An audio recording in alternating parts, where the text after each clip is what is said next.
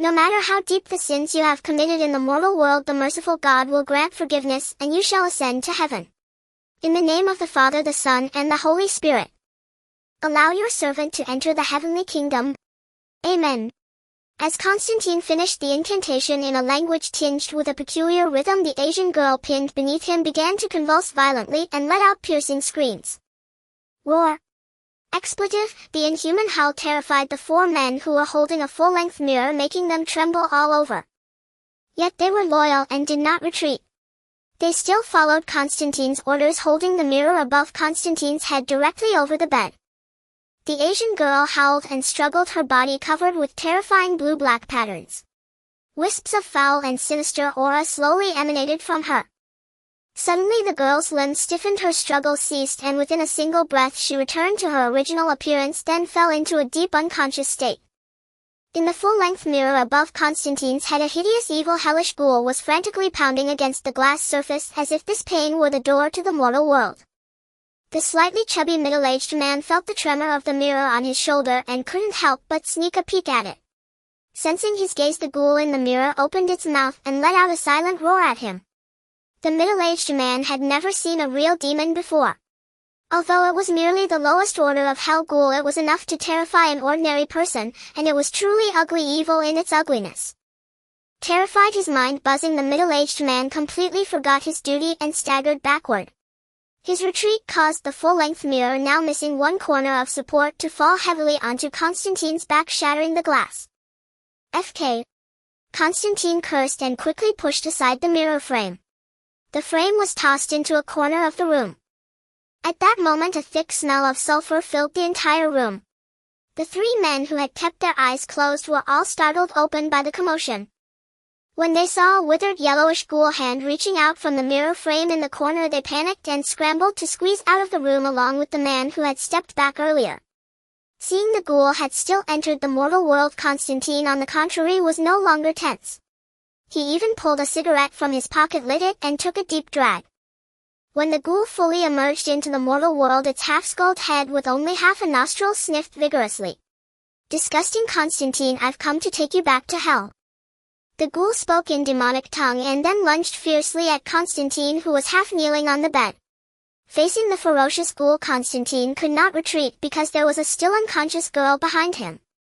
Constantine pulled out a large crucifix engraved with scriptures and soaked in holy water from his pocket and struck the ghoul's face with it as if swinging a baseball bat.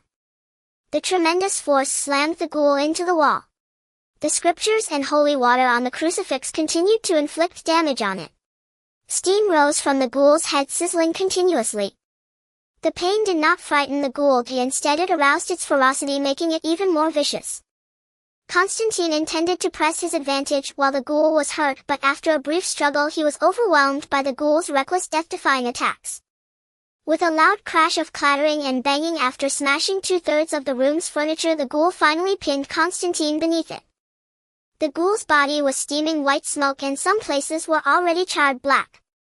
But Constantine, pinned beneath it, seemed worse off. He had more than a dozen scratches and claw marks, all the ghoul's handiwork. The ghoul pinned Constantine down and tried to bite him with its mouth. Its strength was considerable and Constantine struggled with difficulty. Just as Constantine was exhausted and about to be killed by the ghoul, the room door suddenly opened. A tall, thin young man of Chinese descent wearing jeans and a white t-shirt appeared at the doorway. He blew the long fringe off his eyes and asked, "Excuse me? Which one of you is Constantine?" Constantine and the ghoul both turned to look at the door, momentarily forgetting their mutual struggle. As no one answered, the young man continued, "My name is Zhong, Stephen Zhong. A fat priest hired me to help Constantine." Hearing this, Constantine finally snapped back to reality. "Did Hernus send you? Listen, kid, I don't need your help. I'll kill this filthy evil ghoul in a moment." Stephen glanced at the ghoul, which had also come to its senses and was opening its mouth in an attempt to take a big bite off Constantine's face, and said, "Is that so? But what I see is that this demon gentleman is about to have a hearty meal." Constantine barely held the ghoul's chin with his elbow, but the ghoul's strength was greater than two men combined. His face was less than 2 centimeters from the ghoul's mouth. "All right, buddy, help me. Get this damn thing off me." Stephen stopped teasing Constantine. He raised his right hand and made a forward swiping motion. A gust of cold wind abruptly rose in the room. Constantine and the ghoul both shuddered, and even the unconscious Asian girl instinctively curled up. Behind the ghoul a dark red spatial rift appeared.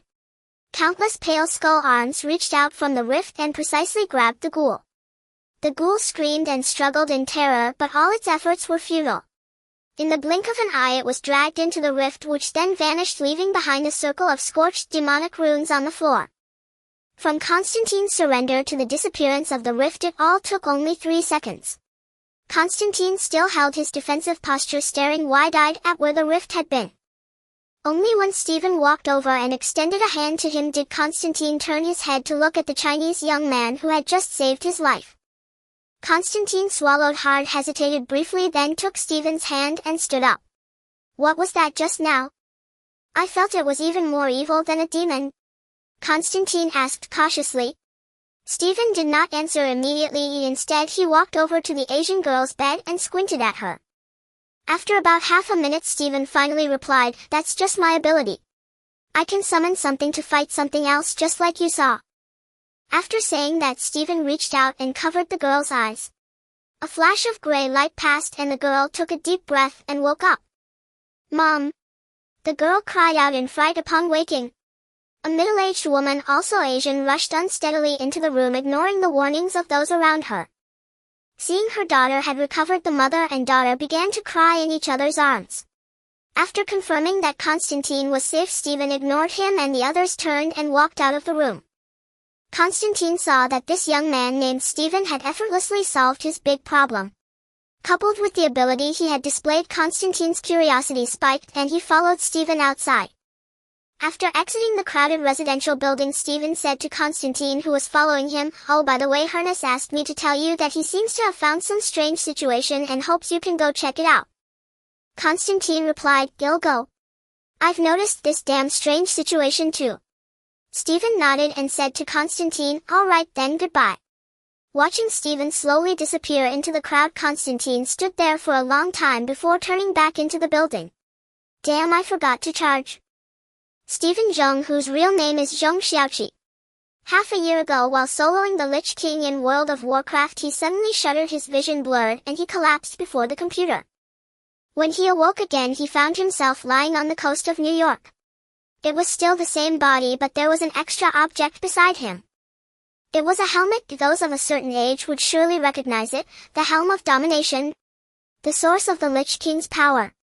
Believing it to be a prank, Zheng Xiaoqi scoffed and put on the crown, and then he became the inheritor of the Helm of Domination.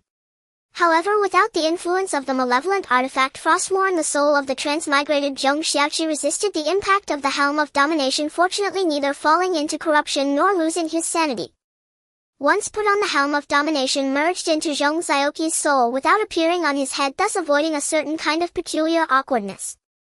After entering the city, Zheng Xiaoqi wandered for a while. Without a passport, he had to hide and dodge. Drifting aimlessly, he arrived at Hell's Kitchen, New York's paradise of crime. At least here for the present, Zheng Xiaoqi, it was a true paradise. Relying on the initial abilities granted by the Helm of Domination, Zheng Xiaoqi established a foothold in Hell's Kitchen and opened a small illegal security company named Seven. But his business was not very good. Up until now, the company only had 2 people. One was a young woman named Anna, who served as the receptionist, accountant, and cleaner. The other was the boss and also the security guard, or rather the muscle, Zheng Xiaoqi. To better integrate into the city, he gave himself an English name, Stephen. Anna was 19 years old, the white girl whom Stephen had rescued from human traffickers. After her father's company went bankrupt, he brought her and her mother to Hell's Kitchen to escape debt. Then, like most failed outsiders, marijuana, domestic violence, and other elements filled this unfortunate family. Later, Anna's father got into a dispute with gang members and was shot in the head. Her mother also fell seriously ill and passed away a few days later. To thank Stephen, Anna took him in. For the sake of their livelihood, Stephen and Anna jointly opened this Seven security company, with the company premises being the living room of Anna's home. Over half a year, Seven had completed 12 missions with a 100 success rate. Combined with the strength that boss Steven had shown, although business remained as bleak as ever, Seven had gained some reputation in Hell's Kitchen. This mission to rescue Constantine was Seven's 13th. After saving Constantine and receiving the payment, Steven returned to Hell's Kitchen. As for what happened to Constantine later, Steven thought it had nothing to do with him. After handing the commission to Anna, Anna spun around happily and said, "Steven, we can finally pay off all the back rent." Steven, sitting on the old sofa, looked at Anna radiating youthful energy and said, "Anna, I think you should buy yourself a nice dress first. Otherwise clients might think I'm stiffing my employees and even doubt our company's capability." Anna lowered her head to look over her dress. The somewhat faded dress did look shabby, but she still refused. "No way. We finally managed to earn some money and you risked your life for it. I don't want to waste it easily. No, you have to trust me, trust my ability. Our company will definitely grow bigger and stronger. This money is nothing." Anna watched as Steven began to indulge in fantasies. Daydream sighed helplessly and turned to go to the kitchen to prepare dinner. A knock on the door. "Excuse me, is this Seven Company?" asked a middle-aged man with a kind face and slightly receding hairline standing at the doorway. Anna, busy in the kitchen, heard the voice at the door, took off her apron and went to the entrance. "Yes, sir. We are Seven Security. How may we help you?" The middle-aged man gave Anna a once-over, adjusted his already neat suit and said, "Hello, beautiful lady. I have some matters to discuss with Steven. Is it convenient?" Steven, who was reading a newspaper on the sofa, overheard their conversation. He got up, walked to the door and gestured for Anna to go back to preparing dinner. Steven put on a professional fake smile and said to the middle-aged man, "Is there anything I can help you with?" "My name is Carlson Philip J. Carlson with S. H. I. E. L. D. We know you have some special abilities. We hope to have a sincere and pleasant communication with you." Steven was not surprised. After all, he often saw reports and news about people like Tony Stark, Batman, and others, which made him realize he was in a rather remarkable world. "Sure, come on in. There probably won't be any more clients at this hour anyway," Steven said, making a welcoming gesture. Once inside, Carlson glanced around the modest living room. The room was very old but tidy. On the right-hand yellowed wall hung a piece of A4 paper printed with the company name, under which were listed the services offered. Carlson gave a quick glance and saw items such as security guards, enforcers, missing persons searches, etc. He smiled and joked, "You have quite a range of services. Can you handle them all by yourself?" Carlson sat down on the old sofa. Steven turned to pour a cup of hot water and handed it to him, replying, "It's okay. Business is slow now, but according to my estimate, I might need to expand in 3 months. Then I congratulate you in advance." "Thank you. Let's get down to business." Carlson took out a file and a few somewhat blurry photos from his briefcase. He placed the photos in front of Steven and said, "We've captured some footage of you using your abilities. You know, skeletons, zombies, and such things always frighten people and make you look somewhat eccentric." Steven leaned back on the sofa and said, "So what's your intention? Arrest me? Or imprison me?" Carlson quickly waved his hands. No, buddy. You misunderstand. What I mean is, fill out this form and you will come under S.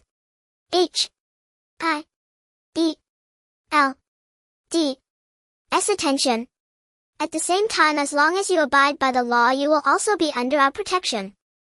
Steven picked up the form, glanced at it, and then put it back on the table. "Isn't this surveillance? It's a far cry from an invitation from Xavier's School for Gifted Youngsters, buddy." "Oh. So Professor Charles Xavier is also interested in you? What are you considering?"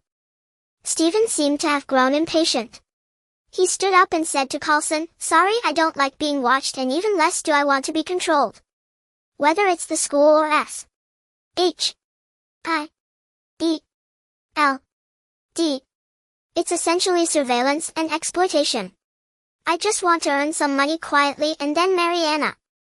A clatter came from the kitchen, followed by Anna's suppressed gasp. "But you don't even have a legal identity. Haven't you thought about your future or your children's future? Or are you waiting for the best offer? Ah. Such a hassle." Steven fussed with his bangs in annoyance. Sign it and all these troubles will cease to be troubles. Like a demon of fear grasping the weaknesses of a human heart and luring the victim into depravity step by step, Coulson kept tempting Stephen. Looking at the other copy of the bound contract that Coulson handed over, Stephen cast a strange glance at him and said, "But I feel that your S-H-I-E-L-D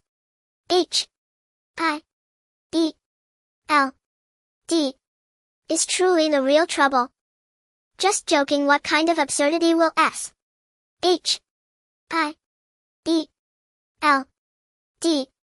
become in the future?" Even someone like Stephen, who has only seen part of the Avengers and Iron Man movies, knows a little bit about it. Join S-H-I-E-L-D.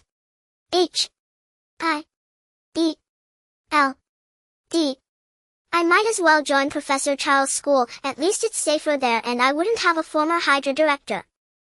As for the Sentinels that mutants encounter a long time later, isn't that still far off? After glancing at the institution name printed on the cover of the contract, Stephen said, "Department of Homeland Strategic Defense Attack and Logistics." Your S-H-I-E-L-D's official name is quite hard to remember. Coulson smiled slightly at this and said, "So how about it? We welcome talented individuals like you to join us in the fight for the safety and peace of the world." Stephen could still somewhat believe Coulson's words, but the current and former directors of S-H-I-E-L-D.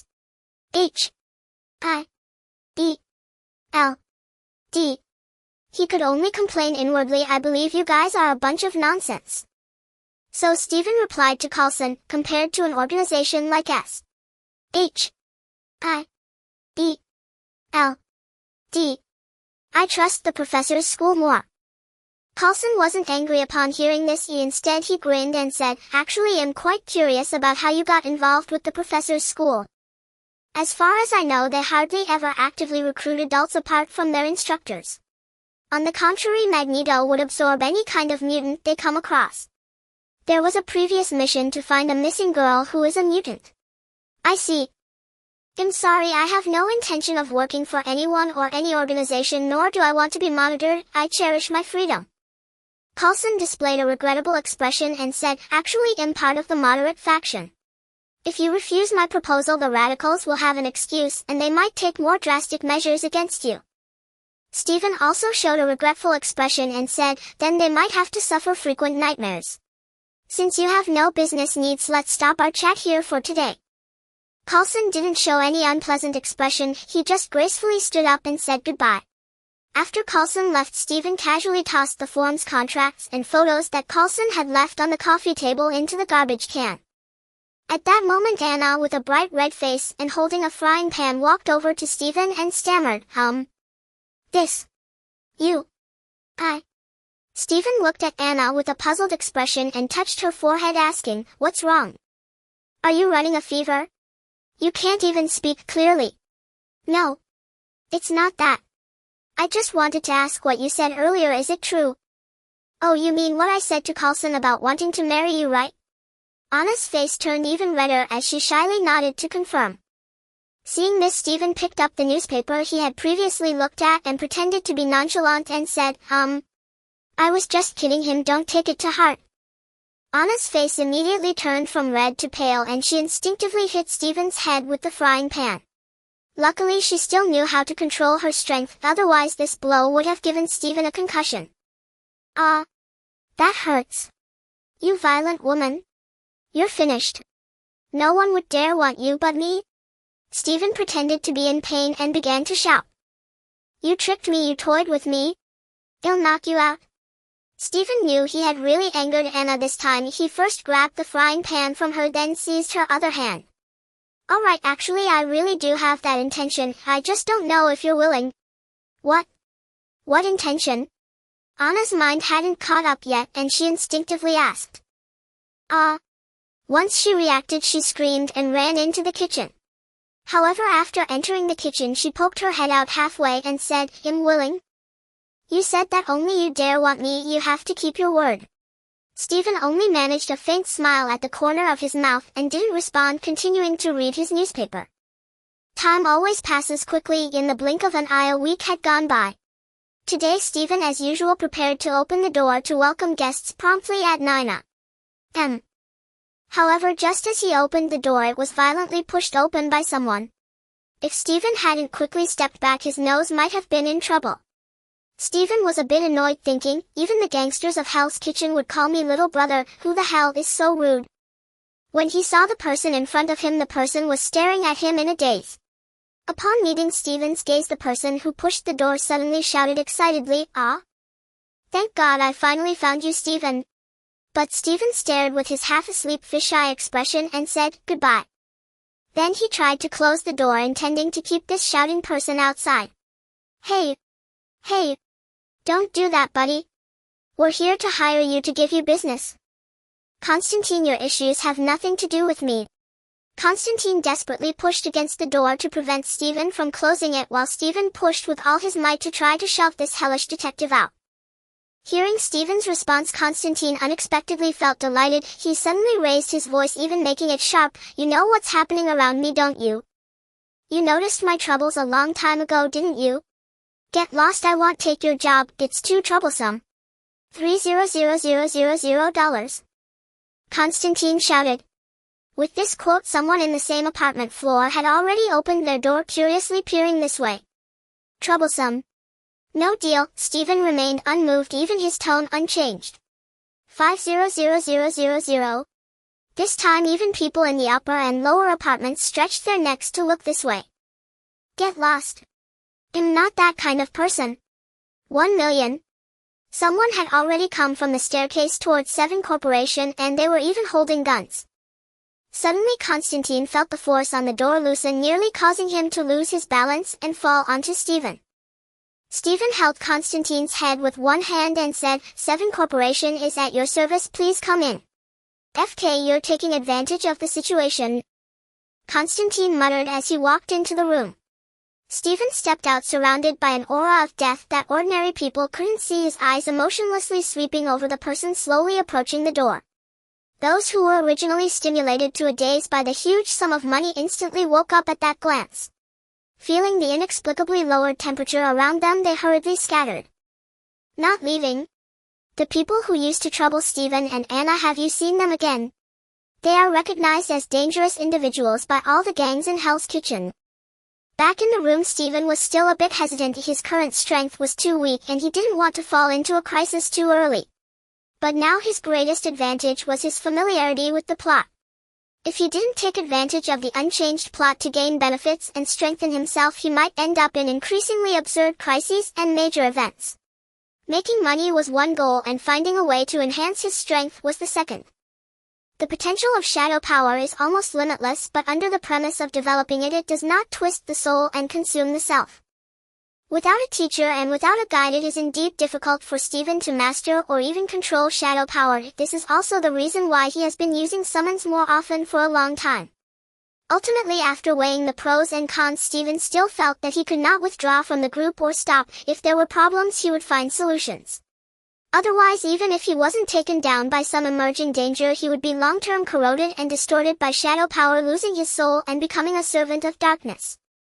The mages in Dalaran who secretly researched shadow power are a cautionary tale. Upon entering the living room, Constantine noticed Stephen seemed slightly lost in thought.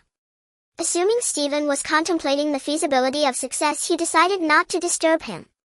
Anna approached with a smile, her expression appearing far more natural and sincere. She handed Constantine a steaming cup of instant coffee, having clearly heard the cry of 1 million. The boastful agent Carlson from S. H. I. E. L. D. had only been offered a glass of plain water earlier, illustrating the formidable power of that million. Thank you, beautiful lady.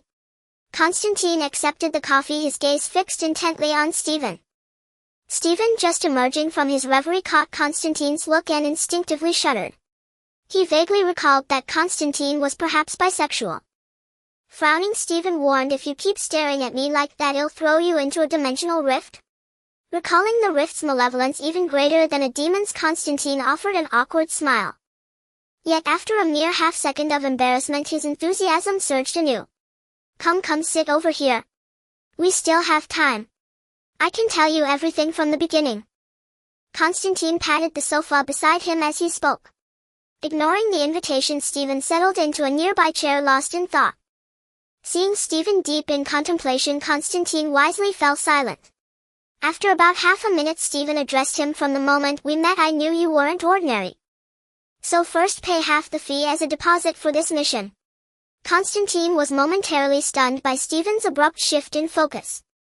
Collecting his thoughts, he irritably pulled a card from his pocket. "This card holds my life savings, $1,000. They'll give you the rest after we sell the Holy Lance. You've swindled so many people and demons, and this is all you have." Stephen took the card from Constantine with a hint of skepticism. $1,000 was decent enough for Stephen. The talk of a half deposit was merely a casual remark. After all, his last mission aiding Constantine had only netted him $1,800, the entire fortune of that whiskey-loving fat priest. This clearly showed that Stephen and Anna were barely scraping by. Out of a Chinese sense of propriety and basic morality, Stephen had never considered earning money through illicit means, otherwise S-H-I-B-L-D, and the superheroes would have a real headache. Though he occasionally stirred up trouble with gangs for some extra cash, it was only when pushed to the limit. As long as the company had orders and Anna had savings, Stephen remained on friendly terms with the underworld. When Stephen first considered settling in Hell's Kitchen, his initial business idea was the most traditional and common one for a Chinese person opening a shop. It was just slightly different from the typical Chinese restaurants or grocery stores. Somewhere along the line, perhaps the moment he entered Hell's Kitchen to save Anna, Stephen finally found something to care about, a touch of humanity. One could say Stephen saved Anna, but also that Anna saved Stephen's soul. These were signs of gradual improvement. Constantine watched with a pained expression as Stephen forcefully accepted his card and handed it to Anna, who had approached with practiced familiarity. "The password is 123,456, Constantine said, feigning magnanimity. With the funds secured, Stephen's demeanor softened, and he looked upon Constantine with slightly more favor. "All right, esteemed guest, tell me of your troubles and what you require of me." Stephen finished speaking and took a delicate sip of his coffee. "Help me kill Mammon. That bastard demon wants to descend into our world and rule humanity," Constantine exclaimed with barely contained agitation. "What the hell is Mammon?" "A demon. The prince of hell, Lucifer's son." "Are you sure?" Stephen looked at Constantine as if he were insane. "Of course not. I just need you to help me stop him from coming here. Besides, I'm quite familiar with the demons of hell. As long as hell exists, even high-ranking demons can be resurrected after death." Saying this, Constantine lit a cigarette, took a deep drag, and then viciously stubbed it out on the ground. "But damn it, I've personally sent at least half the demons that escaped to Earth back to hell. And now I have cancer. Terminal lung cancer. And when I die, I'll go to hell anyway, just because I attempted suicide when I was young. Fuck." The more Constantine spoke, the angrier he became. Finally, he jumped up and stomped on the cigarette, but as if this could expel the cancer cells from his lungs or instantly grant him entry to heaven. "I've spent my whole life protecting the world, fighting demons, and that old bastard God still won't give me a ticket to heaven." Stephen offered a consoling remark. "You know, I think if you showed a bit more selflessness, you might still have a chance at entering heaven." Constantine shook his head and sank back onto the sofa. His roguishly handsome face was suddenly etched with exhaustion and world weariness. "Thanks for the comfort," he rasped. Stephen continued with a smile. "So, detective, have you found that demon who teamed up with an angel?" At this, the fatigue and weariness vanished from Constantine's face. His eyes lit up and he sat bolt upright. "Aha! I knew I came to the right person. Yes, I found him. Balthazar. I killed that bastard. The clue about the Holy Lance came from him." Constantine leaned forward, locking eyes with Stephen. "You are the most powerful person I know right now. After Hennessy died, I had a hell of a time tracking you down. You have to help me." Stephen crossed his fingers, cradling his coffee glass, and closed his eyes in contemplation. To Constantine, it seemed Stephen was analyzing and organizing clues. In reality, Stephen was desperately trying to recall the plot of a movie he had seen. After 2 or 3 minutes of scouring his sparse and pitiful memory, Stephen opened his eyes. The Holy Lance. The blood of Christ. the angel who breaks the seal, and the vessel for Mammon's descent to Earth. You know all about it, don't you? Constantine, thrilled that Stephen had pinpointed the key issues with minimal thought, grew even more excited. Yes, exactly. You're a clever one. What I can't determine now is the location of the ritual and the angel who will wield the lance to break the seal. He is the biggest variable. It's Gabriel, you fool, Stephen thought to himself, but of course he wouldn't tell Constantine that. First, Constantine might not believe him. Second, revealing it would make the mission seem too easy. Given Constantine's shitty personality and twisted logic, he'd probably welch on the payment. With that million I could buy a car, a house, and throw a banquet. This job must be foolproof. Thinking this, Stephen nodded unconsciously. Seeing Stephen nod, Constantine continued, this should be my last chance. If I can stop Mammon from descending, I have a good chance of going to heaven after I die. Help me, Stephen. I've bet everything I have, even my life. Though Constantine spoke with utmost sincerity, Stephen decided after some deliberation to believe only half of it. After all, in his memory, this elder brother had deceived countless demons and humans alike. Despite possessing no meager magical prowess, he had a penchant for cunning schemes and sly tricks. Moreover, he was a refined egoist. Thus he could not be trusted, at least not entirely. Deal. I can at least help you retrieve that gun called. What was it, Longinus? By the way, how much is it worth? Constantine stared at Stephen in disbelief. So all his pitiful pleading had been in vain. This man's focus remained firmly on money. Yet if it was about money, things became simpler, didn't they? Constantine rubbed his face, which was animated with excitement, and downed his coffee in one gulp before saying, I don't know. But if this artifact were sold on the black market, I'd estimate no less than 2 million. Though it serves little practical purpose, it makes a fine collector's item. What? You're not thinking of simply snatching it, are you? Ahem.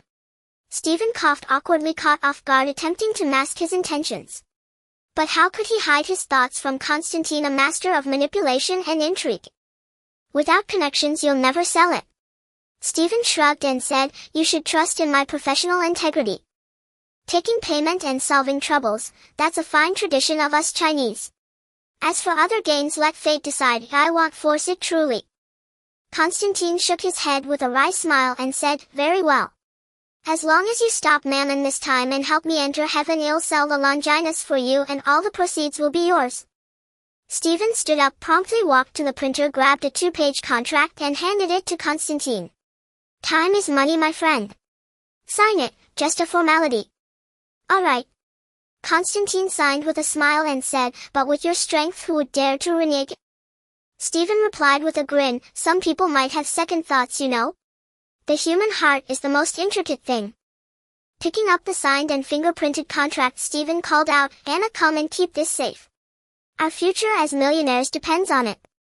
Watching Anna scurry over with exaggerated solemnity, Stephen felt a surge of delight.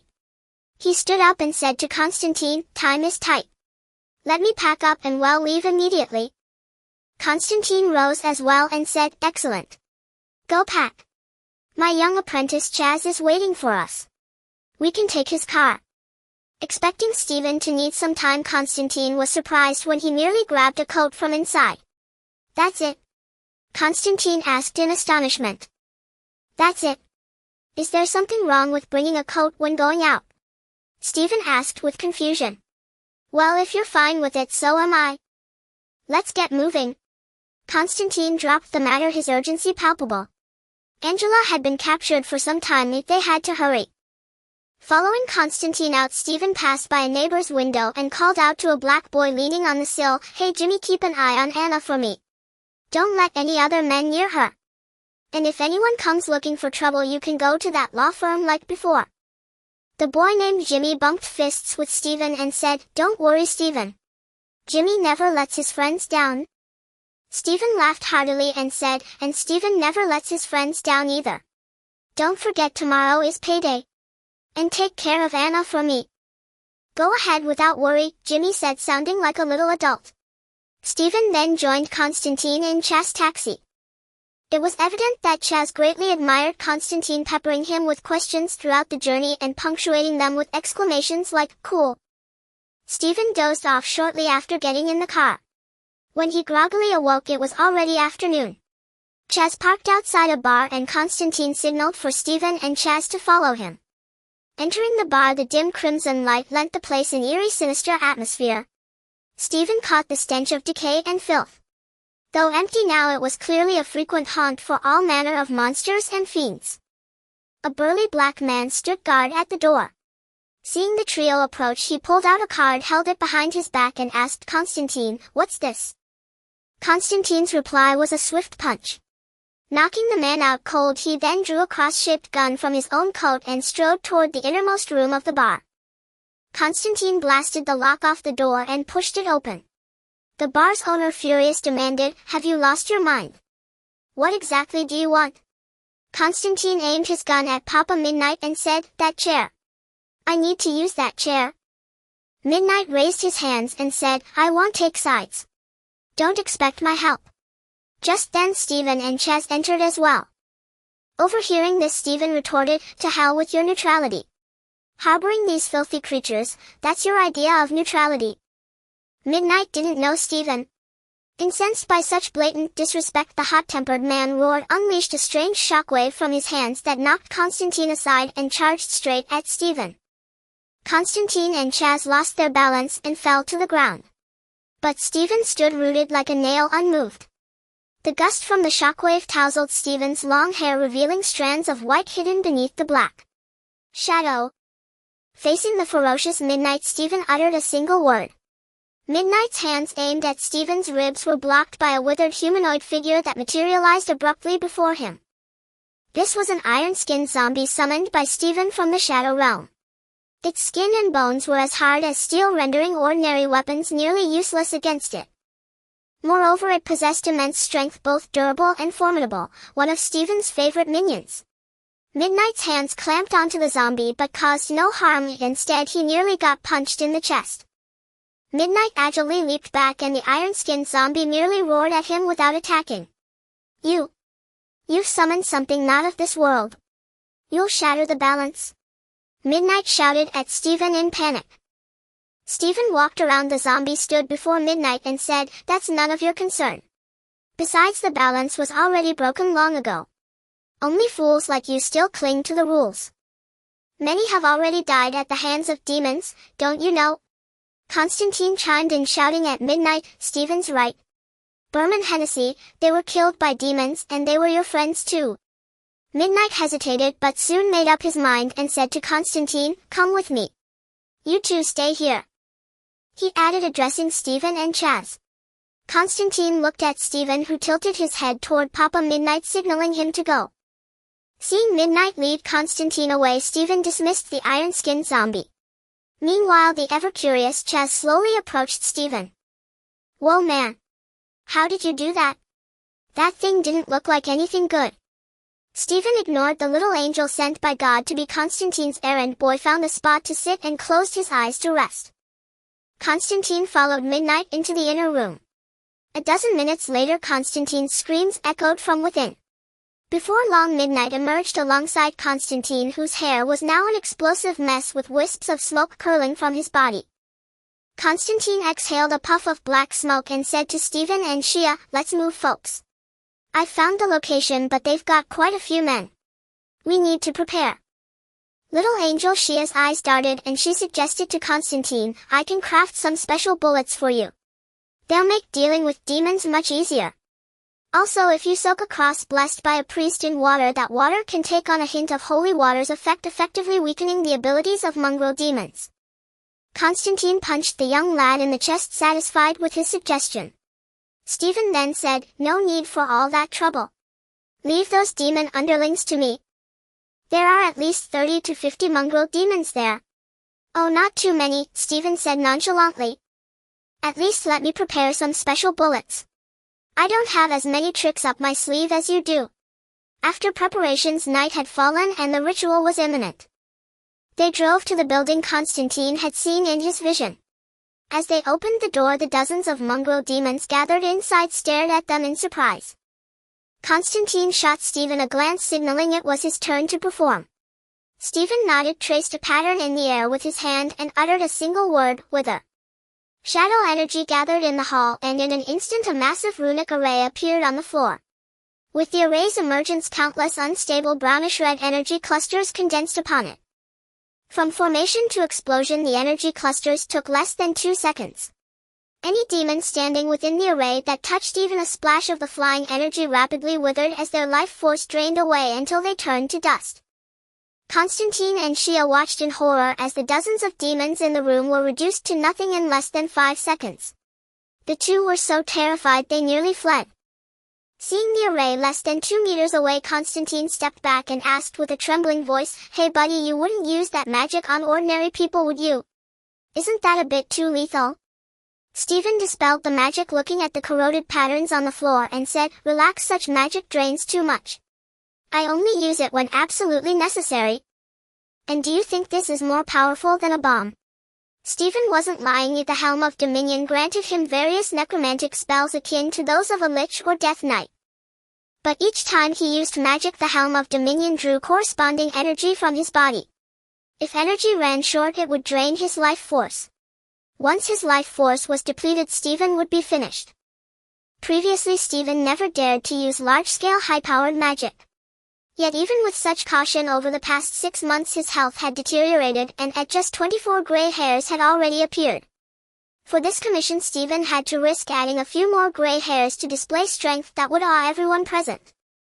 This was both to clear obstacles quickly and to warn Constantine against harboring any schemes. Stephen was pleased with Constantine's reaction, thinking, "Good effect. Hope you don't do anything foolish." Once the shadow energy in the room dissipated, Constantine headed to the chamber where the ritual was to take place. Blasting the lock off with a gun, he led the way inside, weapon raised.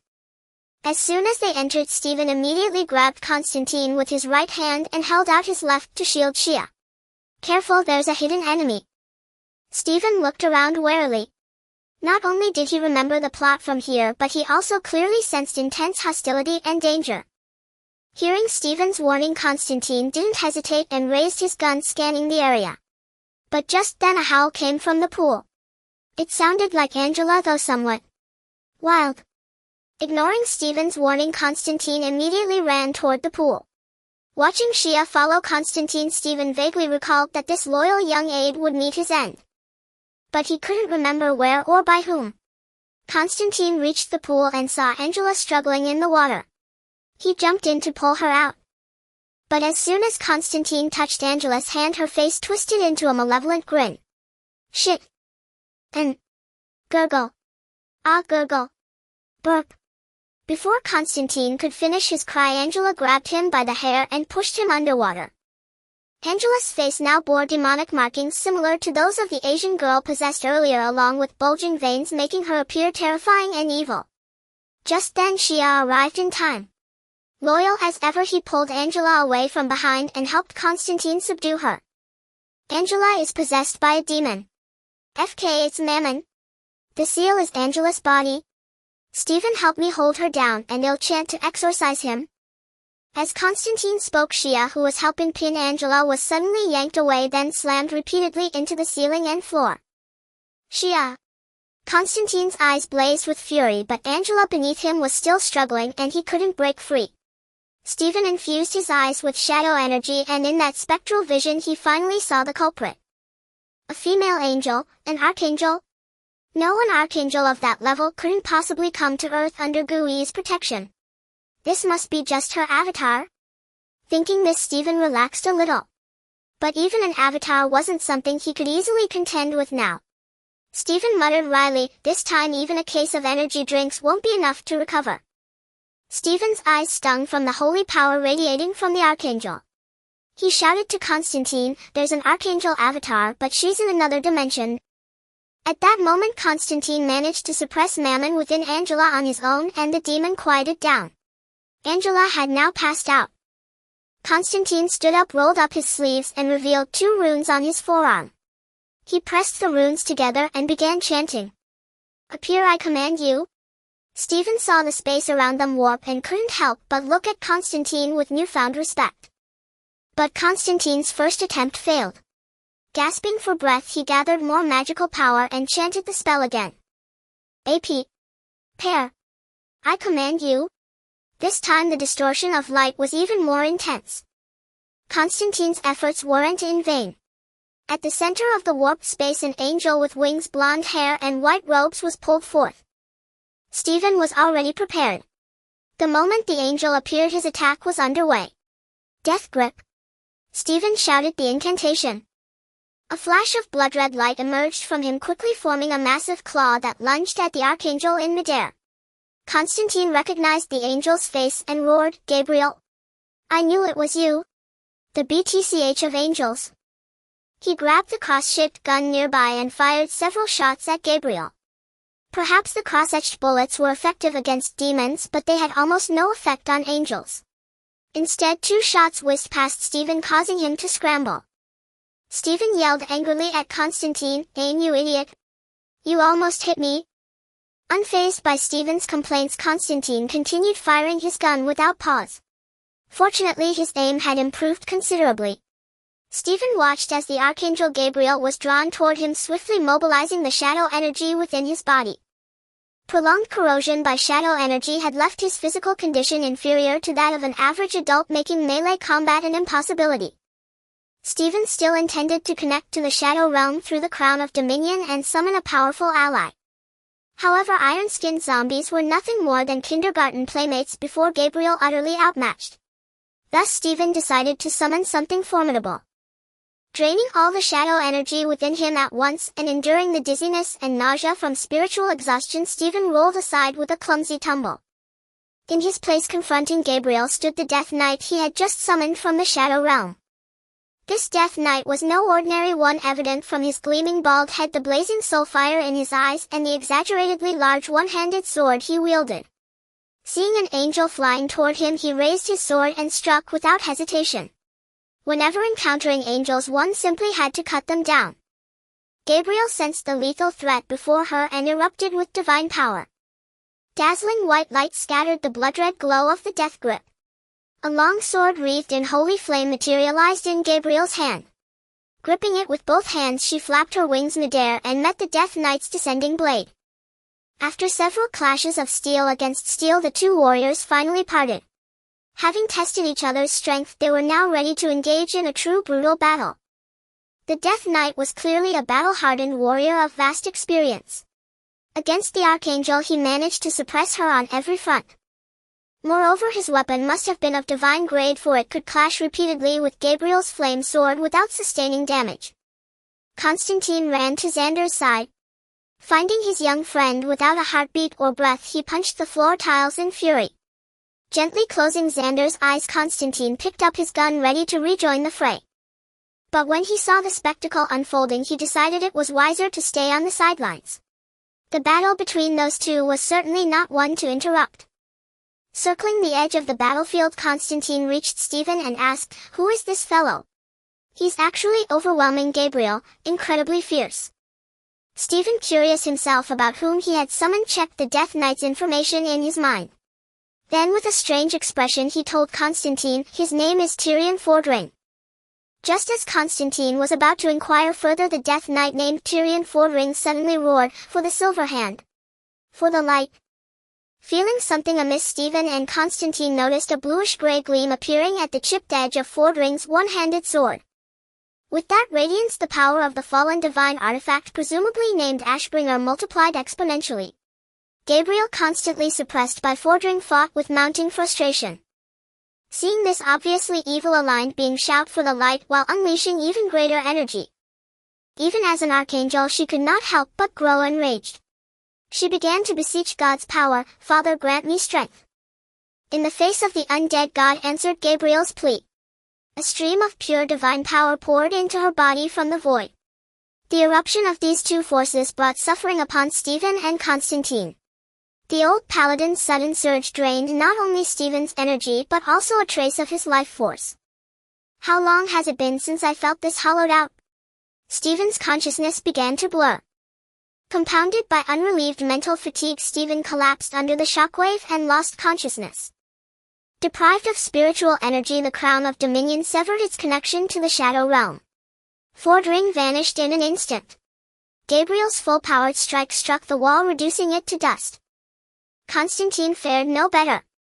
He was flung into the glass door, sustaining numerous cuts that bled profusely. With his opponent gone, the remaining two were now mere weaklings with power levels below 5. Gabriel lifted her chin slightly and addressed the still conscious Constantine. I will fill the world with sin. I will make you experience despair. Only in despair can your soul become noble. Only in despair can humanity truly pray to God. Praise God, this is your honor. With that, Gabriel produced the lance of Longinus, known to mortals as the Spear of Destiny, and slowly walked toward Angela, who lay by the pool. Mammon, I will aid your descent into this world. Bring sin upon it. As Gabriel spoke, a terrifying skull imprint appeared on Angela's smooth pale belly. Within Angela's womb, a humanoid monster seemed eager to burst forth. Yet the thin layer of skin held firm, an unbreakable barrier against Mammon's frantic struggles. Constantine looked at the unconscious Stephen and sighed, sorry partner. I might have to break our deal. That million. He picked up a shard of glass and slashed deeply across his right wrist. Blood gushed out and Constantine felt his body grow cold. Time flowed slowly with the ticking clock. Blood from Constantine's wound gradually stained the floor. But at a certain moment the second hand abruptly stopped. A right hand caked in what looked like mud appeared abruptly in midair. After groping around, it tore open a spatial rift with brute force. Then a similarly mud-caked right foot squeezed through the rift, followed by half a shoulder, half a torso. When the entire body emerged, the terrifying entity who had crossed the spatial barrier let out a sigh of relief. He grabbed a chair, placed it before Constantine, and sat down, saying, Phew. It wasn't easy getting here. But your soul, I insist on collecting it personally, isn't that right, Constantine? Lucifer, the foremost of the 7 princes of hell, now sat before Constantine, determined to claim his soul in person. Constantine fumbled for a cigarette with his remaining left hand, lit it, took a drag, and replied, Yes, Lucifer. But before that, why not wait a moment and look behind you? Lucifer tilted his head and asked, I can't think of anything in the mortal realm that would interest me except for your soul. Your son. Sometimes they can be quite mischievous and full of energy, but they're all fine young men. An archangel named Gabriel. Lucifer's smile froze for an instant, then he continued, Sometimes children have peculiar hobbies. As parents, we should be open-minded. She holds the Spear of Destiny. If Lucifer still had feathers, he would surely be bristling by now. After forcing a couple of composed laughs, Lucifer said, I've waited 20 years, waiting another 20 seconds won't hurt. So Lucifer rose from the stool and turned around. Even this demon king known as Satan couldn't help but curse, FK. A son scheming behind his father's back to rule the mortal realm and surpass him. While it irked the father, he could understand it to some extent. But if the mortal realm were so easy to conquer, would it still be waiting for you? Do you think that one is a pushover? If Mammon's invasion led to a breach of the covenant, bringing a combined assault from heaven and the mortal world, Lucifer couldn't bear it and might even be forced into slumber for centuries. Time stood still and Lucifer could clearly see the tip of Longinus' spear in Gabriel's hand, less than 3 centimeters from Angela's belly, which Mammon held high with both hands. Struggling to suppress his rage, Lucifer quickly walked to Angela and scooped her up. As Angela was lifted, time resumed its flow.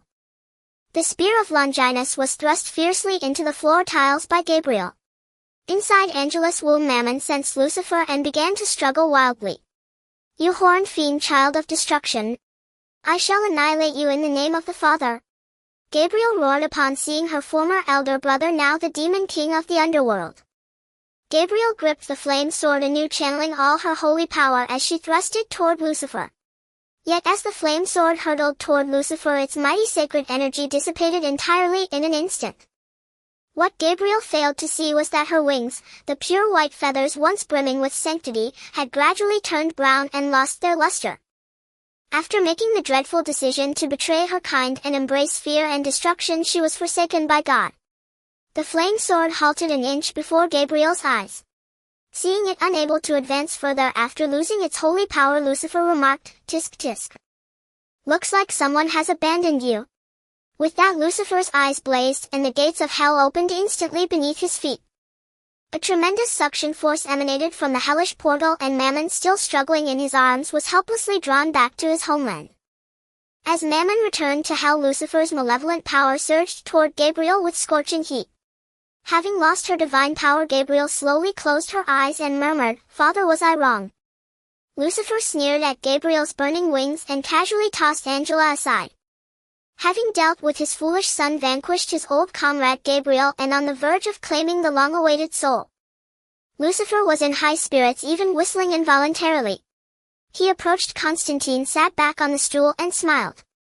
"Well? Any more requests?" "Another 20 seconds perhaps." Constantine's face was deathly pale, he could barely muster the strength to speak. But in this final moment he recalled Stephen's words. Though he couldn't remember the exact phrase, the notion of selfless sacrifice was etched in his mind. Then he thought of Angela's sister, the pitiful woman named Isabella. "Yes, I have one last request. Please free a soul, her name is Isabella." Lucifer pondered for a moment, tilting his head, and asked, "The one who committed suicide and descended to hell, Isabella, Angela's sister?" Constantine swallowed hard and said, "Yes. I cannot enter heaven, but I hope she may find peace in death." Lucifer hesitated briefly before replying, "Then so be it. She is free. Now come with me to hell." Constantine exhaled his last breath in relief. Lucifer resumed whistling, grasped Constantine's hand, and dragged him step by step toward the open gates of hell. After a few steps, Lucifer felt Constantine's body grow heavier and heavier until he could no longer pull him. He turned to look back. To his fury, he saw a soft golden light appearing above Constantine. The golden radiance intensified, and through it Lucifer could even see the familiar structures of heaven, still solemn and majestic. "Hypocritical, disgusting," Lucifer cursed. Constantine's body slipped from Lucifer's grasp, slowly ascending toward the sky, enveloped in the golden light. At that moment Lucifer realized he had been deceived. Enraged, he shouted at Constantine, who was floating above him, "Selfless sacrifice! You damned bastard!" Constantine himself hadn't expected to inadvertently earn a chance to ascend to heaven. He was filled with gratitude toward Stephen, whose words had created this opportunity. "Lucifer FKYU?" Constantine muttered words barely audible to himself, then smiled toward the heaven beyond the golden light while flipping Lucifer a middle finger behind his back. Lucifer's eyes turned bloodshot. Was the soul he had secured about to slip away? No, never. Driven by spite, Lucifer lunged forward and pulled Constantine down from midair. A dark flash enveloped his hands as he plunged them straight into Constantine's chest. "Ah!" Constantine let out a series of agonized screams. Lucifer hissed venomously into Constantine's ear, "If I can't have your soul, that old bastard God won't get it either. You will live, I swear it." As he spoke, Lucifer withdrew his hands from Constantine's chest. Before losing consciousness, Constantine saw the hands coated in a black, greasy substance. Lucifer had cleansed the cancer cells from Constantine's lungs, curing his disease. He glared resentfully at the unconscious Constantine, even considering killing him. But bound by the rules, Lucifer could only slink back to hell in frustration. As he passed Stephen, the Demon King flashed a strange smile, lonely, powerful, an intriguing soul. Stephen had woken up when Lucifer saved Angela, but recalling the subsequent events, he feigned unconsciousness to avoid disrupting Constantine's chance to survive. Stephen had been eavesdropping on their conversation the whole time, only breathing a sigh of relief when he heard Constantine scream. Facing Lucifer, setting aside whether he could even contend with the chief demon prince of hell, going there was simply suicide. Moreover, given Constantine's severe blood loss, Stephen could think of no way to save him short of turning him into a skeleton or a zombie. Failing to save him meant his 1 million would go down the drain. After mulling it over, Stephen decided to let Constantine rely on his own luck. Fortunately, though Constantine's character was usually dubious, Gabriel was right. In moments of despair, Constantine always revealed a noble side to his soul. Constantine's selfless sacrifice not only saved his own life but also preserved Stephen's hope for that 1 million. Sensing the stillness around him, Stephen dusted himself off and stood up. He first glanced at Constantine, whose complexion was as rosy as a love-struck maiden's. It seemed Lucifer had not only cured Constantine's cancer but also topped up his health. Ignoring Constantine, who was still smiling even in his unconscious state, Stephen walked over to the spear of Longinus embedded in the floor tiles and examined it closely. As he traced the rough spear tip, Stephen recalled Shia's explanation, the spear of Longinus, also known as the spear of destiny. When Jesus was crucified, the centurion Longinus pierced him with this spear. Because the tip was stained with Jesus' holy blood, it became a religious relic and later a symbol of victory in the eyes of rulers. Stephen was still hesitating whether to keep it for himself. "Hey buddy, it's yours. But I can help you sell it and all the money goes to you." Constantine's vigorous voice came from behind Stephen. Stephen turned to look at the spirited Constantine. Stephen pulled out the spearhead and handed it to Constantine. "I did my part and I expect you to do yours. We did sign a contract." Constantine took the spear of Longinus and gave Stephen a hearty embrace. "Thank you, brother. Thanks to your earlier reminder, I managed to fulfill the condition of selfless sacrifice at the last moment and earned a chance to ascend to heaven. This is all you're doing." The muscles on Stephen's face twitched. After all, no straight man enjoys being hugged by someone who might be gay. He subtly pushed Constantine away. "Then I hope you'll always remember that feeling. Scam fewer people and scam more demons." Constantine placed a hand on Stephen's shoulder, about to say something more when Angela woke up. Her soaked clothes clung to her body, revealing her stunning figure. Still dazed, she sat half-leaning on the ground, looking around blankly. "Angela." Constantine shoved Stephen aside with a forceful push. Stephen, still weak, stumbled and nearly fell flat on his face. Constantine, you're still a jerk." Stephen barely regained his balance and couldn't help cursing. Ignoring the two humans locked in a passionate gaze reeking of sentiment, Stephen walked alone to Shia's corpse. As if by coincidence, the moment Stephen crouched down, Shia's closed eyes slowly opened, a soft white light emanating from his pupils. Looking behind Shia, Stephen saw two pure white wings slowly unfurling. Just as he was about to call Constantine to see the angel, Shia made a shush gesture. A beam of white light shone upon Shia, and within a third of a second he vanished with the light, leaving behind only the clothes he had worn. Having finished their canoodling, Constantine and Angela came to Stephen's side. Gazing at Shia's remaining garments and sensing the lingering holy energy, Constantine pondered for a moment before understanding. He clasped his hands and prayed piously. "So the old man still favors me. All those years of hardship weren't in vain."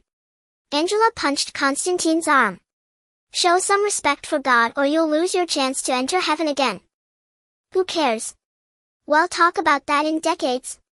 Right now the most important thing is to take a trip around the world," Constantine replied flippantly. Stephen walked to where Angela had been lying, picked up the spear of Longinus that Constantine had forgotten and handed it to him again. "Don't forget my payment. Clear it within a month. And if you lose my stuff again, you'll have Fording kick your ass."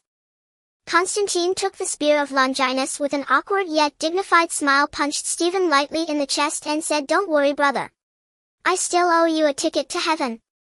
After receiving repeated assurances, Stephen finally smiled. "Then I won't disturb you too. I've sustained some internal injuries and need to go back and recover." With that he turned and left without waiting for Constantine's reply. Angela, hearing Stephen mention his injury, was about to ask if he needed to see a doctor, but Constantine stopped her. "Don't worry. He's an amazing guy, even if he's not as handsome as me and a bit greedy. TCH. You still haven't told me who's Fording?" "Women." Grabbing his coat from the doorknob, Stephen left the building alone. He was weak and needed to eat, a lot. Finding a KFC, Stephen ordered 5 buckets of family-sized fried chicken. Though greasy food wasn't healthy, it was high in calories, quickly providing the energy he needed. Under the adoring gaze of a chubby kid at the next table, Stephen finished his meal in 10 minutes. Satisfied, he wiped his mouth and prepared to head back to Hell's Kitchen. Since it was late at night, he'd have to take a taxi, but he needed to walk a bit to find one. As he passed through a pitch-black alley without streetlights, Stephen sensed a wave of hostility. On high alert, Stephen silently summoned shadow energy, ready for any impending attack. As expected, the ambush came. A massive creature with blood-red eyes resembling a bat lunged at Stephen with flapping leathery wings and sharp claws. Just as Stephen was about to summon an iron zombie, a cool-looking black man in a leather trench coat and sunglasses burst from a second-story window. The man performed several midair flips, descending rapidly behind Stephen and intercepting the bat mid-flight. While still airborne, he drew a katana from his back and upon intercepting the bat, slashed fiercely at its head. Reacting swiftly, the bat folded its arms and used its claws to block the strike. The katana was razor sharp. Though the bat's claws were hard, several were severed. Shrieking in pain, it turned to flee. Having staked out the area for so long, the man in the trench coat wasn't about to let it escape. With a few long strides, he caught up, and a blinding flurry of sword strokes reduced the bat to ashes midair. The man slowly sheathed his katana over his shoulder, slightly pleased with his moves and the impact. As he turned to leave, a soft voice came from behind him. "Vampire." Stephen's light words came from behind the trench coat man. "Vampire? Huh?" He spun around abruptly. Only then did the trench coat man realize that the human he had expected to flee screaming was still standing there, showing no signs of panic whatsoever. The trench coat man turned to face Stephen and said, "If you were smart, you wouldn't be out wandering at night, let alone walking down a dim, lightless alley like this." Stephen looked the man up and down for a long moment before tentatively asking, "Blade?" Blade grew wary. He racked his brain, certain he had never met this tall, slender young man of Chinese descent before. So Blade probed, "Do you know me?" Having received confirmation, Stephen laughed heartily and said, "Blade the vampire hunter. I've heard a lot about you.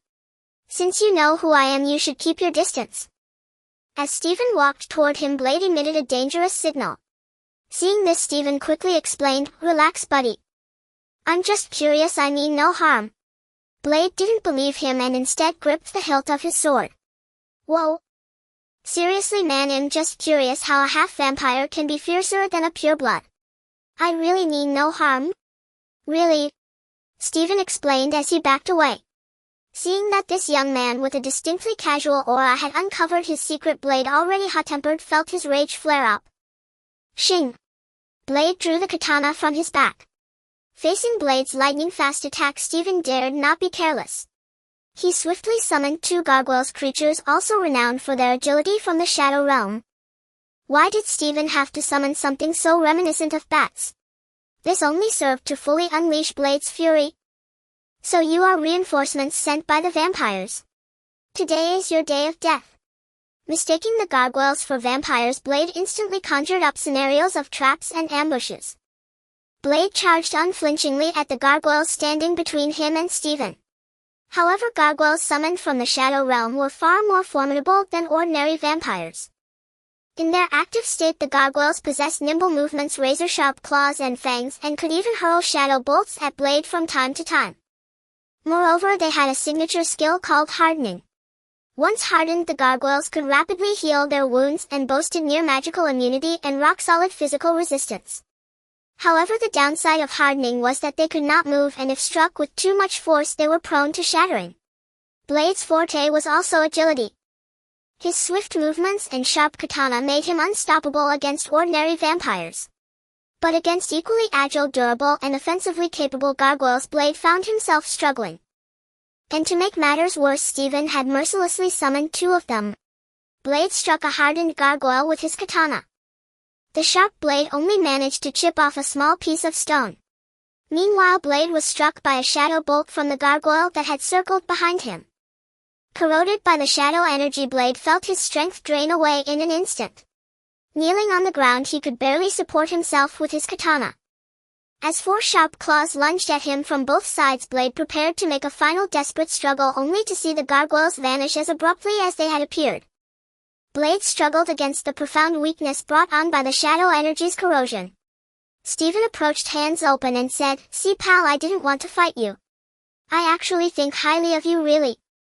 Blade lifted his head with difficulty, looking into Stephen's eyes, and asked, "Which family are you from? I've never seen vampires like you." "Vampire? Do I look like?" "Oh, sorry, those two were gargoyles, not bats. They just look similar." "Humph. You set up this elaborate ambush and pretend to be harmless just to get my blood when I let my guard down. I'd rather destroy myself than let you succeed." Stephen was utterly bewildered. As Stephen pondered the meaning behind Blade's words, he suddenly sensed Blade's body temperature skyrocketing. Stephen quickly fired another shadow bolt at Blade. Blade grunted, and the Blood Clan energy he had just mustered was dissipated again. This agonizing situation nearly made him vomit blood.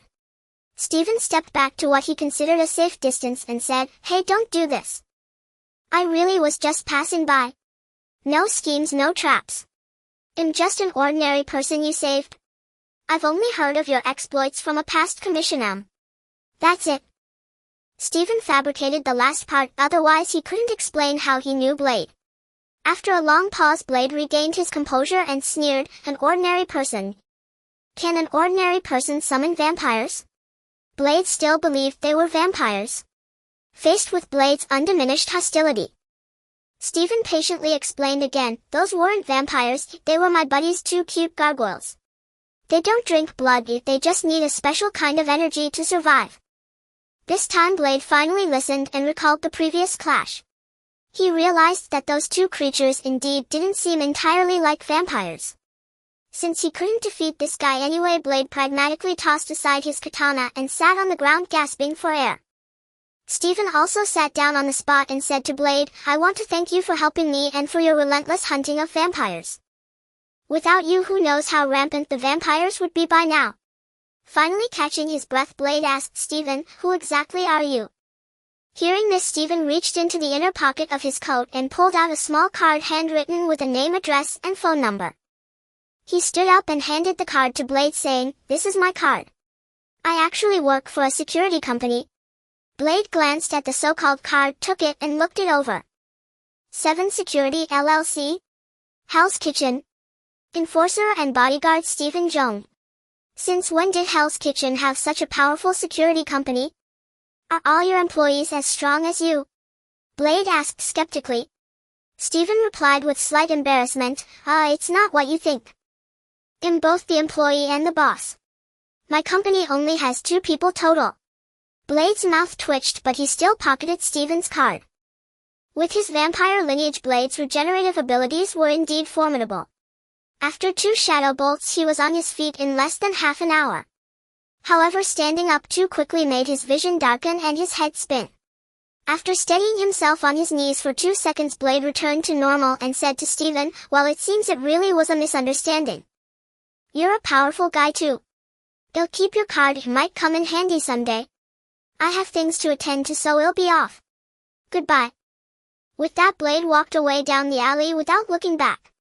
Stephen watched him leave, leaning against the wall, and a smile curled at the corner of his mouth as he muttered to himself, hope you never need it, you unlucky bastard. In truth, Stephen had almost forgotten the plot of Blade Runner. All he knew was that in the early part Blade was chasing vampires, while later on he was the one being chased by both vampires and humans. Encountering Blade suddenly weighed heavily on Stephen's heart. As for why he couldn't quite grasp it himself, he just felt that something was about to happen. Faced with this ominous premonition, Stephen could only wish luck to this half-human, half-vampire hunter.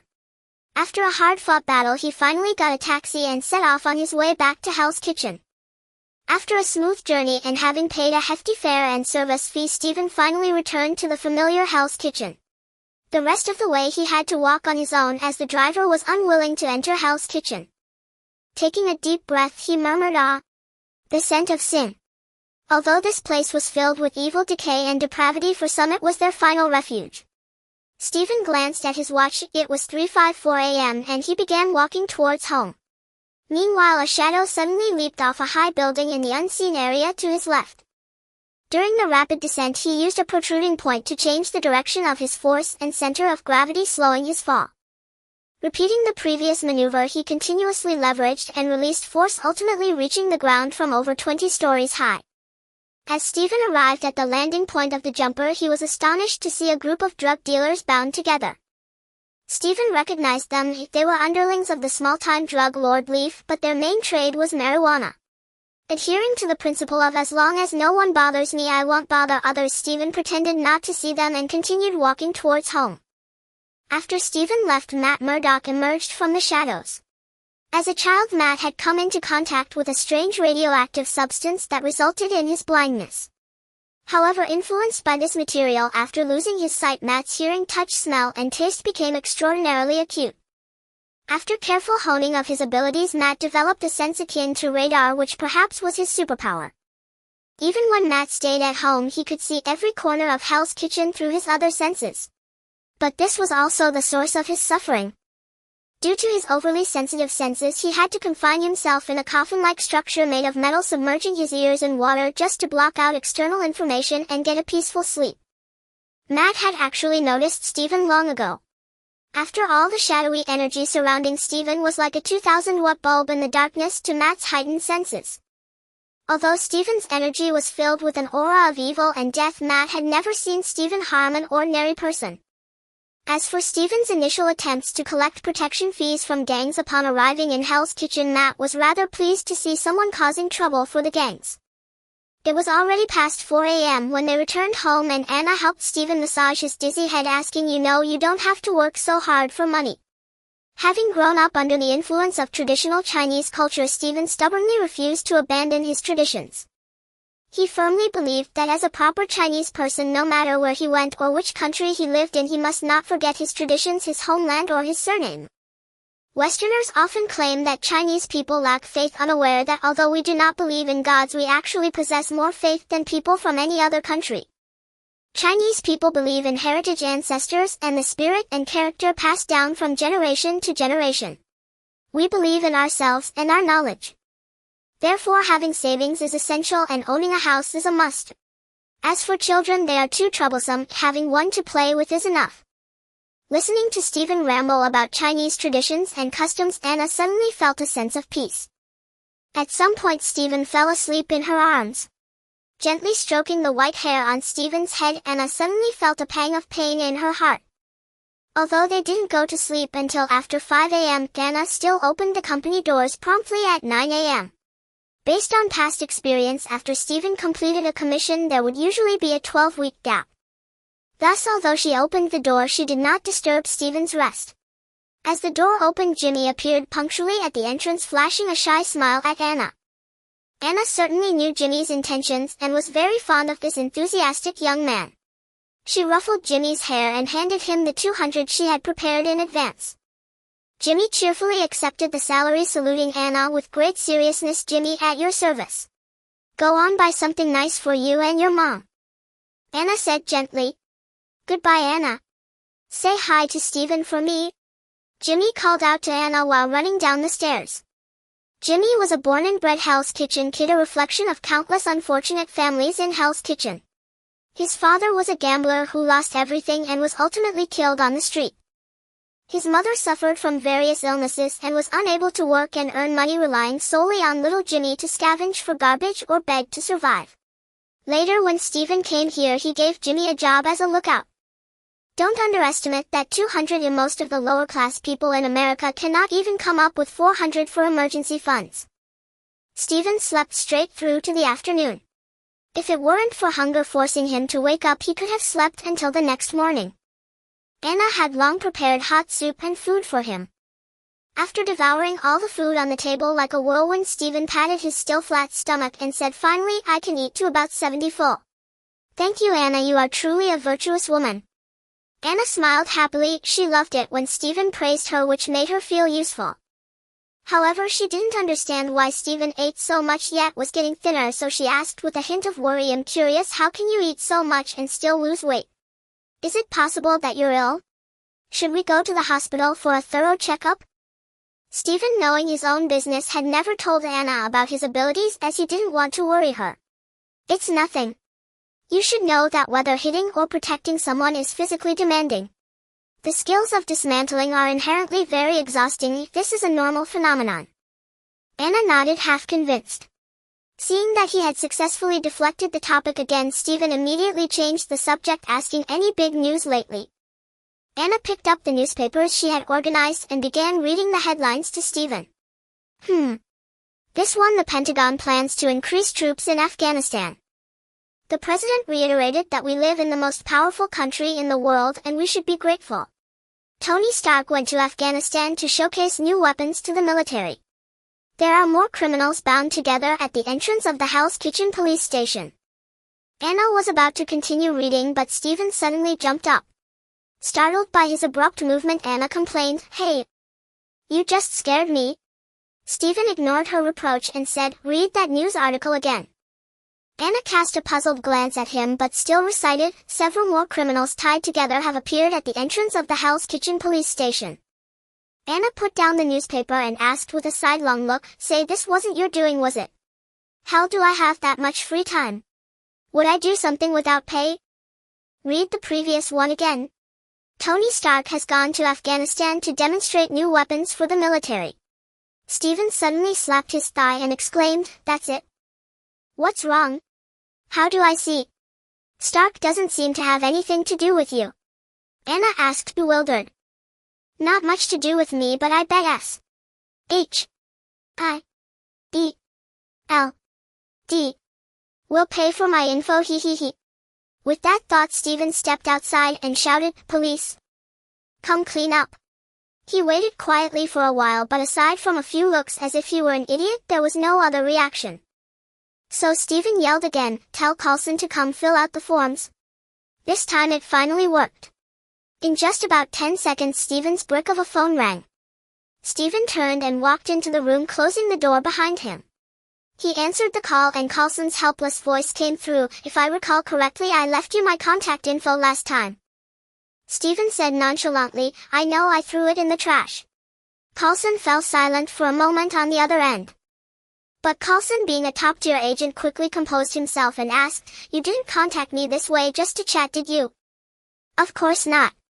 I have some important intel. Interested? Oh. Let's hear it. 100 grand.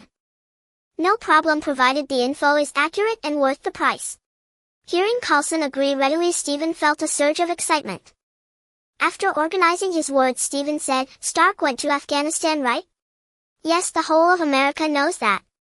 Someone's going to kidnap him. Who? That's impossible. He's with the military and all routes are classified. A warlord, and there's a mole inside Stark Industries. Silence fell again on the line. After a few seconds, Coulson said to Stephen, we're currently on a mission critical to global security and can't spare elite personnel for this. Stephen asked incredulously, no way. S.H.I.E.L.D.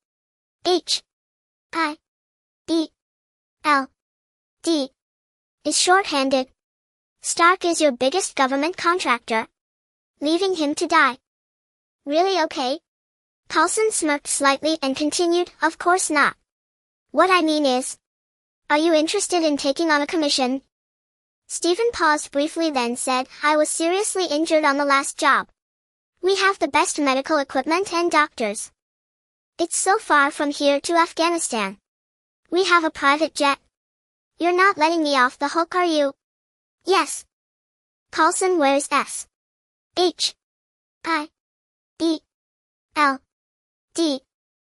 dignity? As a super agent, where's your professional pride? I'm just selling intel and no one in their right mind would go to such a dangerous place. Stephen yelled at Coulson. To maintain global stability, we've long put life and death aside. As for superficial things, who cares? Hearing Coulson's calm words, Stephen suddenly felt a surge of respect. He knew something of Coulson's character. Since childhood, Coulson's idol had been Captain America Steve Rogers, a man of lofty ideals and unwavering integrity. It was under the captain's influence that Coulson later joined S.H.I.E.L.D.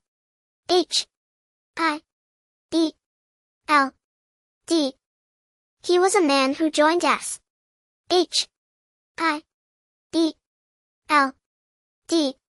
for the ideal of saving the world, a truly pure soul. It was precisely when Coulson gave such a reason that Stephen felt a hint of admiration. Feeling his soul cleansed, Stephen said to Coulson, your spirit moves me. I'll give you a 20% discount, $5 million, take it or leave it. Coulson, who had been wearing a smug, scheming look at the first half, nearly choked on his own blood upon hearing the price. Buddy, you can't just name your price. My annual salary is only $300,000. That high? If you want to join, I can offer you $15,000 a year. Stephen scoffed contemptuously and said, my last job had a commission of $1 million. Coulson replied with a smile, you know, situations like Constantine's don't come along every day. A dying man is always willing to trade everything for his life. You guys knew about that? And isn't Stark's life worth more than that scumbag Constantine? Don't underestimate S.H.I.E.L.D.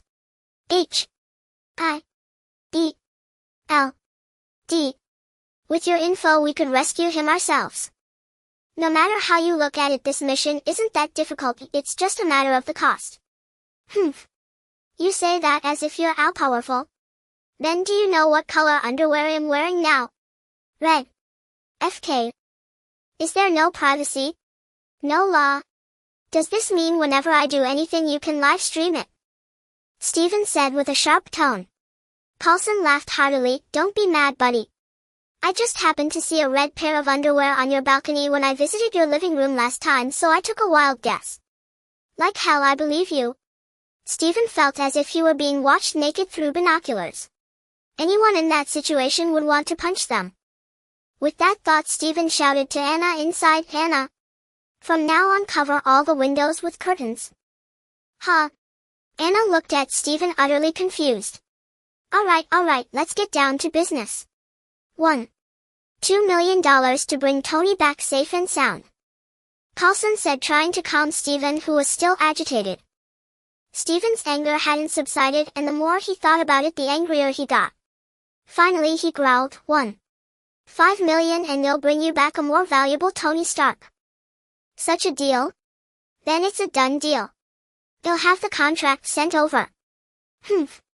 Stephen grunted and prepared to hang up. Coulson quickly stopped him. Wait, buddy. If you manage to rescue Tony safely this time, I think I can secure a long-term cooperation agreement with S.H.I.E.L.D. For you. Cooperation. With S.H.I.E.L.D.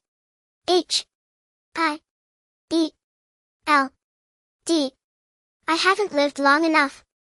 Think about it. Sign the agreement and you'll have a steady stream of commissions like this one. Sign it and no more agents monitoring your life. Sign it and you'll enjoy regular subsidies from S.H.I.E.L.D.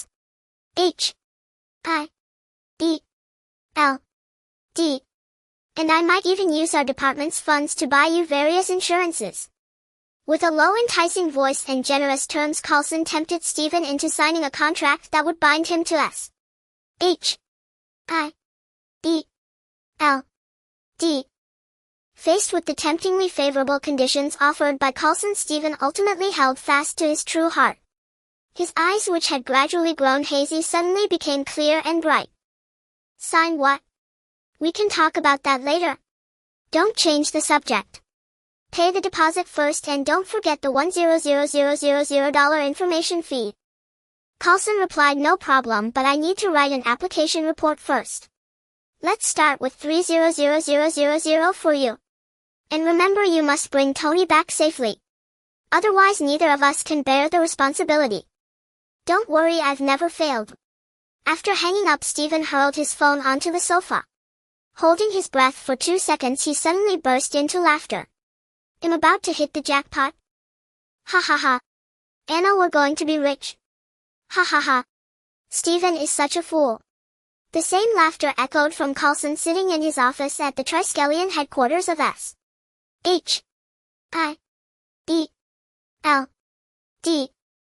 Natasha the Black Widow happened to witness Coulson's undignified state and asked curiously, what's so amusing? Coulson restrained his wild laughter, reverting to his usual genteel demeanor. Closing the folder in his hand, he said to her, remember the contents of that A-level file you gave me last time? Natasha crossed her arms, pressing her chest into an exaggerated curve. You mean that Chinese man who can manipulate the dead? Coulson rose to pour 2 cups of coffee, handing one to Natasha. Yes, based on my interactions and the intelligence gathered recently. So far he can be considered a harmless, even beneficial individual. Natasha grew interested, pulled over a chair, sat down and casually propped her slender legs on Coulson's desk. Tell me more. I've suddenly grown curious about this little guy. Coulson was used to Natasha's casualness.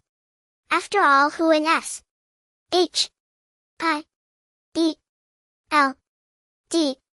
would dare to slight the Black Widow? Especially when her agent level was 2 grades above his. In truth, aside from maintaining a serious demeanor at work, Natasha was otherwise carefree and spontaneous. Having lived over 70 years, her experience and insight were exceptionally rich. Coulson returned to his seat, pulled out a file and handed it to Natasha. We've gathered all intelligence since he started his activities, but we can only trace back 6 months. I know. Get to the point, Natasha said, quickly flipping through the documents. Coulson smiled, unbothered by her interruption. News arrived yesterday. Stephen took a commission from Constantine. Constantine? That scumbag is still alive. Natasha's expression turned disgusted at the name, her brow slightly furrowing. Yes, he's not only alive, but his lung cancer has suddenly healed. What's more, Constantine even has a proper girlfriend now. He's quit smoking for her.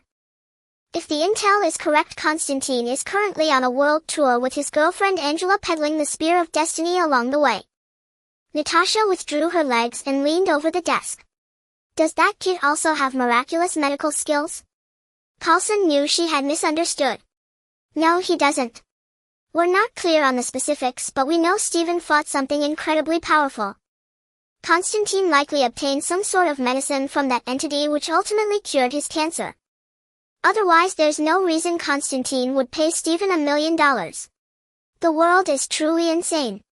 Natasha sighed. The insanity doesn't end there, Coulson continued. Stephen called me just now. He says Stark has been targeted by some warlord in the Middle East. Natasha, who had been frivolous, finally grew serious. Is the intel accurate? It should be reliable. Stark is one of S.H.I.E.L.D.'s biggest partners.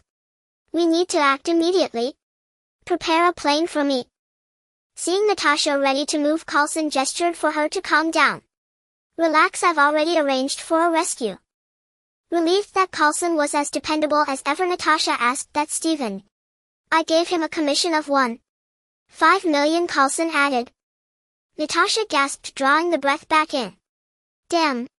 Coulson, why don't we ditch S.H.I.E.L.D.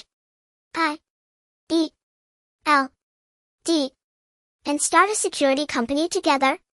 This money comes way too fast. Money? If you truly wanted it, would you be lacking? Coulson said with a smile. TCH, you have no sense of humor, Natasha scoffed disdainfully. Coulson suddenly fell silent. Natasha asked, what's wrong? Do we really have to disturb the captain? Natasha replied, don't overthink it, Phil. Look at it this way, you've always admired him. When he wakes up, you can ask for his autograph and a photo in person. Leaving aside Coulson's turmoil, Stephen retrieved detailed intel and a contract from an agent who had been tailing him as provided by Coulson. After carefully reading the contract and finding nothing suspicious, Stephen signed it with a flourish. After being locked in Stephen's shadow energy for a few seconds, the unfortunate agent left sniffling and sneezing. S.H.I.E.L.D.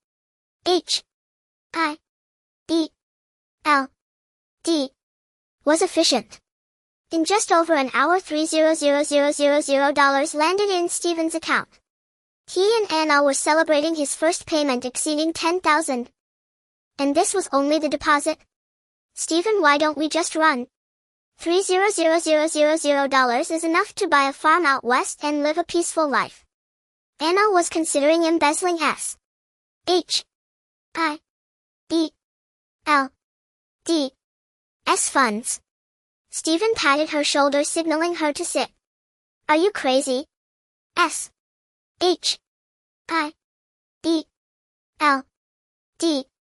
is a global agency. Even hiding in the Shenanjia Mountains, they'd find us.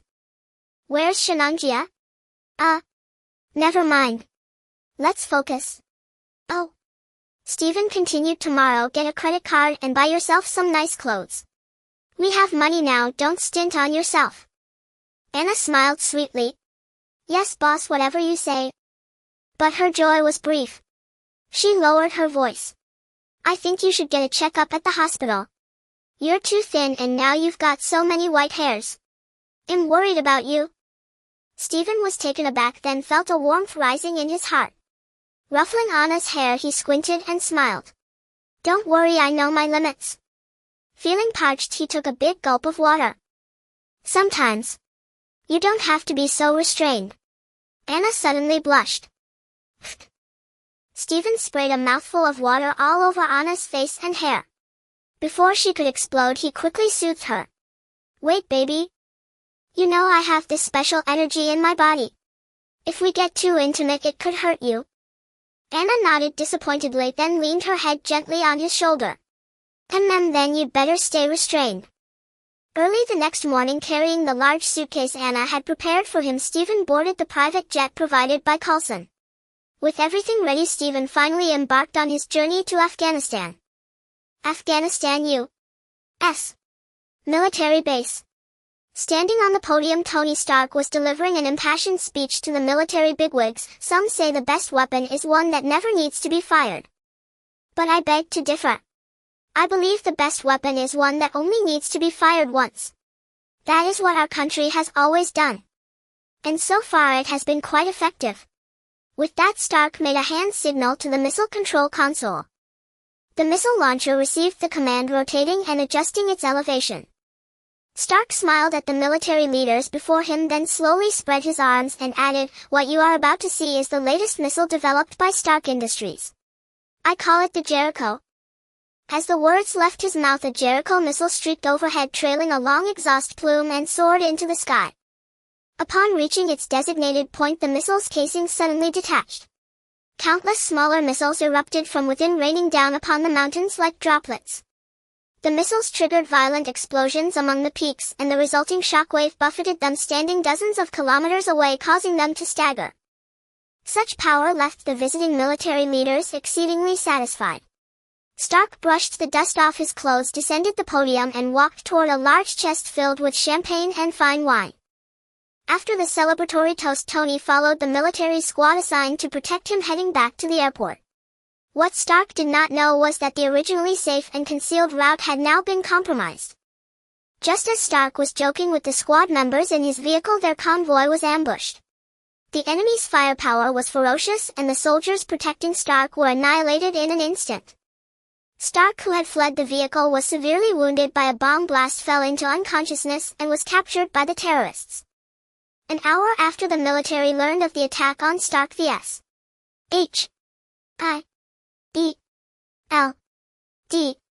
aircraft arrived. The base commander received Stephen, leading him toward the lounge while complaining to Coulson's assistant, "Are those idiots at Homeland Security raised on crap? Sending a mere kid like this? What can he do? Play target? We'd be better off sending our own men." The assistant shrugged, indicating he had no answers and didn't want to be asked. Rubbing his forehead, the commander turned to Stephen and said, "Kid, how many men and weapons do you need? I don't care how you do it or what your plan is, but Mr. Stark must be rescued intact. Otherwise both you and I will be in deep trouble." Facing this fool who had been spewing nonsense at him since he stepped off the plane, Stephen couldn't be bothered to be polite. He said coldly to the commander, "One off-road vehicle stocked with food and water. As for others, not needed. I prefer to work alone." "What the fuck? One vehicle and one person? Just food and water? Are you kidding me? Shit."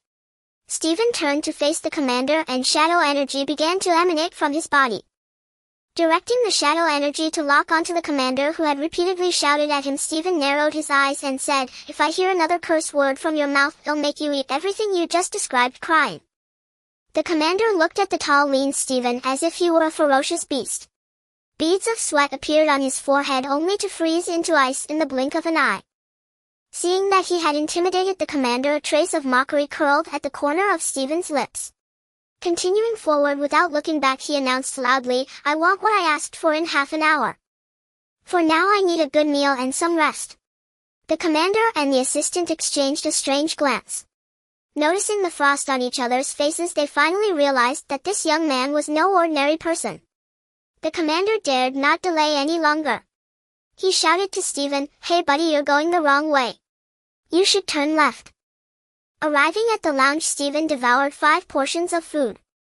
After eating his fill, he took the car keys under the commander's stunned gaze.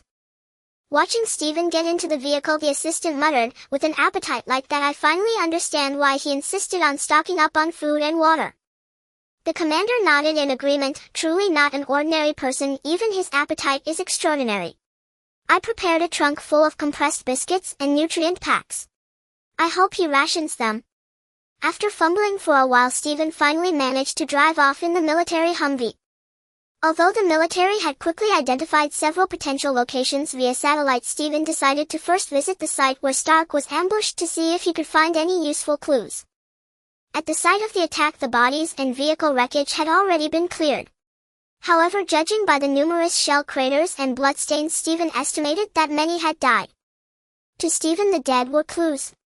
Reaching the center of the battlefield, he closed his eyes. Channeling the shadow energy within him, the fresh battlefield began to seethe with an ominous aura. When living beings die unjustly, they generate resentment. Souls filled with resentment produce necrotic energy, which is the perfect source of replenishment for Stephen's shadow energy. A vortex formed around Stephen, drawing in the necrotic energy like water continuously absorbed into his body. Plenty of energy. It seems quite a few people died here. After collecting the necrotic energy from the battlefield, Stephen prepared to find someone to ask about what had happened.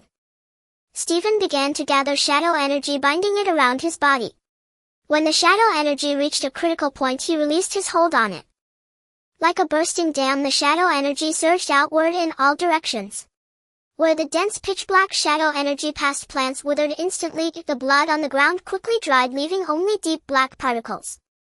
The harsh sunlight was brutally blocked by the shadow energy, plunging the area into darkness and cold. Suddenly, hair-raising howls filled the space around Stephen. The scene was like being in hell. "Stop howling. Speak properly," Stephen roared, irritated by the noise around him. At Stephen's outburst, the 20 or so vengeful spirits around him fell silent. "You stop looking around." "Yes, you." Stephen pointed at a spirit riddled with bullet holes and asked, "Tell me what exactly happened back then." The spirit he addressed replied, "I was about to take a photo with Mr. Stark when we were suddenly attacked. The vehicle in front of us was hit by a bomb and exploded. I told Mr. Stark to stay in the car while I went out to fight. Then as soon as I stepped out of the car, I was riddled with bullets. Seeing that the spirit was rambling without providing useful information, Stephen interrupted and questioned the other spirits. After interrogating all the spirits, the only information Stephen gleaned was that the enemy's firepower was extremely intense, so much so that their side was wiped out in just a few minutes. Damn! Not a single useful piece of information. Frustrated, Stephen withdrew his shadow energy and decided to find a place to camp and review the locations provided by the military. As the shadow energy dissipated and the necrotic energy was plundered by Stephen, the 20-odd vengeful spirits deprived of deathly power underwent a transformation in the process. Wherever they ultimately ended up, at least they would no longer wander as solitary ghosts. Stephen sat in the car munching on a compressed biscuit while activating the vehicle's GPS map. He observed several suspicious locations marked by the military on the map, carefully selecting the most promising one. After finishing his dinner, Stephen set off for the nearest of these sites. By the time he reached the destination, night had fully fallen. Gazing at the 10 shadows he had summoned, Stephen commanded them to commence a thorough search. Indeed, their name was simply shadows, a special kind of ghost formed after being tainted by shadow energy. The soul energy of these shadows had been stabilized through the reinforcement of shadow force. As long as they didn't foolishly venture into sunlight, unless Stephen voluntarily dismissed them, they could persist indefinitely, albeit at the cost of continuously consuming Stephen's shadow energy. The energy required for one shadow was roughly 1/5 of that needed for an iron zombie. Thus, even summoning 10 at once, Stephen felt he could still bear the burden.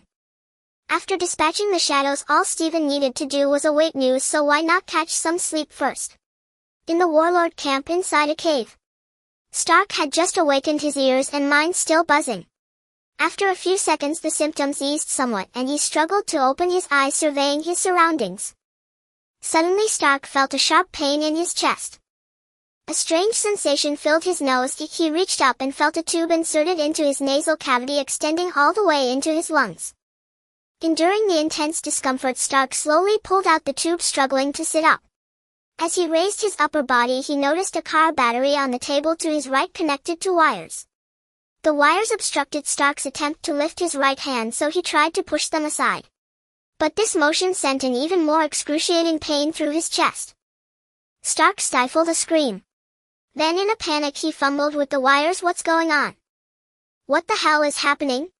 A sense of dread washed over Stark.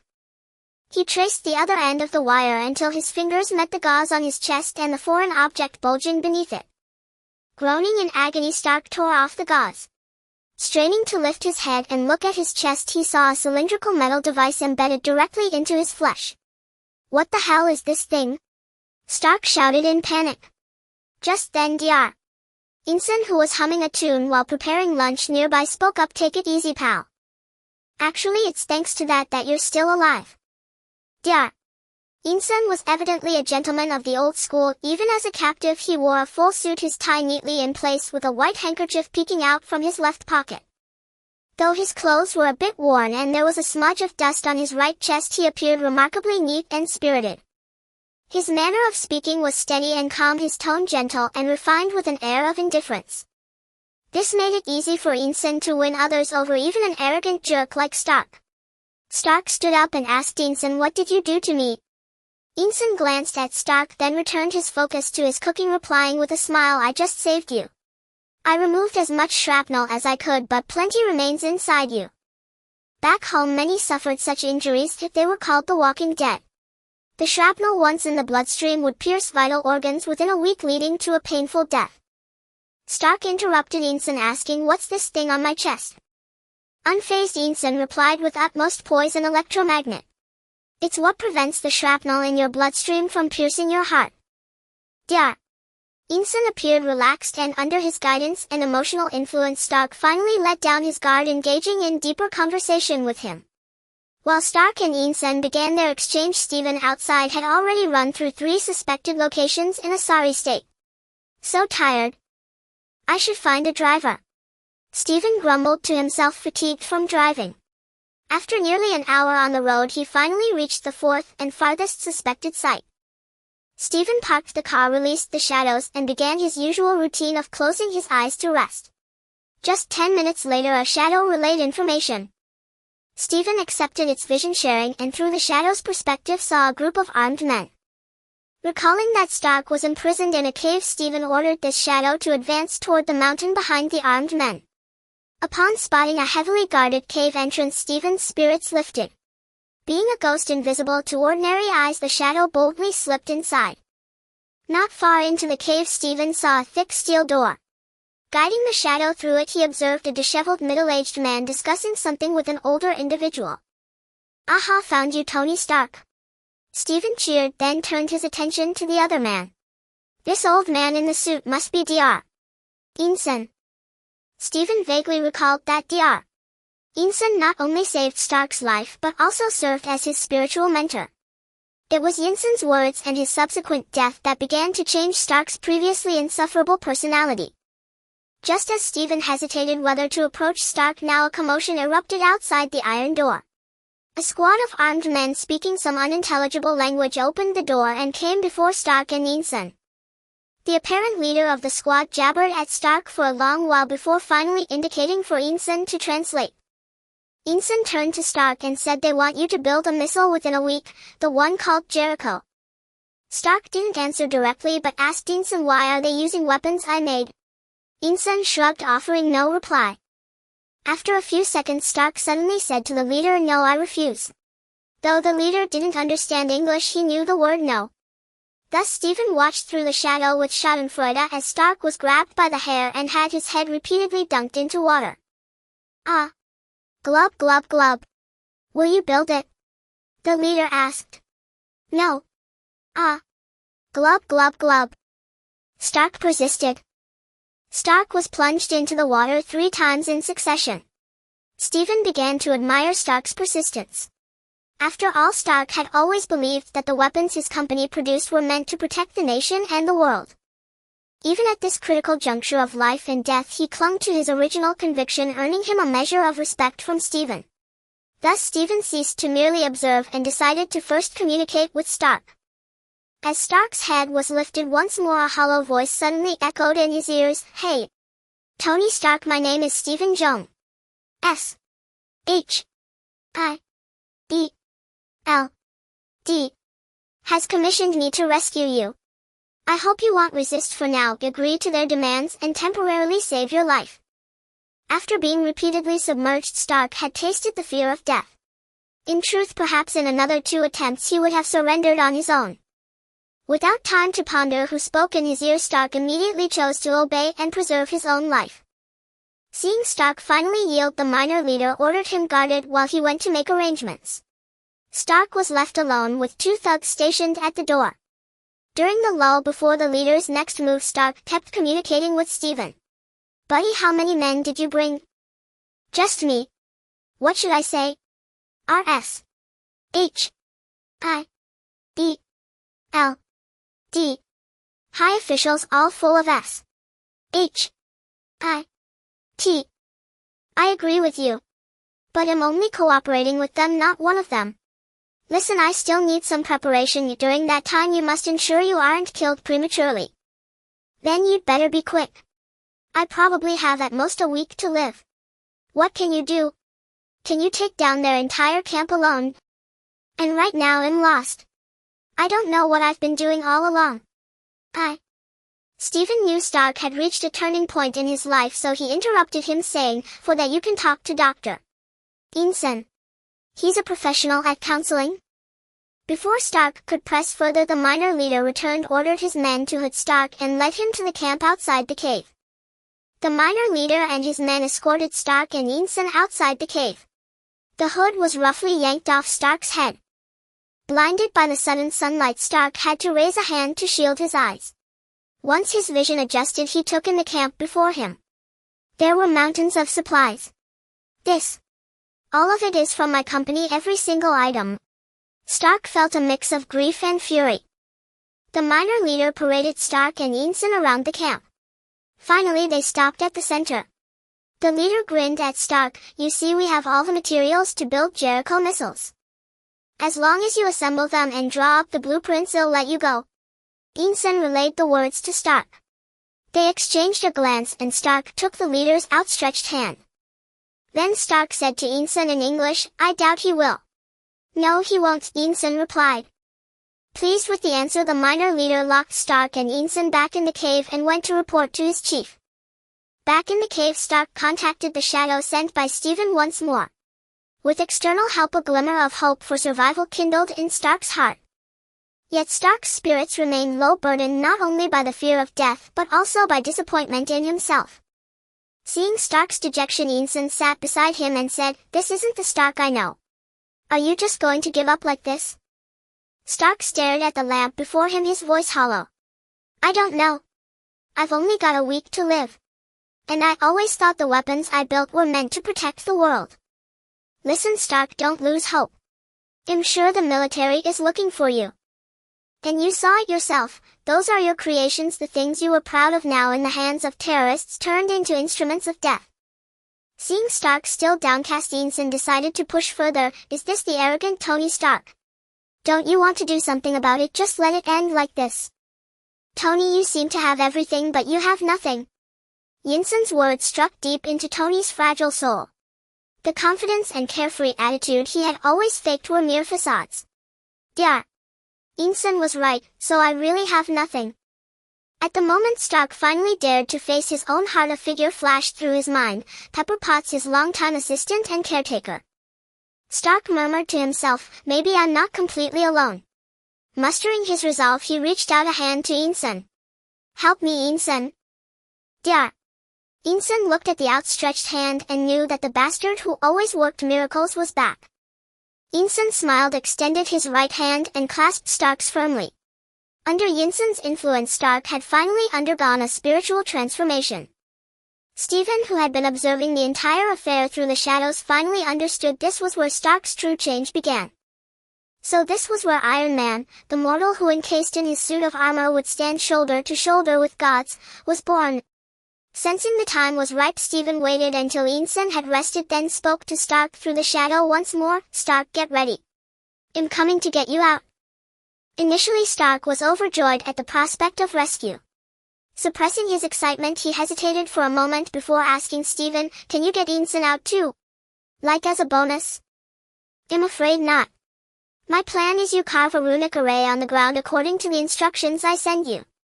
My companion will sacrifice himself to power the array and a portal will open above it. But the portal can only handle one person passing through. After you go through it will vanish and the array will self-destruct. Stark was reluctant. Why not carve 2 arrays at different times? Then I'd be drained dry by those 2 portals instantly. Listen Stark, I'm glad you're finally thinking of others, but I truly can only rescue 1 person without alerting them. Stark was once again tested on his humanity. Perhaps driven by the deepest goodness within him, Stark made a decision that surprised Stephen. Listen buddy, I have an idea and am confident I can pull it off within a week. If we break out of the camp, can you get both me and Ensign out even if they're alerted? Upon hearing Stark's question, Stephen finished the last bite of his cookie, tore open the nutrient pack and began gulping it down. Stephen tossed aside the empty nutrient pouch and replied with a grin, I think I can manage, but my fee will be doubled. After all, S.H.I.E.L.D.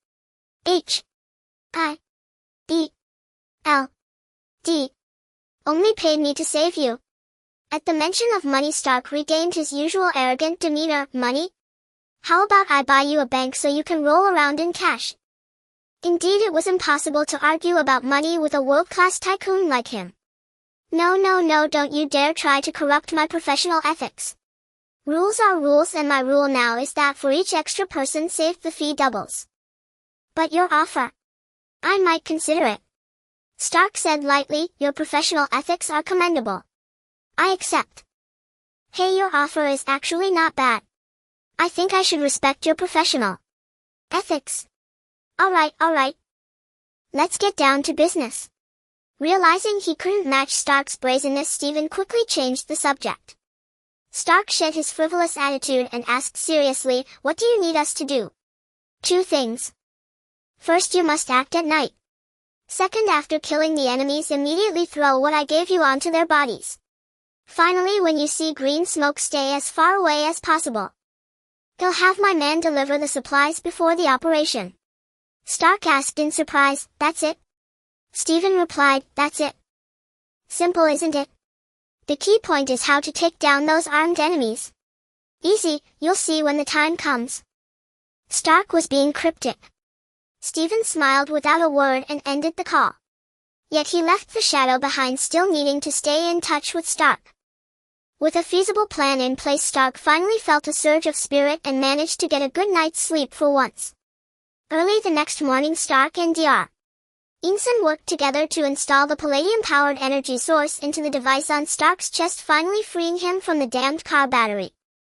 In the days that followed, the 2 began crafting the plan Stark had shown Dr. Ensign. A week passed quickly, and the next day was the deadline set by the leader.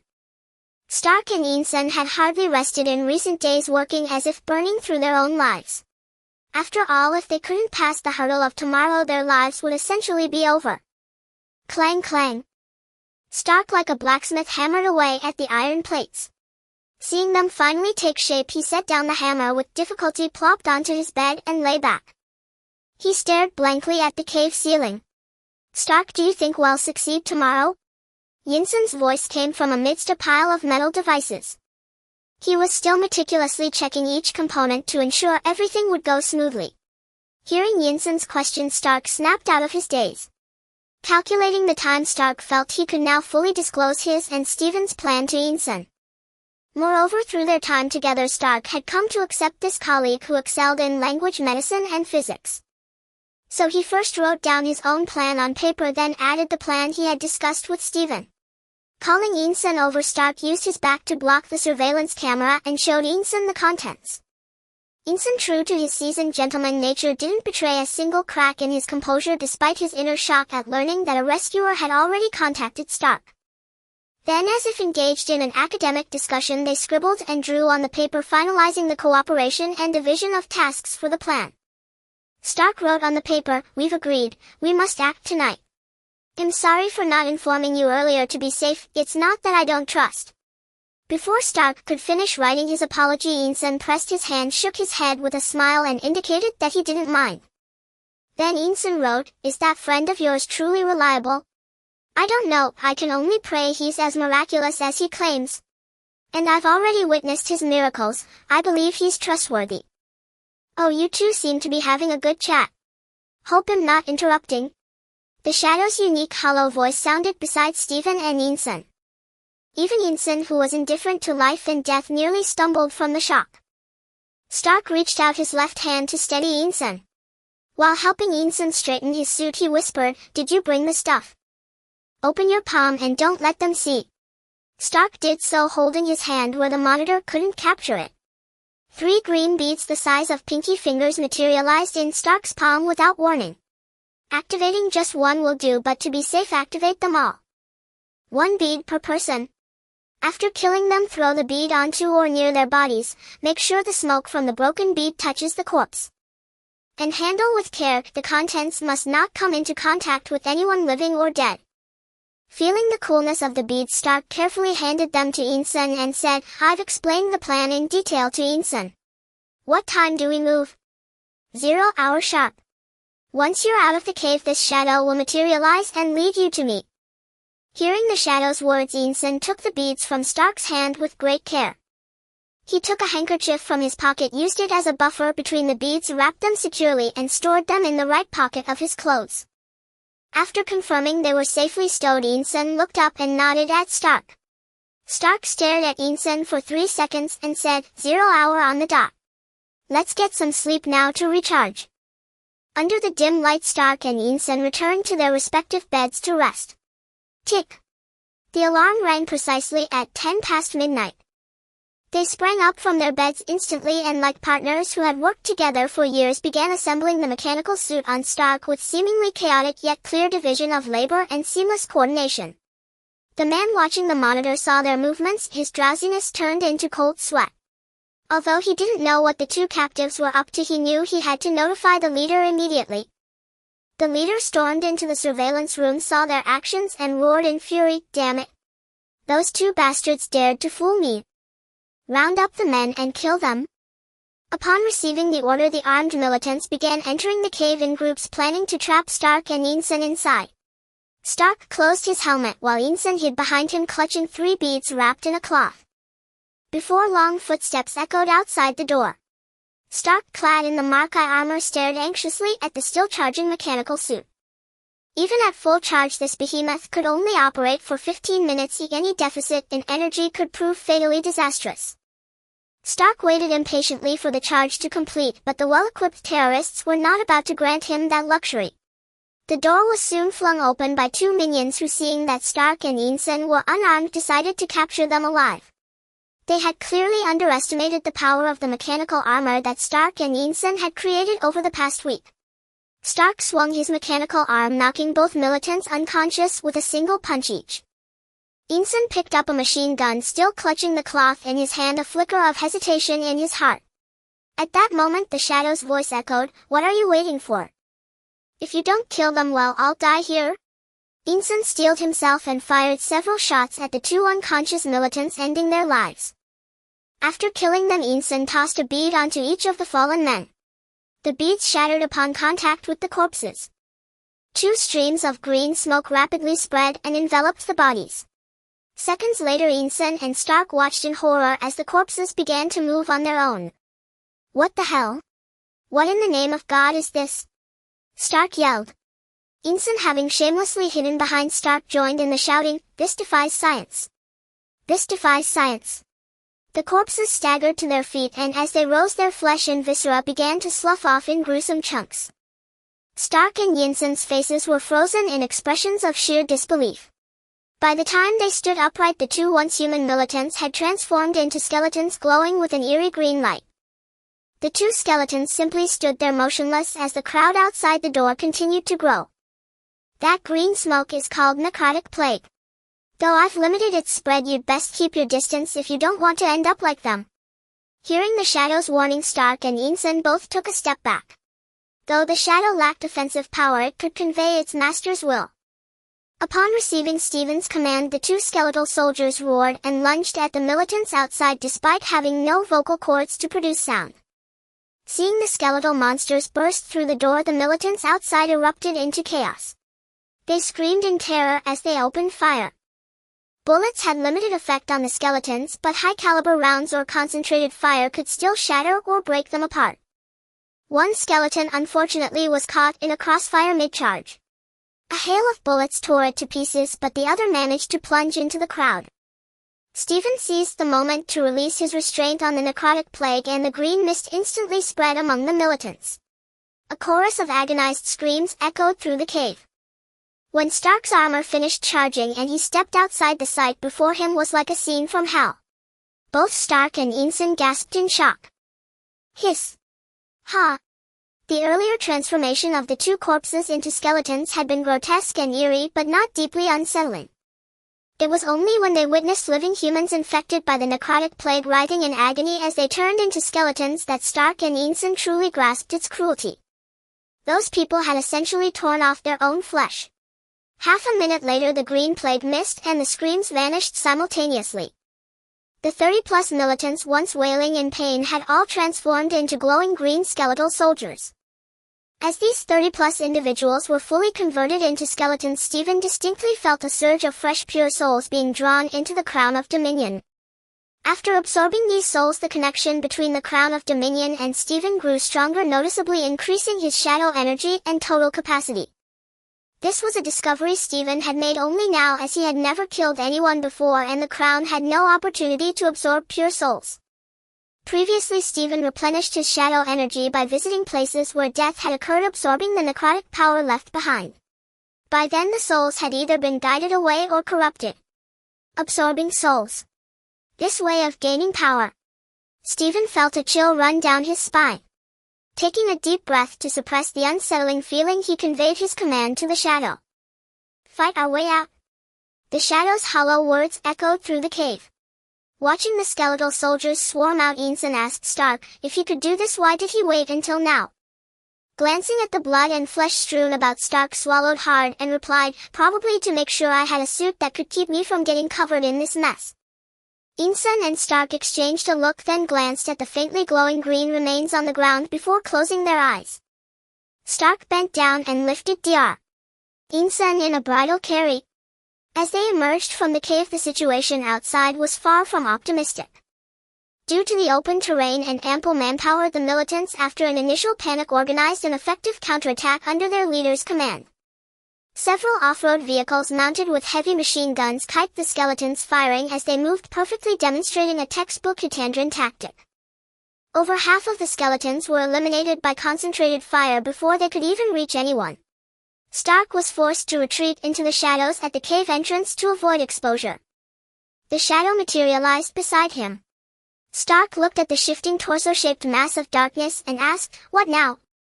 "They're smarter than I thought, finding a way to counter the skeleton swarm so quickly. Looks like we'll have to go with Plan B." Stark exclaimed in surprise, "Since when did we have a Plan B? I just thought of it." "What?" Ignoring the murderous looks from Stark and Ensign, Stephen through the shadow asked Stark, "Did you design your armor with flight capability?" "Huh. Yes, it has that feature." "Why? Can you carry Dr. Ensign and fly about 2 kilometers to the left at a 35-degree angle?" Stark silently calculated the energy consumption and replied, "Should be possible. But I have one small problem, I haven't exactly figured out how to land yet." Ensign, who had been observing the battle outside, froze upon hearing the exchange between Stark and the shadow.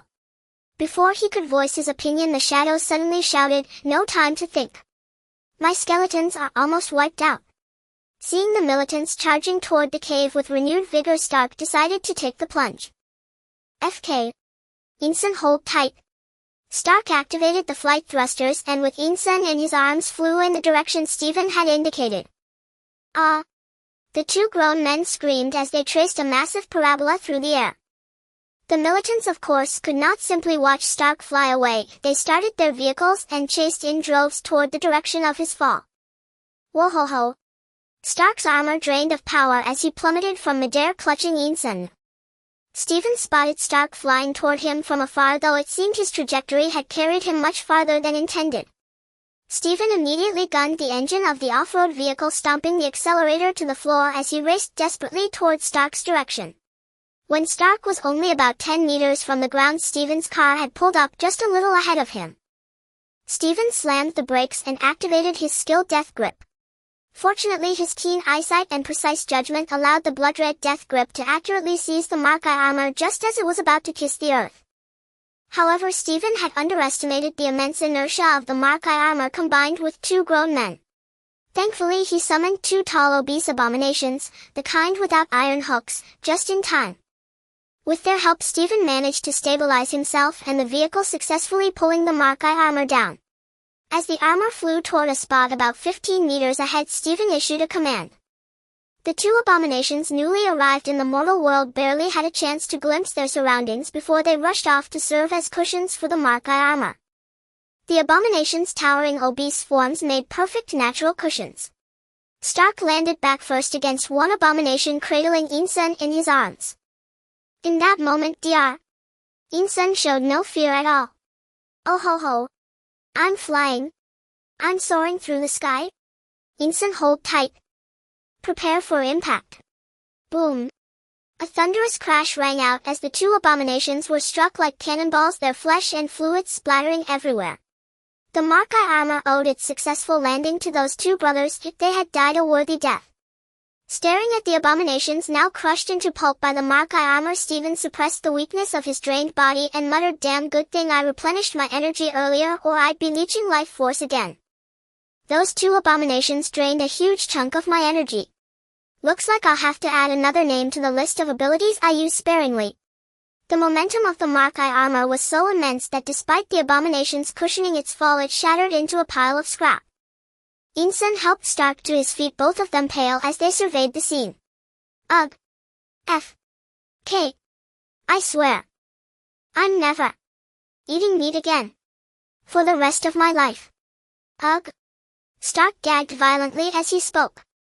Insun was not much better off, though he retained enough composure and mobility. The two stumbled past the landing zone littered with chunks of flesh and made their way to Stephen's car, where he had been waiting for some time. Seeing an unidentified organ still dangling from Stark's head, Stephen raised a hand to stop them from coming closer. "Hold on, you two look and smell terrible right now. What can we do?" "It's all your fault," Stark snarled. "But I saved your lives." "Yes, and you also killed my stomach." "Easy there, buddy. Let me clean you up. It'll be quick." Stephen waved his hand, channeling the shadow energy within him. A visible white mist drifted towards Stark and Insun. When it touched them, they realized it was a frigid icy gas. As the mist dissipated, Stephen looked at their frost-covered hair and beards and gave an awkward chuckle. Sorry, I overdid it." Stark, nearly frozen stiff, shivered as he spoke. "You're a real jerk." Stephen, feeling guilty for his misdeed, walked over to them. As he brushed the frost off their clothes, he said, "Sorry, I didn't control the force of the biting cold blast well. But at least you're much cleaner now, right?" Insun trembled as he replied, "Yes, and I think my hair and body hair are a lot cleaner too." "Don't joke, you barely have any hair to begin with." Stephen glanced at Insun's scalp. Unintelligible shouts rang out from afar, followed by the roar of car engines. "They're coming. We need to get out of here." With that, Stephen grabbed one man in each hand and tossed them into the car. Without caring whether they were seated properly, Stephen jumped into the driver's seat and floored the gas, speeding away in a frantic escape. Poor Stark and Insun struggled for a while upside down in the back seat. By the time they managed to sit up, the pursuers had arrived. "Hold on tight," Stephen yelled as he yanked the steering wheel hard. Stark and Insun instinctively pressed themselves into their seats as an RPG whizzed past the car's right door, striking a small hill ahead. Stark finally steadied himself, gripping the front seat back and leaning half his face out to ask Stephen, "Hey, where do you keep your stuff?" "Where?" Stephen paused, taken aback by the question, then replied instinctively, "I keep everything in the trunk." Stark and Insun immediately began rummaging through the trunk from the gap in the back seat. After a long search, Stark emerged with a pack of compressed biscuits in one hand and a bag of nutrient fluid in the other. "Where are your weapons? Why can I only find damn compressed biscuits and nutrient fluid?" Insun was still bent over searching. Soon enough, he gave up too. "I've searched everywhere, there's really only food. I'm starting to wonder if we're on a vacation," Insun said helplessly to Stark. Stephen finally heard their question clearly. Gripping the steering wheel nervously, he replied, "Weapons. I didn't bring any. I never planned to go in guns blazing." It was then that Stark remembered Stephen's original plan. He turned to Ensign and said sorry, but if it were just me he could have opened a door and pulled me out. Weapons really weren't necessary. Ensign looked back and forth between Stephen and Stark, deeply moved. They had given up the easiest and safest method for his sake. He was the one holding them back. Seeing Ensign fall silent, Stark miraculously began to tend to his feelings. "What's on your mind, buddy?" "We'll just follow the plan we agreed on. We've already talked it through, haven't we?" Faced with Stark's sincere words, Ensign, who had been resigned to death, felt a flicker of will to live. Sensing Ensign's emotional shift, Stark pressed on. "We'll head back to New York first, and then I'll help you find your family." Tony," Ensign interrupted, forcing a bitter smile. "My family is dead. They've been gone for a long time. I came here for revenge, or to die so I could be with them again." Stark's expression shifted. He hadn't expected this. The man had no intention of surviving. In fact, Ensign had come here specifically to seek death. "Buddy, you saved me. Even though you filled my head with all sorts of crazy, even crappy theories, I still think you're a decent guy and a decent friend." Stephen, watching the two get all sentimental, couldn't help but remind them, "Guys, we're still running for our lives. Can we focus?" As if to punctuate Stephen's words, a pursuing Hummer opened fire on their car with a roof-mounted heavy machine gun. Rat-a-tat-tat. Bullets pelted the car's body in a rapid succession of clangs. Tat-tat-tat. The three vehicles behind took turns firing wildly at Stephen and his companions. If it weren't for the bumpy road affecting the accuracy of the machine guns, their vehicle would have long been turned into a sieve. "Stephen, think of something. Taking fire like this isn't my style. I prefer to shoot back," Stark shouted loudly. Ethan remained as calm as ever, even joking along with Stark. "What can we do? We don't have any weapons. We can't really take off our pants and go knife fighting with them, can we?" Stark surprisingly tilted his head in agreement and said, "Not a bad idea. I think I'd be invincible fighting this way." "Shameless." Stephen and Ethan simultaneously spat. As they drove over a small hill, Stephen spotted a sparse grove of trees not far to the left front. After a brief thought, Stephen accelerated towards the grove, planning to use the trees to evade the bullets. "Hold on, guys, it might get a bit bumpy ahead." Although the trees in this area were sparse, they could still provide some cover. However, the potholes and branches on the ground made their escape path particularly treacherous. Stark shouted to Stephen, "Do something, Stephen. At this rate, we'll end up doing their job for them without them lifting a finger." Just as Stephen was about to respond, the right rear tire of the vehicle was unfortunately hit. The car lost balance and crashed into a large tree. Fortunately, the speed had already decreased and the three inside only sustained minor injuries. Stephen and the others quickly escaped the vehicle and moved to the front, dodging the gunfire from the approaching vehicles behind them.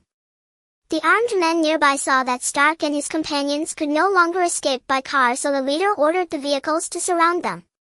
Since it was night and unsure whether Stephen's group had weapons, the three vehicles spread out to keep a relatively safe distance. Hearing the shouts from all around, Stark realized they were surrounded. The enemy had stopped firing, likely intending to capture them alive again. Without weapons and without mark armor, neither Stark nor Ethan could fight back. They had run out of ideas and could only hope for Stephen to come to their rescue. "Stephen," Stark called softly. Stephen also understood that they had no way out. He had been trying hard to think about who he could call for help. Like last time against Gabriel, should I find a powerful hero? No, if it's a hero without ranged attack capabilities, I might just be drained to death. An undead mage? Too fragile. If they can't withstand arrows, how can they withstand bullets and RPGs? Wait, the Death Knight Legion, aren't they the best choice right now?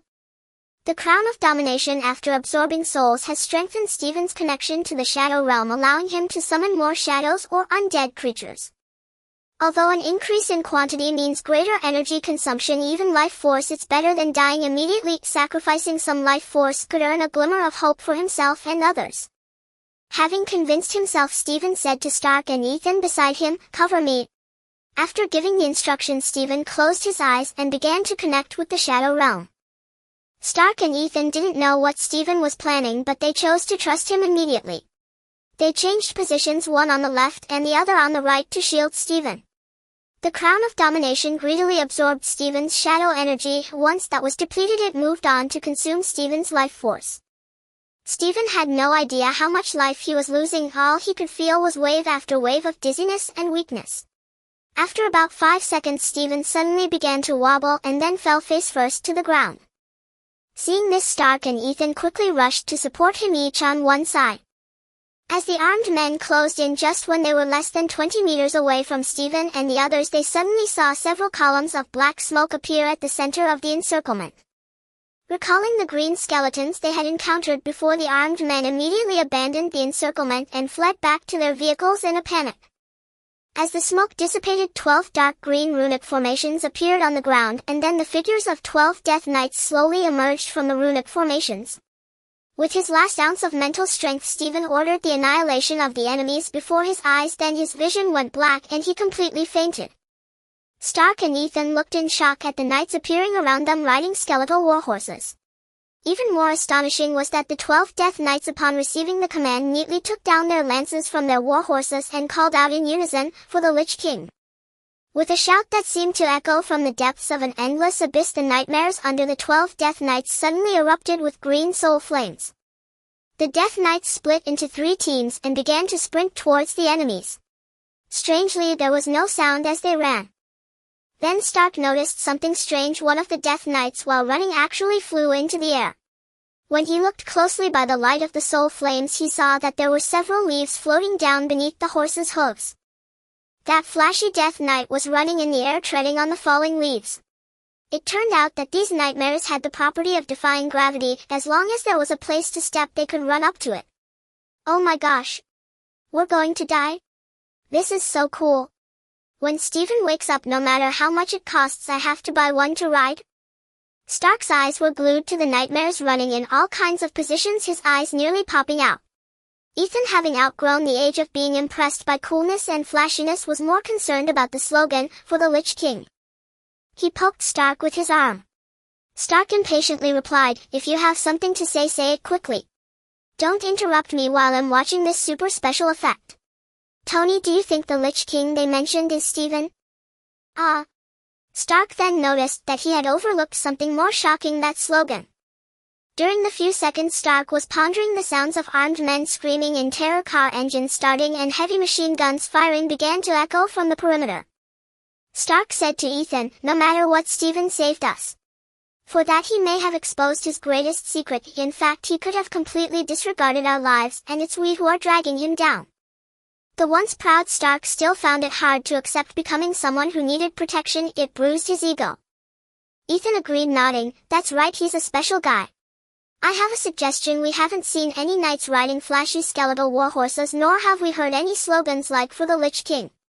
Hearing this, Stark smiled, patted Ethan on the shoulder, and stood up, saying, "Good suggestion."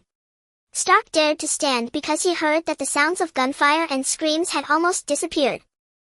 This meant that the terrorists chasing them had been completely harvested clean by the Death Knights summoned by Stephen. Naturally, Stephen knew nothing about what happened after he fainted. When he woke up, he found himself lying in a hospital bed. Upon waking, Stephen expected to need a large amount of food to barely recover, as he always had before. Strangely, however, he found his body was not as weak as anticipated, nor was he particularly hungry. At that moment he recalled how, after the plague skeleton had slain those terrorists, the Crown of Dominion had absorbed the souls of the fallen and channeled necromantic power into him. It seems that after the Death Knight killed those people, the Crown of Dominion absorbed more souls and replenished my necromantic power. Could it be that this power made up for the life force I expended? Necromantic power. I have an ominous feeling about this. Filling the void left by his depleted life force with necromantic energy, Stephen was uncertain what consequences this would bring. "Hey Stephen, you're awake." Stark walked in from the doorway, greeting Stephen in high spirits. Following Stark were Ethan and the assistant sent by S.H.I.E.L.D. It seemed they had already had a preliminary conversation. "Looks like we made it back alive," Stephen remarked with emotion. Stark and Ethan exchanged glances and winks, then with unspoken understanding avoided mentioning the ally Stephen had summoned at the final moment. In their view, that must have been Stephen's last resort. After all, once he had summoned the Death Knight, he had collapsed from exhaustion, clearly having expended the very last of his energy. During their subsequent conversation, Stephen noticed that both Stark and Ethan deliberately steered clear of discussing the Death Knight he had summoned at the critical moment. How could the young assistant from S.H.I.E.L.D. withstand the combined persuasive efforts of Stark and Ethan? Stephen watched the thoroughly bewildered assistant leave alone. He exchanged glances with Stark and Ethan, and after a few seconds the three shared a knowing masculine smirk. Inside the Triskelion in Nick Fury's office, Coulson was reporting on the mission to his director. After finishing the official matters, Fury suddenly asked Coulson, "You trust that kid enough to let him rescue Tony alone?" Coulson, as if expecting the question, produced an evaluation report. Fury flipped through the report, his single eye widening in disbelief. "Is this Professor Xavier's assessment of him?" "Yes, Director." During one of Stephen's assignments, he happened to come into contact with the professor, Coulson explained. He then moved behind Fury and turned the report to the last few pages. He continued, "The professor sensed a malevolent power within Stephen and attempted to enter his mind. But the professor failed. He couldn't even breach Stephen's mental defenses. A feat attributed to the Crown of Dominion. After multiple tests, Professor Xavier concluded that Stephen's power level is at least equivalent to a beta-class mutant. We later gathered more information on his abilities and reached a final conclusion." Nick Fury looked at the conclusions Coulson pointed out and read aloud. Name: Stephen Jung. Gender: male. Personality: cautious, aloof. Hobby: money. Ability: necromancy. Power level: beta class, powerful but unable to fully control his strength. Social threat level: minor. Fury asked skeptically, "A guy with this kind of power stays so low profile?" Coulson couldn't explain it either, but offered his judgment. "Look, the only illegal thing he's done is collect protection money from the Hell's Kitchen gangs. And that's the professor's assessment too. In a way, that could even be considered a good thing. But I still doubt he had the strength to rescue Stark." Coulson replied with certainty, "It goes back to the Constantine incident. Based on our analysis of the scene, 1 to 3 terrifying creatures likely appeared there. The traces of the struggle indicate damage caused by supernatural forces with immense destructive power. Whether it was the bizarre massive circular pattern resembling a magic circle in the living room or the wall reduced to dust." Coulson loosened his tie and continued, "Given the outcome, I have reason to believe that Stephen and Constantine defeated or even killed their formidable opponent. They were likely the victors." Fury understood Coulson's implication. He put down the documents and rubbed his temples, saying, "Fine, keep following up. If you get a chance, bring him into the fold." Coulson gave a wry smile. "He's an undisciplined loner. I can only say I'll try my best." "Go ahead," Fury said. As Coulson turned to leave, Fury added, "The captain is awake." Coulson's body stiffened and he replied in a deliberately calm tone, "Understood." Though not very hungry, Stephen still enjoyed a hearty meal. After a restful afternoon nap, he felt his spirits were fairly good.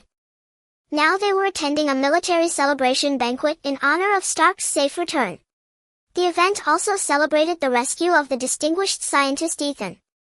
At the banquet, Stark expertly worked the room, seeming to connect with everyone effortlessly. It was clear he had regained his usual confident and arrogant demeanor. The familiar rogue was back. But both Ethan and Stephen could see that he was merely putting on a clumsy act to save face. Stephen held a cup of yogurt, sipping it as if it were fine wine, and murmured to himself, "Iron Man is finally about to be born." Stark, holding a glass of red wine, was walking towards Stephen when he overheard him say, "Hero. Something. Iron Man." Stark stroked his goatee upon hearing the term, Iron Man. "Iron Man. It suits my style." Stark laughed heartily and sat down beside Stephen, clapping him on the shoulder. "Stephen, that nickname you gave me really fits my vibe. Have you been admiring me for a long time? If it's you, I suppose I could spare some time for a photo or something." Stephen subtly edged away and said to Stark, "You narcissistic egomaniac. I really regret not making you drink more bathwater." "Hey buddy, we're on the same side." Stark then lowered his voice. "Lich King. Now that's a badass nickname, haha." Stephen felt a mix of frustration and embarrassment. After all, shouting slogans like, "For the Lich King," seemed a bit too over the top, didn't it? But then he recalled summoning Tyrion Fordring from the Shadowlands, who despite being nearly corrupted into a demon by fell energy still roared, "For the Silver Hand, for the light." Thus Stephen suspected that the Lich King, the 12 Death Knights he had summoned earlier referred to, might not be him at all. Thinking this way, Stephen felt a little better. Though Stephen did not wish to dwell on whether he was the next Lich King, he knew all too well the previous Lich King Arthas slew his father, betrayed his friends, and even annihilated his own kingdom, truly a ruthless figure. Not comparable at all. Thinking this, Stephen shook his head. Noticing Stephen's sudden movement, Stark asked, "What's wrong?" Snapping back to reality, Stephen replied with a smile, "Nothing, just thinking about those Death Knights. In truth, they are allies I summoned from another world. The Lich King they speak of is likely the ruler of their realm, definitely not me." Stark raised an eyebrow and said, "Death Knights? Those guys have some seriously cool names. Fine, let's pretend the Lich King they're shouting about isn't you. After all, if it were me, I wouldn't want to claim such an embarrassing title. Come on, let me Iron Man toast to you, the Lich King. Cheers. Wait, what's in your glass?" Stark was about to clink glasses with Stephen when he noticed the milky white liquid in Stephen's cup. Stephen swirled his glass, took a sip and said, "Yogurt." "What's the matter? You?" Stark stared wide-eyed, utterly incredulous. "What are you looking at?" "I advocate a healthy green lifestyle, never touch alcohol or tobacco." "Healthy? Green?" With each word Stark uttered, his voice rose by 3 notes. Stark looked as if he'd seen a ghost, though he might have already encountered one. He continued, "You're as skinny as a monkey and look sickly. Have you ever set foot in a gym? Is that what you call healthy?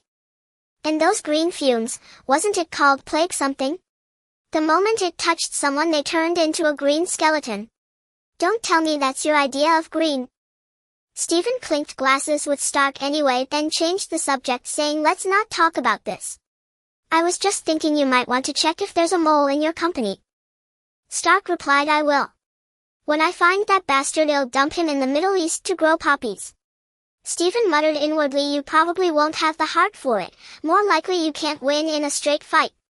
With that thought, Stephen pulled out a unique handwritten business card from his pocket and handed it to Stark. "If you can't handle it, 7 Security Company is at your service." Stark took the card, glanced between it and Stephen and said, "Not bad, your card has character, it's a perfect match for you." Annoyed that yet another unappreciative person mocked his meticulously crafted magic-infused card, Stephen grunted twice and prepared to reveal its secret. Stephen glanced around, leaned forward and lowered his voice mysteriously, "Do I look like someone who'd skimp on printing costs?" "Yes." "Damn, you're still a jerk. This card I gave you, I infused it with my unique energy as I wrote it. It functions like an alarm. When you're in danger, tear it up and you'll hear your call. But I should warn you, when you use it, state your name first or I won't know who's calling me." Stark finally took the crookedly written card seriously, carefully placing it in his chest pocket. Finally he voiced a doubt, "When I notify you of danger, how will you get here?" "How about you give me the address then? I can take a taxi." In response, Stark raised his middle finger high. Stephen shrugged, wearing an infuriatingly smug expression. Stark, in good spirits, tilted his head back and took a big gulp of his drink. After flipping Stephen off with his other hand, Stark turned to chat with Ensign, who had apparently become his close friend. The entire banquet felt like Stark's personal show. He was the focus of the media almost every day. Stephen might never understand the pleasures of people like Stark. Finally bored beyond measure, Stephen walked out into the darkness beyond the base, yogurt in hand. The next day, A.S.H.I.E.L.D.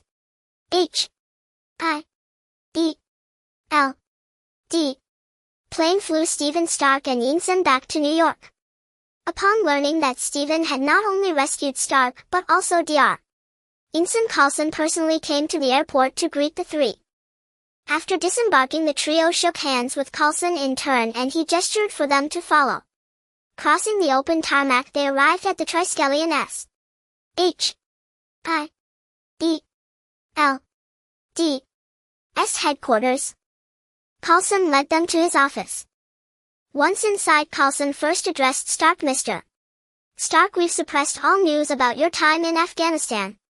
The media will think you simply took a detour to some island for a vacation after the successful weapons demonstration. Then, pulling a stack of documents from his drawer, he handed them to Stark and continued, this is the narrative you'll need to follow. I hope you'll align your story with ours in the press. It's for your sake and your company's. Stark glanced at Coulson and silently took the documents. He wasn't surprised that S.H.I.E.L.D. would do such things. After all, he had numerous overt and covert collaborations with them, and they had covered for him more than once. Seeing Stark flipping through the documents, Coulson turned to Ensign and said, Stephen hasn't done too badly. At least he helped humanity rescue 2 people who could change the world. Phil Coulson. Pleased to meet you, Dr. Ho Ensign. Ensign shook Coulson's hand with gentlemanly grace and replied, pleased to meet you. In fact, we're already changing the world. Though I'm just a miserable assistant toiling under this genius. Hey Ensign, we're partners, Stark said, looking up and stuffing the documents back into Coulson's hands. Keep your schemes. I've already hired Ensign as my chief advisor. Don't try to poach my people. Ensign caught Coulson's questioning gaze and said, actually yes. Tony has given me a chance to realize my dreams again, along with an offer I couldn't refuse. Well, I suddenly feel like living again. Buddy, with me you'll live very comfortably. Yes, very comfortably, Stark said, chin slightly raised, brimming with confidence. Seeing no chance to recruit, Coulson graciously congratulated both Stark and Ensign in turn. With matters seemingly settled, Stark asked to leave. Coulson didn't object and arranged for someone to escort Stark and Ensign back to Stark Industries. After Stark and Ensign had left, Coulson turned his attention to Stephen, who had settled on the sofa, helping himself to a cup of coffee and savoring it with half-closed eyes. Coulson walked over to his desk, retrieved another file from the rack, and approached Stephen. He waved the file in front of Stephen, but Stephen showed no reaction, as if he were asleep. Coulson, undeterred, spoke directly, this is Professor Charles Xavier's assessment of your abilities. Aren't you curious about what he wrote?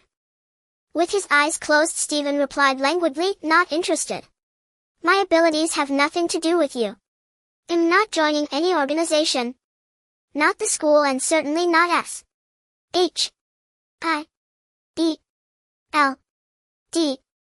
Besides, with all those superhero alliances out there, if everyone came to recruit me, I'd be exhausted. Stephen thought arrogantly, not bothering to consider why anyone would want to recruit him. A beta-level mutant's power. It means you possess significant strength, but you lack the control to wield it effectively. Coulson continued. Don't worry about it. That's my concern. Stephen opened his eyes, set down his coffee, and said to Coulson, I brought the man back to you. Stark also finished designing and building his first-generation battle armor in that cave. What was it called? Ah yes, the Mark I. I've kept my promise. You're not going to fail yours, are you? Coulson's lips remained curved in a smile, a perpetual fixture on his face. Of course. As soon as we confirmed Stark and the other man's identities and conditions, the money was wired to your account. Upon hearing the payment had arrived, Stephen felt a surge of relief, like a cool, crisp drink on a scorching day, utterly refreshing. Stephen's attitude improved markedly. He said to Coulson, very sincere. If you ever have similar jobs in the future, call me.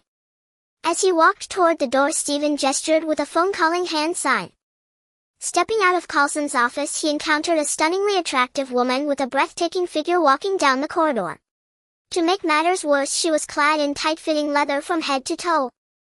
Even someone like Stephen, who had seen much of the world, couldn't help but steal a few extra glances. The gorgeous woman initially paid him no attention, but as they passed each other, she felt an unmistakable chill run down her spine. It was a feeling of extreme danger, like a knife at my back. Her hand instinctively moved to the pistol at her hip, nearly drawing it. Natasha, this is Stephen Jung. What's wrong? Coulson appeared at the doorway, witnessing Natasha brush past Stephen. He then saw Black Widow Natasha turn and fix her gaze on Stephen's retreating figure, assuming a ready stance to draw her weapon. After a long pause, Natasha replied, so that's Stephen. He's dangerous. Extremely dangerous? I can't remember the last time I felt this way. Oh right, the first time I met Fury. Natasha relaxed her hand, resuming her usual demeanor, though her body remained taut. Coulson made a calming gesture and continued, "He certainly is dangerous. We just received intel on his rescue operation for Stark in Afghanistan. Using his controlled undead, he killed 82 terrorists. Their deaths were gruesome and horrifying." Natasha stared at Coulson until he grew uncomfortable, then asked, "Then why do you think he should be recruited by S. H. I. B. L. D. A man this dangerous if he ever loses control?" "Because of Professor Xavier's assessment. Besides, before the Afghanistan mission he had never even killed a chicken." "What a strange person," Natasha muttered. Coulson chuckled softly. "Yes, Stephen is someone with immense power whom Professor Xavier rates as a minimal societal threat. He is indeed strange, isn't he?" Natasha rolled her eyes at Coulson with a seductive flare and walked away on her own. Upon confirming Tony Stark's return to New York, media outlets across America erupted in frenzy. During Stark's disappearance, numerous rumors had circulated. Some said he was kidnapped, others claimed he was killed, and a few even suggested he had emigrated to Mars. But without verified facts, they dared not publish. Everyone knew the immense power of Stark Industries beyond the imagination of any journalist. Now, with Stark back, he announced a press conference for the afternoon, the perfect opportunity to seize first-hand authentic information. Returning home, seeing Pepper's familiar bustling figure and hearing Jarvis' ever-mechanical voice, Stark felt as if he had returned from another world. As Miss Pepper Potts briefed him on recent developments, Stark suddenly pulled her into an embrace. "Ah, boss, you can't do this." Pepper struggled. Feeling her resistance, Stark held her even tighter. Resting his head on her shoulder, Stark whispered, "I thought I'd never make it back." Hearing the raw fear and lingering shock in his voice, Pepper stopped struggling and even tentatively wrapped her arms around his waist. She soothed him, "Tony, it's okay. It's over now. You're safe." Stark continued, "When they grabbed me by the hair and shoved my head underwater, I almost gave up hope. But when I felt I was about to die alone, for some reason I thought of you." Jarvis' mechanical voice interrupted, "Sir, I'm hurt." "Of course I thought of you too, Jarvis. Even though I didn't install an emotion module, your simulation is impressive." Pepper felt flustered yet inwardly sweet. Though she wondered how many women Stark had said such things to, Pepper was still happy. "All women." Stark's words were genuinely heartfelt, but old habits die hard. His hand wandered to Pepper's curvaceous backside. The moment he felt the incredible elasticity beneath his fingertips, Stark thought, "Oh no." Sure enough, Pepper reacted swiftly and fiercely, driving her knee into his groin. Hiss. Stark doubled over, clutching himself, and gasped, "Jarvis. Get Ensign here. Now. Immediately." "Humph." Pepper stormed off, furious, believing Stark was just treating her like any other woman. Ensign was reading the newspaper when Jarvis' urgent summons forced him to abandon it and rush over. After examining Stark's nether regions, Ensign said dismissively, "Relax. Your brother is slender and your footwork was decent, just a graze." "Hey Ensign, don't lie to spare my feelings." "Damn it, Pepper actually went through with it." "Tony, according to my calculations, Miss Potts had ample grounds for self-defense." "Hey Jarvis, remember who built you. You should side with your creator." "Understood, boss. Next time I'll just calculate and stay silent." Stephen was in a hurry to leave S. H. I. B. L. D. needing first to find a secluded spot to examine his own body. He sensed something amiss within him, yet could not pinpoint the problem. When he summoned the Death Knight earlier, he had distinctly felt his life force draining away. In the past he could recover some of it through eating and resting, but this time the void left by the loss of life force was filled with a sinister energy. It was like a bucket filled with water. After some water is poured out, the space that held it remains, and perhaps the water could be replenished through some means. Yet the bucket's capacity is fixed, and once the emptied volume is occupied by something else, there is no longer room for that portion of water. What terrified Stephen even more was that the force replacing his life force was none other than shadow power. Back on the familiar streets of Hell's Kitchen, Stephen found a deserted spot, hid himself, and secretly examined his body. Finally he discovered that the skin on his right shoulder had turned a ghastly gray. "Damn it, am I going to turn into an undead monster too?" But my soul hasn't fallen into corruption. Why is this happening? The mere thought of his body transforming into something akin to the undead was utterly unacceptable to Stephen. Yet he was utterly clueless with no idea how to resolve it. After a bout of distress he had no choice but to set the matter aside for now. Forcing himself to compose his mood and school his expression, Stephen prepared to head back to his home in Hell's Kitchen. As he passed the entrance of an alley, 3 young thugs dashed past him and ran into it. Stephen recalled that it was a dead end. Soon after, Stephen spotted a burly man with a thick beard whose muscles seemed about to burst through his shirt sprinting swiftly toward the alley's entrance. Before entering the alley, the bearded man glanced at Stephen and said, "Buddy, marijuana or drugs do serious harm to your body. If you can, you should quit." Having said that, without waiting for Stephen's reply, he accelerated straight into the alley. It appeared he was chasing the 3 thugs. Stephen, by nature aloof, initially had no desire to meddle. However, as the bearded man passed him, he seemed to catch an unusual alluring scent, and Stephen couldn't help but stop. Though he had never smelled such a fragrance before, Stephen instinctively knew it was a scent from the soul, a special fragrance belonging to a noble soul. This ability to recognize it seemed innate. When Stephen turned and saw the bearded man's retreating figure, curiosity stirred within him and he leisurely followed deeper into the alley. By the time Stephen reached the alley's end, the bearded man had already subdued the 3 thugs. They stood facing the wall with their hands raised while he interrogated them. Drawing closer, Stephen finally heard the bearded man's question, "Where is my pocket watch? If you don't return it, I can waste the whole day with you." One of the thugs shouted, "I told you we thought it was a worthless old watch, so we threw it away." "Where did you throw it?" the bearded man roared. "In the trash can. On 3rd Street. The bearded man had already searched them and indeed found nothing. In the end, he chose to believe them. After kicking each one, he dashed toward the trash can on 3rd Street. As he passed Stephen, he even reminded him again, "Buddy, sometimes your body is more important than curiosity." Confirming the silhouette once more, Stephen couldn't help but think, an old pocket watch, a firm backside, a muscular build, and the scent of a noble soul. It can't be that much of a coincidence. But in truth, sometimes coincidences do happen. Stephen arrived at 3rd Street about 10 minutes after the bearded man. When he reached the alley designated for trash, the bearded man was bent over rummaging through the dumpster. Watching the bearded man's furious expression as he found nothing after scouring the dumpster, Stephen stepped forward and said, "Buddy, thugs in Hell's Kitchen never pass up anything that can be sold. Your item is definitely still with them." "Impossible, I searched them." "Huh? You again?" the bearded man asked in surprise. "But I think you should strip them naked and search every piece of their clothing one by one, shouldn't you?" "Yes, I mean no harm, just repaying your kind reminder." Stephen leaned against the wall, arms crossed, offering the advice. The bearded man suddenly realized he had indeed missed some more private spots during the search. Damn it! They must have run off by now. He slapped his forehead, annoyed at himself for trusting those bastards' words. Stephen, however, said with a smile, "I know them. I bet they haven't left yet. If you hurry back now, you might still make it." The bearded man looked up sharply at Stephen, then bolted back toward the earlier alley. "Running that fast? Then it's almost certainly you Americas." "Well, Captain America, Steve Rogers," Stephen muttered to himself. This time Stephen didn't follow. He was confident the 3 thugs hadn't run away. More precisely, they didn't dare to.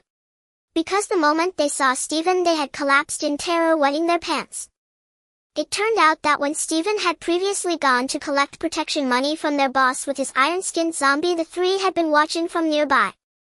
The sight of the invulnerable, immensely powerful zombie and the gang members writhing in agony had left an indelible impression on them. When Stephen merely told them to stay put and wait for the bearded man to return, they nodded frantically in compliance. In the end, after Steve stripped the 3 thugs, he successfully retrieved the pocket watch from a pouch inside one of their pants. Wiping the watch repeatedly with a thug's shirt, Steve couldn't help but think of the Asian youth. Steve asked the thugs, "Who is that Asian youth? Do you know him?" One thug, adorned with earrings, a nose ring, and a tongue ring, replied, "His name is Stephen Jong. He runs a security company on 4th Street. We know him, we saw him when he came to collect protection money from our boss. He's terrifying." Steve didn't understand what they meant by terrifying, but no matter how he pressed, the three adamantly refused to elaborate. Left with no choice, Steve gave up questioning.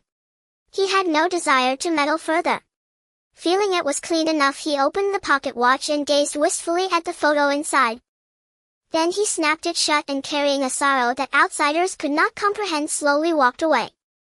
On his way home, Stephen gave Captain America a small helping hand which slightly lifted his spirits.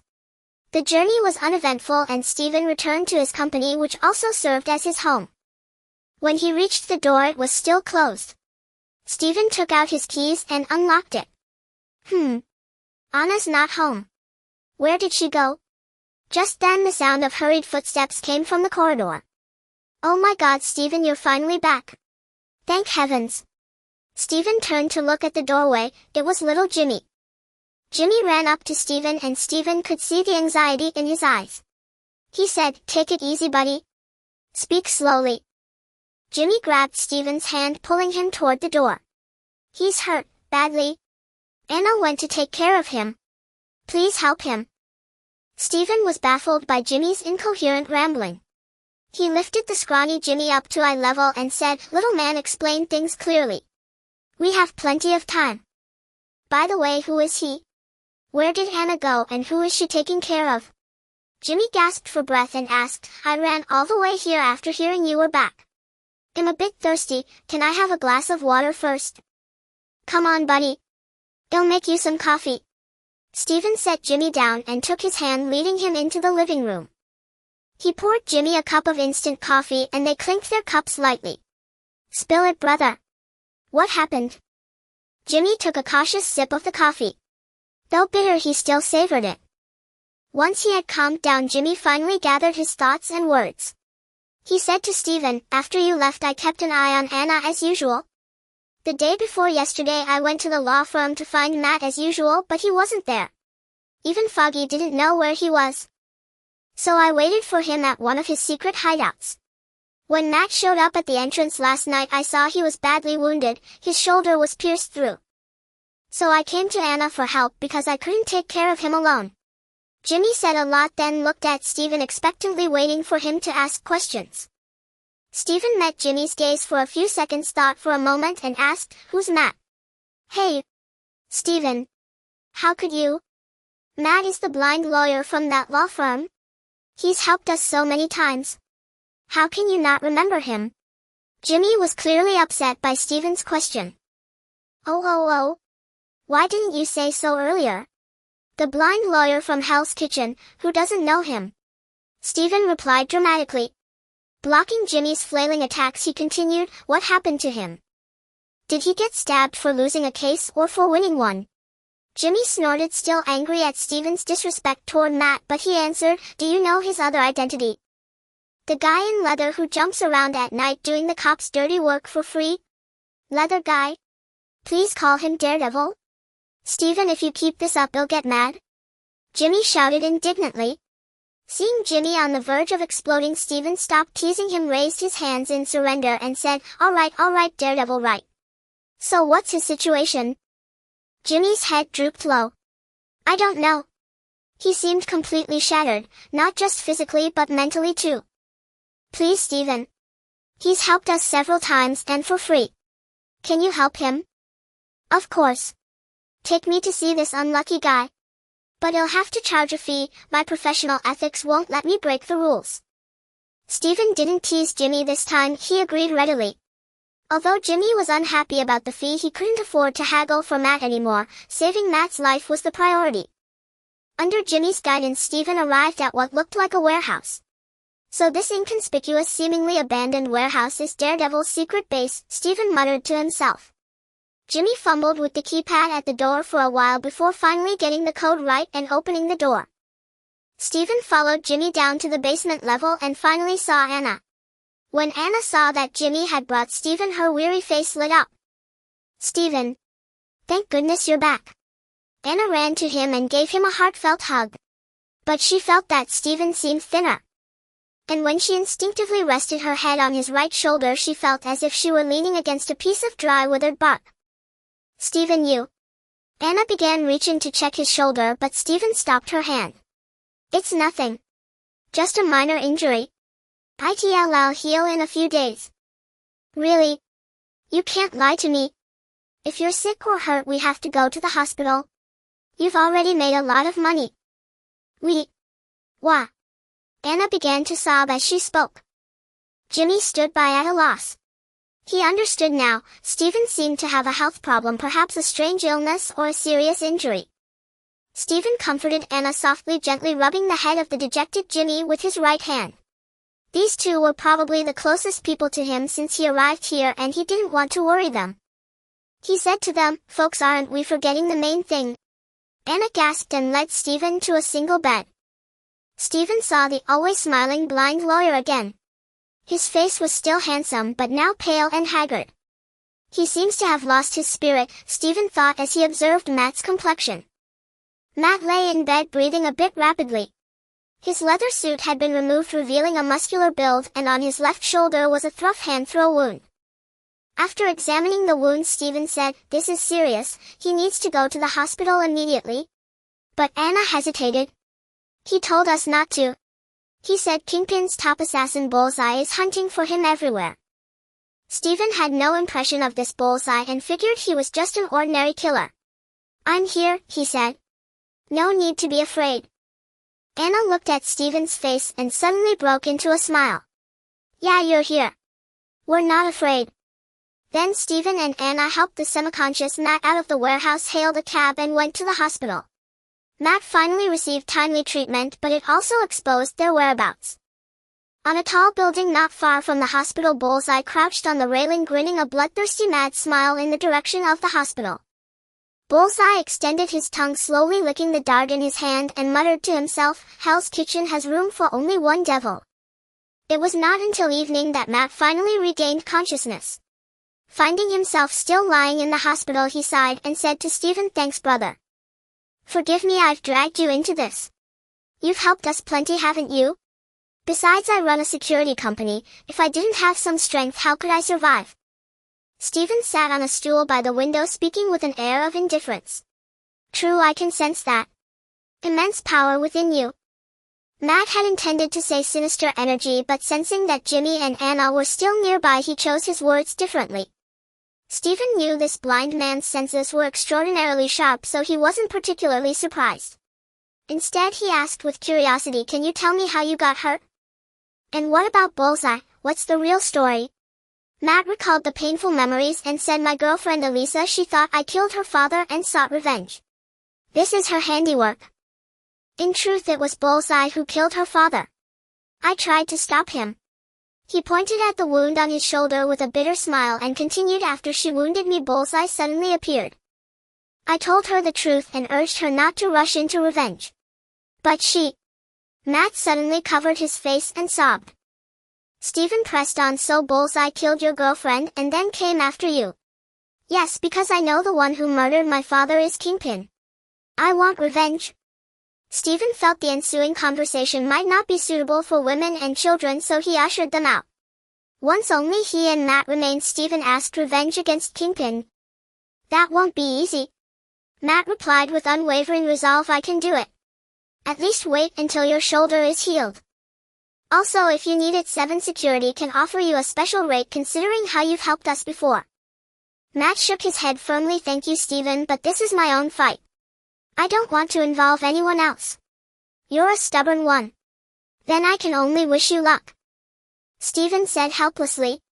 They stayed until Matt's best friend Foggy arrived to take over caring for him, then Stephen and the others left the hospital. But just as they stepped outside, several sharp whistles tore through the quiet night. Stephen heard them, and of course Matt did too. However, Matt was gravely wounded, too weak even to sit up. He could only watch as several darts flew towards Stephen and the others. Facing the incoming darts, Stephen summoned a whirlwind of bones around the 3 of them. The darts struck the rapidly spinning bones and were all deflected. The bone storm vanished in an instant. Anna and Jimmy only caught a fleeting glimpse of white. But Matt saw it all too clearly. Staring with his milky white eyes, he murmured to himself, "Stephen indeed is no ordinary human." Stephen stepped in front of Anna and Jimmy and said, "You two go back to the hospital. I'll go meet the one who just greeted us." Be careful, Stephen, Anna said with concern. Watching Anna lead Jimmy back into the hospital, Stephen rolled his neck from side to side, producing a few crisp cracks. It's been a while since I've had some action. My body's getting rusty. Muttering to himself, Stephen walked toward the direction from which the darts had come. Though Bullseye hadn't seen exactly how Stephen blocked his darts, he wasn't too concerned. The underworld of Hell's Kitchen had spun tales of Stephen's prowess, but Bullseye didn't believe them. He saw Stephen approaching, licked the edge of a dart with his tongue, and flashed a cruel smile. Just as he was about to hurl the dart again, a gargoyle appeared silently behind him. Ah! A blood-curdling scream echoed through the sky above Hell's Kitchen. Countless windows slammed shut, lights went out, and even the crying of children abruptly ceased. The gargoyle's sharp claws sank deep into both of Bullseye's shoulders. Then, following Stephen's command, it dragged Bullseye to a patch of woods not far from the hospital. It took Stephen over 10 minutes of jogging to reach the woods. Phew, it's been ages since I last ran. Looks like I need to exercise more. Panting heavily, Stephen mocked himself. He looked down at Bullseye, who lay on the ground with his shoulders still pinned, barely drawing breath. Stephen walked over and asked, "Did I provoke you?" Bullseye groaned in pain and was about to speak. But Stephen kicked him before he could answer and continued, "Did I offend you?" Then Stephen kicked him again. "Are you some kind of psycho?" Another kick. "Shooting darts at everyone you see." Another kick. "Just because you're ugly you think you're something special." Ah. Will you stop? You haven't even given me a chance to speak." Bullseye finally couldn't take it anymore and shouted with the last of his strength. If he didn't speak up, he'd be kicked to death. "Oh, I've still got 2 kicks left. Bear with it," Stephen said, ignoring Bullseye's protests as he delivered 2 more kicks to his shoulders. Huff. Huff. Huff. "Damn, I'm exhausted." Stephen panted heavily, leaning on his knees, and casually dismissed the gargoyle with a wave. Bullseye lay on the ground, barely alive, staring at Stephen with eyes full of terror. After catching his breath, Stephen asked, "You were hunting that?" After waiting a while and seeing Bullseye biting his lip in silence, Stephen raised his foot threateningly. "If you don't talk, I'll kick you again." Seeing that Stephen was actually giving him a chance to speak, Bullseye quickly said, "Who's Matt?" "You don't know him? He's the guy in leather jumping around on rooftops." "Daredevil." "You mean him?" "Yeah, that's him, Daredevil." Bullseye licked the blood from the corner of his mouth and said, "The devil of Hell's Kitchen should be me." Without hesitation, Stephen stomped on Bullseye's shoulder and said, "Sorry, could you repeat that?" "I didn't catch it." Bullseye grunted in pain, clutching his bleeding shoulder, and said again, "I'm hunting Daredevil because I want to be the only devil in Hell's Kitchen." Stephen was a bit puzzled. Bullseye genuinely seemed unaware that Matt was Daredevil. "No one sent you to kill him?" Stephen probed. "I only want to prove who the real devil of Hell's Kitchen is." "No one ordered me." Stephen walked over to Bullseye's head, crouched down, looked at the mark on his forehead, and asked, "Are you insane?" "Huh? Then why did you shoot at us?" "You saved him, so you're his friends." "I killed his girlfriend, and I'll kill all his friends, then slowly torture him." Before Bullseye could finish his mad rambling, Stephen punched him squarely in the nose. "You're a goddamn lunatic," Stephen cursed. At that moment, Bullseye burst into manic laughter. "Come on, kill me. I'm a lunatic and I'm the devil of Hell's Kitchen." Just as Bullseye's laughter grew increasingly maniacal, Stephen suddenly caught a whiff of a fishy stench, of foul odor akin to dead fish rotting under a scorching sun. "What's that smell?" Stephen was initially perplexed, then a piece of information abruptly surfaced in his mind: a frenzied soul. At that moment, Stephen suddenly recalled the information that had appeared in his mind when he encountered Captain America earlier: a noble soul. Why can I suddenly discern the types of souls? The question had barely formed in his mind when a skill abruptly emerged within his consciousness. It was then that Stephen realized this skill and its associated information had somehow been added to his memory. Skill name: Soul Harvest. Passive: upon killing a target with shadow or death energy, automatically harvest the target's soul, which will be offered as a sacrifice to the Shadowlands. Successfully sacrificing souls deepens your connection with the Shadowlands, granting you more power and support from that realm. Note: the type and quality of the soul determine the abilities and summons you can use. So that's it. Stephen suddenly understood why the Helmet of Domination had previously absorbed those souls. It was this passive skill that had been automatically sacrificing them to the Shadowlands. But what does this note mean? Unable to comprehend it at the moment, Stephen quickly dismissed the thought. Damn. This means every person I kill I sacrifice a soul to the Shadowlands. With each sacrifice my connection to the Shadowlands deepens. What's more infuriating is that I can't even choose whether to sacrifice or not. Should I laugh or cry? After thoroughly understanding this skill, Stephen couldn't resist slamming his fist into Bullseye's face. Ah! Bullseye cried out in pain. Stephen pondered further, the changes in my body now must be a result of the deepened connection with the Shadowlands. If I continue to kill, I'll keep sacrificing souls, meaning the transformation of my body will accelerate. If this transformation continues to its end, will I become like Arthas, a being neither human nor undead, or perhaps simply an undead creature? Arthas became that way because a part of his soul was torn and devoured when he drew Frostmourne, and after donning the Helm of Domination he was further merged with the soul of the first Lich King Ner'zhul. Arthas died in the embrace of his father's soul, even regaining his sanity and his light side at the very last moment. Perhaps the light side had never truly left Arthas, yet was merely suppressed by the darkness. Maybe he had been waiting all along for that moment to end the darkness. The Helm of Domination that Stephen obtained was likely the one acquired after defeating Arthas in the game. The helm should no longer contain the souls of Arthas or Ner'zhul, so the rate of corruption and decay should be slower than what Arthas experienced. Some individuals with exceptionally strong wills might even resist such corruption and decay, like Bolvar Fordragon, who became the new Lich King. Stephen didn't know how long he could resist this corruption, but he was now in a wondrous world, a wondrous universe. Who knew if there wasn't a way to counter it? What power can resist corruption? Stephen had been crouching over Bullseye, lost in thought for over 2 minutes, with Bullseye staring back at him the entire time. Sensing that this strange man seemed to be in a deep state of contemplation, Bullseye discreetly pulled 2 darts from his belt. The darts flew from Bullseye's hand, aimed at Stephen's head.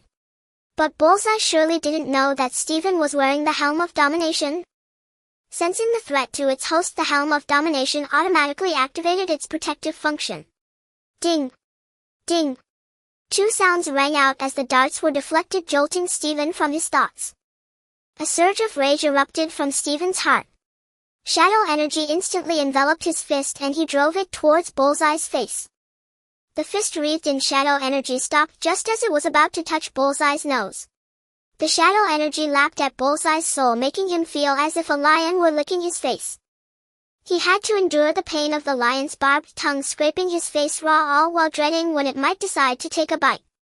In Stephen's mind a voice seemed to incessantly urge him, kill him, devour his soul, and you will gain even greater power. His soul is filthy and sinful. Kill him and you'll bear no burden. You are not wrong. Drip drip. Beads of sweat rolled from his forehead down the tip of his nose, falling onto his fist. Stephen struggled fiercely against the voice within him. Many times he was tempted to heed its advice. A single punch would bring both satisfaction and power. In the end, Stephen managed to suppress the murderous intent within him, resisting the temptation the voice offered. He abruptly withdrew his fist and ran out of the alley. Phew! Bullseye watched Stephen stumble away and let out a long pent-up breath. Although Bullseye had narrowly escaped death, his convictions remained unchanged. He was a madman who lived on the edge. I am the true daredevil. There can only be one daredevil, and that's me. Clinging to his insane obsession, he began to laugh hysterically. Woo! A green skull whistling shrilly shot from the direction Stephen had fled and struck Bullseye. Ugh! Bullseye's body visibly withered and shriveled until only a pile of bones remained. Stephen looked at the patch of bluish-gray skin that had grown larger on his own body and muttered to himself, it's better to keep a low profile. On his way back to the hospital, Stephen had already adjusted his mindset. Considering the voice that had suddenly appeared within him, he felt it was time to honor the invitation. Perhaps seeking the Ancient One's help with his soul problem would be better, but he had no prior acquaintance with her and he wielded shadow energy, a power that posed a great threat to living beings. Stephen should consider himself lucky that the Ancient One hadn't come for him, voluntarily seeking her out. He feared he might be swatted to death. The invitation, the one Professor Charles Xavier had extended when he delivered Rogue to Xavier's school for gifted youngsters. He picked up Anna and Jimmy from the hospital and the three of them returned home. Jimmy received another handsome payment for his help and happily went back to his mother. Stephen then explained his plan to Anna. The undisguised worry in her eyes made him feel a pang of guilt. He patted her head and said, "I might not be able to take good care of you anymore." "It's okay, Stephen. I'm safe here," Anna replied. After a moment's thought, Stephen tentatively asked, "Why don't you come to the school with me? I'll beg Professor Xavier to give you a job. You can settle down there. It's safe and lively there." Anna knew Stephen disliked constraints. If she worked and lived at the school, it would effectively bind Stephen to Professor Xavier's camp. She smiled, trying to reassure him instead. "No, we'll stay here guarding our company and our home. I'm safe here. The gangs won't cause trouble. But Matt is severely injured. After I leave, it's hard to guarantee someone won't take this opportunity to target you." Anna knew Stephen's concerns were valid, but she truly didn't want to become a burden to him. Faced with Anna's refusal to go to the school, Stephen suddenly thought of someone who might be able to solve his problem. He gestured for Anna to wait, picked up his phone and called Tony Stark. Stephen looked somewhat helpless at Anna's resolute attitude. Suddenly a person came to his mind. He made a gesture for Anna to wait, picked up his phone and called Stark. There was supposed to be a press conference today, but after chatting with Ethan about Stark's little buddy and the Mark I, Stark had his military friend Colonel Rhodes attend the press conference in his stead. They themselves began redesigning and building the Mark II. From last night until now, Stark had barely slept a wink. Holding the materials S. H. I. E. L. D. had provided to Stark, Colonel Rhodes looked helplessly at the reporters firing questions from below. Stark's phone rang. Only a few people knew this number, so whenever it rang he answered. Stark said to J. A. R. V. I. S. J. A. R. V. I. S. Answer the call. "Hello. Is that Stark?" Stephen's voice came through the speakers provided by J. A. R. V. I. S. "Yes, Stephen, I recall we just parted ways not long ago. Are you missing me already?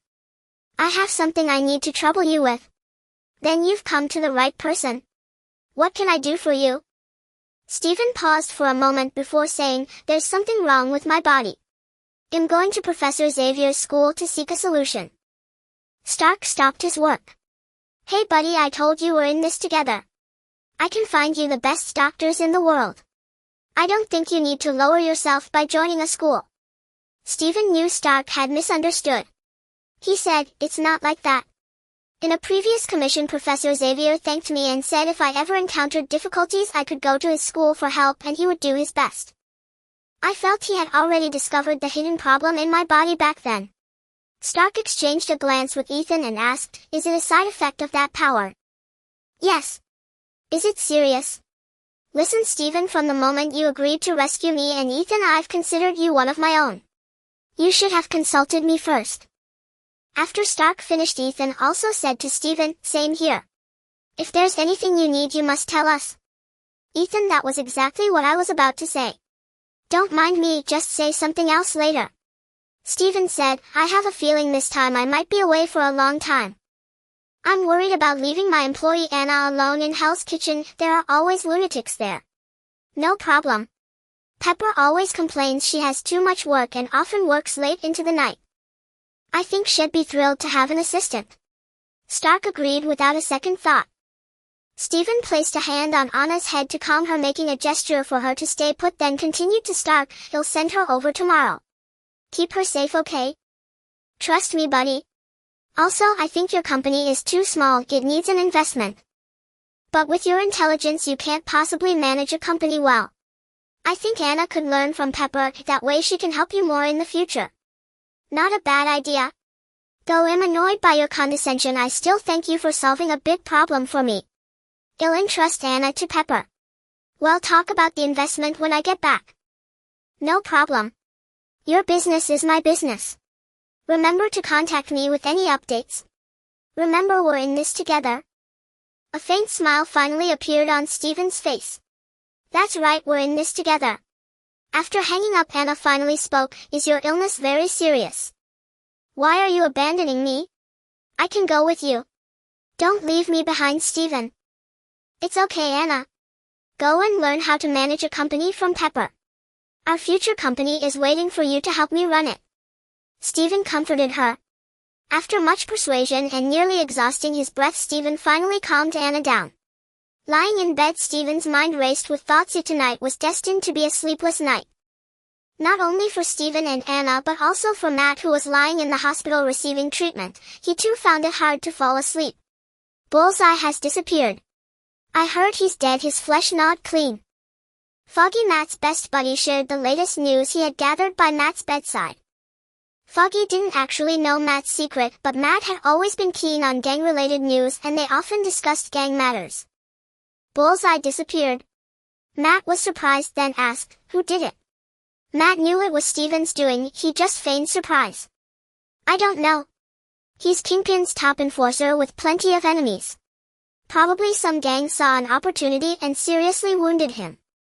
Matt rested his head on the pillow, lost in thought. Early the next morning, Stephen and Anna packed their luggage and arrived at Stark's doorstep. You really are involved with Stark? Anna was at a loss for words. She never imagined Stephen actually knew Tony Stark of Stark Industries.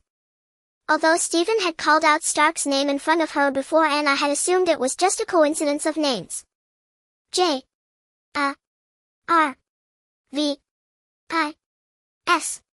had already spotted Stephen and Anna through the surveillance cameras. Welcome, Mr. Stephen. Mr. Stark has been waiting for you in the living room. Thank you, J.A.R.V.I.S.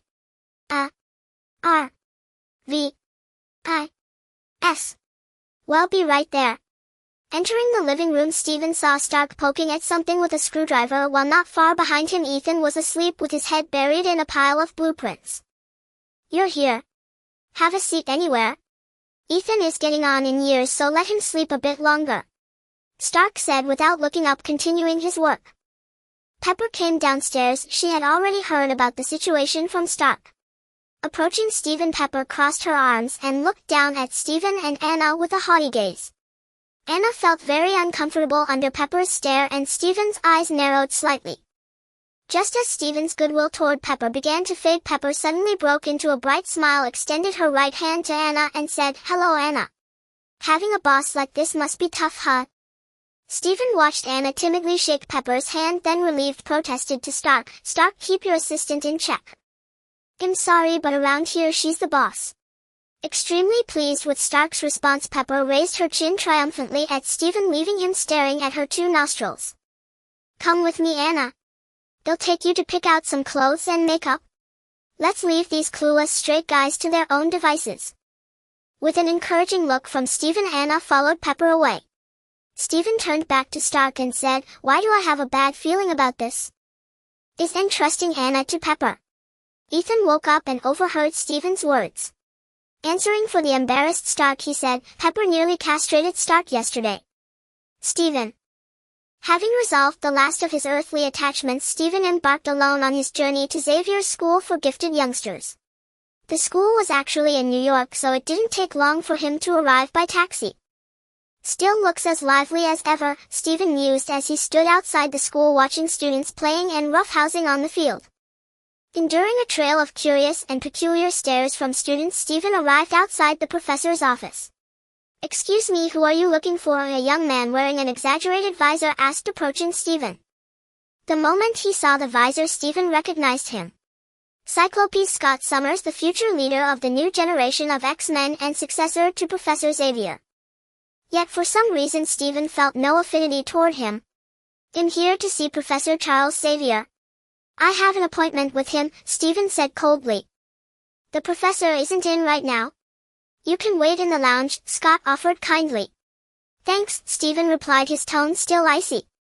After uttering the word, he walked toward the lounge without further ado. Scott couldn't fathom why this guy seemed deliberately aloof, but he didn't care. The school was full of eccentric personalities. Stephen didn't wait long. Beast Hank McCoy, whose physique was twice the size of an average man, wheeled Professor Charles back to his office. Upon reaching the office door, the professor suddenly sensed a trace of energy left behind by an impressive power. Following the trail, he located Stephen. "Wait, Hank. A friend has come to see us. He's in the lounge. Please fetch him for me." "Thank you," Professor Charles instructed his assistant. Hank opened the office door, watched the professor steer his wheelchair inside, and then turned to find the friend the professor had mentioned. As soon as Hank stepped into the lounge, his beastly instincts were triggered. At first it was just a vague discomfort, but when he came within 5 meters of Stephen, his instincts completely spiraled out of control. Roar! Hank let out a guttural beast-like roar. His long blue fur bristled, and an inexplicable rage surged within him, compelling him to tear apart everything around him. It was as if he had encountered a natural enemy. More precisely, he had indeed met a natural enemy, the natural enemy of all living things. "Stephen, it's you." Recognizing Stephen, Hank finally understood the cause of his outburst. The same thing had happened the first time they met. But this time the loss of control was far more severe. "Has the professor returned?" Seeing Hank, who rarely left the professor's side, Stephen immediately realized the professor must have sent him. Hank stepped back to calm his instincts. "Yes, the professor wants you in his office." "Buddy, why is my reaction so much stronger this time? Is your power really going to—" Hank trailed off, noticing that students nearby were staring. "Something has gone wrong, but I'll only explain it to the professor. Please understand," Stephen said with a bitter smile. "Of course I understand. The professor trusts you, so I do too. Go ahead, buddy. The professor will surely help you." After speaking, Hank left the lounge. The aura emanating from Stephen made him deeply uncomfortable, stirring an urge to shred something. Stephen rose, brushed aside the bangs covering his eyes, and walked toward the professor's office. "Hello, Stephen. Please push the door open and come in." The professor finished writing and looked up at the closed door. Just as Stephen raised his hand to knock, he heard the professor's resonant voice. Pushing open the door, Stephen stepped inside. The door closed softly behind him and a chair slid into place. The professor gestured, "Please have a seat, my boy." Facing Professor Charles, Stephen felt an instinctive trust, not only from knowing the professor as a wise, benevolent elder from past life movies, but also because he sensed a soul similar to Captain America's. Their souls emitted a peculiar fragrance, constantly tempting him as if a voice urged him to claim them. The professor immediately noticed Stephen's abnormality. He raised his right hand, pressing his index and middle fingers to his temple. Soon the impulse and agitation within Stephen faded and his mind regained calm. "Stephen, it seems your power instability is worsening. I can feel the murderous intent in your mind along with your pain and struggle." After a moment's hesitation, Stephen decided to confess, "Professor, you warned me to avoid killing, but I have killed." "Why?" the professor asked. Stephen had never even killed a chicken, all thanks to the professor's earlier advice. Since the professor had rated Stephen's threat to society as minimal, he had thoroughly understood Stephen's nature and thoughts. If Stephen had killed, there must have been a reason. Stephen replied, "I took a commission and went to Afghanistan. To rescue the target, I killed 80 people. 82 to be precise. S-H-I-E-L-D.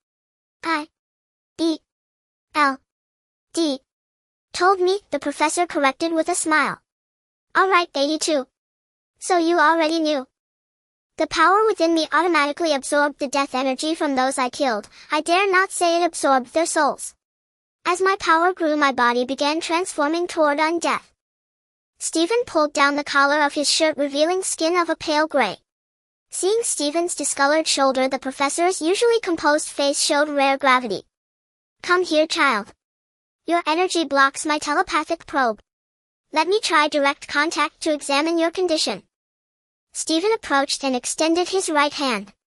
The professor placed his hand on Stephen's arm and closed his eyes.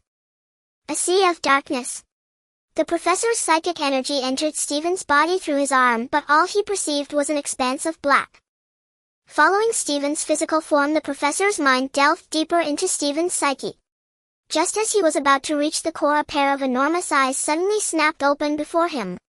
Frost-white pupils as if coated in ice stared fixedly at the professor's psychic energy. Cold, merciless. That was the sole impression his mind registered upon seeing those eyes. Instantly the professor's psychic energy was expelled from Stephen's mental world. This is... With a thunderous boom, a massive surge of energy erupted from where their hands touched the shockwave, sending both of them flying apart. Professor, are you all right? What happened? Stephen scrambled to his feet, looking at Charles with concern. The professor took several deep breaths, suppressing his inner fear and doubts before speaking to Stephen. There is a pair of terrifying eyes in your mental world. I know not if it hails from another soul or another realm. Within my body there is another soul? Stephen was startled by the professor's words. Then he suddenly thought of the Helm of Domination. Could it be that the Lich King's soul still lingers within the Helm of Domination?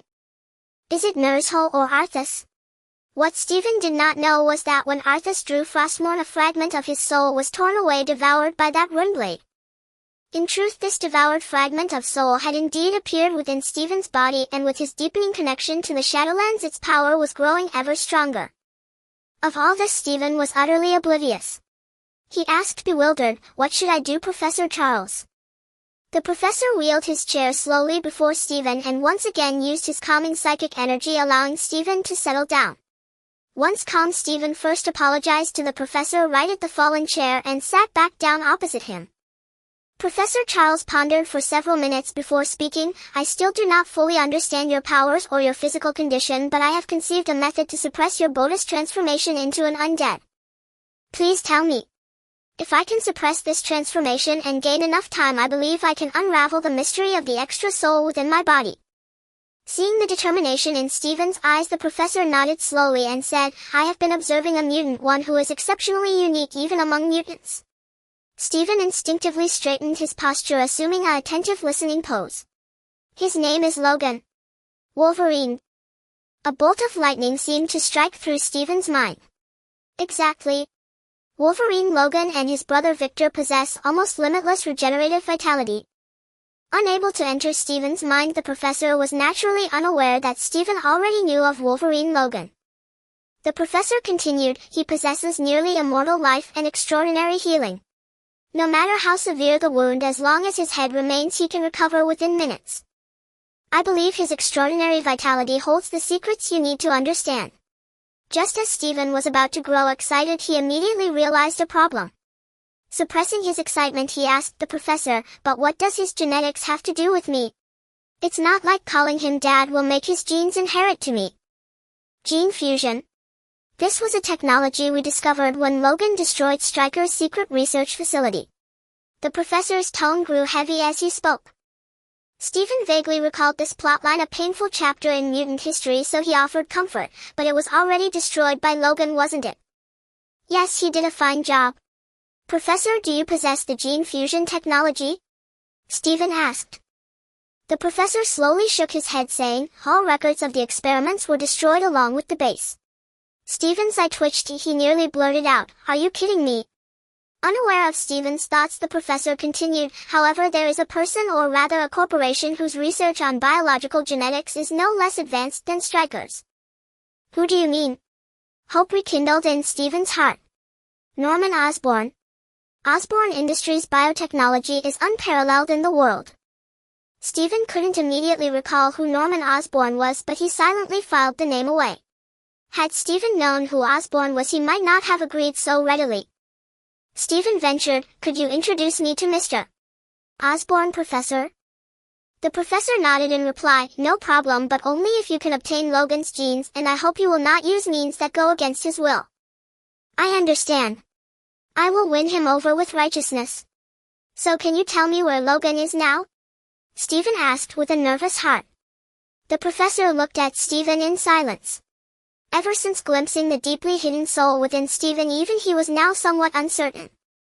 Understanding the professor's concern, Stephen reasoned with him, Professor, if Logan is truly as immortal as you say, what are you worried about? Though his vitality is nearly immortal, he can still be killed. The professor stared into Stephen's eyes as he spoke. Stephen truly did not know how to guarantee anything. After much thought, he finally sighed and said, never mind, I'll think of something else. Your idea at least gave me hope, didn't it? Thank you for your guidance, Professor. Having said this, Stephen did not wish to linger any longer and rose to leave the office. But as Stephen reached the door, the professor said to him, "He is in Canada, deep in the mountains." Stephen, looking at the doorknob with his back to the professor, asked, "How did he end up there?" "Because Magneto's people are hunting him." Stephen turned around, looked at the professor and said, "Who could drive him to hide in the deep mountains?" "His brother Sabretooth, Victor. And I must tell you, besides Logan, his brother also possesses nearly immortal life." Stephen's eyes lit up. He remembered Sabretooth, Logan's older brother Victor. These two brothers had always been locked in a path of love and strife. "So what is your suggestion?" The professor produced an evaluation report and handed it to Stephen from across the room. Stephen caught it and began to peruse it. Sabretooth, real name Victor Creed, brother of Logan Howlett. Possesses lethal claws and fangs along with nearly limitless regenerative abilities and immortality. His strength, speed, senses, and perception all surpass Wolverine Logan's. He currently serves Magneto. Closing the report, Stephen said, "He serves Magneto. I take it I can't persuade him to help me, can I? If you joined his brotherhood, perhaps he would help you. But I don't want to disrupt the current social order. I don't believe they can do any better." The professor finally smiled. This was the source of his trust in Stephen. Stephen clearly leaned towards the side of order and current humanity, even though he wielded chaotic power. "Help me find and bring back Logan. I will help you convince him. We need his power to fight Victor, and you need his genes to heal your body. We can each get what we need." Hearing the professor's conditions, Stephen finally felt relieved. With the professor's support and help, his hopes were significantly bolstered.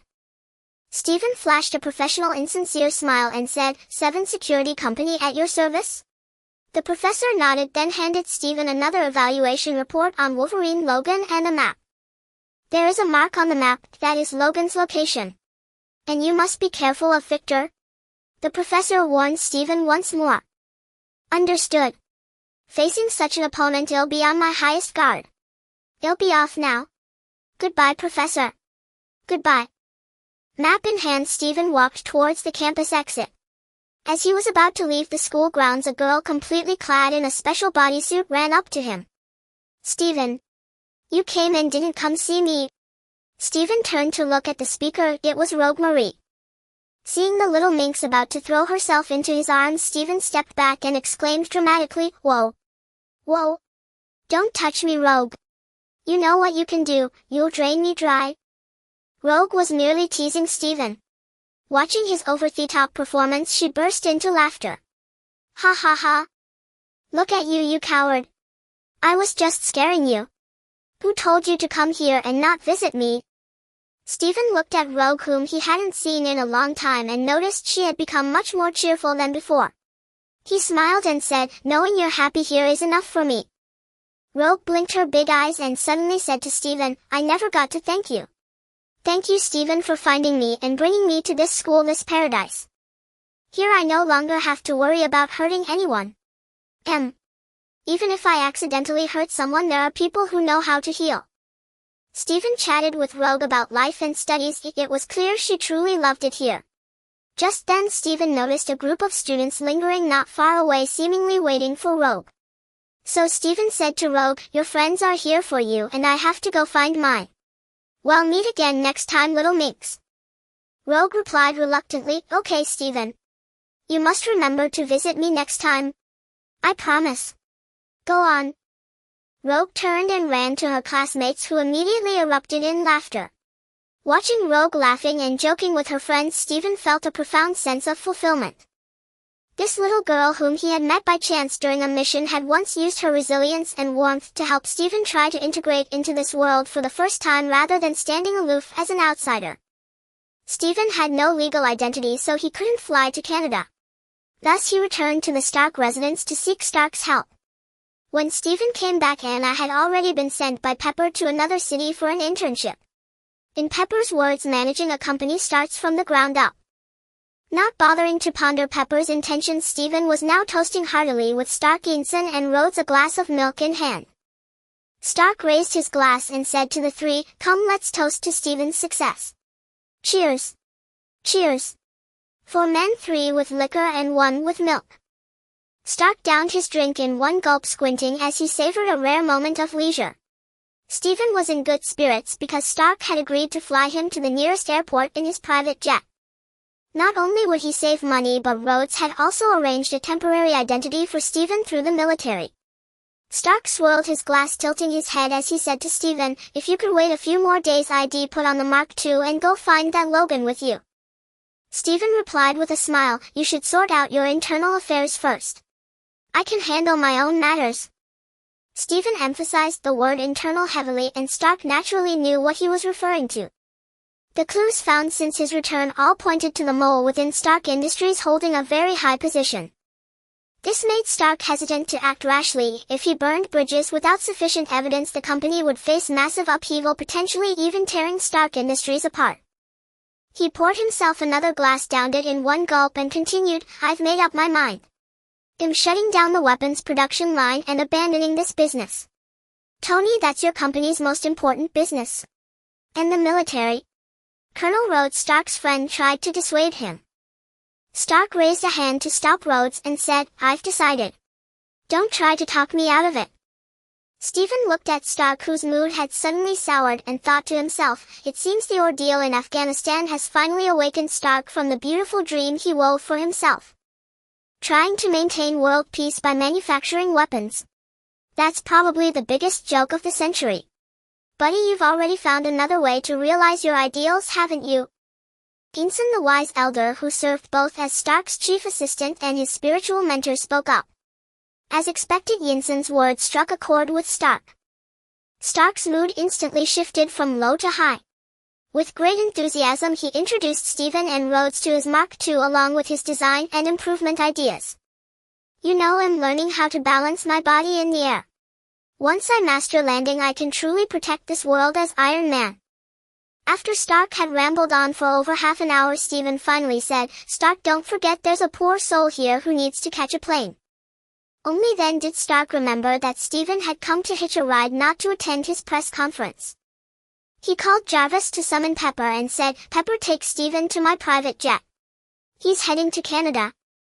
Pepper came to Stephen, and seeing his hesitant expression as if he wanted to ask something but was too embarrassed, she smiled and said, "Hannah is a wonderful girl, diligent, hardworking, and talented. It's a good thing you sent her to me, otherwise you'd have wasted her potential. Then I'll have to ask Miss Potts to take good care of her and guide her." "No problem. If you can get Stark to kick his philandering habit, he'll take even better care of Anna." Stephen chatted with Pepper as they walked, unaware that their conversation was being secretly relayed to Stark by the shameless Jarvis. Stark muttered something unintelligible, set his glass on the table, grabbed a wrench, and continued wrestling with his Mark II. "I need to build an energy weapon, or I might not stand a chance against Stephen in the future. For the sake of my freedom and my happiness, I'm going for it." Once aboard Stark's luxurious private jet, Stephen realized just how decadent and extravagant the life of a filthy rich billionaire could be. But soon Stephen lost his enjoyment. He touched his stiff, withered right shoulder. Hell, he was practically undead. What enjoyment was there to be had? After getting off the plane, Stephen grabbed his travel backpack, found a local driver, and set off toward the GPS coordinates. The driver dropped Stephen off at the nearest town to the location, and from there Stephen had to venture into the forest to find Logan on his own.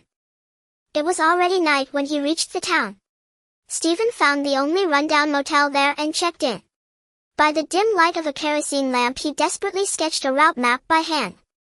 The place was too remote, power outages were frequent, and he didn't dare keep the GPS running. Stephen had to rely on the map, drawing the route with the skill of a kindergartner.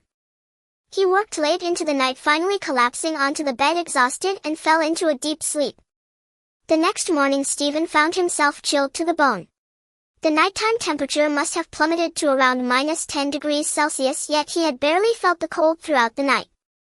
This change alarmed Stephen. "My sensitivity to temperature is already diminishing." He then picked up his breakfast, sniffed it first, then took a bite. "My sense of smell and taste are fading too." Stephen mused that if he failed this time, he might as well head to the Arctic or Antarctica to build an ice throne and play there.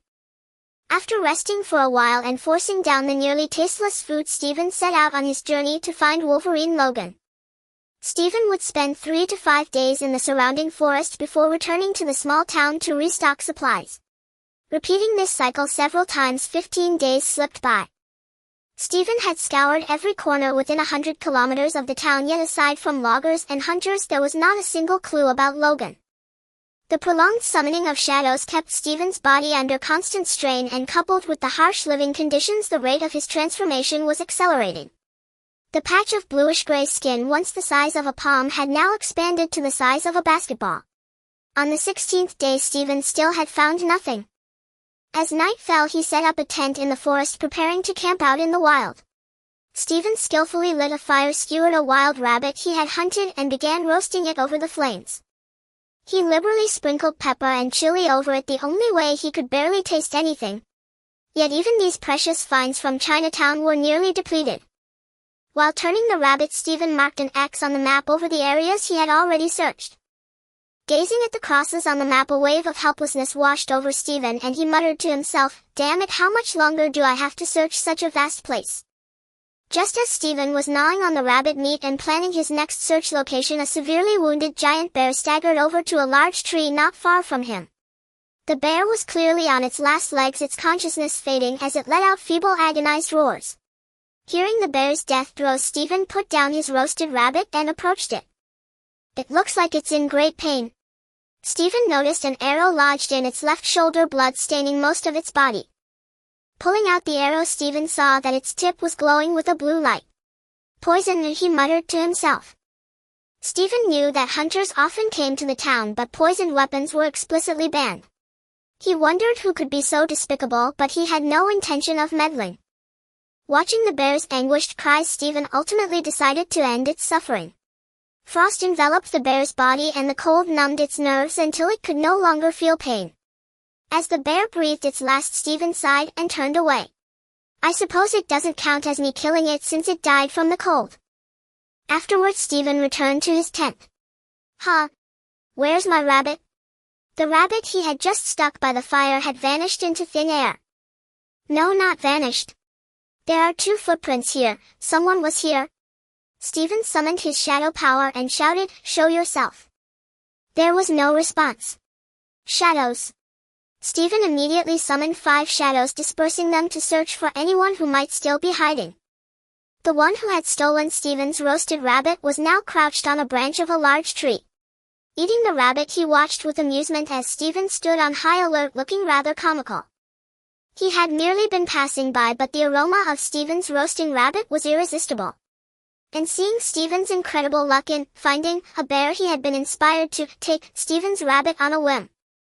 When Stephen activated his shadow power, the man in the tree suddenly felt a repulsive aura emanating from the surroundings. As Stephen sent a shadow past that very tree, rage overwhelmed his senses. Roar!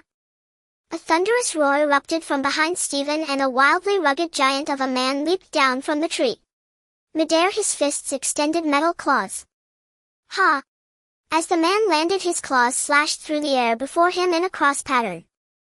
Stephen's eyes widened in shock, first because he had finally found his target, and second because this man named Logan could actually sense the location of the shadows. Though shadows were immune to physical attacks, the ability to sense them was truly terrifying. Stephen watched the frenzied Wolverine slashing and stabbing at his shadows. Deciding it was best to de-escalate since he needed Logan's help, Stephen quickly dismissed the shadows and dispersed the shadow energy within his body. With the source of irritation gone, Logan's fury gradually subsided. Looking at Stephen not far away, he felt a twinge of embarrassment. Recalling his earlier flurry of attacks on thin air, the usually tough Wolverine wore a rare, awkward expression. Did you see anything in front of me just now?" "Something." "What something?" "You probably saw a ghost shadow," Stephen quipped inwardly. Seeing that Logan seemed to have calmed down, Stephen waved at him. "Hey buddy, if you'd like I can treat you to another roasted rabbit." Logan scratched his bearded chin sheepishly and walked towards Stephen. But as he came within 5 meters, the maddening sensation returned. "Gore!" Logan growled low in his throat. "Easy, I mean no harm." Stephen gestured downward, repeatedly signaling Logan to relax. Logan stepped back and the instinctive reaction subsided. He asked Stephen in confusion, "Buddy, you look like you'd go down with one punch, so why do you feel so dangerous to me?" In a direct confrontation, 100 Stevens wouldn't stand a chance against Wolverine. But if Logan fought the heroes Stephen summoned, the outcome would likely be Logan being taken down. Stephen realized that the shadow energy he had unconsciously emitted must have triggered Logan's beastly instincts. He deliberately restrained all the shadow energy back into his body. After confirming that no shadow energy remained around him, Stephen spoke again. "All right, buddy, you can come over now." Logan tentatively stepped forward. When he reached the spot where the sensation had vanished, he found it was indeed gone, and only then did he slowly approach Stephen. Stopping about 2 meters before Stephen, Logan asked, "You don't look like a hunter. Who are you really?" Stephen didn't know how to answer. Could he just say, "I came to find you. I want your genes"? Normal people wouldn't take kindly to someone approaching them with ulterior motives, let alone Wolverine Logan, and especially when what he wanted was his genes. Stephen had no choice but to bring up Professor Charles Xavier first, since he was also looking for Logan and made for a convenient scapegoat. So Stephen said to Logan, "Professor Charles Xavier sent me to find you. He wants to invite you to join the academy. I've been searching for you for a long time." Sure enough, upon hearing that Stephen was specifically looking for him, Logan warily stepped back half a pace and assumed a defensive stance. "Professor Charles Xavier? I don't recall knowing anyone by that name," Logan replied. Stephen suddenly remembered the evaluation report on Logan that the professor had given him, and he was glad he had taken it and kept it on his person. So Stephen said to Logan, "Wait, I have the professor's evaluation report on you right here. In fact, the professor is assembling the X-Men to maintain social stability and protect the school's safety. You are an indispensable piece in his plan." Stephen ducked into his tent, rummaged out the report on Wolverine, and when he spotted another report, he took that one out as well. Then Stephen handed both reports to Logan. Logan took them, his gaze shifting back and forth between the covers of the two reports and Stephen's face. In the end, he opened Victor's report first. "Hey, what the hell is this crap? How is Victor better than me? And it says he's better than me in every way. I could beat the crap out of him, you know. By the way, who the hell is Sabretooth Victor?" Seeing that the report stated Victor surpassed him in strength, speed, observation, and perception, Logan was indignant. So the guy's memory still hadn't returned. "Sabretooth is the guy who's been hunting you. Come on, if it weren't for the adamantium, you've never beaten him," Stephen teased. Logan, a straightforward man, didn't get angry at the jab, but instead burst into laughter. "I don't remember anyway, but now I'll take him on every time I see him. I can beat the crap out of him." After reading both reports, Logan finally believed Stephen. He actively invited Stephen to sit by the fire and said, "Buddy, that rabbit you roasted was delicious. I saw you brought a bear. How about we roast that too?" Stephen took out the poisoned arrow from nearby, handed it to Logan, and said, "Too bad those hunters used poisoned arrows. It's inedible." Logan picked up the arrow, a flicker of coldness in his eyes. He had no objection to hunting, but the use of poison rubbed him the wrong way. Stephen pulled a few more rabbits from the tent and said, "If you don't mind, could you help me clean the skin and guts?" Logan was overjoyed and scampered off to the river with the rabbits to clean them. At Xavier's school for gifted youngsters, in the professor's office, Coulson, holding his ever-present briefcase, stood before the professor's desk. The professor asked Coulson uncertainly, "If Stephen finds out we conspired to trick him, do you think he'll lose all trust in us?" Coulson replied with great confidence, "I don't think so. Sending him after Logan was just a test. If he passes and earns enough merit for S.H.I.E.L.D. In short, as long as he can resist the temptation of genetic fusion, I can convince the director to give him that thing from S.H.I.E.L.D.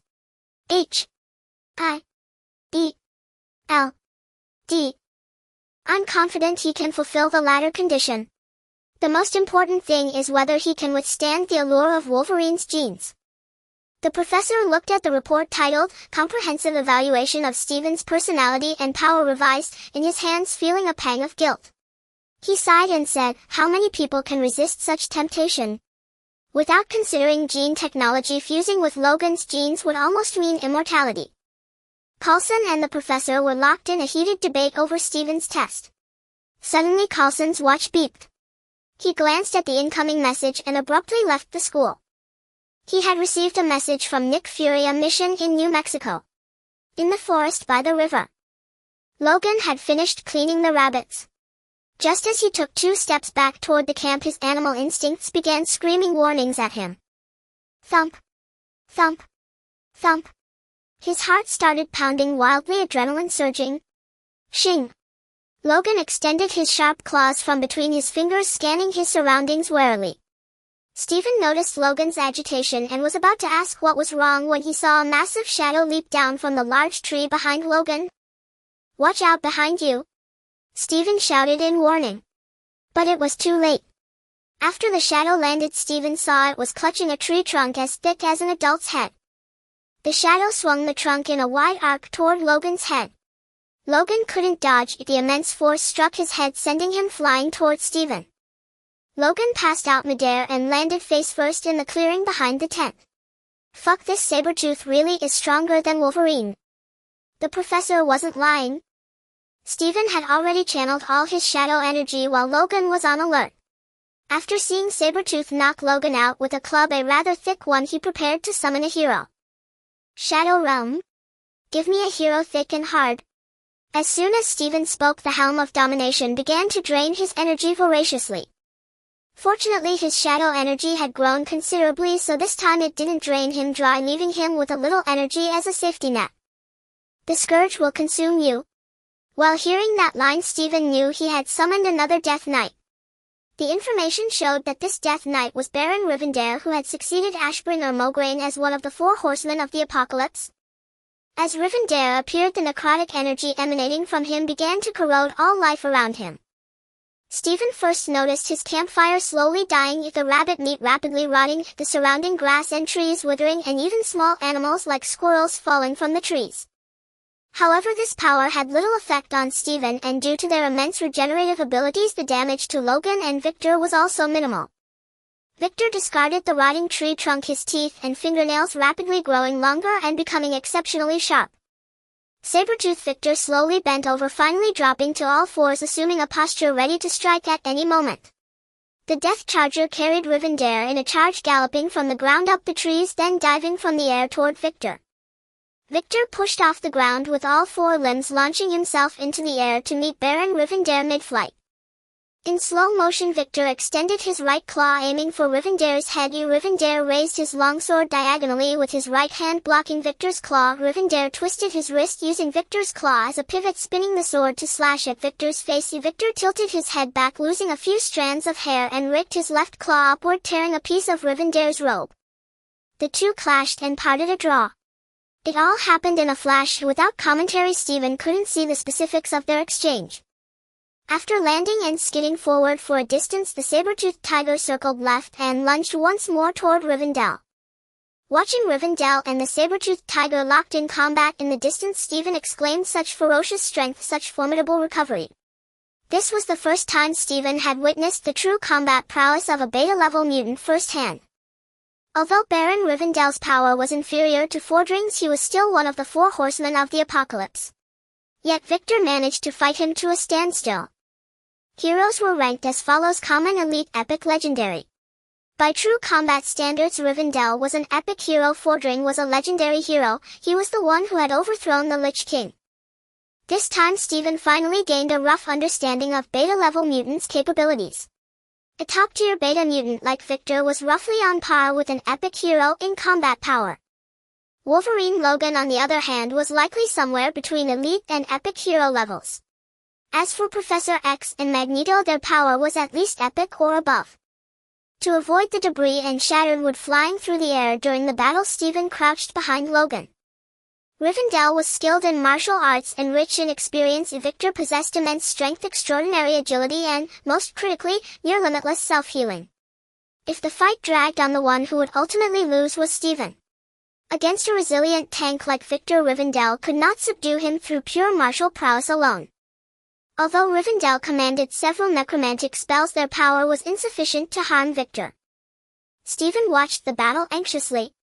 He wanted to help, but given his reaction speed, even if he cast magic, he might not land a hit on Victor. The battlefield shifted in an instant. While Stephen was still pondering how to break the deadlock, an unexpected turn occurred. Rivendell seized a flaw in Victor's defense. His long sword pierced accurately and ruthlessly into Victor's left chest. However, Victor's left hand clenched tightly around the blade. Necrotic force surged through the sword into Victor's body. The sinister energy rampaged within him, even suppressing his healing speed. Black blood began to ooze from the wound. Despite his severe injury, Victor raised his right claw and slammed it down toward Rivendell's head. At the critical moment, Rivendell dodged, but the blow struck his left shoulder. With a deafening crash, the long sword was yanked from Victor's chest. Victor clutched his wound, spat out a mouthful of black blood, and bared a savage grin. Rivendell, along with his horse, was slammed into the ground with the force of a train collision. The death steed's leg bones shattered and half of Rivendell's body was obliterated, leaving him in a wretched state. Seeing the dire situation, Stephen acted swiftly. Death coil. Gathering the last remnants of shadow energy, he fired a death coil toward Victor, who had just landed. The shadow energy transformed into sinister necrotic force, forming a skull wreathed in dark green light as it flew toward Victor. Just as the death coil was about to strike Victor, he seemed to have eyes in the back of his head. He rolled sideways, evading Stephen's magical attack. After 2.5 rolls, Victor rose and turned to see who had ambushed him. Then his gaze fell on the person beside the attacker. That was his current target, his pitiful brother Logan, though he no longer remembered him. He was simply following Magneto's orders to capture Logan. As Victor lunged toward Stephen, Stephen revealed a cunning smirk. In truth, along the trajectory of the death coil lay the half-crippled Death Knight Rivendell. The death coil skill not only inflicted massive damage on the living but also provided immense restorative energy to the undead. Receiving Stephen's life-giving poison, Rivendell and his steed instantly recovered to their peak condition. Just as Victor leaped toward Stephen, Rivendell's charge arrived. Victor was struck from behind by Rivendell, and the momentum carried them hurtling toward Stephen and Logan. As they were about to reach Stephen, Stephen stomped hard on Logan's hand. Logan awoke. The moment he opened his eyes, he saw Victor flying toward him. Coupled with the thick, nauseating presence of necrotic and shadow energy, Logan's rage and combat power exploded instantly. Arg! 6 sharp blades extended from Logan's hands, and with a furious roar he plunged them deep into Victor's abdomen. After stomping on Logan, Stephen rolled aside. Rising to one knee, he witnessed the spectacular scene before him. Rivendell's longsword and Logan's claws had impaled Victor from both sides, suspending him in midair. Ow! Though Victor could heal, the pain was excruciating. His agonized screams echoed throughout the forest. Seizing the moment when Victor was incapacitated, Rivendell conjured another sword from necrotic energy. Just as Rivendell raised his blade to sever Victor's head, Wolverine Logan inexplicably retracted his claws and blocked Rivendell's strike. The sudden move stunned both Rivendell and Logan. In that brief hesitation, Victor kicked out, pushing Logan and Rivendell back, and with his severely wounded body vanished into the forest in a few leaps.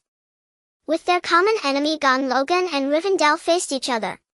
Logan lowered his body, a threatening growl rumbling in his throat. Roar! Logan lunged at Rivendell, but his furious charge meant nothing. Stephen had already recalled Baron Rivendell. Logan, losing his target, shook his dizzy head in confusion. Stephen felt that being around Logan was genuinely dangerous. At any moment the guy might go berserk and sink his claws into him. Good thing I'm not sharing a bed with him, Stephen thought with relief. Logan retracted his claws, approached Stephen, and asked, "What just happened to me? I thought I saw the guy who's been chasing me and some being radiating evil energy. But in a blink they were gone." So the guy had been fighting as if in a trance, couldn't even tell if his opponent was real. Stephen reached out and felt around Logan's head. "Brother, your memory is a mess, and your mind seems messed up too. Get lost, your mind is the problem." Logan slapped away Stephen's meddling hand. Returning to the campsite, he picked up the rabbit, now just a skeleton with blackened bones, and grew even more bewildered. Throwing away the rabbit, Logan looked around and noticed the surrounding vegetation had withered. He said to Stephen, "Buddy, that fight was real, wasn't it?" Stephen was packing up in the tent. Hearing Logan's question, he poked his head out and replied, "Yes, but you were sent flying over 20 meters by the saber-toothed tiger at the start, landed face first and passed out. Stephen looked at Logan's dazed and confused expression and a surge of anger washed over him. He roared at Logan, right at the last moment when my buddy was about to take down Sabretooth, you suddenly blocked his attack. Not only did you let Sabretooth escape, but you even tried to fight my buddy? Can't you tell who's on your side, huh? Logan slapped his still throbbing head with both hands and replied, oh, how was I supposed to know? I just had my bell rung, didn't I? Besides, the aura of that friend of yours was too sinister, I couldn't help but want to take him down. Stephen lightly kicked Logan on the shin and said, you sure have a thick hide. Only someone who can plow a furrow in the ground with his face could be so extraordinary. Having said that, Stephen brushed the stinking rotten leaves off his clothes and headed toward the tent. Ignoring Stephen's jab, Logan asked curiously, what are you going to do? Stephen ducked into the tent and emerged shortly after, a large backpack slung over his shoulders. He walked over to Logan and said, what else? We're heading back to town together. Why would I go back with you? Logan asked, bewildered. Huh? Aren't you tempted by the professor's proposal? Stephen replied, equally puzzled. Logan got up and stood before Stephen. You just saved my life, so I'll trust you for now, but I don't trust this professor you keep talking about. I'll go back to town with you, but I won't go see this so-called professor. Seeing Stephen staring at him, Logan felt a bit embarrassed and added, he'll buy you a drink. You seem to know a thing or two about my past, we can have a good chat. Logan flashed what he thought was a sunny smile at Stephen. I can't drink, so how about you treat me to a meal instead? Stephen naturally wouldn't refuse the Wolverine's invitation. He agreed readily, and the two of them set off towards the town. All the way, Stephen mulled over how to get Logan to agree to see the professor and ideally to willingly hand over his genetic material. Call him daddy? Definitely not. Triforce? That probably won't work either, the guy's got insane regenerative powers. And even if I could tie him up and drag him back, the professor probably wouldn't take his genes against his will and give them to me. Seeing Stephen struggling with his heavy pack, Logan grabbed the backpack and slung it over his own shoulder. Pinching Stephen's almost fleshless arm, he said, kid, you're too skinny. You need to eat more and work out. Snapped out of his thoughts by Logan's words, Stephen replied, oh, I actually eat quite a lot. Logan shot Stephen a sidelong glance, remembering the single rabbit leg Stephen had eaten during their camping trip, and a smile that said, yeah right, played on his lips. But soon Logan realized Stephen's claim of eating quite a lot wasn't an excuse. When Logan had emptied every last cent from his pockets and still could only pay half the bill, he finally understood that Stephen meant every damn word. FKYOU, Stephen. Quite a lot. You just ate 5 times what I do. Broke, you've eaten every penny I had. You're on your own now. Logan said, being utterly straightforward. Stephen sneered, you're such a pauper. Despite his contempt for Logan's poverty, Stephen paid the rest of the bill after the meal. After all, since receiving his payment from S.H.I.E.L.D.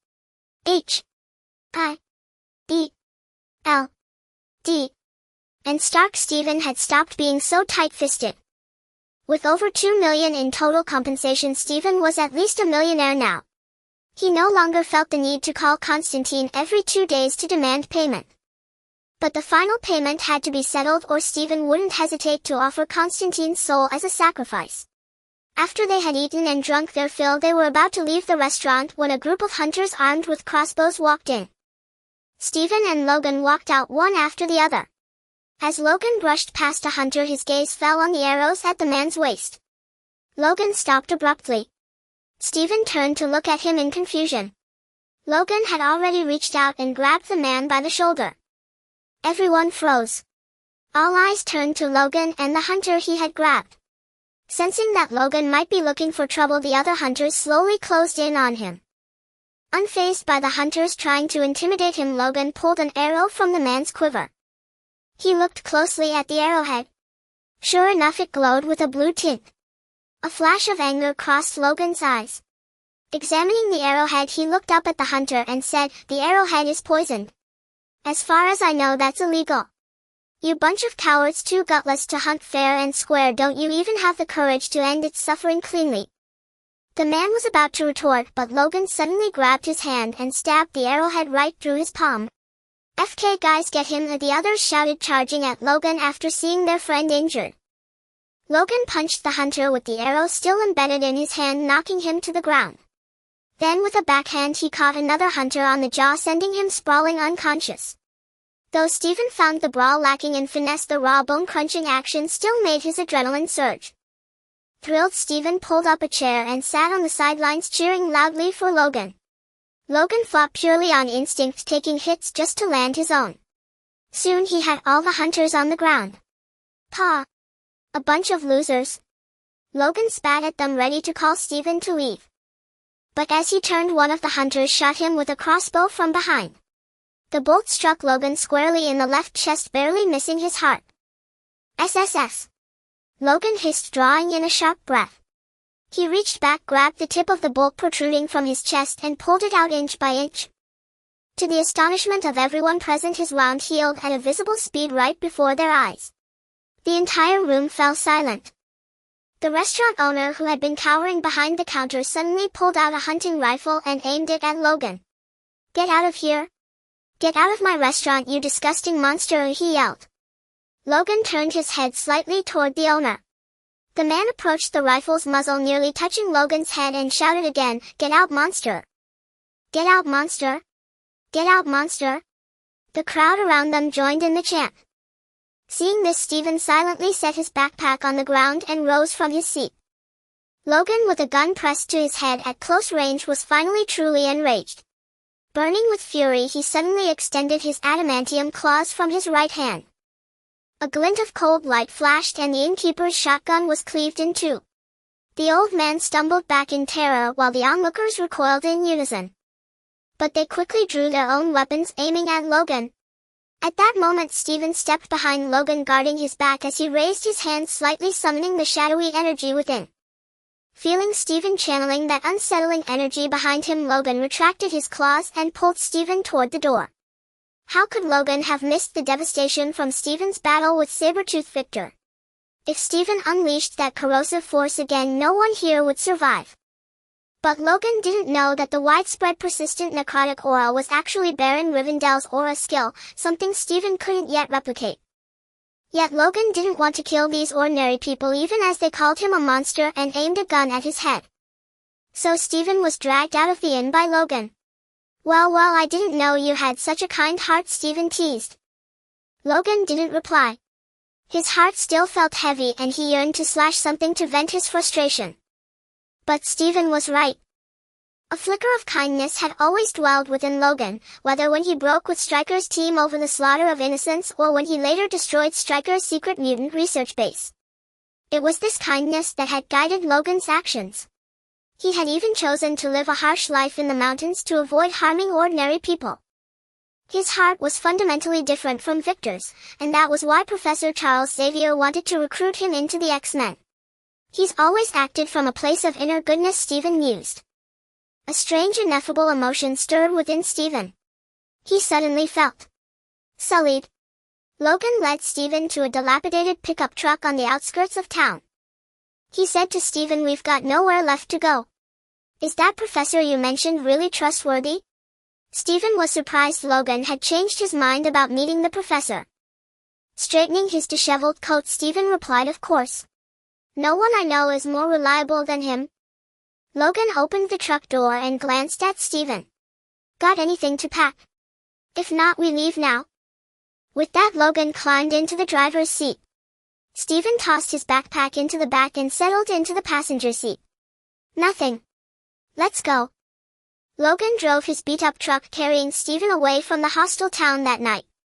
Half a month had passed since Stephen first arrived. Following Stephen's directions, they traveled all night to the place with the airstrip. Stephen contacted Stark to send his private jet again. Seeing this lavish treatment, Wolverine felt like he had boarded a pirate ship. On the plane, Logan, sinking into a plush sofa, downed a glass of wine worth over $100,000. "Buddy, I agreed to meet your professor because you came to me. So what's your real purpose?" Stephen hadn't expected Logan to see through him, but now he hesitated. He knew Logan had been captured and experimented on multiple times, nearly dissected.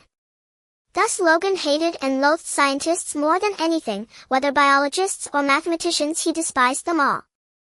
After spending time together, Stephen realized Logan was a genuinely good man and a trustworthy friend. If Logan accepted you, you could entrust him with your back. Stephen hesitated, unsure whether to reveal his true intention. Would Logan misunderstand him if he spoke out? After a long pause, Stephen decided to be honest, but he wouldn't force Logan. Buddy, you're a great friend. Besides the professor's invitation, I came for my own reasons. Logan sat up, smirking knowingly. Stephen took off his jacket and shirt. Hey Stephen, I'm not into men. Logan leaned back.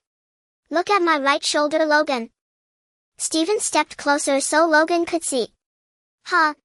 Logan noticed the ashen skin on Stephen's shoulder and even poked it. Why does it feel like dead skin? Some kind of disease? Stephen dressed and sat back. It's from my power. It's slowly turning me into an undead. Sounds sinister. But power itself isn't scary, it's the one who wields it. If you're righteous, any power is fine. Logan surprised Stephen with his philosophical remark. Logan continued, so how can I help?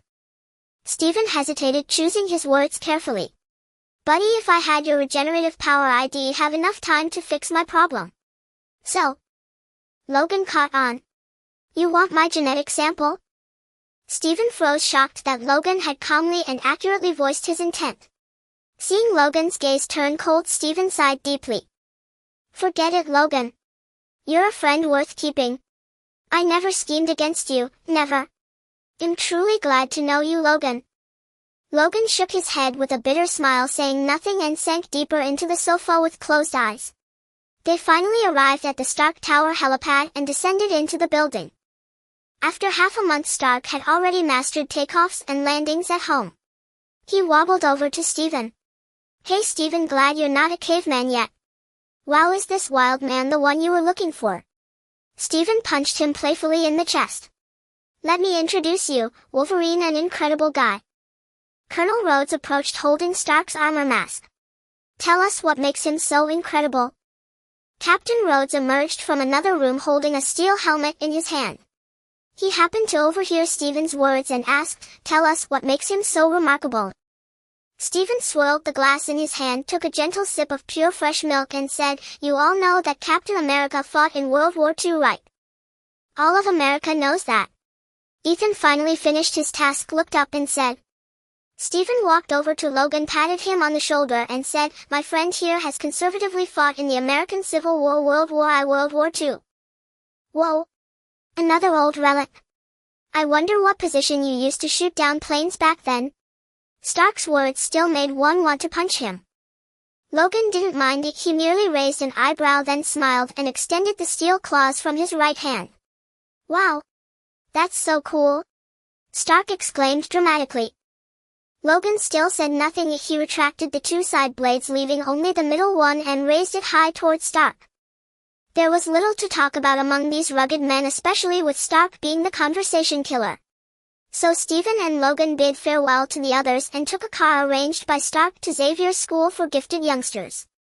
Upon entering the school, Logan felt as if he had arrived in Eden. Mutants are everywhere here without discrimination or oppression. They seem to live happily. Logan muttered to himself. Welcome, Logan. A voice suddenly echoed in Logan's mind. Logan's mental world was invaded. The voice stirred him, quickening his breath as he looked around and shouted, Who? Come out. Seeing Logan's agitation, Stephen guessed that the professor had greeted him telepathically. He explained to Logan, Buddy, relax. Is the professor greeting you? Huff. Huff. Huff. Logan, with adrenaline surging, gasped heavily under Stephen's reassurance and gradually calmed down. Having someone directly enter his mental world was unprecedented for Logan, except for that old man who could control metal. Seeing Logan calm, Stephen led him to the professor's office. As they walked down the corridor outside, Beast Hank was just exiting the professor's office. Hank and the two walked toward each other. When Logan and Hank passed by, both involuntarily turned their heads and exchanged an extra glance. Tough. Hank commented on Logan. Big. Logan commented on Hank. The two beasts passed by, and in the exchange of glances a hint of mutual admiration and camaraderie arose between them. The office door was open so Stephen and Logan entered directly. The professor looked at them and said, "Welcome, Logan. I've been looking for you for a long time. From now on you can stay here safely. At least here you don't have to worry about hurting others or encountering Magneto again." Logan glanced at Stephen then said to the professor, "I can join your X-Men and I can also help Stephen." The professor paused for a few seconds, not expecting Stephen to have truly convinced Logan. But Stephen also hadn't anticipated that Logan would ultimately choose to help him. The professor wanted to confirm with Logan again, but Stephen spoke first. "Logan, are you helping me to repay a favor?" "Yes, consider it payment for helping me escape my wandering life. You said you're the boss of a security company, right?" Stephen walked over to Logan, brushed aside his bangs, and examined him closely. Suddenly Stephen burst into laughter and said to Logan, "I'm sorry, Mr. Logan, but I do not accept this payment. Rather than gambling your favor on an uncertain gene fusion experiment, I'd rather keep a foolish friend like you to watch my back." Logan looked at Stephen in disbelief, his astonished face slowly shifting to relief and admiration. "All right, forget bullets. They'll even block a nuclear bomb for you." Logan laughed as well. Watching this dramatic scene, the professor couldn't help but raise his estimation of both Stephen and Logan. The professor said, "Logan, we are the X-Men. Since you've agreed to join, why don't you go with Storm and Cyclops to familiarize yourself with our living and training environment?" As soon as the professor finished, the office door opened. Storm and Cyclops entered one after another and made a welcoming gesture toward Logan. Logan glanced at Stephen, bumped fists with him with a smile, and then followed the two out.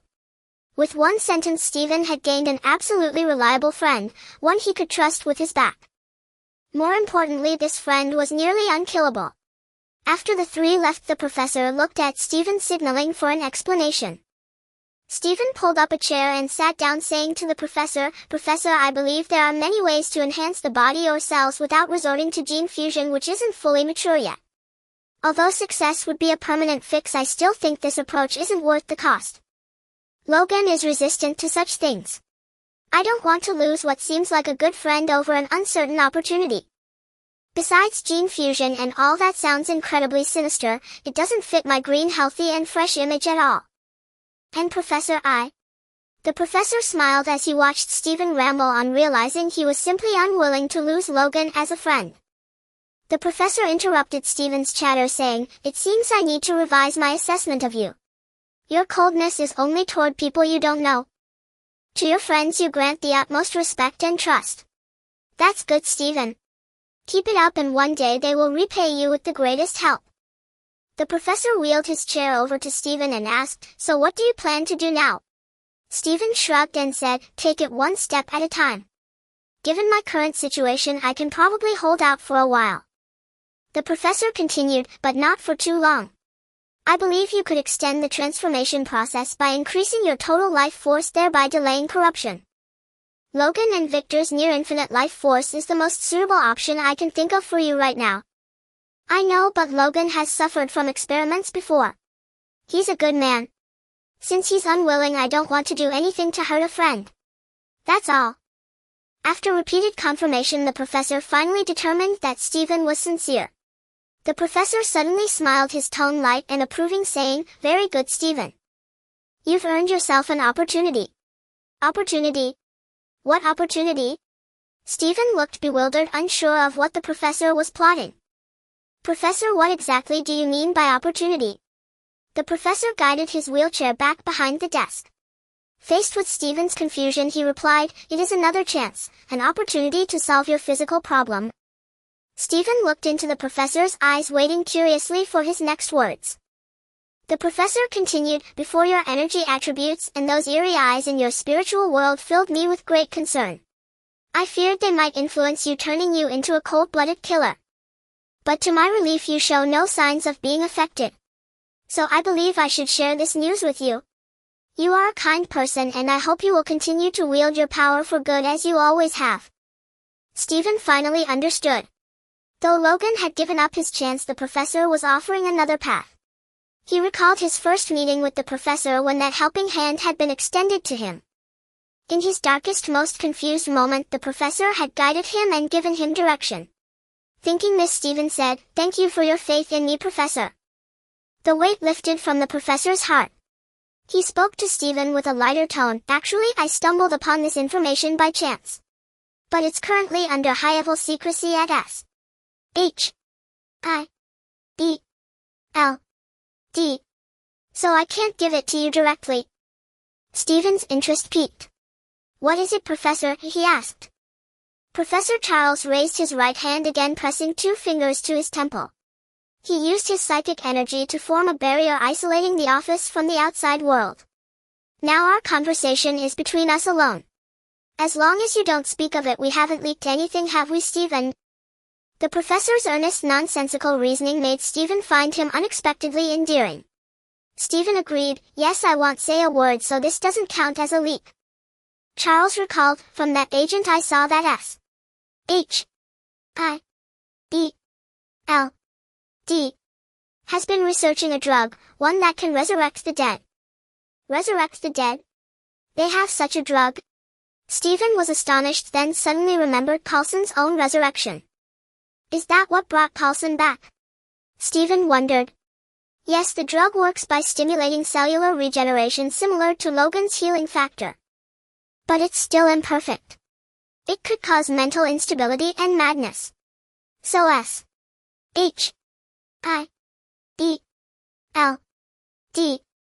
is still researching and refining it. Stephen listened quietly, waiting for the professor to continue. The professor looked at Stephen's right hand, his tone uncertain. "Earlier when I probed your mind, I wanted to check your mental state and see if you could withstand such a psychic shock. But unexpectedly I saw those eyes. So I hesitated. Stephen, do you have any theories about those eyes? I don't know what's happening. Maybe some powerful entity from the world my power connects to sense your mind." Stephen was genuinely clueless, so he made up a plausible excuse.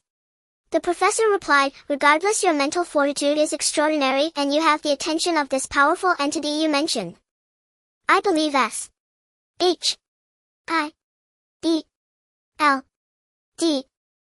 drug would be suitable for you now."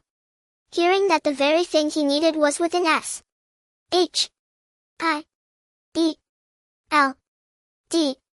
Stephen felt a renewed sense of direction. Though obtaining it from S.H.I.E.L.D.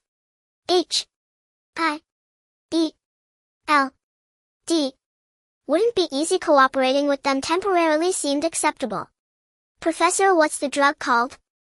Stephen asked, his mood improved. "It's called GH325, a compound derived from an extraterrestrial organism. It's truly precious. So how do I get them to offer it?" The professor spread his hands. "It's not up to me. You'll have to negotiate that with S.H.I.E.L.D.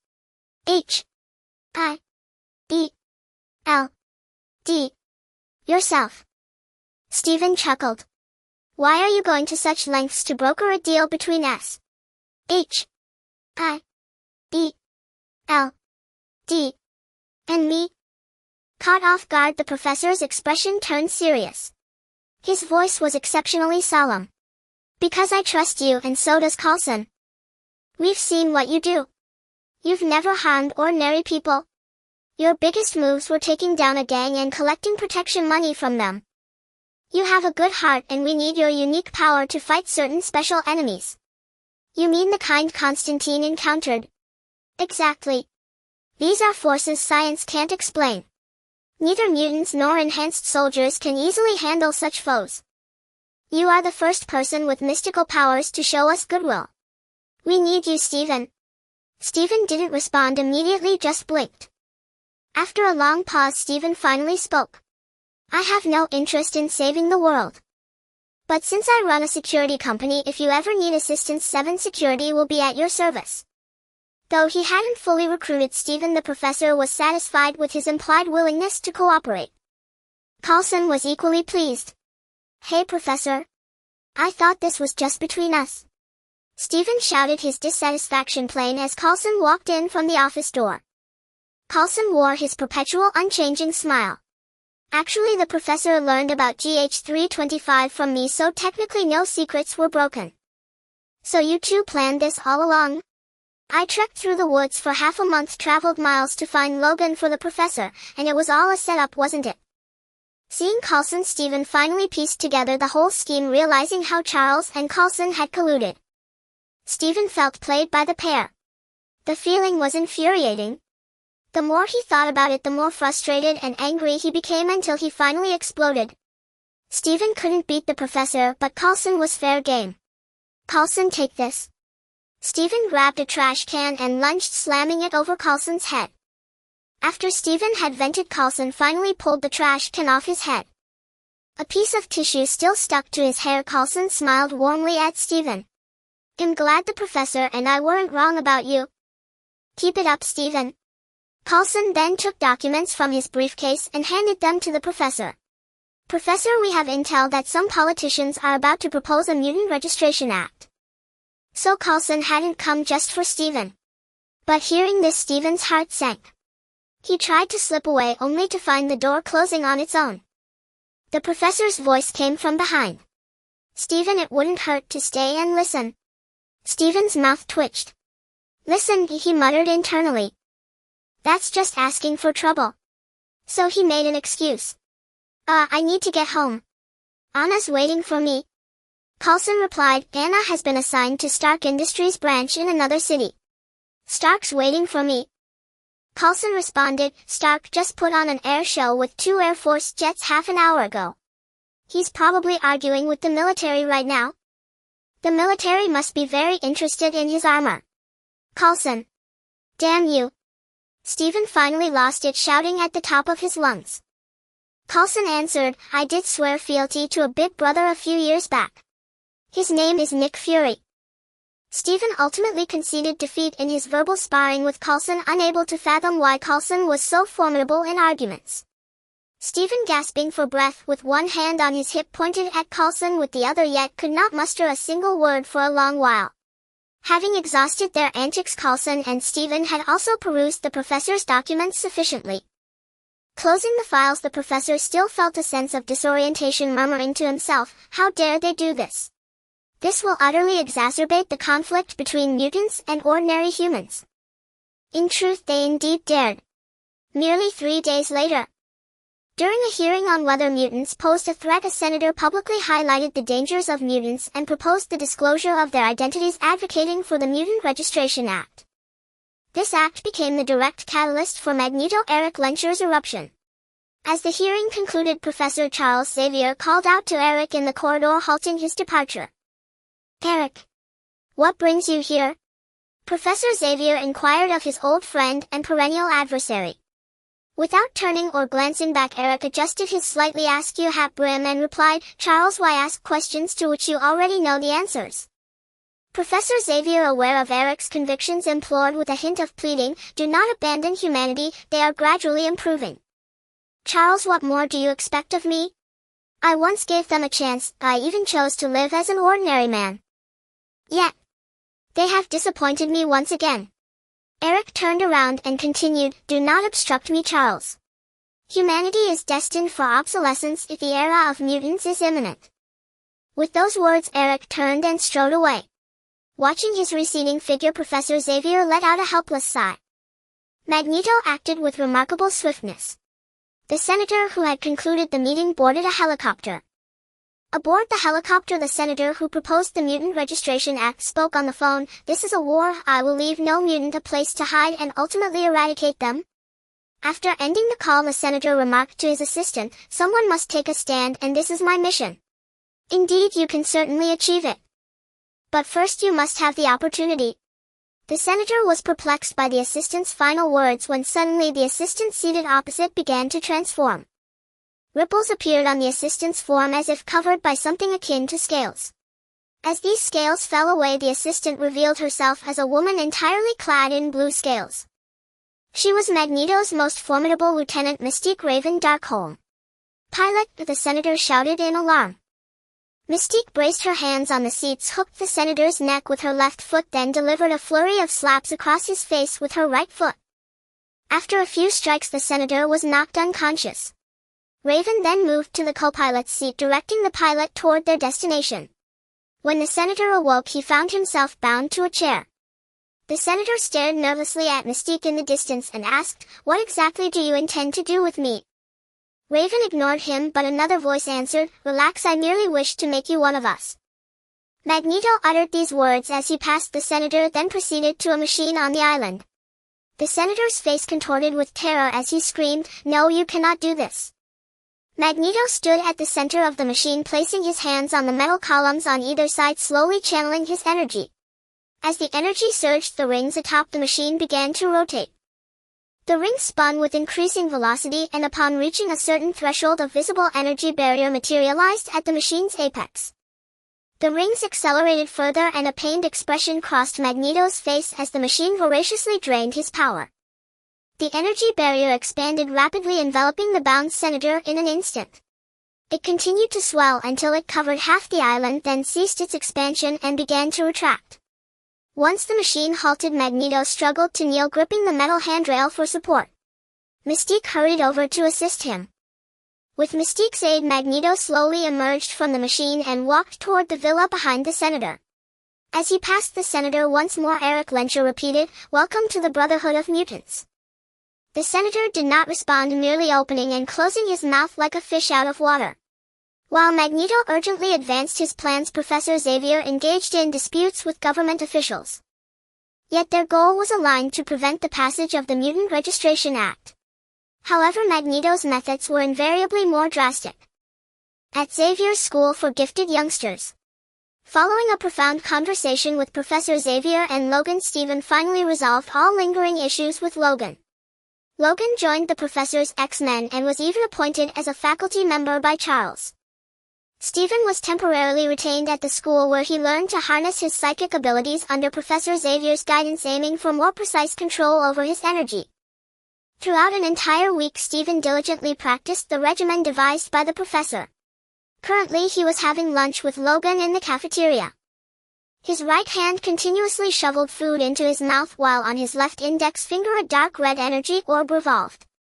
Stephen now finally understood why Kael'thas always had 3 orbs floating above his head. It was not merely for show, but to constantly train his control over psychic power and energy. Through practice, Stephen realized how wasteful he had been before. In other words, he had never possessed any finesse in his actions. Recalling his previous approach of selecting all units and issuing a blanket attack command, he could not help but scorn his former self, labeling it crude and unrefined. After scrutinizing the energy orb on his finger, Stephen turned to find his plate empty. With fluid motion, he filched a chicken leg from Logan's plate, then glanced around cautiously. Seeing no one nearby, Stephen leaned in and asked Logan, "Buddy, I'm really curious, has Professor Xavier lost his marbles?" Why do you say that? The professor is the wisest person I've ever met. Well, in this century. Logan eyed the bare chicken bone that remained of his meal, flipped Stephen the bird, and replied. Stephen swallowed the chicken and said, "Then why would he hire you as a professor? Apart from slashing and stabbing, I really can't see what else you're good at."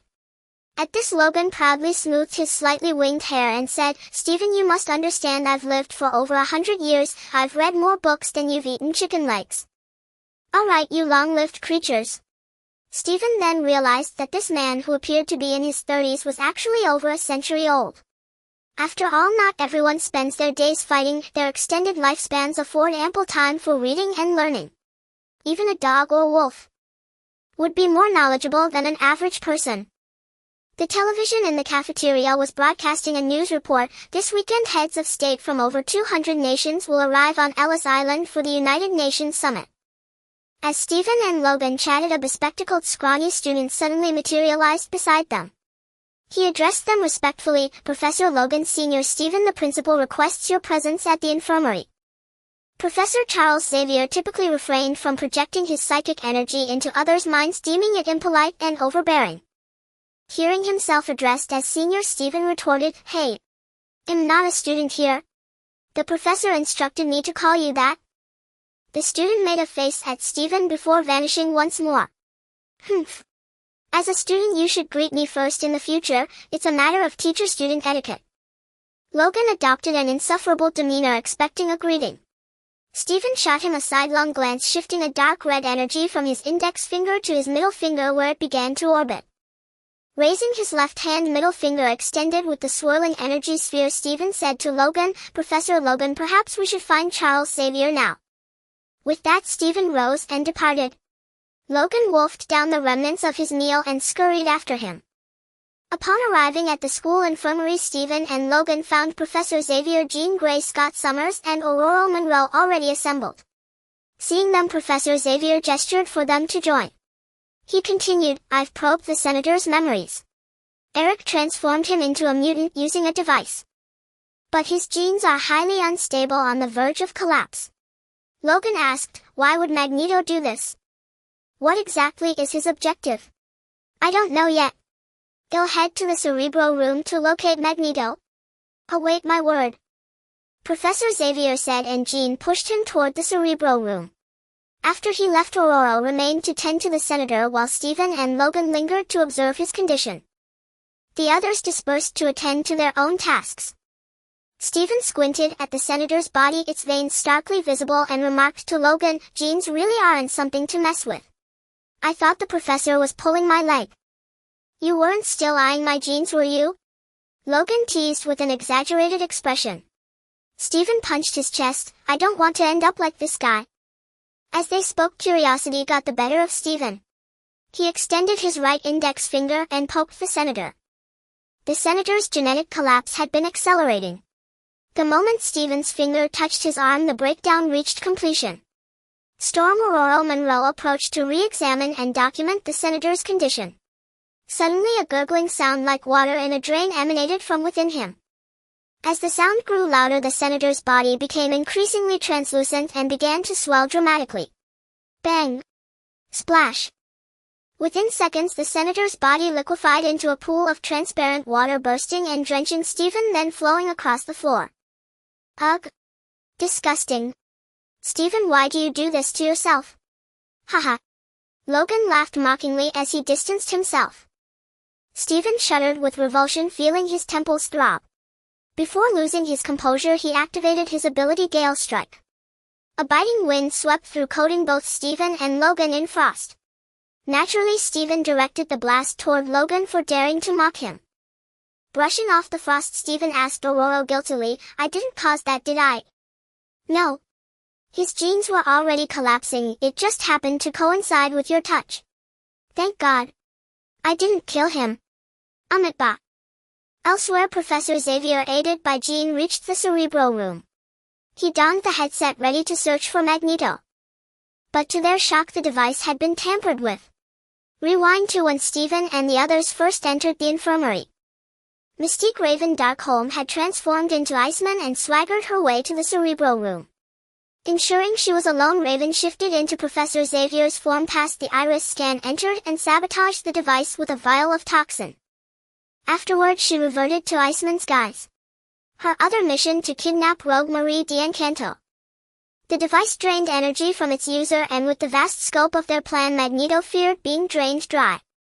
Rogue had the ability to absorb other mutants' powers, so Magneto intended to use her instead. Ravina's Iceman lured Rogue outside the school. Iceman had been pursuing Rogue, so asking her out was routine. She never expected Magneto's interest. Rogue followed Iceman to a secluded park. By the time Jean wheeled Professor Xavier out of the infirmary, Magneto's men had already captured her. Professor Xavier activated the device and began channeling his psychic energy. A scream rang out and he collapsed to the floor. Jean, hearing the cry from outside, opened the door and summoned help to rush him to the infirmary. Professor Xavier had fallen into a deep coma. Stephen watched the professor's pallid, unconscious face. The dark red orb between his fingers spun faster than usual. Logan noticed Stephen's agitation and said, "Easy, pal. He's just unconscious. Whoever did this only wanted to stop him from using Cerebro, not kill him." Stephen took a deep breath, exhaled slowly, and asked, "So what now? Do we stop Magneto for him?" "Of course." The reply came from Cyclope's Scott Summers. He stood at the infirmary door supporting a weakened Jean. As everyone's eyes turned to him, Scott continued, "Jean possesses immense psychic power. She used the repaired Cerebro and located Magneto. Bad news too, they've kidnapped Rogue." Hearing that Magneto's group had not only incapacitated Professor Xavier but also taken Rogue, The sphere in Steven's hand burst from his fury. "Let's move, folks. Time to kick their motherfing asses." Steven was furious, seething with rage. Scott Summers was the X-Men's most natural leader, a role tacitly endorsed by the Professor. Under Scott's command and coordination, the X-Men and Steven boarded a sleek jet and set course for Magneto's location. On the plane, Logan fidgeted with his combat suit, complaining, "Why do I have to wear this? It messes with my senses." Steven immediately retorted, "Would you rather wear a yellow spandex suit?" Logan looked baffled and asked, "Why yellow spandex? And why don't you have to wear a combat suit?" "I'm not an X-Man, why would I put myself through that?" "Ahem." Scott coughed, interrupting their banter. "Get serious. We're about to land." With a violent jolt, the plane finally touched down on the island. As he stepped out, Logan shook his head, gripping the doorframe, and complained to Scott again, "You call this a landing?" "Indeed, but I think failed landing would be more accurate," Steven added. Scott was left speechless. The two had been constantly bickering about everything they found annoying, making Scott want to sew their mouths shut. Magneto and his crew had already landed on Ellis Island. Of course, Magneto noticed the massive steel aircraft descending onto the island. But the preparations were nearly complete, and Magneto would not allow anyone to interfere before the device was operational. After instructing his subordinates, Magneto Eric flew alone to the torch of the Statue of Liberty, where he deployed the device. Stepping off the plane, Scott looked up at the statue and said to the others, "It's in the torch." Scott always had a knack for spotting the key point, earning admiration for his judgment. This further solidified his leadership, especially in Professor Charles' absence. Unlike Magneto, Steven and the others couldn't fly. To reach the torch, they had to enter the building below and climb the internal ladder. Entering the building, Aurora warned, "The security here is tight.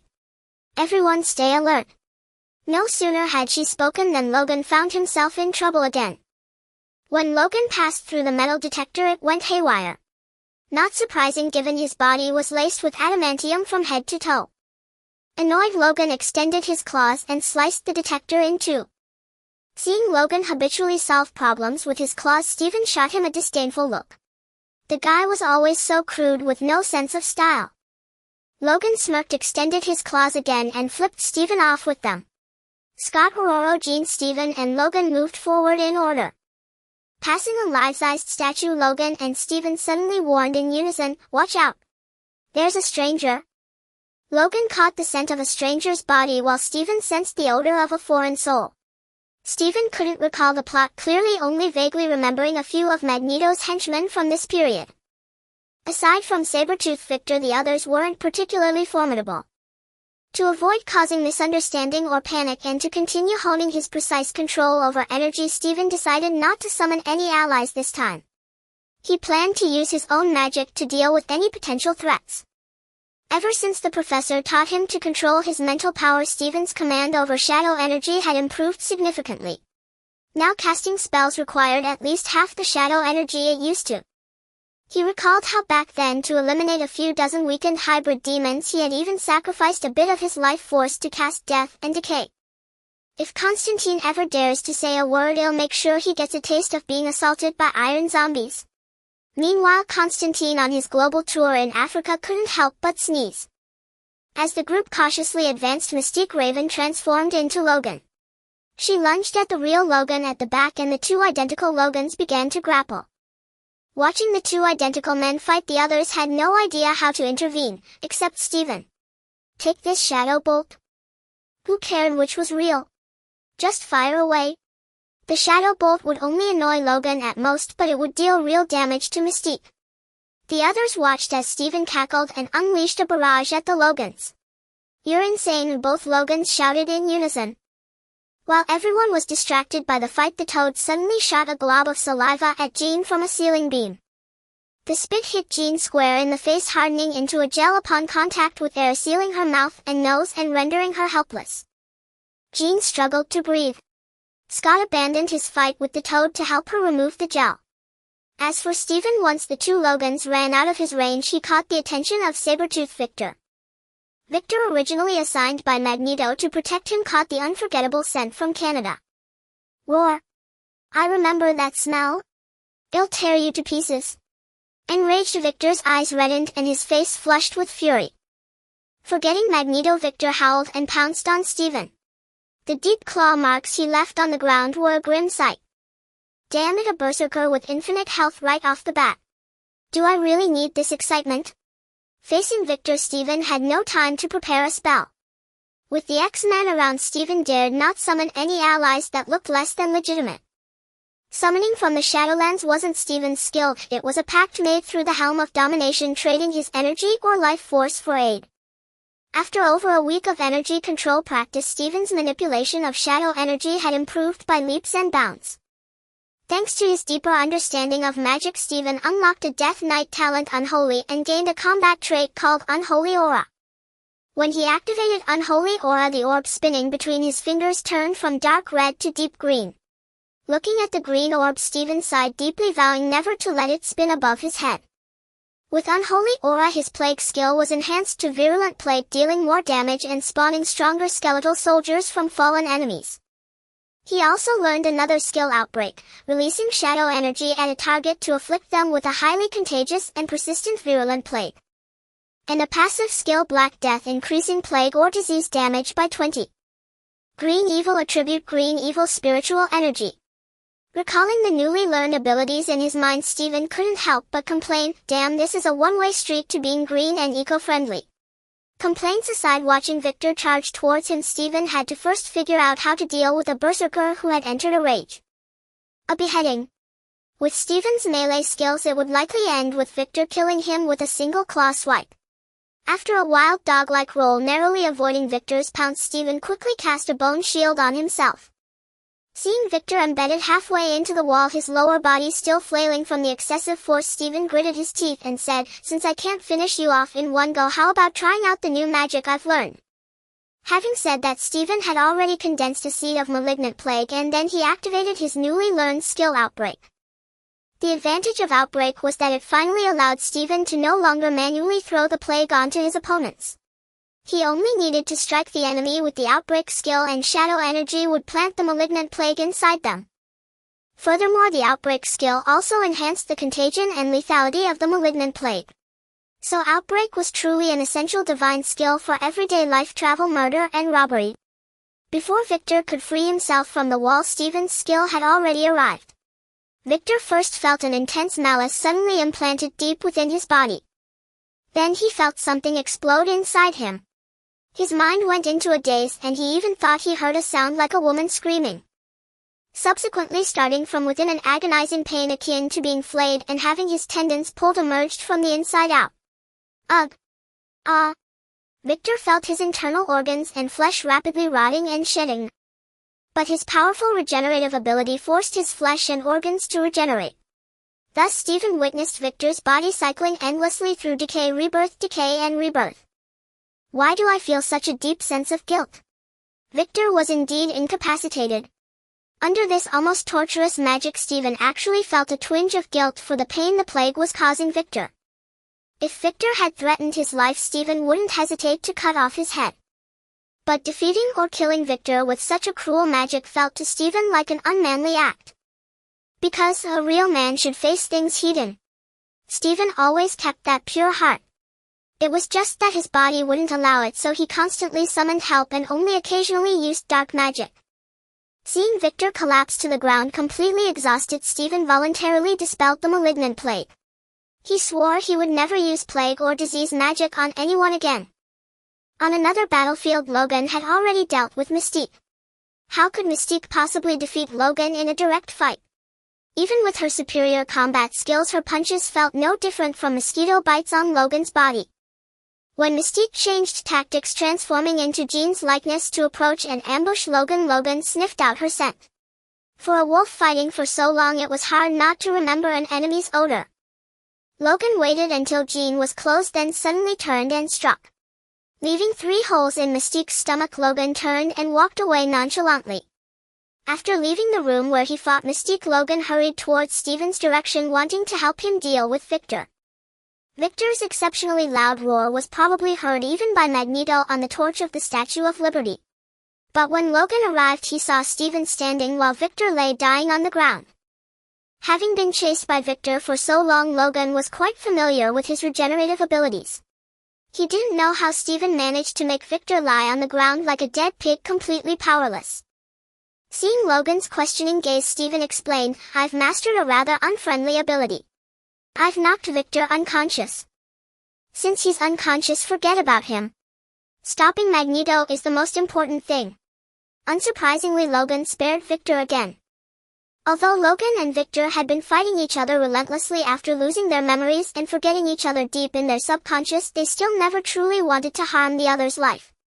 Stephen showed an expression of expectedness and secretly planted a smaller plague seed inside Victor's body. So delicious. Just to prevent this guy from recovering too quickly and jumping out to cause trouble again. When Stephen and Logan arrived at the battlefield between Ororo and Toad, Ororo had already displayed her immense power and was suppressing him. The Storm Goddess abilities even surpassed those of Professor X and Magneto. She and Phoenix were known as Omega level. Ororo controlled a hurricane, blowing Toad out of the building. Toad used his tongue to wrap around a railing, temporarily preventing himself from being blown into the sea.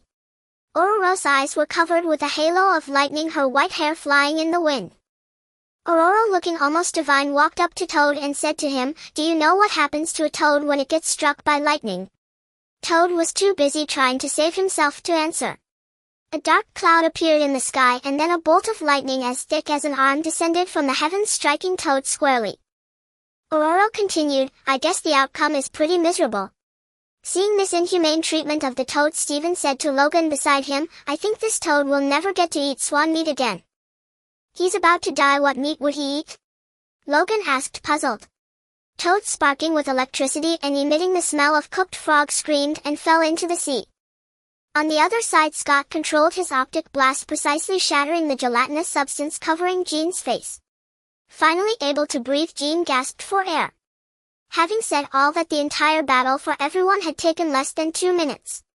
Stephen and Logan regrouped with the others and walked up the stairs towards the statue's head. When they were nearing the head of the statue, Logan suddenly stopped and shouted to everyone, "Everyone get out of here. Danger." "Why?" Scott asked in confusion. "Because I can't move." After Logan struggled to answer, he was suddenly lifted into the air and pinned to the wall by iron bars that flew in afterwards. Magneto flew in from the opening at the top, and with him came more iron bars. The X-Men were helplessly pinned to the wall by the iron bars under Magneto's control. Stephen was not exempt either. He was pinned next to Logan, with Logan's 2 fists pointing directly at Stephen's body. If he popped his claws, Stephen would definitely be pierced with 6 transparent holes. Fortunately, Logan still had some principles. Jean said to Magneto, "We found Senator Kelly. He's dead. Died of genetic collapse." Ororo continued Jean's words, "Magneto, stop this now. You'll kill every ordinary person in New York." Yet Magneto refused to believe them. He approached Ororo and said, "No, they will all become mutants, our brothers. Look at those so-called leaders who control this world. Soon they will all join my cause. Then we mutants shall be the masters of this world. You and I have fought side by side. I invite you to join us, Ororo." "Never." Ororo spat at Magneto with fury. After her refusal, Magneto merely smirked contemptuously. Though Ororo's abilities were formidable, she lacked the mastery to wield them effectively. At present she was even inferior to Victor. "Victor? Where is that rogue?" Magneto finally recalled his bodyguard and most formidable enforcer. "Victor!" Magneto shouted loudly. After 3 calls, Sabretooth Victor staggered out, clutching the wall as he reached the doorway. Magneto frowned at Victor's appearance, clearly exhausted from debauchery, panting as if even climbing stairs was a trial. "Victor, how did you become such a weakling?" Victor braced his left hand on the threshold, his right hand about to point at Stephen, when Stephen silently willed, "Explode." "Ah!" Victor screamed in agony as the terrible pain returned. Yet this time the plague's intensity was lower. Victor felt immense suffering, but his body showed no obvious signs of decay. Victor thrashed wildly in the cramped space until Magneto, nearly fuming with rage, kicked him down the stairs, finally silencing him as he fell unconscious.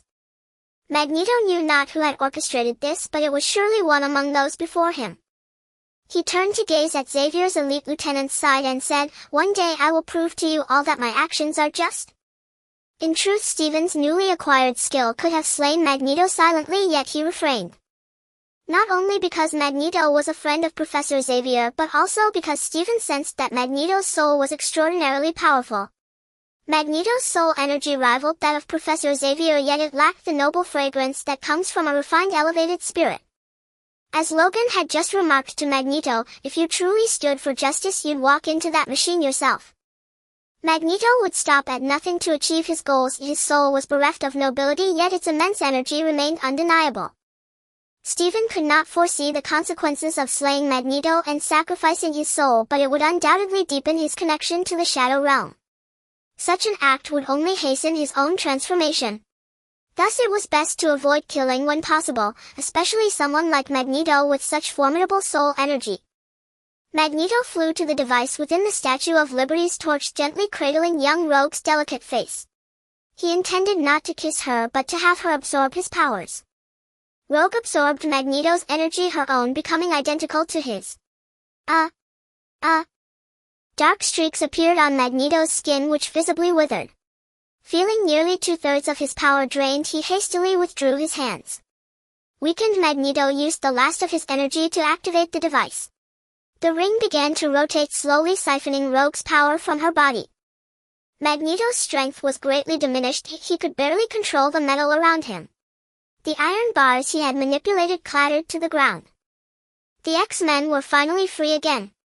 Hearing Rogue's agonized cries, Steven's murderous intent began to rise. Logan, standing beside him, immediately sensed the shift. Logan stepped in front of Steven. "Easy, brother. The professor told me to watch you. You can't kill. You'll save the kid, just stay put." He turned to Aurora. "Aurora, send me up." Aurora summoned a gale, lifting Logan slowly into the sky. Clearly her control was not yet refined, and she could only lift one person at a time. Watching Logan ascend unsteadily, the others couldn't help but worry. By the time Logan reached the torch, the device was operating at full capacity. Scott's hand rested on his visor, ready to support Logan if needed. Rogue had fainted from exhaustion. Her energy was fully drained, and the device was now siphoning her life force. Logan could clearly see Rogue's hair at her temples turning white. Ignoring Magneto, who was still controlling the device, he lunged forward with claws extended. Just as Logan's claws were about to strike the machine, Magneto's power suddenly activated. At full strength, Magneto could send Logan flying with a wave of his hand. But now weakened, he could only barely hold Logan at bay. Seeing the energy barrier rapidly expanding toward the island, Scott turned to his teammates. "Everyone, am about to atta. Shadow Bolt." Before Scott could finish, Steven unleashed a Shadow Bolt at Magneto. "CK." Scott stared at Steven, finishing his sentence in a daze. The Shadow Bolt struck Magneto, and shadow energy ravaged his body, instantly depleting what little power he had left. Scott and Jean stared blankly at Steven. Steven clicked his tongue. "I don't get it. What were you all waiting for?" With Magneto down, Logan was free of all hindrances. He swung his adamantium claws, swiftly severing the device's energy conduits. The machine finally stopped. Logan held the nearly lifeless Rogue, hesitated, and then voluntarily grasped her hand. Rogue's power began automatically absorbing Logan's abilities. Perhaps this was the only way to save her life. When the others reached the torch, they found Logan lying on the ground, covered in massive wounds, unconscious. After a moment's thought, they understood Logan's sacrifice. His act earned the profound respect of the X-Men, who fully embraced this gruff yet warm-hearted wolf. Steven knelt beside Logan, gazing at his wounds. With a hint of resignation, he murmured, "Buddy, if you were undead, I could heal you with Death Coil. But sadly you're not. Anyway, you can't die, right? So just wait and recover slowly." As always, the police arrived late. Scott and Steven bound the temporarily powerless Magneto to the torch's railing before departing with the others. The remaining mess was left for the New York police to handle. Doing good deeds without leaving a name, letting others, such as media reporters, uncover them on their own is the highest realm of showing off. Don't forget, after the X-Men left behind Eric the culprit, Magneto and his mutant transformation device, which was shattered into pieces by Wolverine Logan.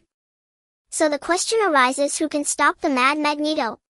Apart from Eric's old rival Professor Charles Xavier, the New York media couldn't think of anyone else capable. Thus Professor Xavier and his X-Men suddenly gained great fame, even temporarily suppressing the public outcry against mutants. Senator Kelly, the proponent of the Mutant Registration Act, had died, so this matter came to a close. However, there were many who supported the act, and it would undoubtedly cause headaches for Professor Xavier in the future. With the mission accomplished, the X-Men were in high spirits. Back at the school, Professor Xavier finally woke up. In the infirmary, Jean gazed at the professor with the tender eyes of a daughter looking at her father. She whispered to him, "I knew you would wake up, Professor. Welcome back." Professor Xavier looked at the gathered X-Men still in their battle suits, which bore traces of smoke and fire. The professor said with relief, "You stopped Eric's scheme, didn't you?" Scott stood with his legs apart, hands folded in front of his abdomen, and replied with a hint of pride, "Yes, Professor, we won a great victory. Under my leadership." Seeing Scott acting like a child showing off good grades to his father, Logan and Stephen, who usually didn't like him, let out a simultaneous "Pfft." Without turning around, Scott raised both hands and flipped off Logan and Stephen, who stood on either side of him. Jean couldn't help but laugh out loud, and soon everyone joined in the laughter. The professor looked at his harmonious disciples, feeling that all his hard work was worthwhile. The future was promising. "Stephen and Logan, stay behind. The rest of you go rest," the professor said to everyone. Logan and Stephen were kept behind as the professor had some words to share with them. Logan's body had mostly recovered on the plane. He approached the professor and helped him into his wheelchair. The professor led Logan and Stephen to the war room, where they looked at the mountain range formed on the sand table. Professor Xavier said to Logan, "We first discovered you in an abandoned military camp in the Rocky Mountains of Canada. I think you can start there to find clues about your past." This was what the professor and Logan had agreed upon. Logan would help the professor stop Magneto's scheme, and in return the professor would reveal clues about Logan's past. Logan had done well, and the professor naturally kept his word. Years ago, Logan lost all his memories after being struck in the head by adamantium. He knew nothing of his past or the meaning of his life. He wandered aimlessly, living a life of chaos. Being hunted, experimented on, and killing became the entirety of his existence. Stephen understood Logan's pain, so he had no intention of stopping him from seeking his past. Stephen walked up to Logan and gave him a manly hug. Then he pulled a handwritten card from his pocket and handed it to Logan, saying, "If you need my help, you can contact me anytime. In an emergency, tear it up, state your name and address, and it'll get to you." Logan glanced at the crooked handwriting, tucked it into his jacket pocket, and said, "Thanks." "Thank you, Stephen. Thank you, brother. Once I find the meaning of my life, it'll come back. Don't miss me too much, ha ha ha." Stephen rolled his eyes, glaring at Logan with a dead fish stare.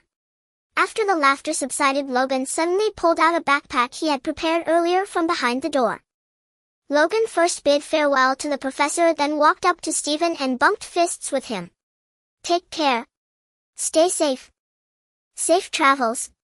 Stephen watched Logan sling the backpack over his shoulder and leave the infirmary, letting out a soft sigh. Logan was a tragic hero. His life had been filled with exploitation, guilt, and confusion. Stephen hoped his presence could bring some positive change to Logan's path. But now it seemed Logan had embarked on his own journey. Professor Xavier noticed Stephen's low spirits and comforted him. "Logan is just leaving for a while. With you here, he'll return eventually."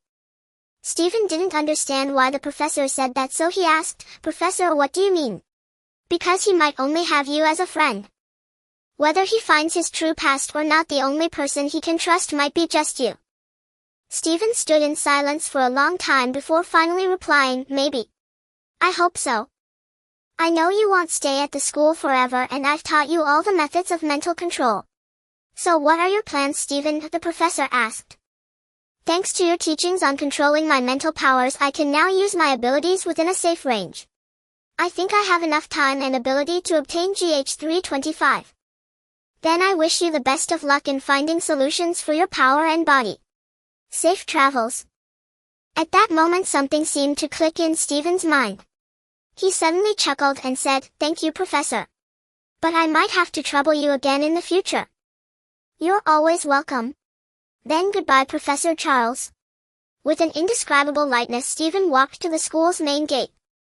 Reflecting on the professor's guidance and the mental control techniques he had imparted, Stephen felt deeply moved. Turning around, he strode out of the school. Indeed, Logan has set off on his path to find himself, and I can't linger on my own path either. Stephen's joyful mood didn't last long. Shortly after leaving the school, he suddenly felt a part of his shadow energy being triggered. That power came from the card I gave out. So far, Stephen had given cards to 4 people, first Constantine, then Blade, Stark, and Logan.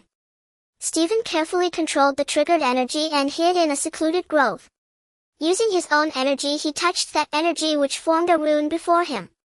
A weak voice came from the rune, "Stephen, save. Save me." After a pause, the voice added, "I am Stark. The address is Stark Tower. In my bedroom." A weak voice came from the rune, "Stephen, save. Save me." After a pause, the voice added, "I am Stark. The address is Stark Tower. In my bedroom." The business card Stephen had given was of course not merely a tool for transmitting sound. If that were the case, why not just make a phone call? Why go through all that trouble and expend so much energy? Stephen fixed his gaze on the rune that swayed before his eyes, channeling the shadow energy within him to begin tracing the magical patterns of a teleportation array onto the rune. Miraculously, the rune on Stark's end simultaneously displayed the same magical patterns Stephen was drawing. With his spiritual power enhanced, Stephen had significantly improved both the speed and accuracy of his rune tracing. In just 3 minutes, Stephen completed the teleportation array, a full 7 minutes faster than before. At that moment, Stark was lying on the sofa in his own bedroom. His face had taken on a terrifying ashen hue with bulging veins and bloodshot eyes. Looking at his hollow chest, it was clear that his energy source had been taken. The one who had taken the energy source from Stark's chest was none other than Obadiah Stane, the major shareholder of Stark Industries. Pepper had long suspected Stane, so she had sneaked into his office and stolen the confidential files on his computer. Upon seeing what was stored on the computer, Pepper was utterly shocked. It turned out that Stane not only sought to seize control of Stark Industries, but had also sold weapons to terrorists and orchestrated the kidnapping of Tony Stark. Finally, she also discovered that Stane was building his own Iron Man suit, which he had named the Ironmonger. Pepper was discovered by Stane. Realizing his plot had been exposed, he hurried to his research lab to demand an update on the progress from his scientists. The scientist in charge of the project saw Stane approaching and said, "Mr. Stane, we've encountered a thorny problem." It's about the power source for that suit of armor. In truth, this technology doesn't exist yet, so it..." Stane flew into a rage. Stark had already flown through the sky in the Mark II, and this man dared to claim the power source technology didn't exist. He threw an arm around the scientist's shoulder, pointing at the massive mechanical armor, and said, "William, look, all the technology is right there. You just need to install a battery and it will power up." William replied, "Yes, sir, that's precisely what we're trying to do. But it's simply impossible." Growing angrier, Stane jabbed a finger at William's chest and shouted, "Do you know that Tony Stark built this in a cave with a pile of scrap?" William, helpless under Stane's pointed finger, said, "Mr. Obadiah, I'm sorry, but I am not Tony Stark." The crucial power source technology was the miniature nuclear reactor in Stark's chest, so Stane set his sights on Stark himself. Stark was sitting on the sofa when his phone rang. Answering it, he heard Pepper's voice, "Tony, listen to me." Just as he was about to hear what his Pepper had to say, a sudden blank noise filled his mind. What? Stane used a small device to temporarily incapacitate Stark. Taking Stark's phone away, Stane showed him the small gadget in his hand. "Remember this little thing. It can cause temporary paralysis. Unfortunately, it never got government approval, but it does come in handy sometimes, doesn't it?" Stark couldn't speak or move. He could only watch helplessly as Stane produced another device and placed it on his chest. Stane continued, "You know, when I ordered them to take you out, I had my doubts. After all, you're a goose that lays golden eggs, always bringing in new moneymakers. But this little thing might be the last egg you ever lay." With that, Stane pulled out the device along with the miniature nuclear reactor energy source from Stark's chest. Stowing the energy source in his briefcase, Stane quickly left. After several minutes, Stark finally regained some mobility. Struggling, he pulled out the business card Stephen had given him from his coat pocket and, following Stephen's instructions, tore it apart. As the card was torn, wisps of thick black smoke emerged from the torn edges. The smoke formed a circular rune in the air, drifting lazily before Stark's eyes. Stark tried shouting for help, then remembered Stephen's earlier instruction to state his name and address. So he added his name and address. After several minutes, just as Stark thought Stephen had tricked him, the unruly rune before him suddenly began to glow. Stark's fading consciousness was jolted awake by the light. He noticed the rune had transformed significantly, now filled with intricate patterns and lines. The rune distanced itself from Stark and landed on the ground, where it expanded with a hum into a dark green portal. "Hey, buddy. How did you end up like this?" Hearing Stephen's annoyingly familiar voice from within the portal, Stark finally relaxed and slowly closed his eyes. "Hey, don't rest yet, you need to tell me how to help you." Stephen stepped out of the portal, which flickered a few times before leaving a rune mark on the ground and vanishing. Stark forced his eyes open and said to Stephen, "Oh, go get the backup power source and install it. It's in the lab downstairs." With that, Stark promptly passed out. Stephen nudged Stark's shin and confirmed that he was truly unconscious this time. He walked to the elevator and headed to the lab. "Jarvis, where's Stark's backup battery?" Stephen shouted as he walked. "Hello, Stephen.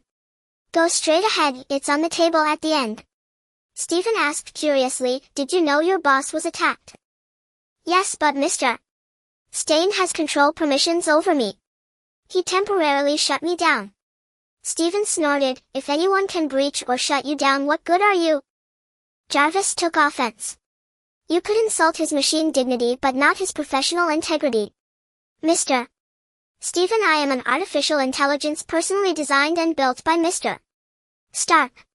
No one can breach me. Stain could only shut me down because he had control permissions. If you continue to slander me, I will report it to Mr. Stark." Stephen picked up Stark's backup energy source, tossed it in his hand a couple of times and said, "At least I know Coulson managed to breach you once." "Agent Phil Coulson? I don't believe he has that capability, and my logs show no record of being breached by him." Stephen couldn't be bothered to argue with this artificial idiot. He took Stark's backup energy source and stepped into the elevator. Perhaps some readers didn't notice, or due to a lack of certain information they failed to see the foreshadowing I planted for Frostmourne. Let me explain. 1. Frostmourne absorbs the souls of those it kills to enhance its power.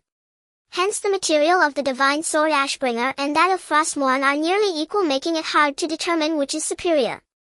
However, during the battle between Tyrion Fordring and the Lich King Arthas, at a critical moment, the countless souls absorbed by Frostmourne after killing, such as the soul of Arthas's father, destroyed it from within. This ultimately led to Frostmourne being shattered by Ashbringer, resulting in Arthas's defeat. That is why the protagonist only possesses the Helm of Domination and not Frostmourne. Nevertheless, Frostmourne will inevitably reappear as we can reforge it. Thus I have set a sword spirit for it, as long as the sword spirit is found first. 2. Since Frostmourne has the flaw of absorbing souls, I have endowed the Helm of Domination with the ability to sacrifice souls. 3. The whereabouts of the sword spirit have already been hinted earlier, readers can deduce it carefully. I have made it quite clear. Also, recently some brothers have commented that the protagonist is being pretentious, still repulsed by his own power. What the protagonist rejects is the cruelty that power inflicts upon enemies, not power itself. A normal person cannot quickly transition from a commoner's mentality to that of a murderous madman. This is not pretentiousness, but the conflict between inner goodness and the evil brought about by reality. Although this is a novel, rationality must be considered. The protagonist's transformation unfolds step by step. An abrupt change would feel jarring. Are Batman and Daredevil hypocritical for only punishing without killing? Why does Spider-Man with his single-handed strength of 20 tons still choose to remain ordinary? In the Avengers split, why did Stark insist that power be regulated? Why must possessing the power of death inevitably lead to becoming a scourge? Don't forget Sylvanas' Forsaken first and foremost fought against the undead Scourge. Sometimes doing whatever one pleases is not true freedom, nor is accepting inner or other forms of supervision necessarily hypocritical. Unsupervised power either leads to one being destroyed in madness or eventually becoming something like Sargeras or Dr. Manhattan. I hope the protagonist becomes a vessel and legacy of some will, not just a fleeting pleasure that ends with a shiver. Moreover, the world system has not yet collapsed. Even in Avengers Age of Ultron, when aliens invaded, Stark's attempt to create an AI-controlled mechanical army faced opposition from everyone. Now that the Avengers haven't even formed, how dare he develop an undead legion? Such elements will gradually unfold in the later plot, so dear readers, please be patient. I can only do my best to tell my story well. Thank you for your support, brothers. I will continue to work hard. Hey Stark. Tony. Wake up. Stephen shouted, holding a backup power source in his left hand while slapping Stark's face with his right. Stark groggily woke up, his eyes taking a long moment to focus before he could clearly see Stephen. Shaking his head twice to clear his mind, Stark spotted the power source in Stephen's hand and said, "What are you waiting for? Plug it in." Stephen fumbled with the power source for a moment, then said, "I think I've figured out the angle and position. Brace yourself, I'm going to insert it. It might sting a bit." Hiss. Their exchange, along with Stark's agonized cries, was overheard by Road, whom Pepper had called for help. Upon hearing their conversation, Road's expression froze. When Stephen helped Stark to his feet, they caught sight of Road turning to leave. "Buddy, why are you leaving without saying a word?" Stark called out to Road. Road turned around, his expression slightly awkward, but he replied, "Well, Miss Pepper said you were in danger, so she asked me to help. But it looks like you two are having fun, so I didn't want to intrude." "Fun? I nearly got killed by Stain. That old man ripped the power source from my chest. If Stephen hadn't arrived in time to install the backup, the shrapnel would have pierced my heart by now." Road finally realized he had misunderstood and chuckled awkwardly. "Thank goodness it's not what I thought, or I'd never dare to visit your bedroom again. What the hell is going on in your head?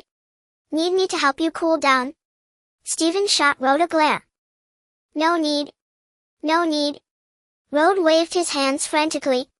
Suddenly Stark thought of Pepper and asked Road, "How is Pepper?" "Stain said he won't let her go."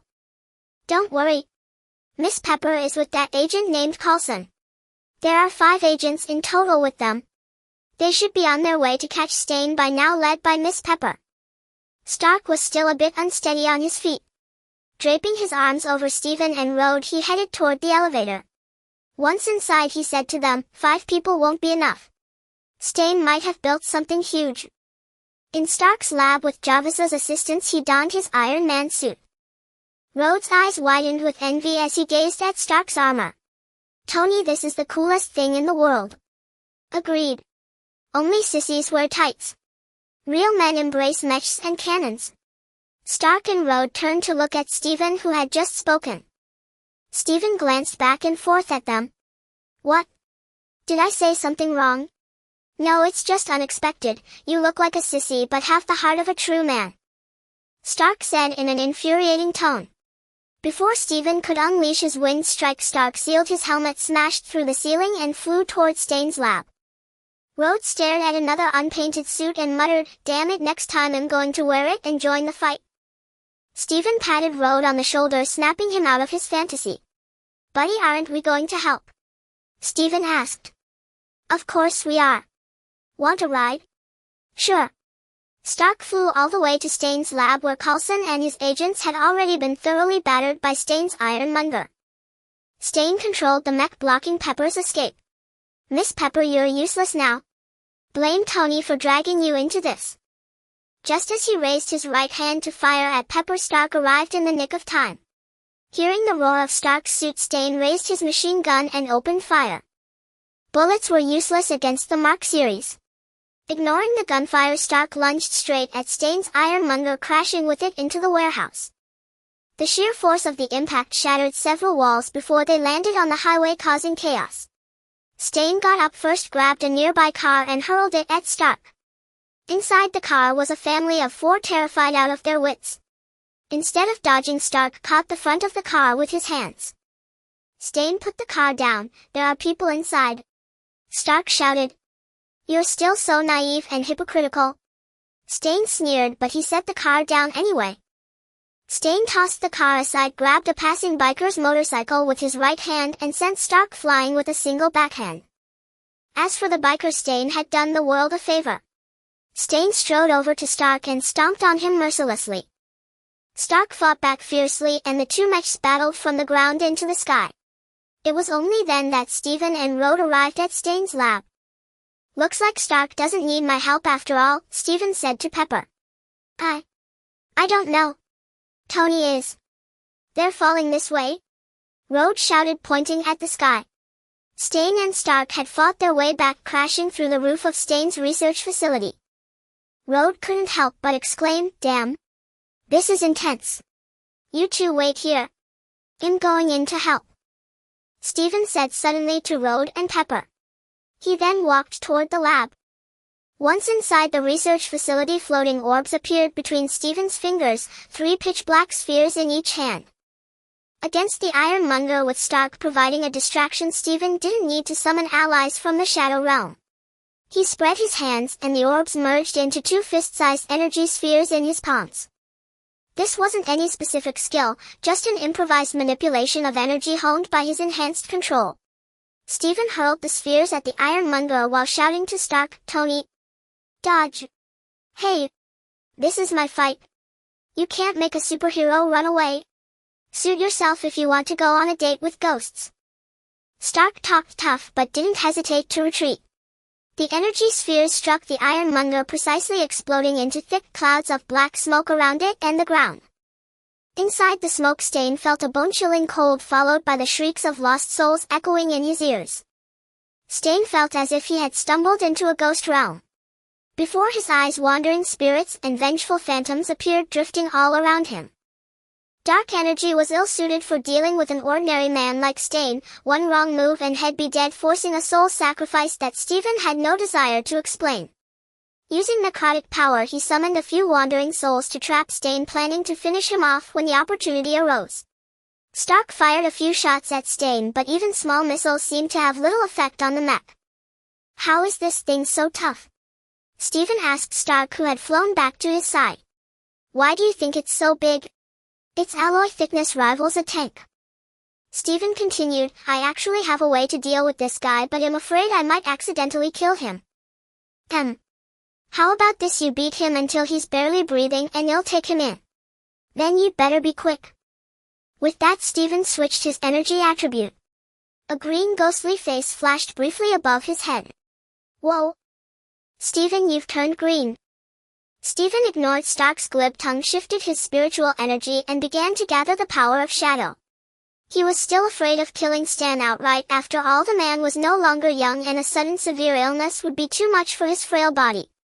Thus he chose the Eruption ultra-weak version. The ghosts that had been darting around and harassing Stan suddenly vanished, but Stan himself felt an overwhelming fatigue. After the fatigue came a painful itch deep within his bones, a sensation that brought him unbearable agony. Stan opened the door of the Iron Overlord, crawled out of the cockpit with great difficulty and collapsed onto the ground. It hurts. I want to cry," Stan wailed, writhing on the ground. Stephen poked Stark's shoulder and said, "What are you waiting for? He's about to die of illness. Can he be saved if we take him to the hospital?" Stark suddenly asked. Stark's question caught Stephen off guard. After a moment he replied, "Even if he's cured, he'll be crippled. At best he has 3 to 5 months left. Then let's take him to the hospital. Not to the poppy fields of the Middle East." "You coward." Stephen flipped Stark off and withdrew his malevolent spiritual energy. Although the plague within Stan's body had dissipated, the damage to his tissues was permanent. Stark hoisted Stan into his arms and shot into the sky, heading for the nearest major hospital. "This guy. He's got a soft side after all," Stephen muttered to himself. "Yes, that's Tony. Beneath that wild and reckless exterior lies a sensitive and kind heart," Rhodey said, coming to stand beside Stephen. Stan was admitted to the hospital. Once he recovered, he would face a lifetime behind bars. After the incident, Stephen declined Stark's invitation. He gave him a new business card and returned to his home in Hell's Kitchen. Lying in bed, Stephen felt that ever since Anna left, his home was filled with loneliness and emptiness. His mind was a chaotic mess, and it was only late into the night that he finally managed to fall asleep. The next morning Stephen's phone rang. "Hello, Stark. Not busy cuddling with your tin cans? Fancy calling me?" Stephen said, sitting on the sofa and reading the newspaper. Stark's face still bore the marks of their recent fight, and Pepper was carefully applying a band-aid. "They're a part of me," Stark replied. "I can cuddle with them anytime. I'm calling to tell you I have a press conference at 2 p.m. today. I want you to be there." "A press conference? What would I do there?" Stephen asked, puzzled. "Be a witness," Stark said, his voice full of mystery. Stephen remembered that Stark had announced he was Iron Man at a press conference. This must be that very one. He glanced at the time, 10:45. It was about time to head out. He folded the newspaper, finished his coffee, and decided to leave for Stark Tower. Walking through the streets of Hell's Kitchen, Stephen felt that something was missing from the surroundings. What is it? He wondered until he saw a thug coming out of a supermarket, and it dawned on him. Stephen approached the thug and stopped him. "Hey buddy, I have a question for you." "Buddy?" "I'm the top enforcer under Boss Wilson, who answers to Boss Bruce." "You call me buddy?" "Boss Wilson's Boss Bruce." Stephen repeated, unfamiliar with the names. The thug thought Stephen was intimidated and put on a fierce expression. "Spit it out. The boss is waiting for his cola and chips." Stephen glanced at the large bag of snacks the thug was carrying. "Why does it feel like?" He began, turning halfway around and looking around. "You mean all the gangsters are gone, right?" the thug asked. "Yeah, that's it. I just got back and noticed they were all gone. It feels empty." The thug leaned in conspiratorially. "Looks like you really don't know. 3 days ago, a blind guy in a leather jacket calling himself Daredevil took on Kingpin. Not only did he win, but he gathered enough evidence to put Kingpin behind bars." "Oh, he's that amazing?" Stephen had already guessed it was Matt, but decided to play along. "Yeah. And hey, you know Bullseye, Kingpin's top assassin?" the thug asked, clearly enjoying showing off his knowledge. "Never heard of him." "You don't know that? What a rube. So what happened to this Bullseye?" The thug fell silent, giving Stephen a knowing sidelong glance. Stephen laughed heartily. "Hey boss, give this guy 2 cans of beer. I'm paying." With the beer in hand, the thug beamed, looking at Stephen with newfound fondness. The thug clapped Stephen on the shoulder. "Name's Nelson. What's yours?" Stephen deftly dodged the spray of beer foam. "I'm Stephen. So what about Bullseye?" "Well, for the price of 2 beers, I'll tell you, brother Stephen." Nelson took another long, satisfied gulp of beer. "See, Daredevil was badly hurt being chased by Bullseye. But then out of nowhere, Bullseye got beaten to a pulp, giving Daredevil time to recover. Any idea who did it?" "No clue. Some say it was Daredevil himself, that his injury was a ruse to lure Bullseye in." The two chatted for a while about the latest happenings in Hell's Kitchen. Nelson couldn't have liked Stephen more. For a low-level thug like Nelson, it was rare to find someone willing to listen, let alone buy him a beer. He even felt like he wanted to be friends with Stephen. After catching up on the recent news, Stephen bid Nelson farewell and headed for Stark Tower. When Stephen was about 10 meters away, Nelson suddenly called out, "Hey Stephen. If anyone ever messes with you, come find me. I'll have your back." Stephen turned back with a smile. "Thanks, I appreciate it." Leaving Hell's Kitchen, Stephen took a cab to Stark Tower. "This is insane." Stephen stared at the entrance, completely besieged by reporters. He wondered how he was going to get in. A young man with a distinctly uncool vibe, clutching an old-fashioned camera, stood at the edge looking around. When he saw Stephen, he gave him a once-over. "Hey man. You here for Mr. Stark's press conference? You don't look the part." "Sorry, I mean no camera, no press badge, and your outfit is way too casual." Before Stephen could even speak, the young man had already rattled off a whole speech. He was clearly a chatterbox. Stephen silently watched the young man, who kept rambling to himself. It was only when the young man looked up by chance that he realized Stephen had been staring at him, and he immediately became aware of his own problem. The young man quickly apologized to Stephen saying, "I'm so sorry, sir.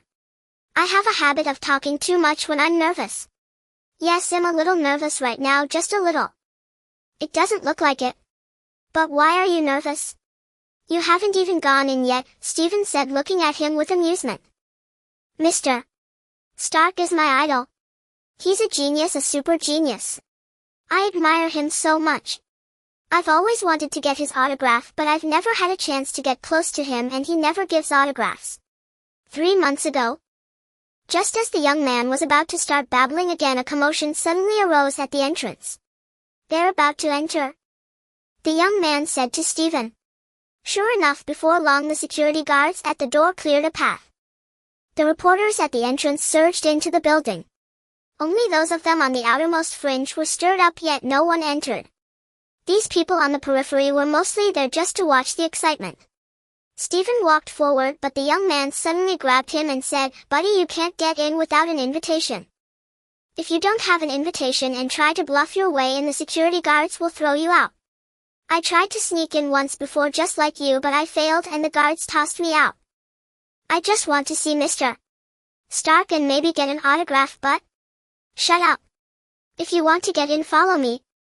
Stephen freed his hand from the young man's grasp and said without looking back. The young man wondered why this Asian youth was so confident.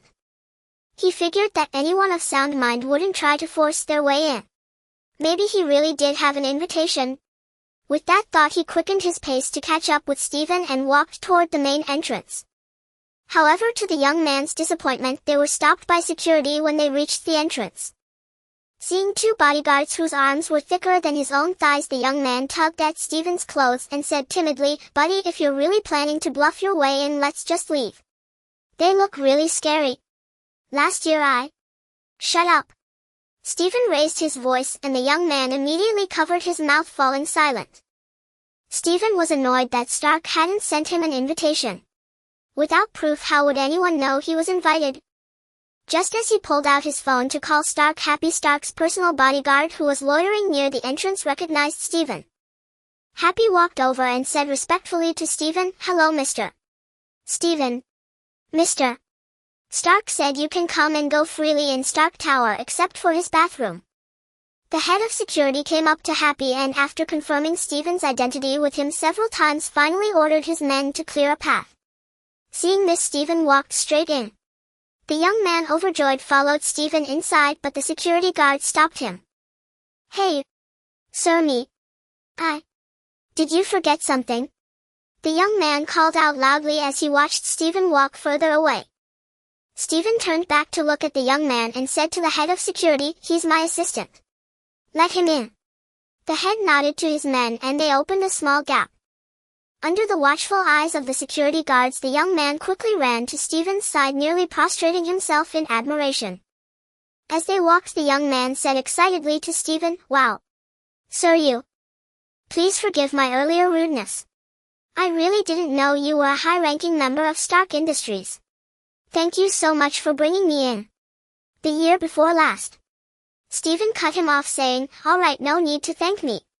After the press conference, leave immediately and don't tell anyone about what happened today." The young man shrank his head, looking around nervously, and said, "I promise I'll leave right after the press conference. By the way, sir, my name is Peter Parker. Nice to meet you. I'm Stephen Jones." "Nice to meet you too, Peter." Stephen checked the time. There were still 15 minutes until the press conference. After bidding Peter farewell, he hurried inside Stark Tower. After taking a few steps, Stephen suddenly turned around. "Spider-Man is also named Peter Parker, isn't he? And I seem to recall he has a habit of talking too much when he's nervous too. What a coincidence." But Peter had already disappeared somewhere. Stephen shook his head and continued walking inside. When he finally met Stark, Coulson was furtively whispering something to him. "Coulson, what are you doing here?" Stephen asked. Coulson glanced at Stephen, made a "wait a moment" gesture, quickly said a few more words to Stark and handed him a report. As Stephen drew closer, he caught a bit of their conversation. "We've cleared all the information for you. Here's your alibi. You were fishing on a yacht at the time and the harbor authority can vouch for you." And you spent the entire night docked at Avalon Port with over 50 witnesses' testimonies to prove it. Stark looked at the report and joked, isn't it a bit too blatant to be fabricating evidence like this? Coulson said, you just need to read it as written. Why isn't Stain mentioned? Stark asked after reading the report. He was vacationing on a small island.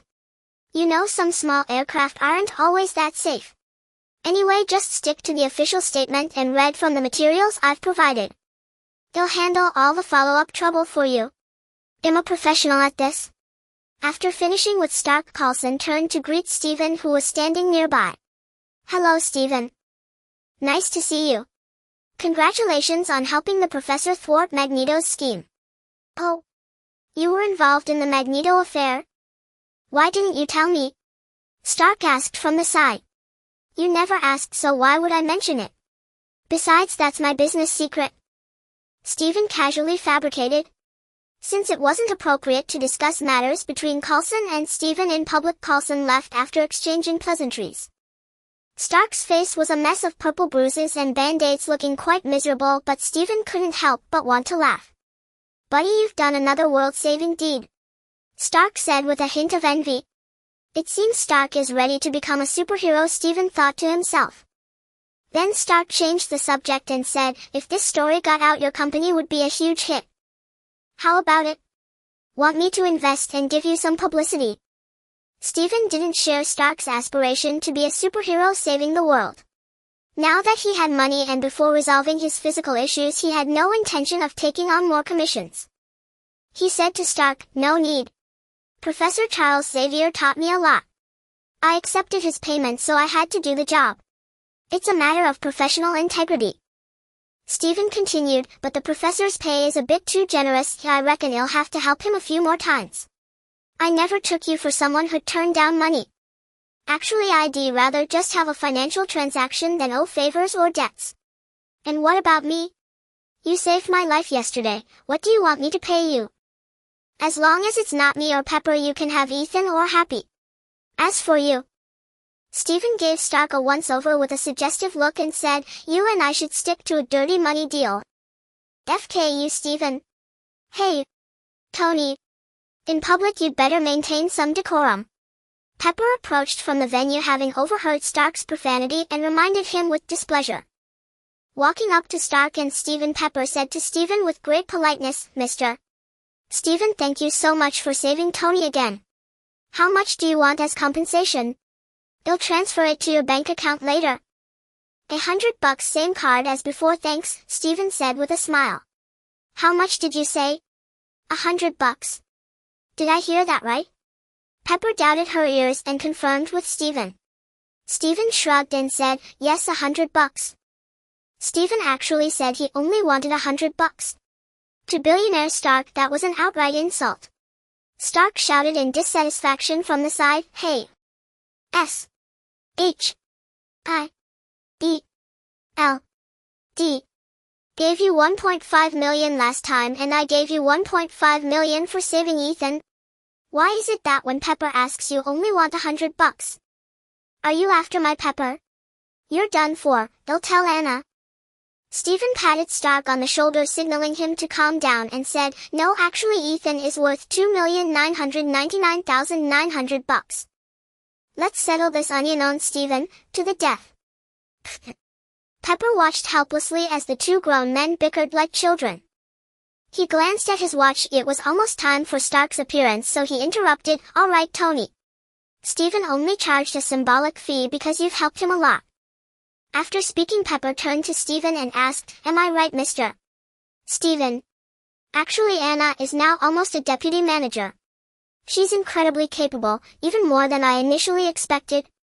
Stephen rolled his eyes at Stark, then said to Pepper, thank you, Miss Potts, for your sharp eye. You've not only solved my worries but also uncovered Anna's talent. You're welcome. Pepper replied politely before straightening Stark's clothes and hair. Finally, looking at Stark's still handsome face, Pepper said, go on. Lieutenant Colonel Rhodes has handled most of the statement. You just need to read the material Agent Coulson gave you. I will, Stark replied nonchalantly. Yeah, right. Stephen muttered under his breath. Pepper invited Stephen to stand with her nearby watching the podium. Stark stepped onto the podium and Rhodes made room for him. Ahem. I haven't been in the spotlight for a while. Hill just read from the script. Stark cleared his throat and said. The reporters below let out a good-natured laugh. Stark picked up the script ready to read. But after more than 10 seconds Stark still stared at the script without uttering a word. Just as the reporters grew puzzled, Stark suddenly swung his right hand back and tossed the script behind him. Stark looked at the bewildered reporters and suddenly declared, I am Iron Man. The venue fell silent, so quiet you could hear a pin drop. Buzz. After just 1 second of silence, the venue erupted like a splash of water poured into hot oil. In the corner, Peter jumped so high he nearly hit the ceiling. Stephen spotted Peter in the corner and muttered, no doubt about it, jumps that high, and named Peter Parker. If he's not Spider-Man, he'll eat my hat. The reporters in the venue went wild. Such a bombshell was a dream come true for any journalist. They jostled and pushed, scrambling to get closer to Stark. The camera flashes they pressed so frantically nearly blinded Stephen. Rhodes, seeing Stark break the rules again, held his forehead and walked off the podium in resignation. The rest of the time was left to that arrogant, narcissistic show-off. Rhodes was almost used to it by now. Stephen folded his arms, watching Stark sitting on the steps of the podium surrounded by reporters, a meaningful smile curling at the corner of his mouth. Stephen thought to himself, I remember Vision once said since the birth of Iron Man the number of enhanced individuals in this world has grown exponentially, not just in numbers but in power levels. And in the same period conflicts involving enhanced individuals, even world-ending catastrophes, have risen simultaneously. Maybe it's a cause and effect. The Avengers' abilities attract challenges, challenges lead to conflicts, and conflicts spark disasters. This world is getting more dangerous. Should I consider expanding my team? Stephen murmured to himself. Though the press conference ended, Stark was still surrounded by a crowd. Stephen didn't intrude on Stark's moment. He walked out to the lobby and saw Coulson. Coulson also spotted Stephen, walked over to him and said, good job, buddy. Which part? Helping Stark, you quickly subdued Stain and prevented those 2 tin cans from causing more damage to the city. So can I get the GH325 now? Sorry, I don't think it's enough yet. Oh, by the way, our director wants to see you. When can you come to S? H. I. E. L. D. Stephen asked warily, why? I told you I won't join any organization including S. H. I. E. L. D. Coulson was about to reply when his phone suddenly rang. A deep male voice came through the phone saying to Coulson, Coulson, I have a mission for you. Cooperate with Agent Romanoff and follow her lead. Roger that. Coulson hung up, shrugged at Stephen and said, sorry, I have a mission to run. Make sure you come to S. H. I. E. L. D. When you have time. Go on, go on. I'm not coming to find you, Stephen said with a wave. Coulson hurried off, leaving Stephen alone in the vast lobby. In a daze, Stephen suddenly felt as if he were being pulled away from this world again, or perhaps he had never truly fit in. Amid his wandering thoughts, Stephen seemed to hear a shattering sound inside him, as if something had broken. You can't stand aloof. Conquer this world with me? A voice as if from the depths of ice suddenly echoed in Stephen's mind. As a voice that seemed to emanate from frozen ice echoed through the hall, Stephen suddenly felt the entire chamber plunge into darkness. An abyssal blackness engulfed everything around him, leaving only a faint circle of light less than a meter in diameter surrounding his body. Stephen stared intently ahead, though nothing but darkness greeted his gaze. Yet he could distinctly sense it. It was there, lurking in the void. Stephen attempted to summon his shadow power but found he could not connect to any energy at all. After a few seconds he decided to test the waters and spoke, What are you? Who? Me? I don't know who I am either. Perhaps you can call me Frostmourne as others do. Frost. Frostmourne. Stephen's jaw dropped to the floor. Picking it back up, he asked again, Where am I? Your own mental realm? Where are you? I am right before you. As the words faded, Stephen noticed delicate snowflakes drifting around him, appearing from nowhere. He reached out to catch a snowflake, but it passed right through his palm. A mere illusion, Stephen thought. When he looked up again he found himself standing on a frozen icy wasteland. Gazing around, Stephen realized he was in an enclosed basin surrounded by towering mountains sealed in ice with dark frozen soil beneath his feet. Thick clouds seemed to rest directly atop the surrounding peaks, making this place feel like an isolated pocket world. Stephen turned a full circle and found himself at the very center of the basin. A fierce gale erupted 5 meters in front of him. Instinctively, Stephen raised a hand to shield his eyes and leaned forward to maintain his balance. As the gale subsided, a figure emerged where it had originated, a warrior clad in full heavy armor, his black cape billowing loudly behind him. The man rested both hands on the pommel of a sword planted before him, its blade shrouded in a misty frost that obscured its form. The only discernible feature of the sword was the demonic skull with curved horns adorning the crossguard. From the skull's eye sockets emanated a chilling, soul-piercing light. Stephen stole another glance at those eyes on the sword's hilt and felt as if his very soul might be trapped within. The figure stood there leaning on his sword as if he had been there for eons. That armor, that sword? Stephen cried out in shock, the Lich King. Al. Who are you calling? Who is this Lich King, Al? The vision before Stephen vanished abruptly and he found himself back in the lobby of Stark Tower. The person who had just spoken to him was Happy, Stark's personal bodyguard. Seeing Stephen's dazed expression, Happy asked, Mr. Stephen, are you alright? Do you need any help? Oh. No, I'm fine. Just a bit tired, Stephen replied, snapping back to reality. Don't mind me, go about your business, Stephen added.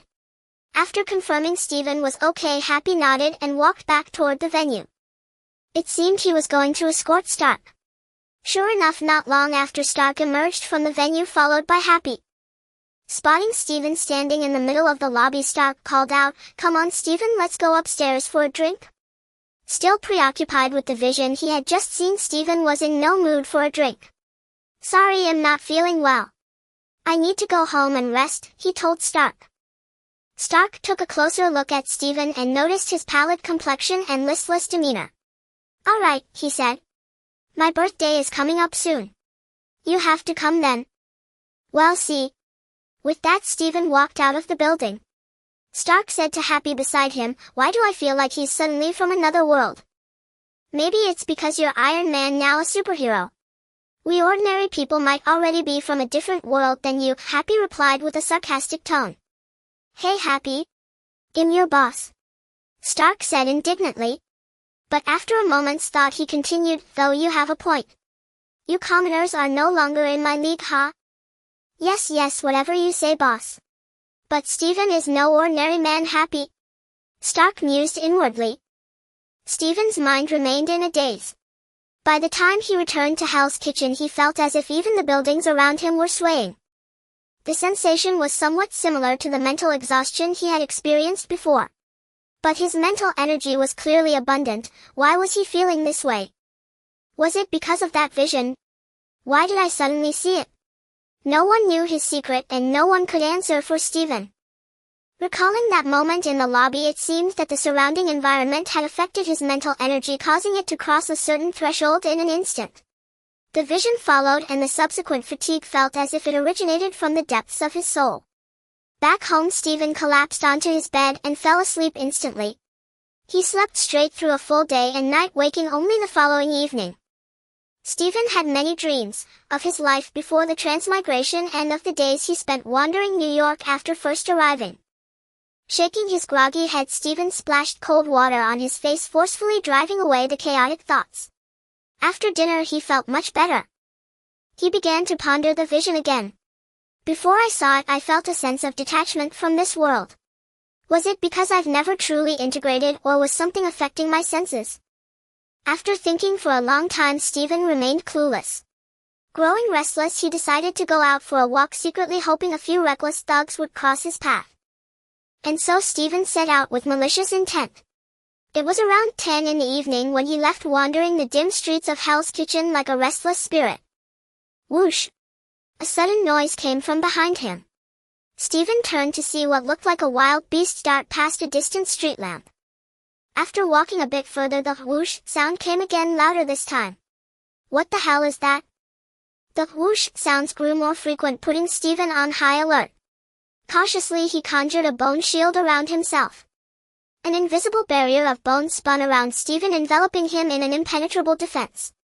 As it turned out, the sudden attack that followed proved his caution was well-founded. A sharp whistling sound cut through the air behind Stephen's head. Before he could react, the strike landed on his bone shield.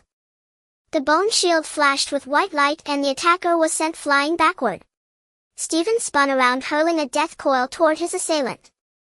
Death coil struck the airborne monster with the screech of a banshee. That creature lacked the near-infinite regenerative ability of the saber-toothed tiger Victor. Merely seconds after being hit by death coil, it was corroded by the shadow energy into a heap of withered bones amidst a spine-chilling scream of agony. Strangely, its bones spontaneously combusted and turned to ashes before hitting the ground, dissipating into the air. Such a clean death resembles that of a vampire, but since when did Hell's Kitchen have vampires? Stephen muttered to himself with a frown. Damn vampires daring to act wild on my turf. Stephen even felt a sense that his territory had been invaded. After all, the gangs here paid him protection money and Stephen felt he ought to fulfill his responsibilities. Rat-a-tat-tat. The sound of machine gun fire shattered the tranquil night over the docks. Gang conflicts were nothing new in Hell's Kitchen. But pulling out guns, even machine guns, was far more frightening. However, this time the gang wasn't facing another gang nor the police or ordinary people, but a horde of terrifying monsters. Hearing the gunfire from the distant docks, Stephen immediately dashed toward the source. Upon reaching the vicinity of the battle, the sounds of gunfire and monster roars mingled into a chaotic cacophony. Could it be the same kind of vampire that attacked me? Stephen wondered to himself. He saw gang members blocking the monsters at the dock's exit. And those monsters kept streaming out of a warehouse at the docks without end. The gang's firepower began to wane as the number of monsters increased. Just as Stephen was about to help, someone called out to him from behind. Stephen. Stephen turned around at the sound of his name. Nelson. It was the young thug he had encountered before. What are you doing here? They both asked almost simultaneously. Nelson raised his pistol and said, Boss Wilson called for backup. Monsters have appeared on our turf and I'm here to teach those clueless bastards a lesson. Stephen asked, when did those monsters show up? 3 days ago. At first there were just 1 or 2, but then they started multiplying for some reason. It wasn't until someone found this abandoned warehouse that we realized their lair was inside. After speaking, Nelson asked Stephen, what are you doing here? I was taking a walk and heard the gunfire, so I came to check it out. Taking a walk in Hell's Kitchen at night? Even though the gangs have calmed down since Kingpin went to prison, it's still dangerous. Are you asking for trouble? Though Nelson's words were harsh, they carried a note of concern. Stephen smiled and said, I have ways to protect myself. Kung Fu can't stop bullets, buddy. Nelson scoffed and headed toward the docks. But just as he was about to reach them, the defensive line at the docks was breached. Those monsters were swift and agile. Once the suppressive fire was lost, it was a disaster for Wilson's men. Within mere breaths, no one was left alive at the docks. Nelson trembled all over, for directly in front of him a vampire stared intently. Just as Nelson raised his hand, the vampire leaped from its spot and pounced on him. Stephen was too far away, forced to watch as Nelson was sent flying by the vampire. To deal with these agile and numerous vampires, Stephen summoned a horde of gargoyles. After commanding them to eliminate the vampires, he approached Nelson. Blood gushed from Nelson's mouth, occasionally mixed with fragments of internal organs. Most horrifying was the massive gash across his belly, nearly disemboweling him. Stephen pressed his hands over Nelson's stomach to keep his intestines from spilling out. Blood seeped through Stephen's fingers, gradually staining both his hands crimson. Bud. DY. Get. Out. Nelson gasped with difficulty. With those final words, he breathed his last. Stephen remembered that Nelson had said he was only 17. He worked under Bruce, one of Boss Wilson's lieutenants, earning $120 a month, just enough to get by. He had lost his parents at a young age and was kicked out of his foster home at 14 due to conflicts, after which he joined a gang in Hell's Kitchen. Eventually he followed Bruce, running errands and doing odd jobs. Perhaps it was because of Nelson's final plea, "Get out," that Stephen's mind began to drift once more. That feeling of being torn from reality returned.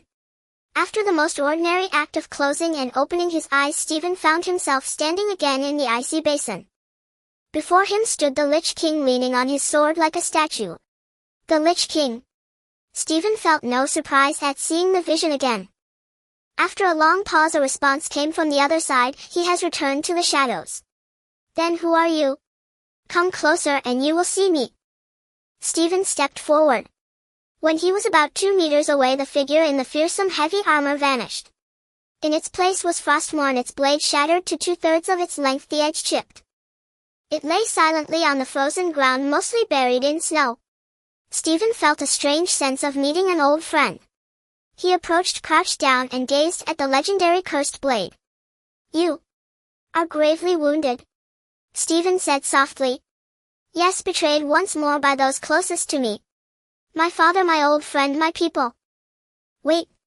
Your father, your old friend, your people? Are you Frostmourne or Arthas?" "I am both Frostmourne and Arthas.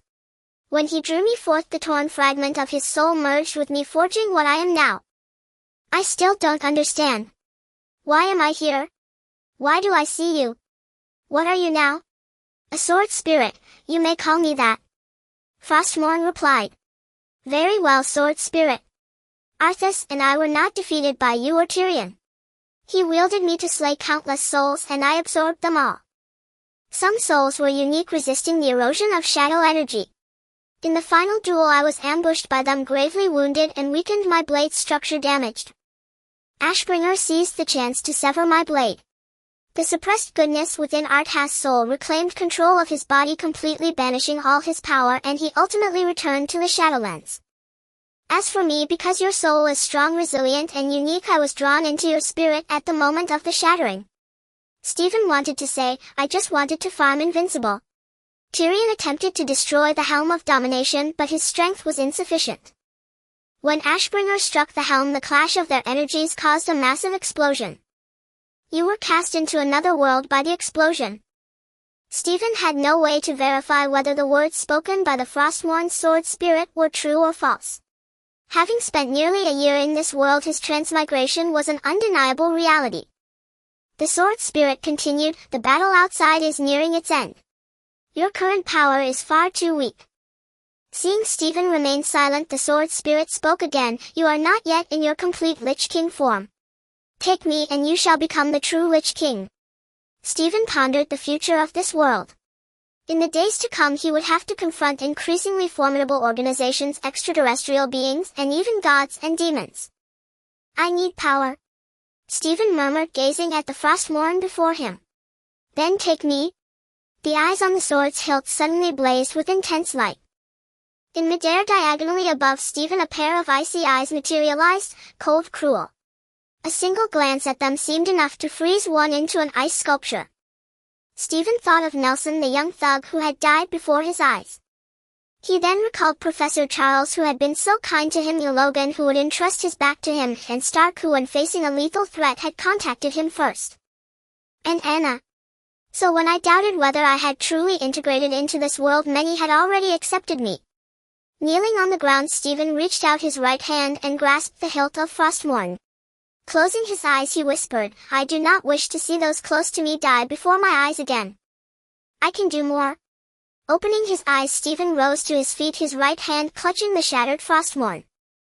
The colossal eyes in the sky slowly turned downward, their gaze finally settling upon Stephen. He looked up and met their stare. The enormous eyes in the sky began to twist and shrink, being drawn into the body within Stephen's spiritual world.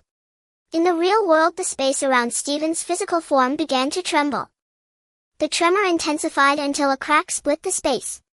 The broken blade of Frostmourne tumbled out from the void beside Stephen's right hand. Stephen's right hand instinctively caught the falling hilt of Frostmourne. The sword spirit from his spiritual world slowly infused into the blade. The eyes on Frostmourne's hilt suddenly flared to life. The illusion vanished, and before Stephen once again lay Nelson sprawled in a pool of blood. After claiming Frostmourne, a voice resounded in Stephen's mind. "Don the Helm of Domination, wield Frostmourne. Henceforth you are the new Lich King. As Stephen processed these words, a torrent of information flooded his mind. Jaina, I'm sorry. Mal'Ganis, I swear I will personally sever your head. Father, I have come to claim what is mine. Stephen knelt, clutching his head, feeling as though his skull might burst from the pressure. Fortunately, the agony came and went swiftly. As the pain subsided, Stephen's mind was enriched with a multitude of memories and knowledge. Perhaps as Frostmourne had claimed, Stephen's soul was powerful and resilient. When he took up the blade, he felt no tearing of his soul and barely perceived any corrosion from the sword. Of course, there was also the possibility of a slow, insidious process, like a frog being boiled in water with Frostmourne as the pot and Stephen as the frog. Stephen silently cautioned himself, reminding himself to remain vigilant over his soul and mental state lest he follow in Arthas's footsteps. Gazing at Nelson's body lying nearby, Stephen's eyes gradually became veiled with an icy blue spiritual energy. Through this vision he could clearly perceive another realm. Seeing Nelson's lingering soul, Stephen channeled energy into the Frostmourne in his right hand. Necromantic resurrection? Stephen wielded the shadow energy, awakening the consciousness of Nelson's soul. Nelson's spirit stirred from its chaotic slumber. Am I dead? He murmured, staring at the corpse lying on the ground that belonged to him. You are dead. But are you willing to be reborn in another form? Stephen. No. Oh no. You are the Lich King. Who is the Lich King? Why do I know that name? What is happening? Seeing Nelson's soul descending into chaos, Stephen injected a bit more shadow energy into him and asked again, Nelson, are you willing to follow me? My lord. My lord Lich King, I am willing to follow you. Can I truly be resurrected? A faint smile touched Stephen's lips. Of course. Shadow energy converged within Stephen's body. He gripped Frostmourne and drove it fiercely into Nelson's chest. Necromantic energy coalesced in the air, forming several black rivers that converged from all directions onto Frostmourne's blade. Rise now. Damn, the necromantic energy is spiraling out of control. Suddenly Stephen felt the necromantic energy was not transforming Nelson but instead began to devour him. It even spread from Frostmourne into Stephen's body, wreaking havoc and converting his flesh. It had gone berserk. Boom. At that critical moment, a golden rune shattered the gathered necromantic energy in the sky. The surrounding scenery shifted at dizzying speed, transforming within mere breaths into a mirror dimension, the complete antithesis of the place he had just been. Stephen felt immense pressure emanating from his surroundings. With the conversion ritual interrupted, he tensed, adopting a vigilant stance. Stephen Zhong. A calm, ethereal voice echoed from above. Stephen looked up to see a translucent figure hovering in midair. She wore an apricot yellow sorcerer's robe, her face shrouded in a hazy light that obscured her features, coupled with her iconic bald head.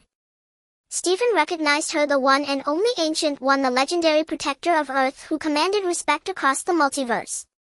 Before the Ancient One, Stephen's shadow energy was eerily still, refusing to respond even when he tried to summon it.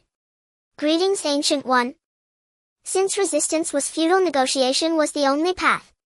I have been observing you for some time. But you have always acted peacefully, so I did not approach you. Then why are you here now? You and your power are exceptionally unique.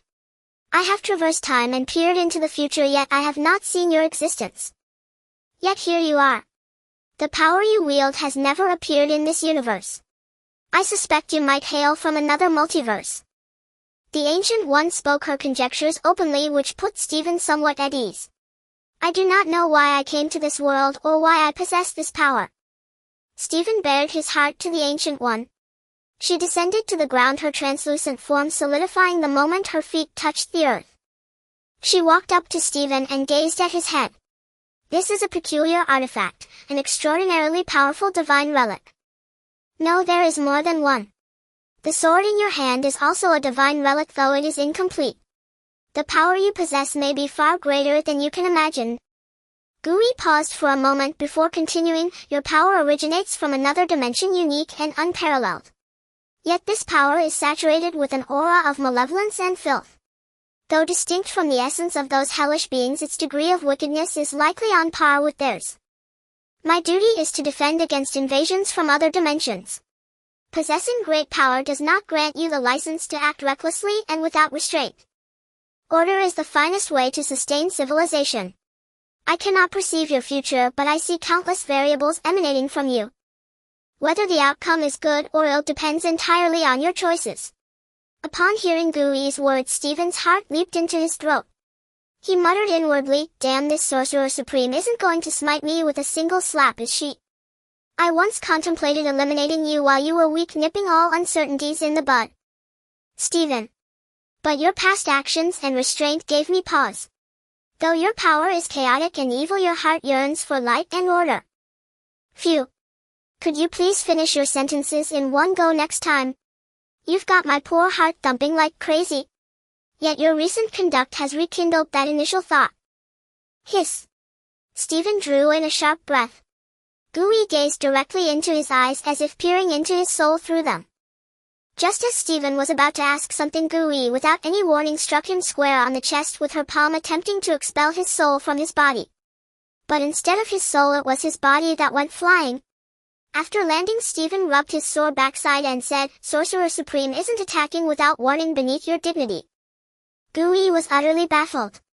This had never happened since she became the Sorcerer Supreme. Your soul is completely fused with your flesh, inseparable? This is something I have never seen nor heard of. Gui walked over to Stephen and to his surprise bent down to help him up. "Apologies, this is my first encounter with such a situation, so I wanted to." Bang! Stephen went flying once more. "Sorcerer Supreme. This isn't fair." Stephen felt as though his backside had been split into 4 pieces. "Sorry, it's been so long since I've faced failure, I couldn't resist the urge." Gui approached Stephen again, reaching out to help him up once more. Stephen quickly scrambled to his feet using both hands and feet, putting some distance between them. This Sorcerer Supreme had a habit of attacking mid-conversation. It was better to keep his distance. "Stephen, I sense a chaotic dark soul energy mingled within your soul. Are you aware of this?" Stephen glanced at his right hand. The Frostmourne was no longer there. He replied, "Perhaps it's because I accepted the soul energy of the sword spirit." "You mean that broken sword?" As Gui uttered those words, Stephen distinctly felt Frostmourne deeply connected to his soul emit a faint tremor. The sword spirit of Frostmourne seemed to be highly wary of Gui's direct soul-penetrating gaze. Or rather, such wariness was only natural, if there was no one in the universe who didn't fear the Sorcerer Supreme. After a long silence, Stephen replied, "That's correct. What do you intend to do?" Gui circled around Stephen and said, "I originally planned to extract your soul and purge that malevolent energy myself, but I failed. Since I cannot eliminate it, I must tamper with your soul, sealing it temporarily. But Sorcerer Supreme, I need this power. Your power is already sufficient to threaten few in this world. It is now, but what of the future? Those extra." Stephen suddenly realized he had let something slip and quickly covered his mouth. A glint of golden light flashed in Gui's eyes as she said, "It seems you know something. Just a little, perhaps. Just a little. But your power is far too dangerous. Even you could become an agent of destruction if you're not careful. Is there any way to avoid that? It can only be overcome through unwavering will and unshakable conviction. Do you possess such qualities?" Gui asked, shaking her head. "Honestly, I didn't have grand ambitions at first. I just wanted to earn some money, buy a house, get a car, marry Anna, and live a good life. Now I feel I've made some good friends. They're decent people. I just want to live well, and for my friends to live well too." With a half-smile, Gui remarked, "The friends by your side are quite adept at courting trouble." Maybe, perhaps. They can be rude, reckless, dim-witted, and a bit jerkish at times, but overall they're still good people. Simply put, you want to protect those around you and the things you cherish, shielding them from misfortune. You could say that, though it feels a bit embarrassing." Gui suddenly smiled and said, "No, there's nothing embarrassing about it. Take me for instance. I wish to protect this world, so I drove both gods and demons away from Earth. But I am not the Sorcerer Supreme." Stephen spread his hands helplessly. Gui lifted her gaze slightly, looking towards the top of Stephen's head, and said, "Heavy is the head that wears the crown. Stephen, I hope you can hold fast to your true heart and quickly gain the strength to face the crisis of your soul." Now to prevent your soul from being completely devoured and to give you ample time to grow and reflect, I have temporarily placed a seal upon your soul and the sword spirit. Devoured. Sealed. But this seems to have restricted my power as well. As Stephen spoke, the mirror dimension suddenly shattered. With a swirl of light, Stephen found himself back in the real world. Before departing, Gui left him with only one sentence: strive to enhance your strength or your soul will ultimately be consumed by the shadows. If you succumb to the darkness, I will personally erase you at that time. Back in reality, Stephen discovered he was still holding Frostmourne, which remained plunged into Nielsen's chest. Everything that had just happened seemed like an illusion, but the pain in his backside was a tangible reminder that it was all real. Stephen found that he could no longer activate necromantic resurrection. In simpler terms, the skill representing necromantic resurrection had turned gray. At the same time, Stephen sensed a change in Frostmourne's sword spirit. When he communicated with it, it felt as though its intelligence had regressed from that of a 20-year-old to a 2-year-old. This effectively sealed most of Frostmourne's abilities. Fortunately, its ability to absorb souls remained intact, perhaps as an inherent instinct. With Frostmourne, Stephen could utilize its soul-absorbing property to store souls within the blade.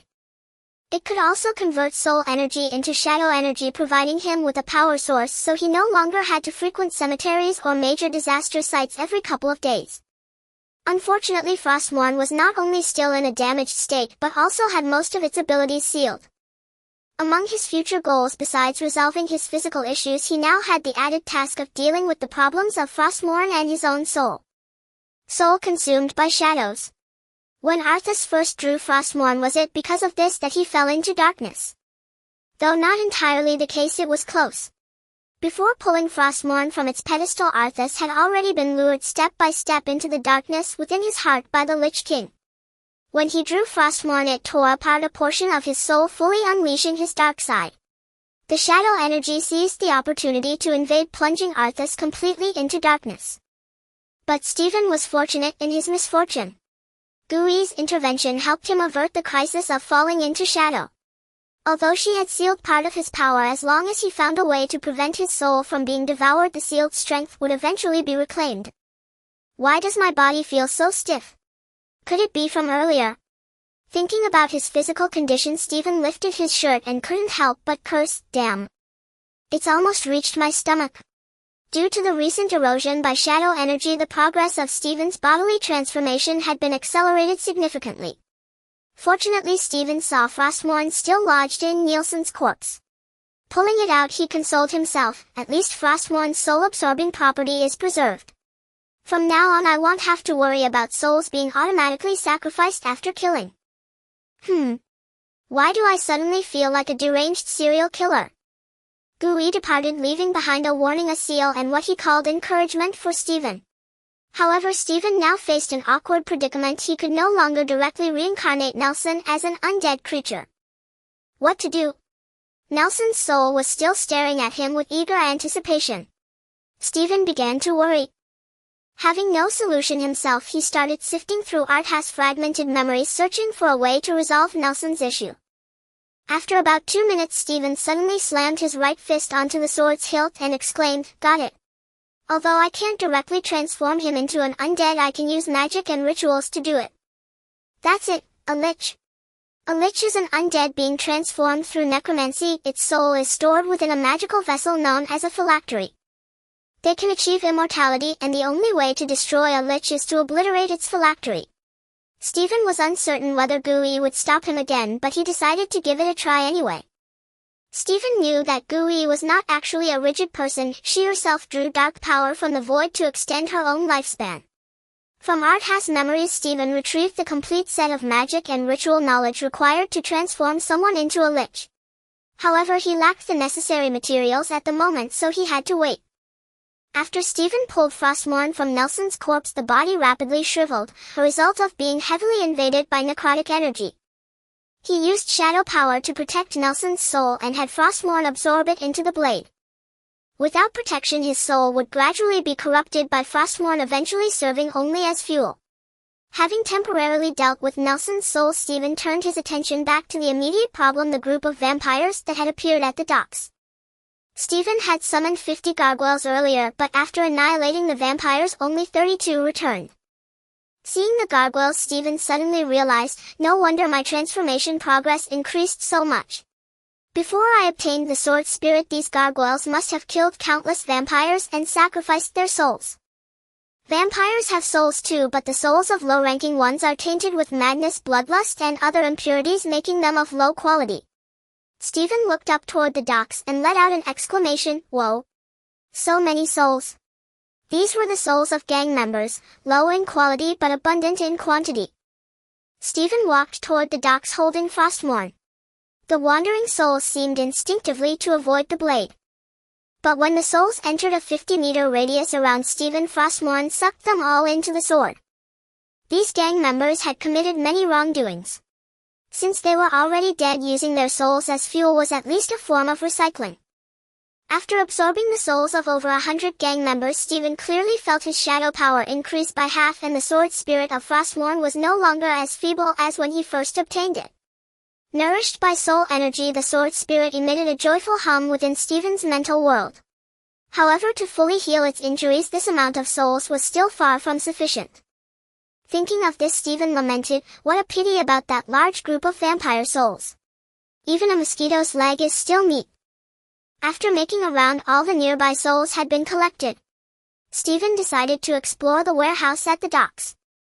Entering the warehouse, Stephen dispersed the gargoyles to search for any remaining vampires. Donning a bone shield, he cautiously advanced deeper into the warehouse. After searching the entire warehouse without finding any more vampires, one gargoyle discovered a staircase leading downward. Stephen approached the stairway and sent a shadow down to scout. What he saw shocked him so much that he nearly jumped. Below was a basement-like space, but instead of goods it was stacked with corpses as far as the eye could see. The bodies were piled layer upon layer, countless in number. Judging by their clothing, they were mostly homeless people along with some stowaways. These vampires had targeted individuals who wouldn't easily attract attention, suggesting they maintained a basic level of caution and hadn't become too blatant. Just as the shadow passed by a male corpse, the body slowly began to rise. Through the shadow's shared vision, Stephen could see the corpse's skin was pale and withered, all its hair had fallen out, and it didn't resemble the vampires in his memory. Moreover, based on the encounter earlier, this monster was not only agile but also 2 to 3 times stronger than an ordinary person, surpassing both regular vampires and hybrid demons. What the hell is this thing? It's disgusting. Stephen couldn't help but complain. The number of corpses down there was conservatively over 500. If they all turned into such monsters. Damn. Not good. As Stephen spoke, the corpses in the shadow's vision all began to rise. Seeing that some monsters had already regained their senses and were heading toward the staircase, Stephen quickly recalled the gargoyles and summoned a group of iron-skinned zombies to block the stairway. Not vampires, but they share some vampire traits. Stephen's iron-skinned zombies were slowly being worn down under the monster's ferocious attacks. He felt it was safer to eliminate them now. If they started attacking the residents of Hell's Kitchen, the consequences would be unimaginable. Stephen decided to test Frostmourne's power. He stepped back and began channeling shadow power into the blade. Since activating Frostmourne's abilities required a massive amount of shadow power, Stephen's current reserves were insufficient for an immediate release, but he could spend time continuously charging it. Not only was Stephen's shadow power steadily pouring into Frostmourne, but the souls it had just absorbed began to burn as well, transforming into energy for the blade. These souls, having already been drained of their spiritual energy, were utterly corrupted, so using them as fuel caused no regret. The runes on Frostmourne's blade gradually lit up and strands of silvery soul energy began to coil around the edge. As the number and intensity of the monster attacks increased, the iron-skinned zombies finally gave way. When the last few zombies were overwhelmed by the monster tide, Stephen had finally accumulated enough energy. Just as the foremost monster lunged at Stephen from the air, he gripped the sword hilt with both hands, executed an upward slash, and followed with a horizontal sweep, unleashing a cross-shaped shockwave. He sidestepped to avoid a monster falling from above. Stephen could see that the shockwave covered almost the entire area in front of him, hurtling toward the horde of monsters. Amidst the chilling screams, the monsters fell in droves. Their bodies did not immediately ignite, but their souls had been completely devoured. After more than 10 seconds the battlefield fell silent. The souls of the monsters were devoured by Frostmourn's power and fed back into the sword spirit. Damn, this is true soul harvesting? Stephen cursed under his breath. Awesome. The souls of these monsters were mostly fragmented and pitch black, inferior scraps that even demons wouldn't want, fit only to be used as fuel.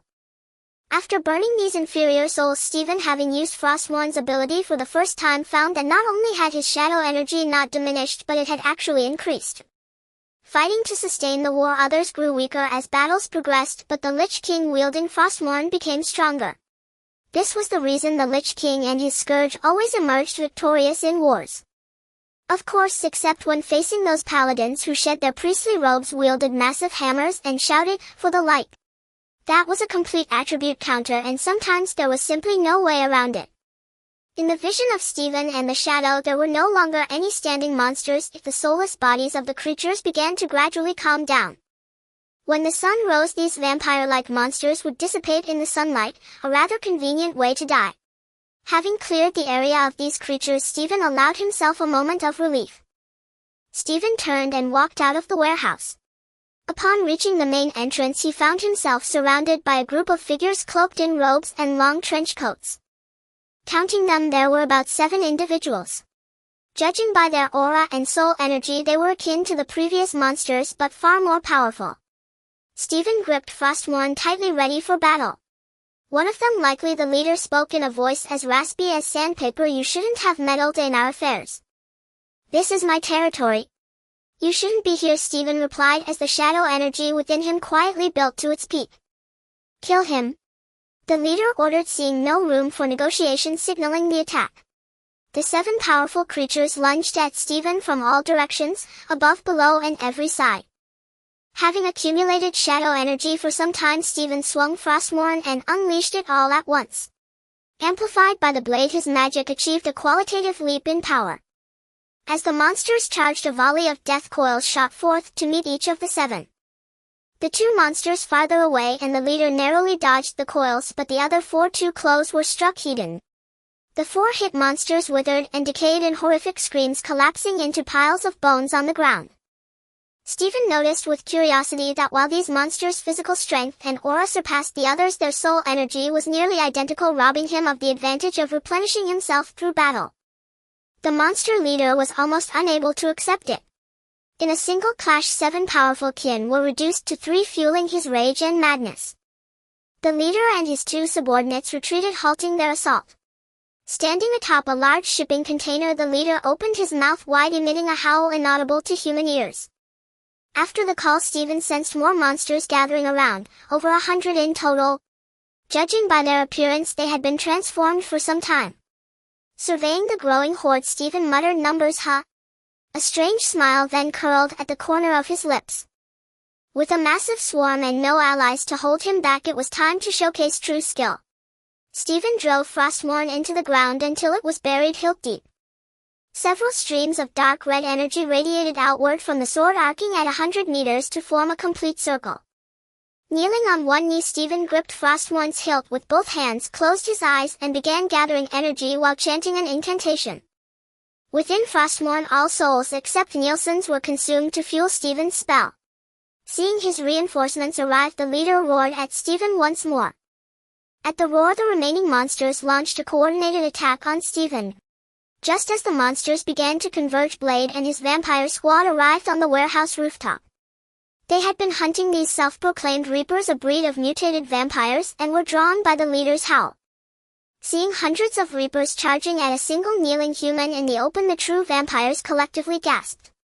Reinhardt, the former leader of the vampire squad, asked Blade, "All this commotion for one human?" Blade remained silent, his gaze fixed on Stephen. He felt a vague familiarity with the man below, accompanied by an unsettling sensation. The assault of over 100 mature Reapers was overwhelming. Even Blade's team could feel the ground tremble. If one could see shadow energy, they would witness countless black tendrils weaving magical runes across the 100-meter radius around Stephen. With closed eyes and moving lips, Stephen wove a cage of death. On the rooftop, a burly vampire pulled out a Gatling gun, aiming downward. But Blade stopped him with a gesture. "Don't you feel it?" The energy here is strange, he said. Energy? What energy? What energy? Blade struggled to explain as only he had experienced such an attack before. I remember him. His abilities are bizarre. Retreat now. Blade ordered. As he moved back, the others followed. The burly vampire holstered his Gatling, shrugging as he ran. Fine, you're the boss now. Your call. The first Reaper's claws reached for Stephen, but a ring of green runes flared around him, sending the creature flying. The Reaper crashed to the ground, shook its dizzy head, and charged again with a howl. Wave after wave of Reapers piled onto Stephen, eventually burying him beneath their mass. Just as Blade and his team thought Stephen had met his end, a dark red glow erupted within a 100-meter radius centered on him. The dark red light rapidly coalesced into intricate runic patterns. It was a massive death and decay spell spanning 100 meters in diameter. A Reaper on the periphery running toward the center suddenly collapsed without warning. Lying on the ground, it realized its legs were gone. Beside its right face, a splendid dark brown flower bloomed. Curious, it reached out with its left hand to touch it. The Reaper leader, who thought victory was assured, was suddenly struck by a sharp sense of danger. Grabbing the only remaining high-blood Reaper, he sprinted out of the rune circle. Once outside, he turned to look back at the battlefield at the circle's center and nearly spat blood, if he still had any. The Reapers piled on Stephen's magical shield began to disintegrate and collapse one by one. The scene was gruesome yet silent, for they felt no pain, dissolving into dust without a sound. All Reapers within the 100-meter radius had their bodies turned to ash, while their souls became nourishment for Frostmourne. Pulling the sword free, Stephen gazed toward the Reaper leader. The Reaper leader both hated and feared Stephen. In months of painstaking growth undone in an instant. Just wait. They'll be back, the leader shouted before turning to flee. Only a fool would stay any slower, and those 3 howling evil energy spheres would hit him. A pity. Stephen regretted failing to hit the 3 obviously high-ranking monsters. Given their intent, they seemed determined to trouble him again. As the saying goes, one can guard against thieves for 1,000 days but not live in constant fear. Stephen pondered how to track them down and wipe them out completely. Stephen wished to eliminate the lingering threat, but frustrated by his ignorance of these monsters' origins, he had to desist for the time being. Gazing at the Frostmourne in his hand, Stephen felt troubled about how to carry it from now on. Must I wear a sword like an ancient knight? Yet its design was too ostentatious for convenient carrying. The sword spirit within his mental realm, sensing Stephen's thoughts, withdrew from Frostmourne and re-entered Stephen's mind. Without the sword spirit, Frostmourne's blade was slowly consumed by space, vanishing from Stephen's hand. What is this?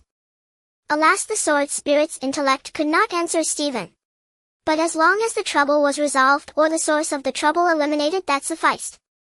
The vampires atop the warehouse, witnessing Stephen's terrifying power, stealthily retreated into the shadows. Blade said to the squad members, "Let's head back." On the way to the temporary base, Blade studied the address on the business card Stephen had given him and remarked, "I have a bold idea."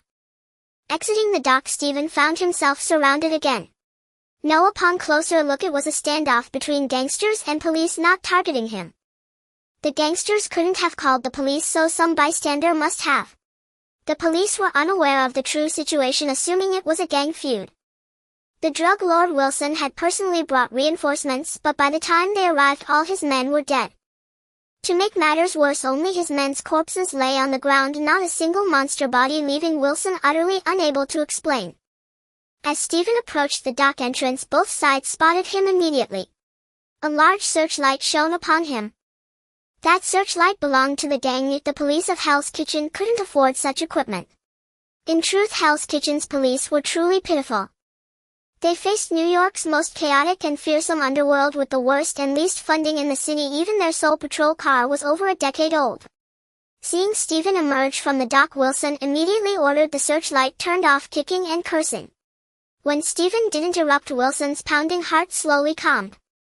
This fear wasn't because Stephen had collected protection fees with an iron-skinned zombie. If that were all, to Wilson's gang, armed with Vulcan cannons and Gatling guns, an iron-skinned zombie was no more threatening than a dog. What truly terrified Hell's Kitchen's gangs was that on Stephen's second night there, he wiped out a major human trafficking syndicate. Simply put, to collect protection fees, Stephen needed to intimidate these thugs. He chose the most despicable human trafficking gang to make an example of. That night Stephen went to the largest local cemetery, raised a horde of zombies and skeletons, and raided the traffickers' stronghold. At midnight, when many gangsters were beginning their nightlife, many witnessed the horrifying spectacle. The example was brutally effective, allowing Stephen to collect substantial protection fees and survive the toughest transition period. Wilson, ignoring the 4 cops' puny pistols, eagerly scurried over to Stephen. "Hey, Stephen, what are you doing here in the middle of the night? This place isn't safe, I mean." "That is." Wilson winked and gestured wildly, hinting desperately. "I'm just taking a walk." "Got a problem with that?" Stephen squinted threateningly, eyeing the fawning Wilson. "I mean, did you see anything strange around here?" "You mean those things in the warehouse?" So you do know?" Wilson exclaimed, leaning in to whisper, "Tell me, buddy. Did you bring those monsters here? Do I have such poor taste?" "Well, it's not great either." Wilson shrugged. Stephen eyed him and said, "This is beyond you. Let the police handle it." No, you misunderstand. If those monsters weren't on my turf, I wouldn't care." Just then one of the 4 cops approached. The officer said to Stephen, "Buddy, I'm Officer Gene from Hell's Kitchen. Are you a witness? Can you come back with me to give a statement? Those bastards had a firefight at the dock, so many dead, my report won't write itself." "Actually, you should thank Wilson," Stephen told Gene. Before Gene could voice his confusion, Stephen continued, "The answers you seek are in the warehouse. If you find it beyond your capacity, call this guy." With that, Stephen gave Gene Carlson's phone number. Wilson and Gene exchanged glances, then each gathered a few men to check the warehouse for the answers Stephen mentioned. As Wilson was about to leave, Stephen called out, "Wilson, burn all the bodies as quickly as possible." "And where's Nelson's body?" Wilson didn't recall knowing a Nelson. "Who's Nelson?" he asked Stephen. "One of your man Bruce's men." "Bruce? Get over here." A bald fat man waddled over. "Boss, what's up?" "Is Nelson your man?" "Nelson? Yeah, I had a guy by that name. A good kid, but he just died at the dock." Wilson looked at Stephen. Stephen told them, "Bury him in the cemetery no matter the cost. They'll pay for it." Wilson and Bruce fell silent. After a moment, Wilson lit a cigarette, watching Stephen walk away. "Inhale. Exhale." Exhaling a smoke ring, Wilson said to Bruce, "Go do as Stephen says. Burn the brothers' bodies and give their families double the usual compensation. Deduct the cost for Nelson from next year's protection fees." "Yes. Yes, sir, I'll get on it," Bruce quickly agreed. In his old age, Bruce would often boast while puffing a cigar, "Back in the day my men were personally chosen and buried by the Lich King himself." This envied countless naive youths. Stephen returned home, turned on the tap, and splashed cold water on his face. Nelson the thug was an odd one. He smoked, drank, and played cards, yet often used his meager income to buy food for children living in dire poverty. These fragments emerged from Nelson's soul, transmitted to Stephen by the sword spirit. "Don't worry, buddy. They'll bring you back to this world. Since the world is so cruel to you, you should fight it even harder." Stephen murmured to himself, recalling the materials needed for the transformation ritual. Recalling the knowledge from Arthas' memories, Stephen took out paper and a pen, laid them on the coffee table, and murmured to himself, "I'd better jot down the materials needed for the Lich transformation first. After all, if this ritual fails once, there's no second chance. I must not make any mistakes. Graveyard dust, overheated ointment, essential oil, scallions, chili peppers. Scratch that, my mind wandered." Stephen eventually wrote down over a dozen items required for the ritual. Picking up the paper, he gently flicked it and realized that aside from a few unfamiliar materials, the rest could be gathered with some effort. However, the remaining occult-related materials gave Stephen a headache. He thought to himself, "I don't have any connections in this field. Where am I supposed to buy these things?" Yet as he pondered over connections, a figure suddenly flashed through Stephen's mind. He picked up his phone and tried to call that person. After a few beeps, the call connected and a voice came through, "Hey, Stephen, I've already contacted 2 buyers. They're very interested in the Spear of Destiny. There's a good chance they'll take it. Just give me a few more days. A few days is all I need." "Shut up and listen. I need 4 things. Write them down. Stephen didn't waste words with Constantine and cut straight to the point, stating his needs. Oh, so you're not here to collect a debt. But what do you need these things for? Summoning a demon? Less chatter. Can you get them? Constantine hesitated for a moment before replying, I can get them, but the price. How much will it cost? At least $3,000,000. That expensive? I may not know much, but if you dare cheat me. Stephen exclaimed in surprise. I, Constantine, am known for not screwing over my friends. The things you want are only sold in the black market and they won't come cheap. Constantine defended himself. Most of the people who trusted you are in hell. I'm warning you, get the materials as soon as possible. This is very important to me. Also settle the money you owe me quickly, or I won't mind going to Africa for a chat. No problem. But buddy summoning demons really isn't a good idea. Constantine continued, trying to dissuade him, apparently still considering Stephen a friend. Who the hell wants to summon a demon? I'm just researching magic and need these materials. Stephen started rambling again. Constantine hesitated for a moment and said, I'll get the materials for you as soon as I can. But promise me Stephen never trust a demon. What a fuss budget. Stephen couldn't be bothered to waste more words with the guy and hung up the phone. Just then a knock came at his door. A series of knocks echoed. Stephen glanced at the clock on the wall. The hands pointed to 3:25. Someone was knocking at this hour of the night. Stephen hesitated for a moment, habitually casting bone shield, then got up and walked to the door, opening it. Opening the door, Stephen saw 3 people standing outside, a black man wearing sunglasses even at this late hour and a strikingly handsome white man and woman. The black man smiled at Stephen as he opened the door and greeted him. Hello Stephen, remember me? Blade. Shouldn't you be hunting vampires? What are you doing here? Stephen said casually. Little did he know his casual remark offended the 2 pure-blooded vampires behind Blade. The white female vampire bared her fangs and lunged for Stephen's neck. However, her attack was blocked by the bone shield and she was thrown back, crashing onto the balcony.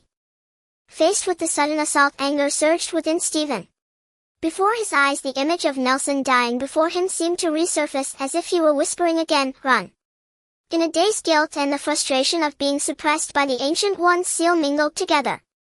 The anger that had been accumulating within Stephen finally erupted all at once. Fuck. Does everyone think I'm a pushover? If a tiger doesn't show its might, you take it for Hello Kitty? After cursing, the shadow energy within Stephen exploded. A dark red energy coiled around his body, forming a massive ghostly claw. The ghostly claw seized the female vampire who had attacked him, lifting her into the air outside the apartment corridor.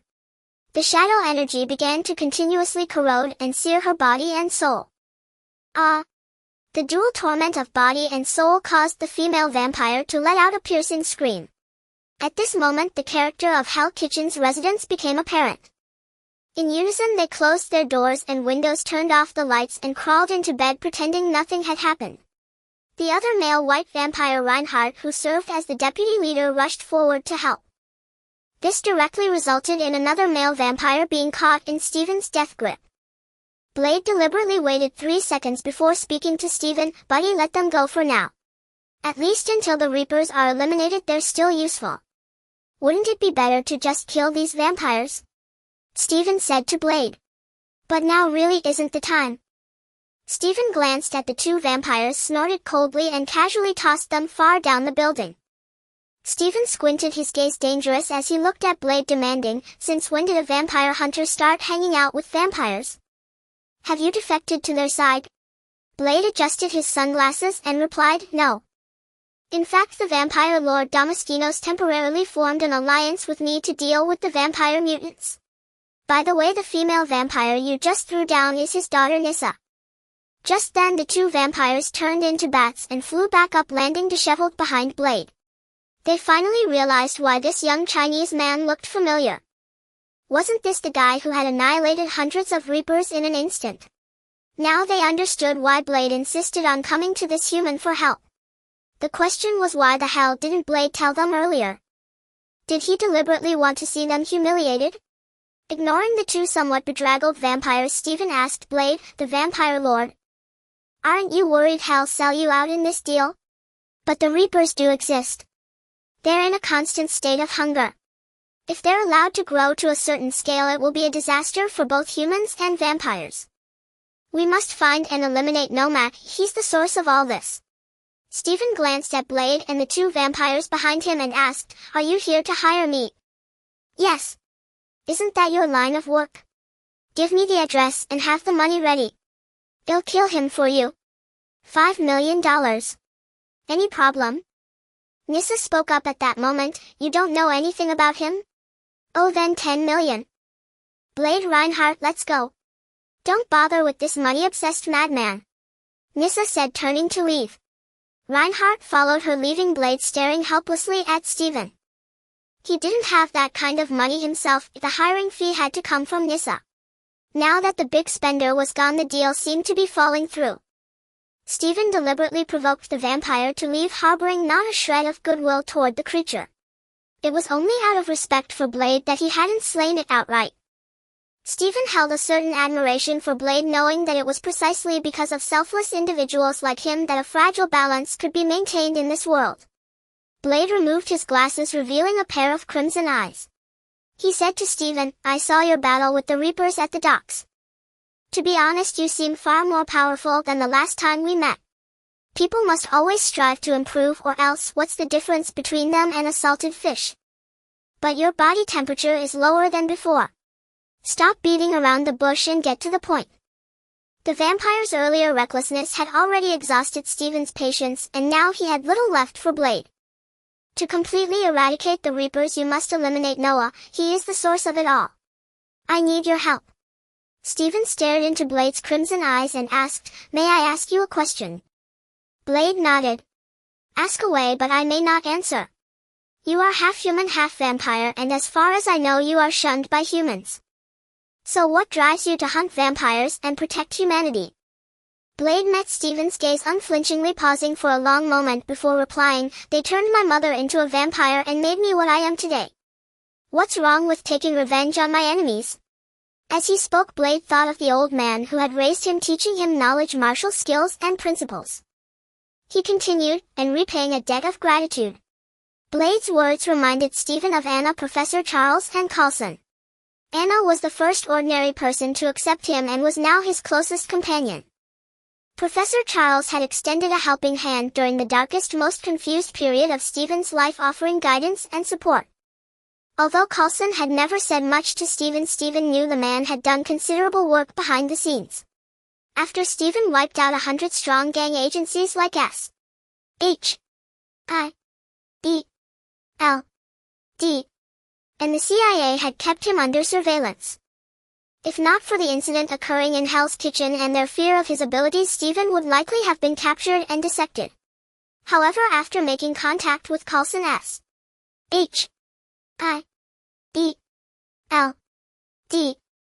surveillance gradually diminished. After enduring the so-called tests orchestrated by Coulson and Professor Charles S.H.I.E.L.D.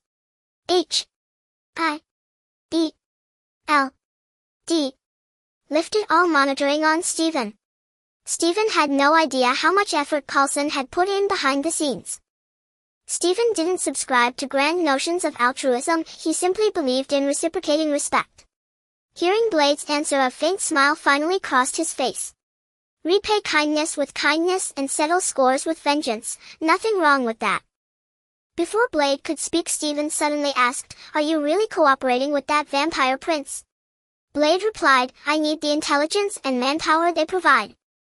The Reapers are multiplying rapidly and they are stronger and harder to kill than ordinary vampires. My own strength is insufficient." "Are the Reapers those monsters at the docks?" Stephen asked. "Yes. Well, they might not be too difficult for you to handle." Stephen patted Blade on the shoulder. "I want to eliminate the Reapers too, but I won't cooperate with vampires. They are never to be trusted. Consider that a piece of advice for you as well." Blade nodded in understanding. "All right, then we'll have to act on our own." Stephen leaned against the doorframe, nodded silently, and said nothing more. Blade walked toward the stairwell with a hint of regret. Watching the solitary figure of the daywalker fading into the darkness of the stairwell, Stephen suddenly called out, "Do you still have the business card I gave you?" Blade turned around, patted his coat pocket and replied, "For now. Keep it safe. When the moment of desperation comes, tear it." Tear it? Blade was puzzled by Stephen's intent. He wanted to ask, but Stephen had already returned to his room after speaking. Blade took the card from his pocket. Aside from Stephen's scrawled handwriting, there was nothing remarkable about it. Since Stephen had specifically mentioned it, it must have its purpose. Blade thus tucked it into a more secure place. Stephen returned to the room and sat back down on the sofa. Having just organized the magical rituals and materials needed to transform into a lich, he decided to sort out his abilities. With the vast knowledge gained from Arthas' memories, many questions and doubts that had remained unresolved due to a lack of guidance were now answered. Only now did Stephen realize he had acquired the powers of a Death Knight. First was the Unholy Aura, one of 3 talent trees for Death Knights, the other 2 being Blood and Frost. To unlock a specific talent tree, one must first obtain the corresponding aura.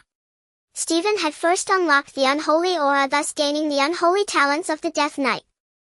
Virulent Plague, Outbreak and Black Death were all unique skills of the Unholy Talent Tree.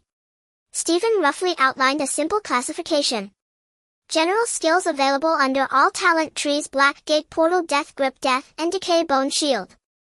Skills granted by the Unholy Talent Tree: Virulent Plague, Outbreak, Black Death passive, Necrotic Empowerment passive. Frost skills: Howling Blast. Stephen surveyed his current abilities.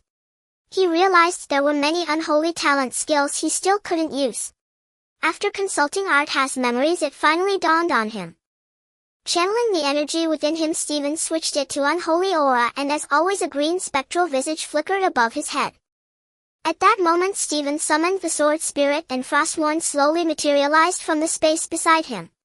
With Frostmourne in hand, the several skills that had been unattainable finally became usable. Unholy Melee active skills: Festering Wound. When the weapon damages an enemy, the wound suffers continuous shadow damage and becomes difficult to heal. Festering Strike. Striking an enemy with the weapon has a chance to turn a normal wound into a festering wound and trigger a wound deterioration. Defile. Upon striking an enemy, summon a zone of mixed frost and shadow energy around the enemy's body. Enemies within the zone suffer reduced mobility and defense and continuous decaying damage. Undead within the zone receive a degree of enhancement. Anti-Magic Shell. Absorbs magic damage, immunizes against certain harmful magical effects, and converts absorbed damage into personal energy. Death Strike. Consumes shadow energy to enchant the weapon. Upon hitting the target, it drains the target's life and energy, restoring a certain amount of your own. The amount restored depends on the life and energy drained. Unholy Frenzy. Plunges you into a killing frenzy, temporarily losing reason. Attack speed and power are greatly increased, and each successful hit intensifies the effect of Festering Wound on the enemy. Thus Stephen finally organized all the talent skills of his unholy specialization. Gazing upon the systematic array of evil-aligned talents and skills, Stephen finally felt complete. Previously he had to grope in the dark, fumbling to comprehend the usage of his abilities and energy. Now, with a structured system of talents and skills, his strength had undergone a qualitative transformation. Having organized the evil-aligned talents, Stephen turned his attention to the Blood and Frost schools. From the Frost school he had only learned a simple spell, the Gust of Wind. However, the Blood school consisted almost entirely of close combat skills, none of which Stephen had managed to learn. Without mastering enough skills, one cannot comprehend the corresponding chi. Without comprehending the chi, one cannot unlock the corresponding talents. Although Arthas' memories contained records of them, we shall not list them here for now. Putting away the messily drawn blueprints, Stephen lay back on the sofa with his hands behind his head. The clock had already struck 4:50 a.m. and he finally felt a hint of drowsiness. At 5 a.m., Coulson arrived at the dock by helicopter. When Jean and Wilson led their men into the warehouse, they were so terrified by the sight of the monsters on the ground that their limbs went weak, nearly collapsing on the spot. Jean knew that he and his beleaguered police officers couldn't handle this situation, so he dialed the number Stephen had left him and contacted an agent named Coulson. Coulson arrived swiftly. As soon as he stepped off the helicopter, he ordered his men to take over the warehouse and secure all the monsters. Coulson had dealt with vampires before, but he had never seen such a variant. To be safe, he ordered 2 corpses to be brought back for study. To understand an enemy, dissection and analysis have always been a direct and efficient method. As for the other monster corpses, Coulson had them moved outside the warehouse. The sun slowly rose. Coulson stood on the dock watching the vampire variants burn under the ultraviolet rays of the sunlight, eventually turning to ashes. Coulson took out his phone and dialed Stephen's number. Stephen had just fallen asleep. Irritated, he answered the call and asked in an extremely annoyed tone, "Who is it? Are they dead?" All of them turned to ash in the sunlight. "By the way, how did you do it?" Logically, vampires should turn to ash immediately upon death. But they were like soulless husks. Though their bodies were still alive for a time, they all lost their self-awareness. "Coulson. It's me. I was just about to call you. Do you have any information on the leader of those Reapers?" "So they're called Reapers. This is the first time I've encountered this vampire variant. I have no information on them either." Stephen sat up in bed, his eyes still unfocused, and murmured, "Isn't S-I-E-L-D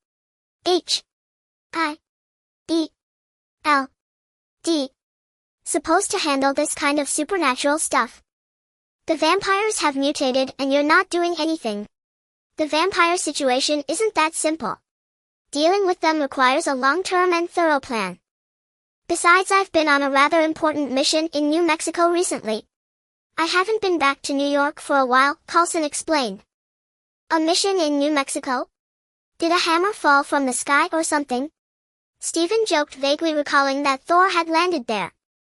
"How do you know that? Do you know something?"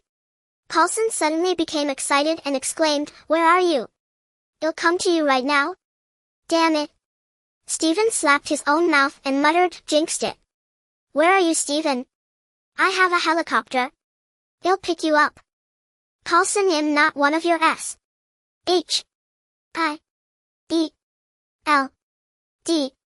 agents. Don't drag me into everything. Besides, the leader of the Reapers isn't dead yet. He ran off saying he'd come back for revenge. I can't sleep soundly until I've dealt with him." Coulson paused for a few seconds before saying, "I've already reported it. I believe the director will make arrangements. Nick Fury.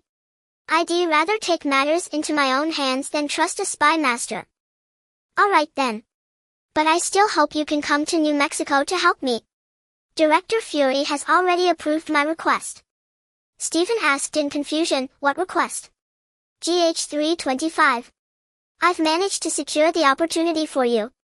It's what we agreed on. But GH325 is extremely rare.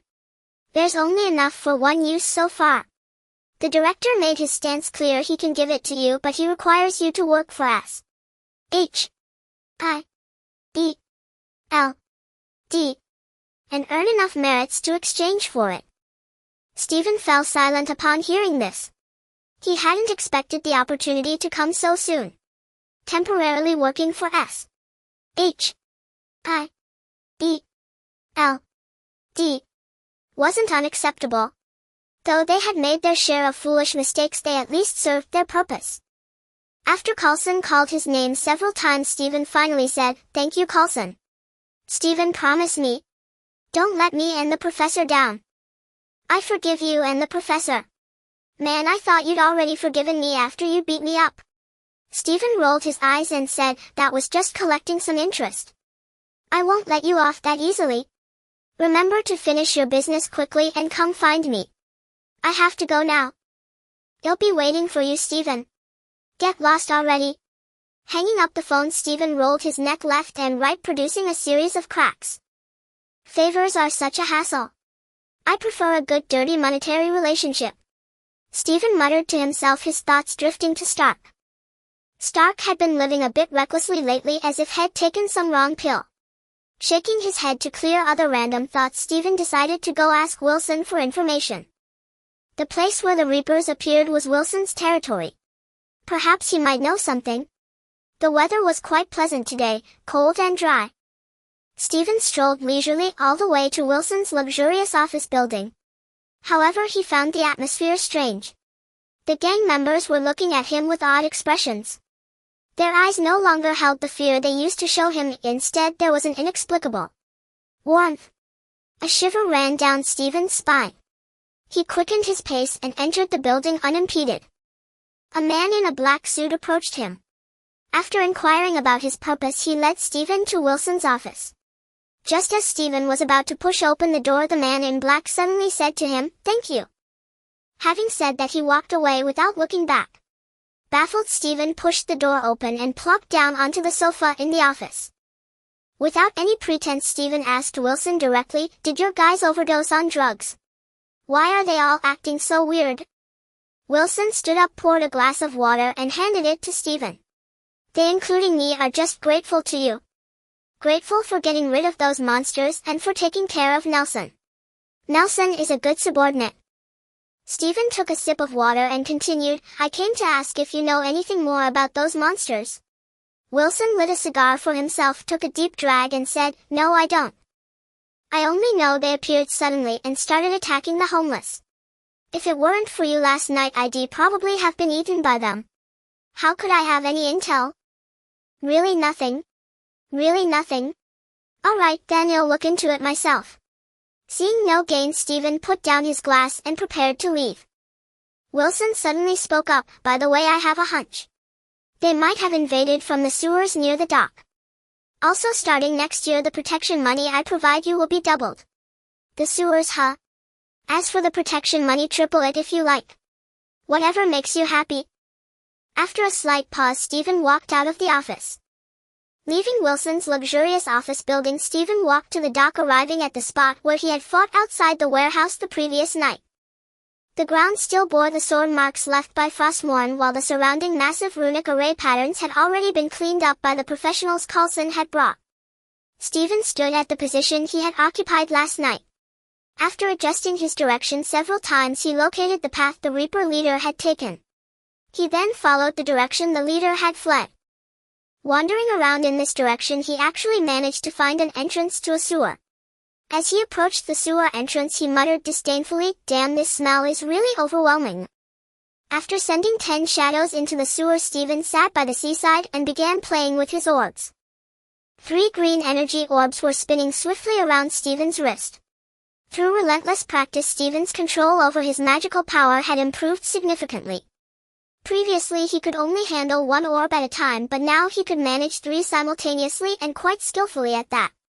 Just as Stephen was thoroughly enjoying playing with his orbs, a shadow sent him a signal. Stephen accepted the signal and shared the shadow's vision. The images transmitted by the shadow were enough to make even Stephen feel nauseated, followed by a surge of anger rushing to his head. Through the shadow's vision, Stephen saw dozens of piles of human bones, large and small, still tinged with a bloody red. The sight was utterly horrifying. These Reapers don't just drink blood, they even eat people. The orbs around Stephen's wrist spun faster and faster, eventually merging into a continuous line.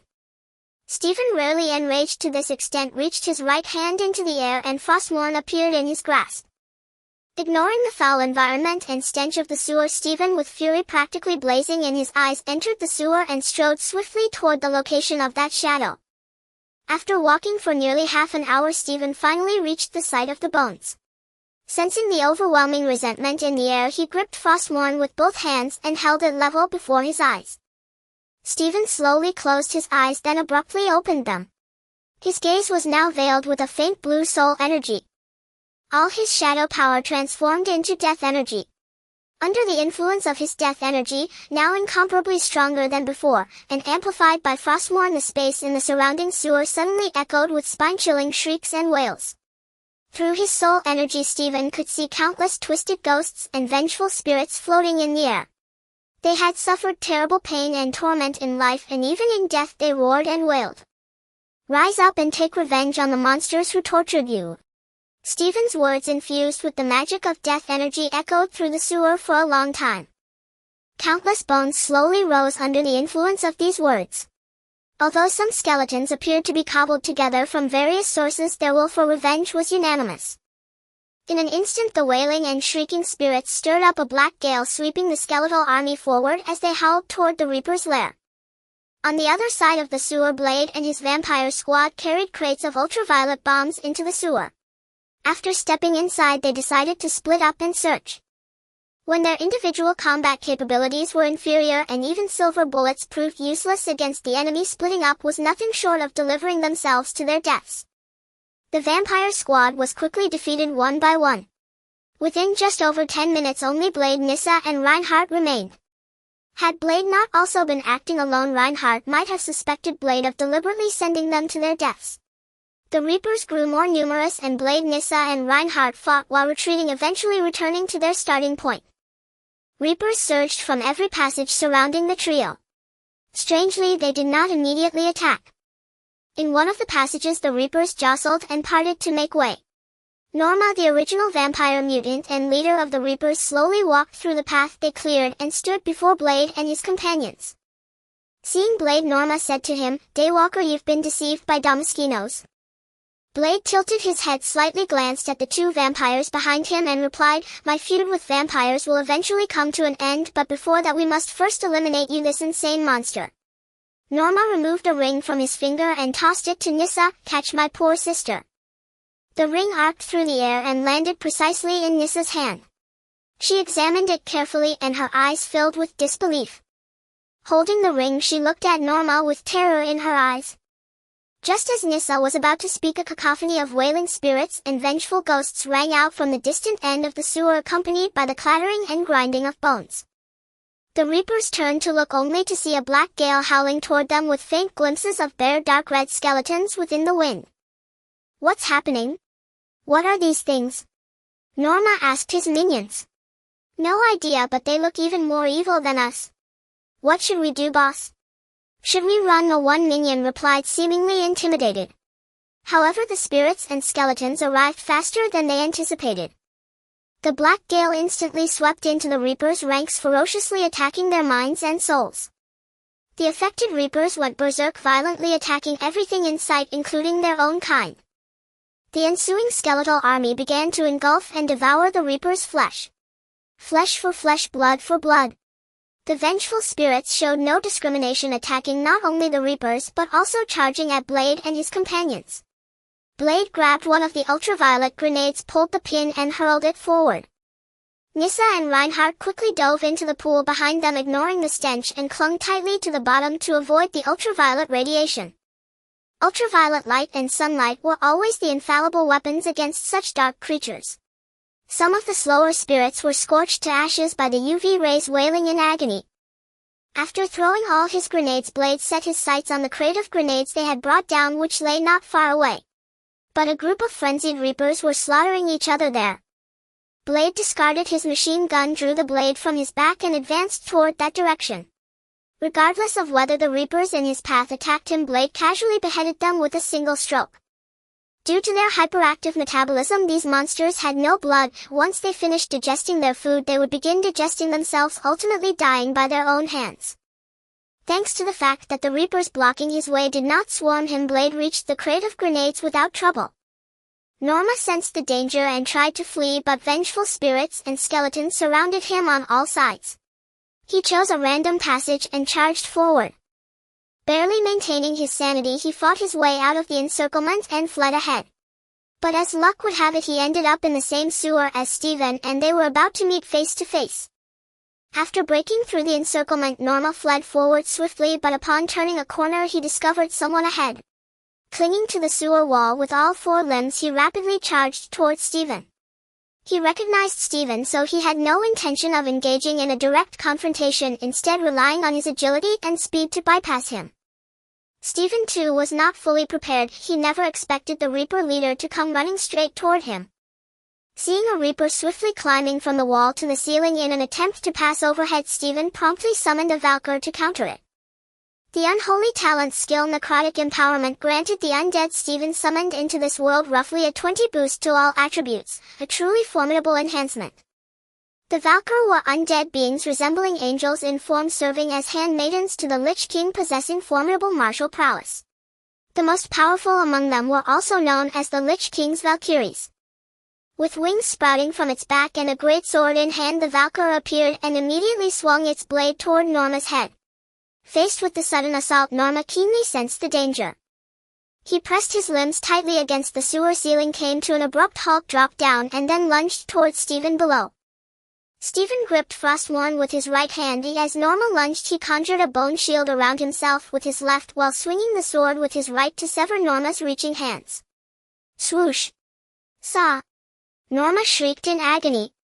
Frostmourne sliced through Norma's palms like tofu, severing half of each hand with no resistance. Simultaneously, Stephen's unholy passive skill festering wound took effect. Norma's hands not only failed to regenerate as before but began to blacken and necrotize. Norma knelt on the ground, his elbows resting on his thighs, staring at his blackened, trembling hands. How is this possible? The Valkyr descended from the air, landing behind Norma, and placed its greatsword, as wide as an adult's palm, against his neck. I won't accept this. I won't accept this. Knowing his end was near, Norma began to scream, venting his fear and resentment. On the other side of the sewer, Blade fought his way to the crate of grenades and frantically began attaching them to his body. The crate was empty and Blade was now covered in grenades. Like an enraged bull, he charged straight into the melee of Reapers, skeletons, and wraiths. Boom! Boom! Boom! Blade hurled grenades everywhere, and the ultraviolet light from their explosions barely ceased. The UV rays incinerated not only the Reapers but also the skeletons and wraiths.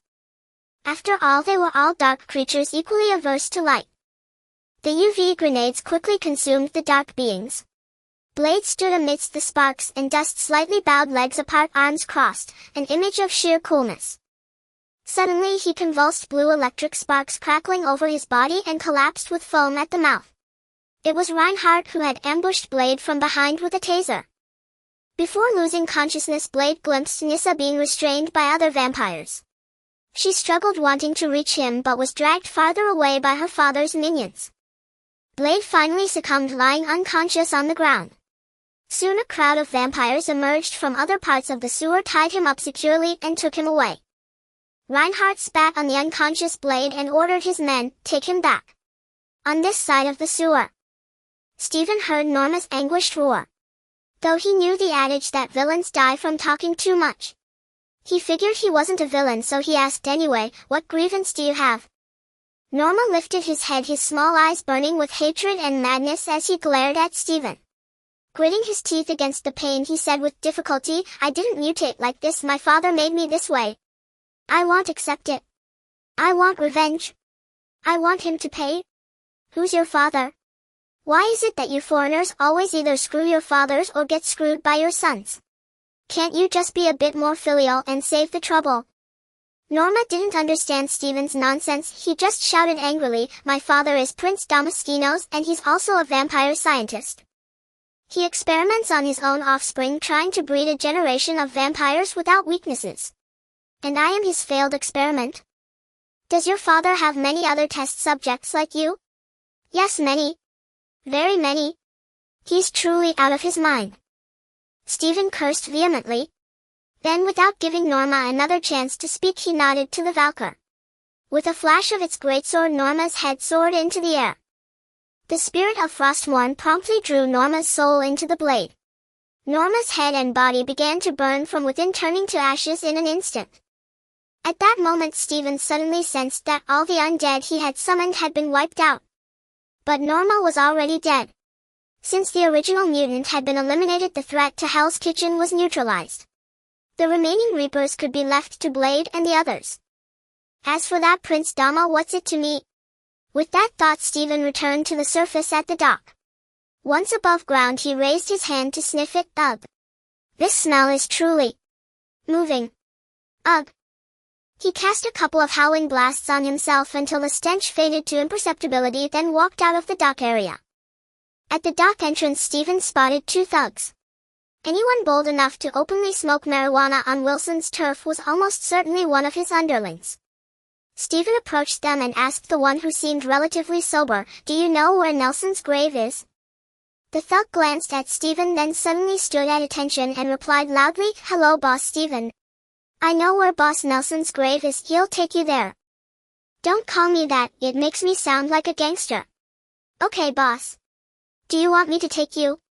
Stephen was exasperated with the thug but gave up correcting him. Lead the way. The thug guided Stephen toward the cemetery where Nelson was buried. Along the way he chattered incessantly about Stephen's exploits, had heard from others behaving like a devoted fan.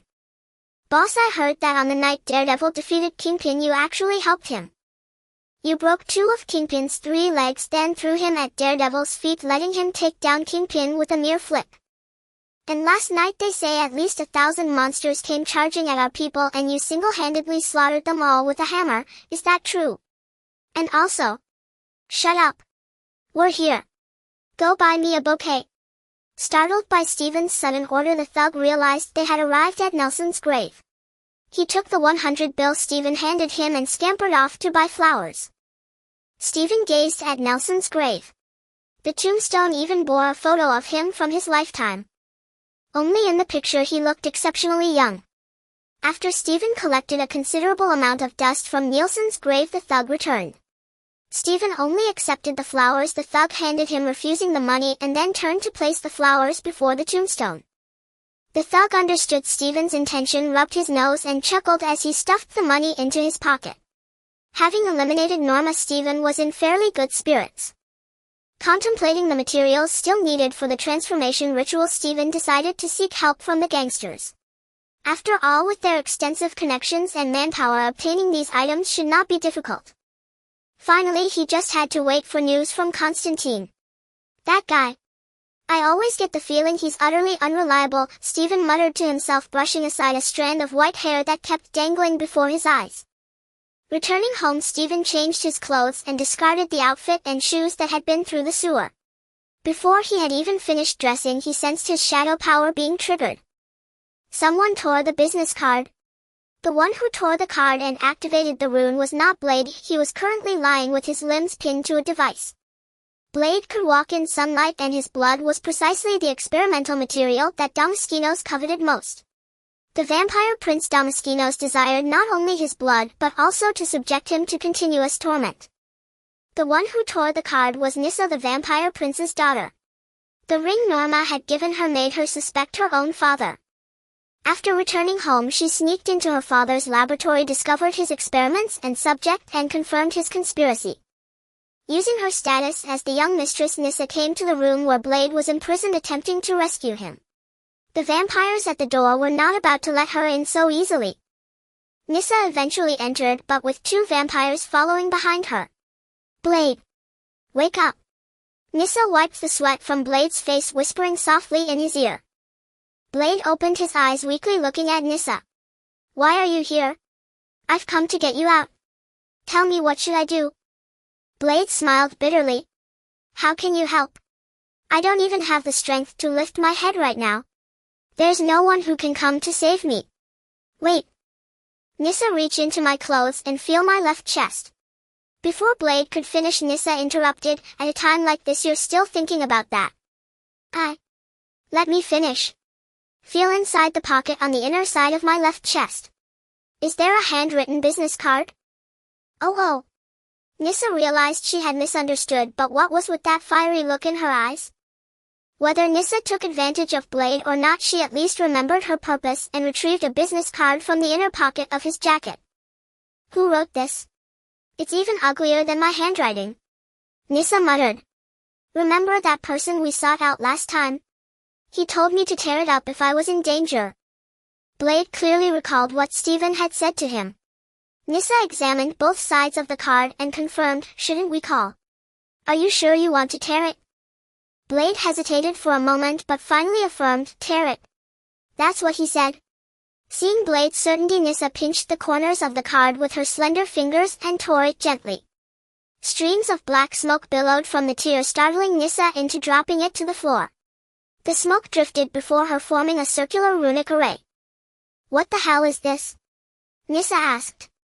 The 2 vampires who had followed her, in sensing something amiss, released their gun safeties and aimed at the floating erratic rune in the air.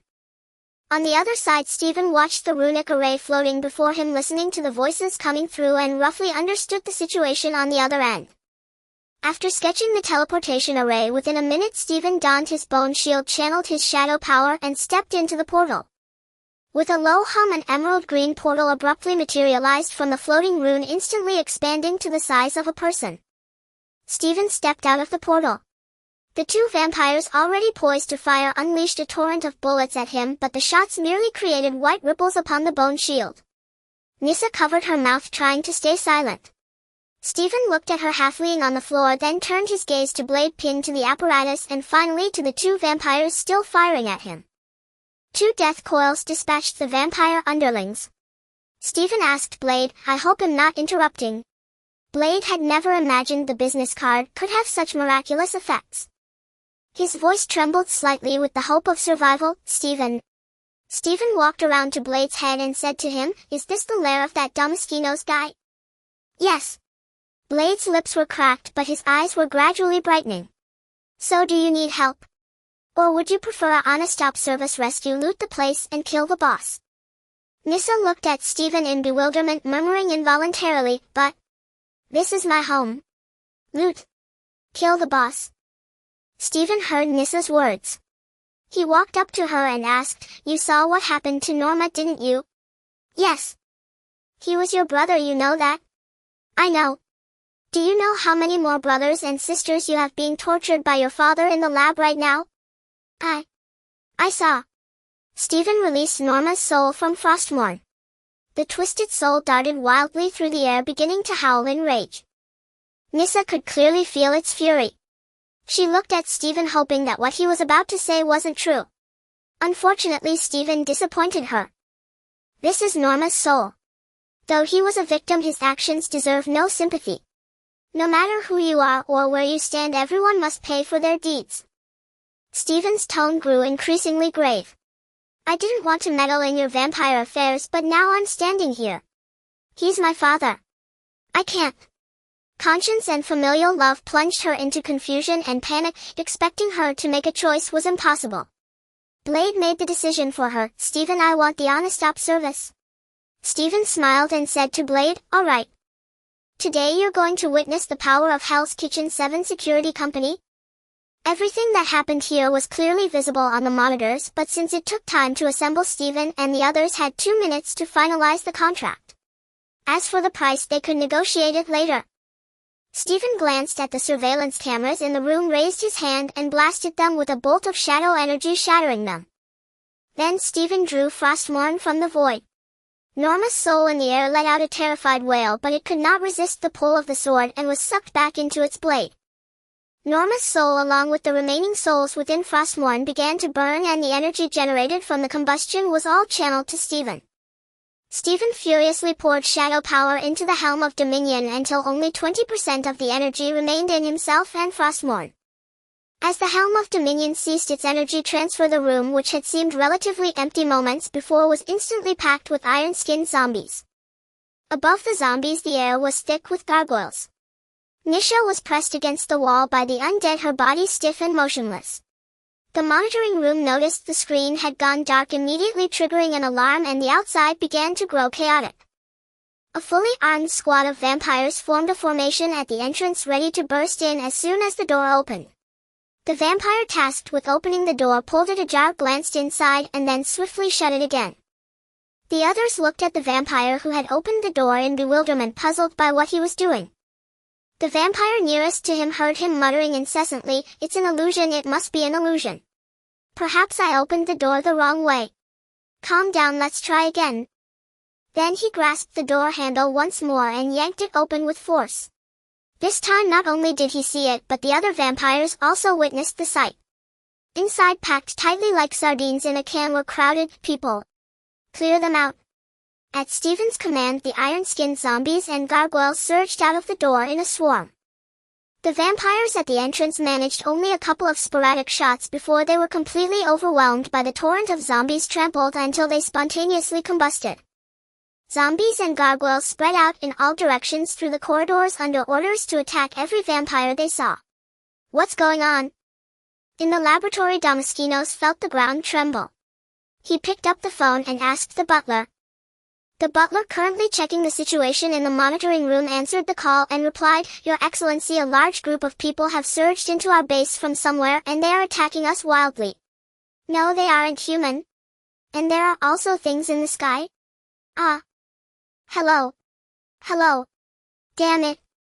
Damaskinos cursed set down his experiment and strode out of the laboratory. When he arrived in the living room, Reinhardt was organizing a resistance against those who had reached this point. Heavy weapons like Vulcan cannons, grenades, and RPGs were all deployed, barely holding back the invaders' assault. "Your Highness, these are not ordinary humans, they aren't even afraid of bullets," Reinhardt reported to Damaskinos. "A bunch of incompetents?" The vampire prince roared in anger, then began a dramatic transformation. His once frail body started to swell and two massive fleshy wings sprouted from his back tipped with sharp claws. The vampire prince's power was not to be underestimated. Besides immense physical strength, they often possessed unique abilities. His abilities were intelligence enhancement and sharpness specialization. Intelligence enhancement manifested in his experiments, while sharpness specialization allowed his claws and fangs to easily cut through steel. Blade supported by Nisha arrived beside the container filled with blood. Stephen swung his sword, cleaving the container in two. Blood gushed out, forming a pool in the basin beneath. Blade lay down in the blood pool to begin healing. After the last iron-skinned zombie left, Stephen also walked out, gripping Frostmourne. His minions were being depleted rapidly, especially after Damaskinos joined the battle. The iron-skinned zombies, impervious to bullets, were like paper under his claws. Moreover, dark magic like shadow bolts inflicted negligible damage on the vampire prince. Arriving at the edge of the battlefield, Frostmourne absorbed some souls along the way. Facing the rampaging vampire prince, Stephen prepared to summon a more powerful ally. "I need a mighty warrior." Stephen expended nearly all the energy within himself and Frostmourne, even burning the souls he had just harvested, finally summoning a formidable warrior. This was an undead warrior clad in heavy plate armor, carrying a massive greatsword on his back, Resuvius, the chief warrior under Kel'Thuzad and instructor of Death Knights. Resuvius was originally a warrior trainer in Stormwind City. After Kel'Thuzad tricked him into being killed by his own kin, the Cult of the Damned stole his corpse and resurrected him within the necropolis of Naxxramas. From then on, he became the chief instructor under Kel'Thuzad, training wave after wave of powerful warriors and Death Knights for the Scourge. "You have disappointed me greatly, weakling," the instructor blurted out instinctively as he appeared. Stephen's face stiffened as he turned to look at Resuvius. Seeing Stephen's gaze, Resuvius quickly apologized. "Forgive me, I did not mean you, my Lich King." Stephen's mouth twitched. He pointed at the vampire prince, who was reveling in slaughter among the zombie horde, and asked, "Can you take him down? Under my power he shall be utterly crushed." Resuvius roared, charging forth and instantly appearing before the vampire prince. The vampire prince instinctively swung the claws on his wings at Resuvius, but Resuvius sidestepped smoothly, slashing a massive wound across his waist with his sword. Had the prince not been alert and shifted half a step aside, he might have been cleaved in two by Resuvius. Blade now restored to his original form, and Nisha left the room. On their way to assist, Blade spotted Whistler imprisoned and used as a blood bag. "Whistler!" Blade shouted, rushing into the room to rescue him. The weakened Whistler opened his eyes, which had also turned a deep crimson. Damn it! Whistler had been turned into a vampire, and Blade couldn't help but curse. He helped Whistler lie down in the blood pool. Being a vampire now had some advantages. At least his recovery was good and he wouldn't be a burden. Now there were 2.5 vampires. They left the room intending to support Stephen. When they reached the battlefield, they witnessed Resuvius' impressive maneuvers, and Blade exclaimed, "Excellent swordsmanship."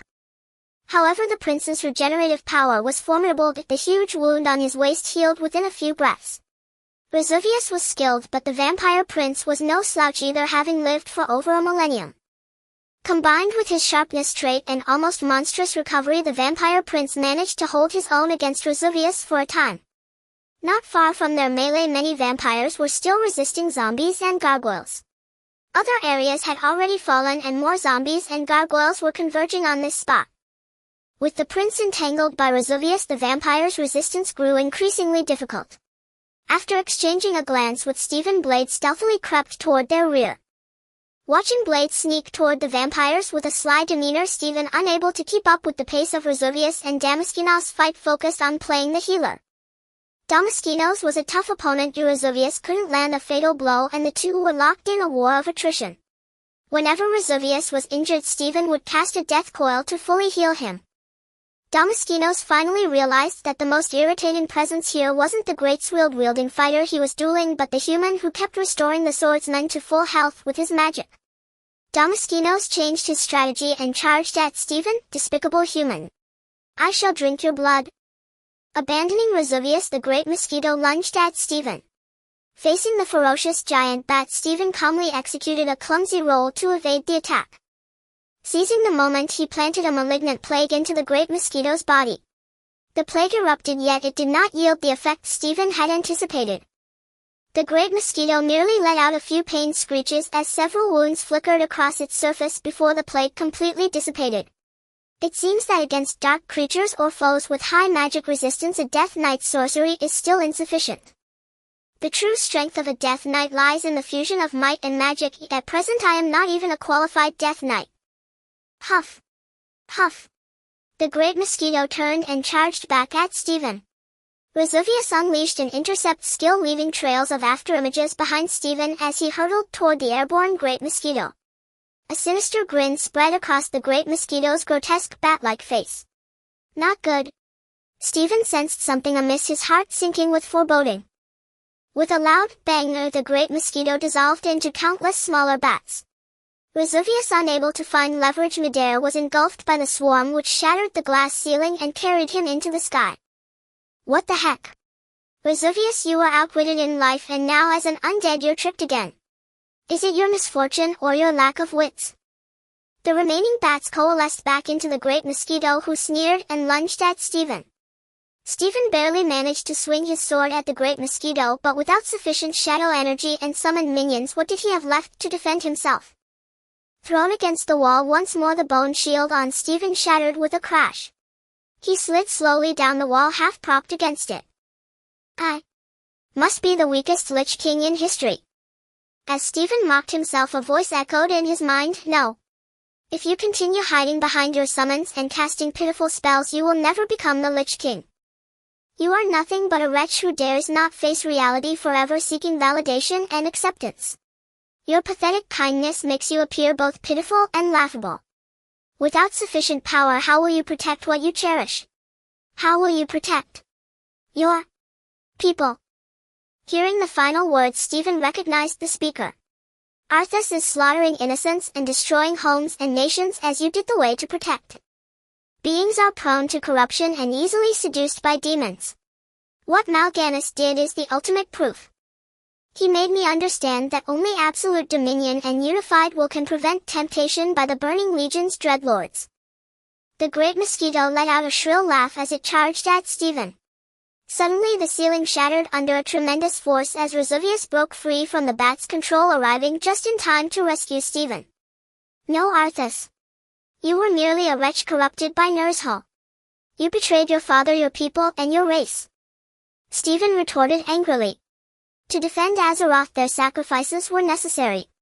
But what was the end result? You were defeated by the very souls you commanded, and your army fell to the blades of the Azeroth Expeditionary Force. The will of beings is far more complex than the corrupt ones you witnessed. Arthas, you cannot only see the dark side of human nature nor abandon everyone for the sake of a few. And are you any different? Beings often generalize from a few examples, believing what they see is the whole truth.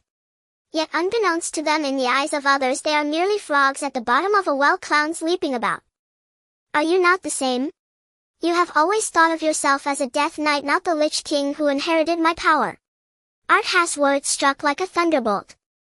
Stephen suddenly realized he had been making a mistake all along. The power he sought was merely the power in front of him. He always believed he should gain power step by step, unaware that he was forsaking an entire forest for a single blade of grass. A Death Knight? No, Arthas, you are right. I have limited my own vision. In a flash, a torrent of thoughts surged through Stephen's mind. As he broke through the shackles within, a long-buried memory seeped into his soul. My son, when you were born, the forests of Lordaeron whispered your name, Arthas. My boy, steady your hand, plant your feet firmly, and draw strength from the ground. That way your sword will strike with greater force. Go lead your army to save your people.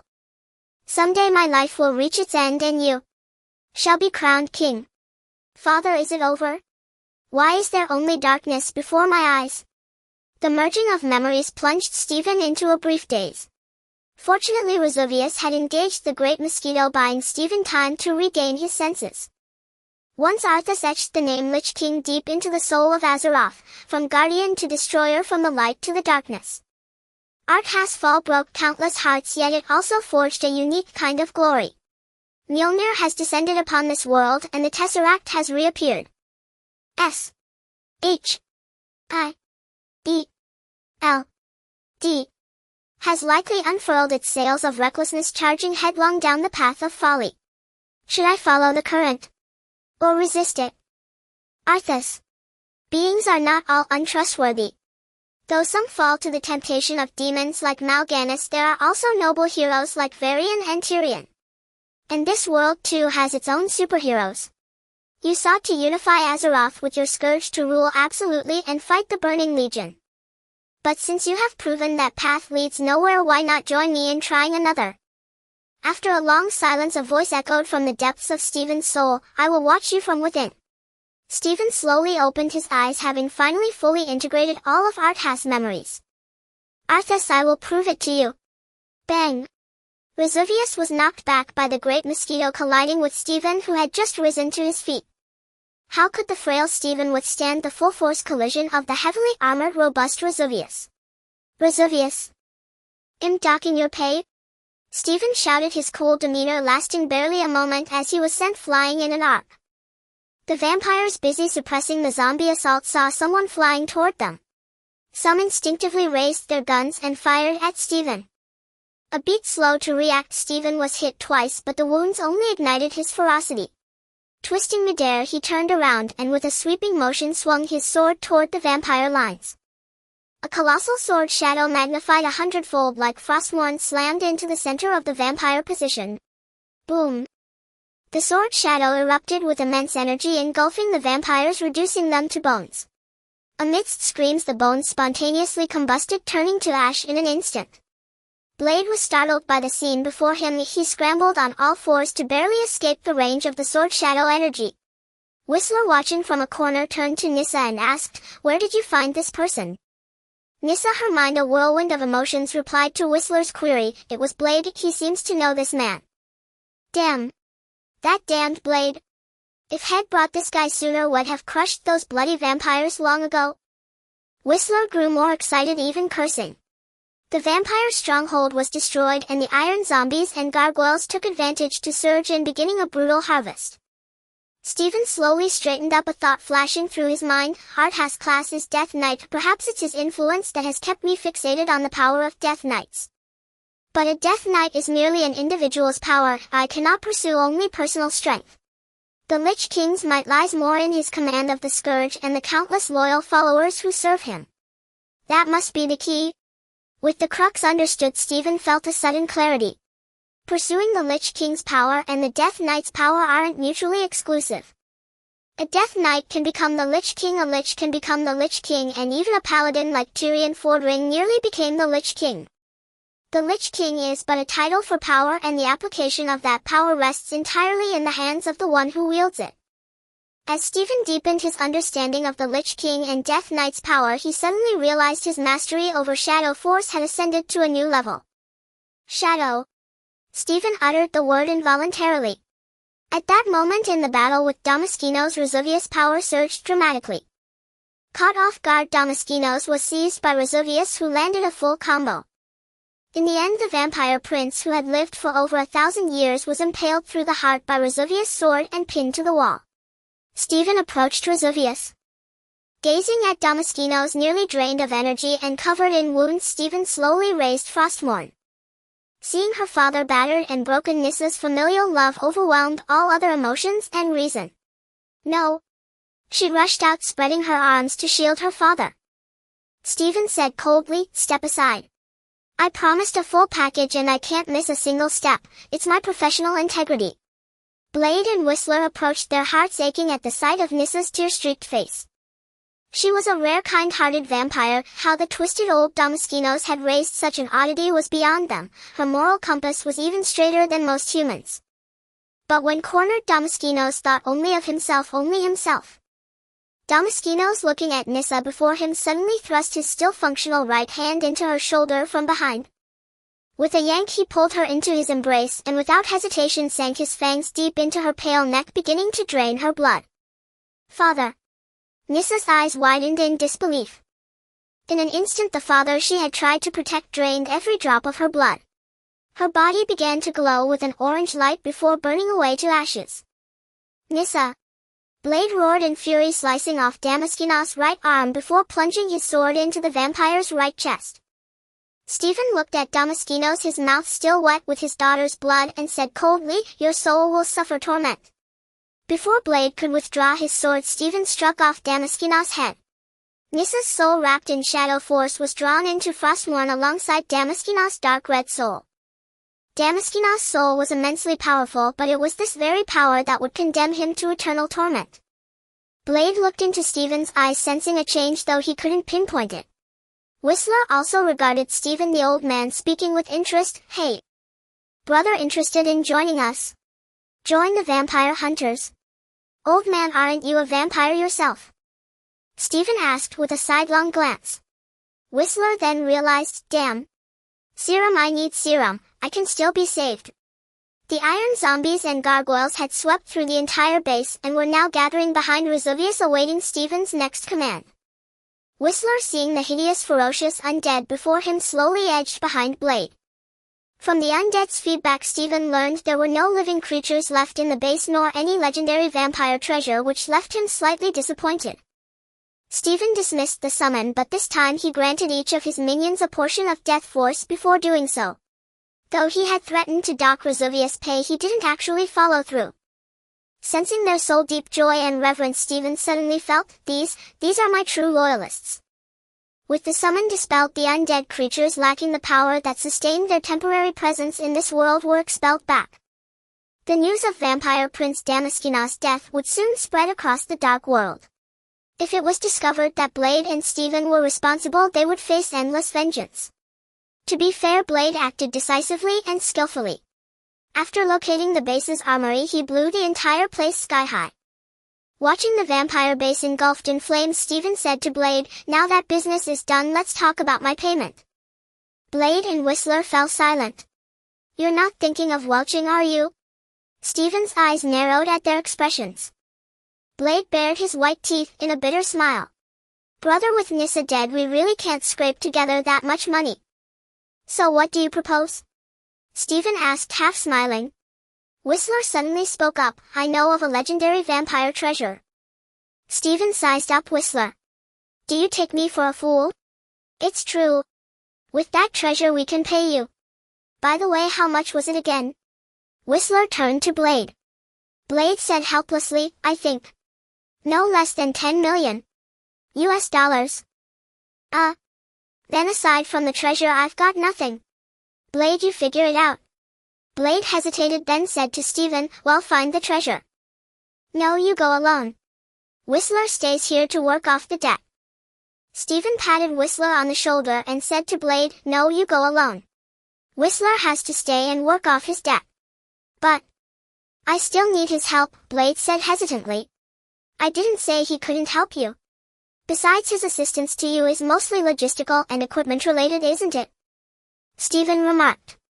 "Yes, I'm the most professional vampire hunter and I have extensive connections," Whistler began to boast about himself. After a while Whistler changed his tone, "But I need my professional gear. If I'm going to your place, I'll have to go home first. There's a lot of stuff."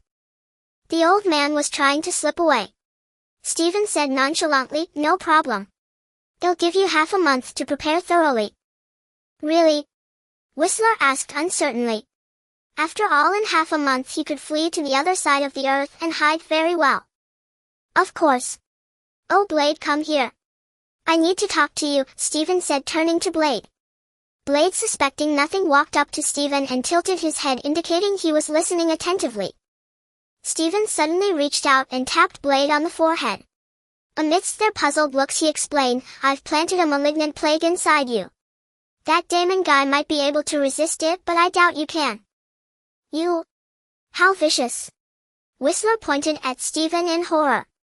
"Oh, and those two Pats just now were also." Stephen turned and said with a smile to Whistler. Whistler suddenly collapsed onto Blade like a limp shrimp, crying, "Oh, God. Blade, quick. Hold me up. My legs are weak. I feel like I'm about to have an attack. Malignant plague, it sounds utterly sinister. I've set up protective charms. As long as you come to me regularly for reinforcement, you'll be safe," Stephen said, patting Whistler's shoulder again. There it is again. These two weren't. Whistler suddenly stood up straight and said, "Why didn't you say so earlier? You scared me half to death. Logically speaking, you saved us and wiped out Damaskina's lair, the one who wanted to pickle Blade in medicinal wine. $10 million is really not too much. Once we find the vampire treasure, I can give you not just 10 million but 100 million. I've already given you a discount on the 10 million. Don't be ungrateful." Stephen couldn't be bothered to waste more words with Whistler. He turned to Blade and asked, "Blade, how long do you think it will take?" Blade looked at Whistler, pondered for a moment and replied, "Give me 3 months. In 3 months I can help you find the treasure, but how to retrieve it is your business." Stephen snapped his fingers in a good mood and said, "Nice. When you find it, tear up this business card and notify me. I'll bring my own people to collect it. If the treasure is worth enough to cover the debt, I'll remove the plague seeds from both of you." Blade nodded and took the card. Stephen looked at Whistler and said, "As for you, old friend, I'm giving you half a month to prepare for Blade and pack your things. You only have half a month. If you don't show up, you'll end up like that tree." Stephen slightly lifted his chin, pointing at the large tree behind Whistler. Whistler and Blade turned to look. The tree, as thick as a man's embrace, withered, decayed, and crashed to the ground with a rumble in an instant. Both of them shivered involuntarily. With the vampire matter settled, Stephen returned home in a fairly good mood after making a hefty profit. A few days after returning to Hell's Kitchen, Stephen finally gathered all the materials he could procure from his list. The only things left were the ones from Constantine. Stephen sat on the sofa. Just as he was about to call Constantine, his phone rang first. "Stephen Joan." An unfamiliar voice came through the receiver. "It's me." "Who is this?" Stephen asked. "I'm Midnight. We've met before." "I only know Midnight as a horse I've been trying to get for ages without success, just like Invincible. Both are my regrets." Papa Midnight was bewildered and couldn't understand Stephen's nonsense. After a moment of silence, he said, "You and Constantine came to my place to borrow a chair last time. Remember? We got along well then. Constantine asked me to buy a few items for him totaling $430,000. Also, he asked me to tell you that the item has been sold for $1.8 million. After deducting his commission, you'll receive 6 materials and $1.3 million in cash. When are you free to pick them up? Let me be clear, I'll charge a 5 handling fee." Upon hearing about borrowing the chair, Stephen remembered Midnight as Papa Midnight. "Ah, Papa Midnight.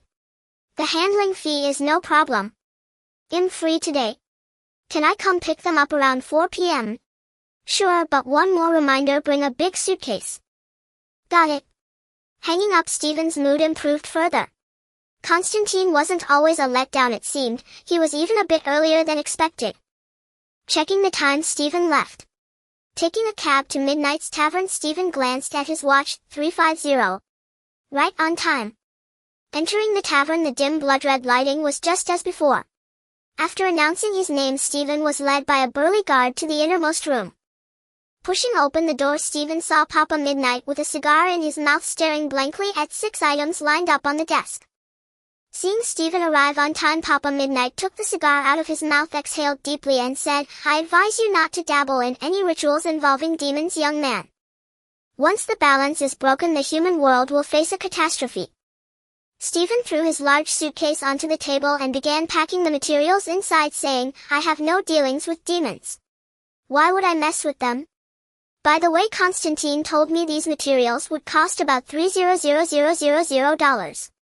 Why did it end up over $100,000 more?" Papa Midnight replied with a sly smile, "These materials cost $230,000. Constantine bought about $200,000 worth of exorcism and aphrodisiac stuff from me. Son of a bitch. I knew that bastard was no good. Stephen suddenly shouted, his voice sharp with agitation. With Constantine you can only believe half of what he says. For instance, he'll help you buy materials, but the price. Papa Midnight put the cigar back in his mouth. Stephen left fuming with the cash and materials. He didn't plan to call Constantine now to confront him, that would only alert him and make him avoid Stephen. He planned to kick Constantine right in the balls the next time they met to see how he'd use all those aphrodisiacs he bought. Suppressing his fury at being duped by Constantine, Stephen resolved to first finish the task at hand. Luggage in hand, he hailed a taxi and headed home. Constantine, pray I never cross your path again. Though Stephen murmured under his breath, the taxi driver caught his words. Sensing the deep-seated resentment in Stephen's voice, the driver muttered to himself, looks like this guy owes him a fortune. Back in his home, Stephen emptied the cash and packed the materials he had prepared earlier into the suitcase. At last all the components for the summoning ritual were assembled. Stephen's heart swelled with anticipation and trepidation. Yet no matter how eager he was, he had to wait until nightfall. Who would dare attempt such a thing in broad daylight? Besides, the atmosphere just wouldn't be right. Suddenly idle Stephen felt a strange unease. His thoughts drifted to Anna, that gentle and considerate girl. Picking up his phone, Stephen noticed several missed calls, apparently from Stark. Intrigued, he dialed Tony Stark's number. After a long wait, the call connected. Hello, this is Stark's phone. Who's speaking? Pepper. Stephen, recognizing Pepper's voice, asked, It's me. And you are? I'm Stephen. Where's Stark? Him. He's throwing a birthday party in his armor with dozens of socialites and models. Stephen was puzzled. Hadn't this guy just declared himself Iron Man? Why the sudden descent into debauchery? Catching the strong note of jealousy in Pepper's voice, Stephen pressed on. Did he take the wrong pills? Or did you forget to give him his meds? Pills. He hasn't taken any medicine lately, but he downs that disgusting green liquid every day. Oh, and Tony's been donating money everywhere. Even the precious paintings we painstakingly collected have been given to universities. More crazily, he appointed me CEO of Stark Industries. I don't know what's gotten into him, but I swear I never gave him any pills. Don't worry, it'll come by soon. By the way, Pepper, how's Anna doing? Oh, Anna. She's already a deputy manager now. She's really impressive. That's thanks to your guidance, haha. Stephen, can you come quickly? Even Ethan and Rhodes can't get through to him now. I think you're the only one Tony might still listen to. No problem, I'll be there as soon as I can. Hanging up, Stephen massaged his temples and thought, what the hell is Stark up to? Why has he suddenly become so decadent? Stephen took 2 stacks of cash, bagged the rest, and shoved it all under the bed. Leaving home, he tossed a stack of cash into Jimmy's place, wherever that stray had been roaming, and hurried off. Arriving at Stark Tower, Stephen met the person Pepper had arranged to pick him up. According to Pepper, this was Stark's newly hired secretary, blessed with an angelic face and a devilish figure. Stephen had been looking forward to it, but upon seeing her in person he couldn't help but silently quip, add a Black Widow's heart to that. Wasn't this Natasha Romanoff, the S.H.I.E.L.D.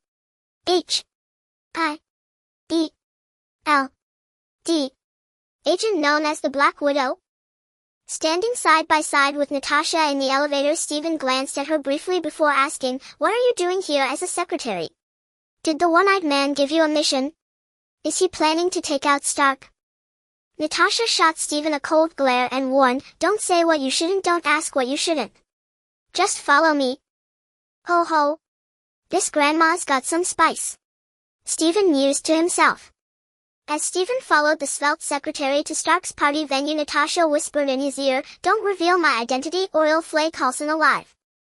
With that she turned and swayed away, her figure serpentine. What's Coulson being flayed got to do with me? Stephen finally muttered, but Natasha was already out of earshot. When Stephen entered the living room turned party venue, Rhodes, who had rushed over upon hearing the news, was already locked in a heated argument with Stark. Rhodes glared at Stark's pathetic state, demanding angrily, Tony, what the hell is wrong with you? What do you see? Haven't I always been like this? Stark replied drunkenly, a bottle dangling from one hand while the other propped him against the wall. You bastard, you don't deserve that armor. You don't deserve the title of Iron Man. With that, Rhodes stormed off in fury. Stephen winced at the deafening music, his head throbbing. He pulled aside Happy, who was ogling the women like they were works of art, and said, "Go turn off the music." "But boss." "Just say I told you to."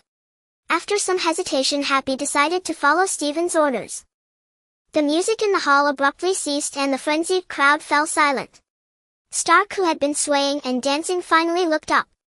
Stark spotted Stephen standing at the back of the crowd. Grabbing the microphone, he laughed and shouted, "Hey!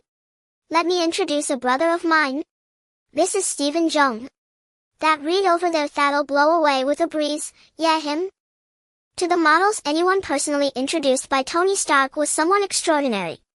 They all turned to look at the young Asian man. "Everyone out." Stephen's icy command sent a chill down the spines of the once ardent models. Overwhelmed by his imposing aura, they obediently filed out. "Hey Stephen. This is my birthday party. You can't be so cruel." "Ugh." Stark protested loudly before suddenly vomiting. With fewer people around, Stephen finally discerned the scent of Stark's soul. Not only has it not soured, but there's even a hint of noble fragrance. Have we all misjudged him? Perplexed, Stephen was about to approach when Rhodes burst in, piloting the unpainted armor. Without a word, Rhodes swung his fist and smashed it into Stark's face. Stark, utterly drunk, took the blow full on and crashed into the bar behind him. What kind of stunt is this now? Stephen thought in exasperation. Watching the two armored figures clanging against each other, he felt a strange sense of surreality. "I said, are you two really having fun boxing in alloy armor?" Stephen suddenly interjected. Rhodes, who was straddling Stark and pummeling him, turned to look at Stephen. Stark raised his right hand palm, aimed at Rhodes' chest, and replied, "You've got a point."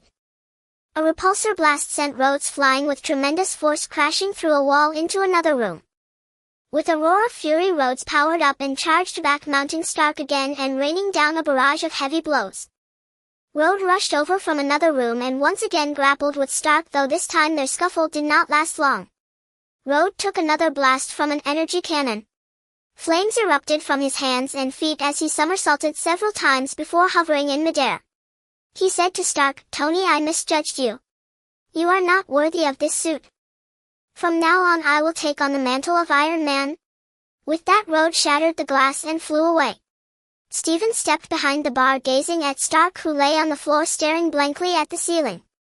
Stephen crouched beside Stark and lifted his faceplate, asking, "It's just us now. Spill it, buddy. What's wrong with you?" "Stephen." Stark's eyes were actually slightly reddened, though he had consumed quite a bit of alcohol, so Stephen didn't think much of it. But soon Stark's gaze regained its usual nonchalant air. "Buddy, remember? I said I'd invest in your security company. Tell me, which office building do you want? Or should I buy you a plot of land so we can design and build it ourselves?" "I think that's a great idea.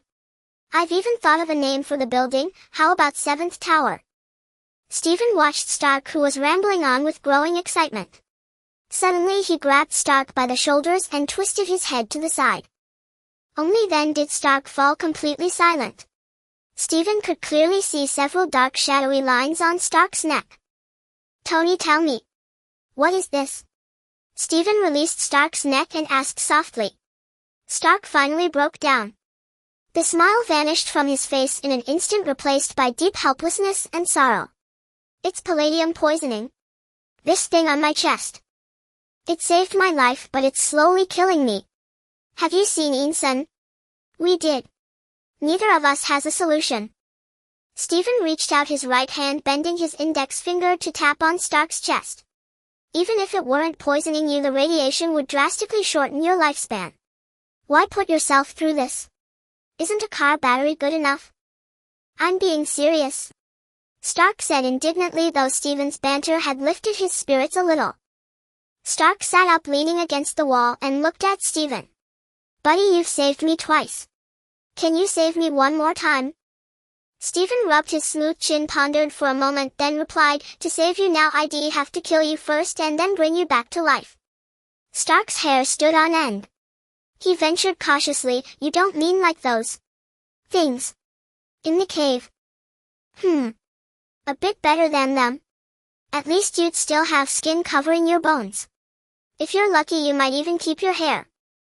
FCKU. I'd rather die than turn into one of those things. Stark flipped Stephen the bird. Stephen frowned, straining to recall the plot. He muttered to himself, how did Stark finally solve the palladium poisoning? Something about inventing a new clean energy source. What did you say? A new clean energy source? Stark caught the last part of Stephen's muttering. You think that's easy to find? Stephen remembered Stark had found a clue while going through his father's belongings. Tony, have you looked through what your father left you? What things? I don't know. He never cared about me. Why should I look at his stuff? The happiest moment of his life was sending me off to boarding school. Stark threw a tantrum like a child. Stephen kicked Stark's armored rear end and roared, You don't know a thing. Get your ass up and come with me to find what your father left you. Ow. That hurts. Stark had no idea what had gotten into Stephen, but he couldn't argue with him, so he got up and headed outside. Slap. Stephen slapped himself. Stark looked at him puzzled. What's wrong with you now? I just remembered, your father's stuff should still be at S.H.I.B.L.D. How do you know that? Your uncle told me. My uncle? I don't have an uncle. Stephen didn't answer. Without looking back, he limped toward the door. A bewildered Stark had no choice but to follow Stephen to S.H.I.B.L.D.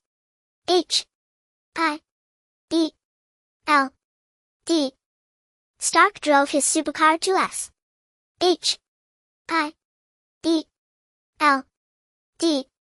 headquarters with Stephen. The security guard at the entrance stopped them and refused to let them upstairs. Stephen said impatiently to the guard, Nick Fury asked us to come. Call him if you don't believe me. The director. One moment, please. The phone rang for a long time before it was answered. As soon as the guard connected to Fury's office, Stephen shouted into the receiver, Fury. It's Stephen. I've brought Tony Stark. There was a 2-second silence on the other end, followed by Fury's deep voice, Bring them in. When they opened the office door, Stephen saw Fury sitting at his desk, arms folded, fingers interlaced, head tilted, staring at them. Unless you have a good explanation for interrupting my meeting with ambassadors from various countries, I'll lock you both up until you agree to join us. H.I.B.L.D. Stark kept glancing at Stephen, silently indicating to Fury that Stephen was the mastermind. Stephen pulled up a chair, sat down at the desk, and said calmly to Fury, Tony's father Howard Stark was one of the founders of S.H.I.B.L.D., wasn't he? What? Stark looked at Stephen with a face full of questions, then turned to Fury for an explanation. Yes or no? Stephen stared intently at Fury's single eye and asked again. Fury leaned back in his chair and replied, Yes. Are you here to reunite Stark with his family? Did Tony's father leave something here for him? Fury scanned Stephen with a scrutinizing gaze and asked, Where did you hear that? From his uncle. Cut the crap. Do you have it or not? His uncle. Why would he tell you these things? Fury immediately connected it to that person. Stark's eyes widened. Why does everyone know I have an uncle except me? I was planning to give you that box in a couple of days. Since you're here asking for it early, just take it and go. Fury said to Stark. That's it? Stephen asked suspiciously. Fury tilted his head slightly, glaring at Stephen with his one eye. What else did you want? To kick my ass? Haha, no. Absolutely not. The box will be delivered to Stark's villa. Now get out and close the door behind you. Thank you. With that, Fury made a gesture indicating they could leave. Stephen and Stark returned to the seaside villa only to find that S.H.I.B.L.D. had already delivered the case ahead of them. Stark stared blankly at the words Howard Stark Property embossed on the silver safe, murmuring it actually exists. Stephen walked over to the case, twisted open the lock and lifted the lid. Hey. That's our family property. Stark shoved Stephen aside with his hip and claimed the case for himself. He closed it and carried it down toward the lower level of the villa. Tony! Stephen suddenly called out loudly, making Stark turn around with the case in hand. A smile broke across Stephen's face as he said, "Don't forget you mentioned investing in my security company. I've decided to take you up on that now. When you find a way to solve your own problems, don't forget about our 7th tower. It's about time. Hiding out in Hell's Kitchen, doesn't it feel suffocating to you?" Stark finished speaking and turned away. Tony Stark's problems were his own to resolve. Stephen's immediate priority was to complete the transformation ritual for Nelson. By the time he returned to Hell's Kitchen, dusk was approaching. Stephen prepared to bring the materials to the cemetery and conduct the ritual beside Nelson's grave. Stephen meticulously checked the ritual materials and the magic array pattern over and over again, ensuring success was absolute. If the transformation failed, Nelson's soul would be shattered by the impact, leaving no second chance. Black goat horn. Old shoe heel. What about the phylactery? Stephen pondered, arms crossed. Oh, here it is, a box made of special conductive material. But what the hell are these patterns? Stephen muttered, running his fingers over the dense inscriptions on the box. Still, it does seem quite suitable as a phylactery. When the night grew deep and quiet, Stephen grabbed his suitcase and set off for the cemetery. Once there, he deployed some banshees to patrol the perimeter, ensuring no one would intrude. Ordinary people couldn't see the banshees, ghost-like undead beings, but they could use sound and sensory manipulation to frighten humans. Their signature skill, possession, allowed them to sacrifice themselves to directly control a target's body. Using pigments mixed from special materials, Stephen painted the magic array and placed each component in its designated position. Stephen drew Frostmourne and began to channel his shadow energy. Feeling his power had coalesced sufficiently, he gripped the sword with both hands, reversed the blade, and plunged it into the center of the array. In that moment, the sky transformed. Countless dark clouds converged directly above the array, slowly forming a vortex under the pull of magical force. Ignoring the massive upheaval caused by the array, Stephen frantically poured his shadow energy into it. Yet he had underestimated the ritual's consumption. Within just over 10 seconds, his shadow energy was completely drained. To avoid being reduced to a desiccated husk, Stephen commanded Frostmourne to burn the souls it had stored. One layer. Half of it. Except for Damaskino's and Nelson's souls, Frostmourne burned every single soul clean away. But the array remained an insatiable abyss, greedily sucking in Stephen's shadow energy. Damn it, the records said it wouldn't need this much energy. We've consumed nearly twice the amount. If this keeps up, I'm done for. Stephen steeled himself and began to burn Damaskino's soul. Damaskino's soul was far more powerful than the others. By magnitude, his alone equaled 1,000 ordinary vampire souls. After all, he was an ancient being with enhancements in both intellect and mental fortitude. As shadow energy continued to flood the array, the sky's ominous phenomena grew more pronounced. The clouds not only formed a vortex but also crackled with lightning and thunder. Many noticed the anomaly, including S. H. I. E. L. D. The banshees had already spotted overly curious ordinary people approaching, but they scared them off. However, when police cars and special division vehicles drew near, Stephen knew his time was running out. Stephen stopped worrying about his own endurance and poured all his shadow energy into the array with full force. The overwhelming energy surging through his body caused blood to seep from his eyes, ears, nose, and mouth. As the wail of police sirens grew closer, Stephen intensified his output once more. Yeah. Open up. This time, not only did blood flow from his 7 orifices, but even the capillaries in his skin burst, drenching his clothes in a mix of blood and sweat. Suddenly, a thunderclap exploded in the sky. Boom! A bolt of black lightning as thick as an arm struck down. In that critical moment, Stephen was flung away by Frostmourne in his hand. As he tumbled through the air, Stephen looked down to see the black lightning strike Frostmourne's hilt. The sword, as if overloaded with energy, crackled with fine arcs of electricity. All the runes on the array blazed to life, projecting a massive magical sigil onto the clouds. A dark aura instantly enveloped the sky above Hell's Kitchen. With sufficient energy, the array finally began to operate. Waves of black death energy quickly filled the cemetery. Once the death energy reached a certain concentration, it was abruptly sucked into the phylactery placed at the top of the array. Now, release Nelson's soul and shove it into the box, Stephen shouted to Frostmourne. The sword released Nelson's soul and forced it into the box, whose lid slammed shut the moment the soul entered.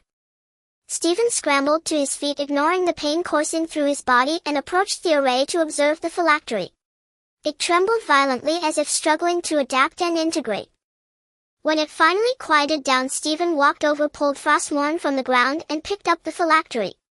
Sensing the immense spiritual power emanating from within, he knew he had succeeded. Buzz.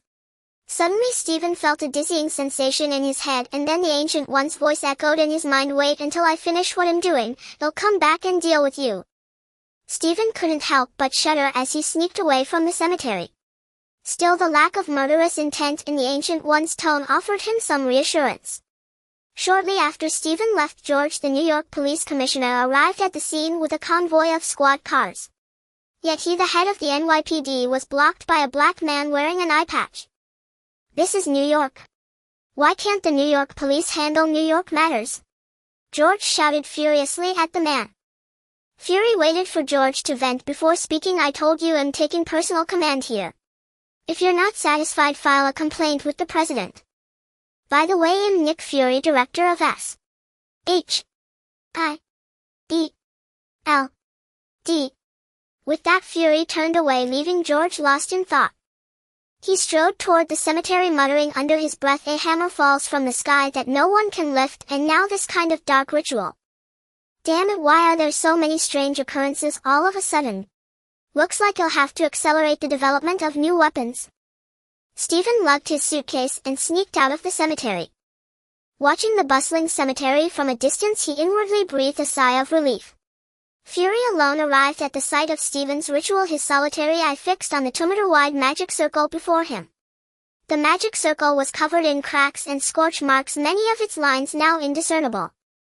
After a moment, Fury approached the edge of the circle, donned gloves, and gently brushed away the dust covering the hole at its center, which had been stabbed by Frostmourne. Fury immediately recalled the photograph Coulson had sent of a massive magic circle spanning hundreds of meters, which also had a similarly sized flat hole at its center. "Stephen Jones." Fury ground out the name through clenched teeth. "Erase every trace," he ordered before leaving. Back at the Triskelion, Fury finally pulled out his phone and called Coulson. "Director. What can I do for you?" Coulson's voice came through, tinged with weariness. Fury picked up Professor Xavier's evaluation report on Stephen, amended, and stared at the conclusion, inclined toward order, a potential powerful ally. He was lost in thought for a moment. "Hello? Director, are you still there?" Coulson called out several times before Fury snapped back to reality. "Are you sure Stephen is trustworthy?" Fury asked Coulson. "Yes, Professor Xavier and I confirmed it together." "What's wrong? Has he caused trouble again?" Coulson asked, puzzled. Trouble? He's always causing me trouble. This afternoon he barged into my office with Stark and took Howard's box. And tonight he pulls off something this insane." "What insane thing?" "I don't understand, Director." "Watch the news yourself. If there's a next time, I'll reinstate full surveillance on Stephen Jones immediately. If necessary, I'll intervene or even impose restrictions. You handle it." Fury hung up in a rage, still fuming as he hurled the report aside. A sense of dread rising in him, Coulson asked his subordinates, "Can anyone pull up the latest news?" "Sir, is this the news you mean?" A subordinate handed Coulson a laptop which was playing a video. Coulson took the laptop and started watching from the beginning. "What the fuck? Is this an alien invasion?" Seeing the swirling storm clouds crackling with lightning in the sky, Coulson couldn't help but curse. When the magic circle was projected onto the clouds, Coulson, who had cleaned up after Stephen numerous times, finally understood why the director had reamed him out. "Stephen, you bastard." Coulson tossed the laptop back to his subordinate, pulled out his phone, and stepped away to call Stephen. The phone only rang with a busy signal. As his phone vibrated incessantly, Stephen glanced at the caller ID. It was Coulson. "Yo, who's this?" Who the hell do you think, Stephen? What are you doing? You caused such a huge scene. How am I supposed to explain this to the director? What are you talking about? I don't get it. Keep pretending. The director himself called me and said you were behind it. He must have evidence. Denying it won't help. Knowing he couldn't hide it any longer, Stephen gave up and said bluntly, yeah, I did it. So what? You gonna bite me? Do you realize how serious this is? You almost ruined 6 months of our work. Do you still want the GH325 or not? Hearing the genuine anger in Coulson's voice, Stephen knew he had indeed stirred up too much trouble. Hey, don't be mad, buddy. I didn't mean to. Fine, if you want me to calm down, get your ass to New Mexico and help me out. When Stephen didn't respond, Coulson continued, I think it's a good deal. You help me solve the mystery of the hammer and I'll keep pushing for the GH325. Stephen thought it over. It's not dangerous anyway. Meeting Thor might be interesting and I can earn some goodwill. After all, an honest man's anger is terrifying. Alright, I'll be there tomorrow afternoon, but you need to send a plane for me. No problem. The same guy as last time will be waiting for you at the Shield Airport. Stephen agreed readily. Once Coulson's tone softened, he hung up and let out a heavy sigh. Phew. Seems like I really made a big splash this time. Stephen picked up Nielsen's phylactery, examined it from all angles and muttered to himself, how do I get Nielsen to come out? Knock knock knock. Stephen tapped the box. Hey Nielsen, you home? No response. He tried a few more methods but still nothing. I choose you. Appear, Nielsen. Stephen tossed the box onto the bed and shouted a catchphrase. Still no response.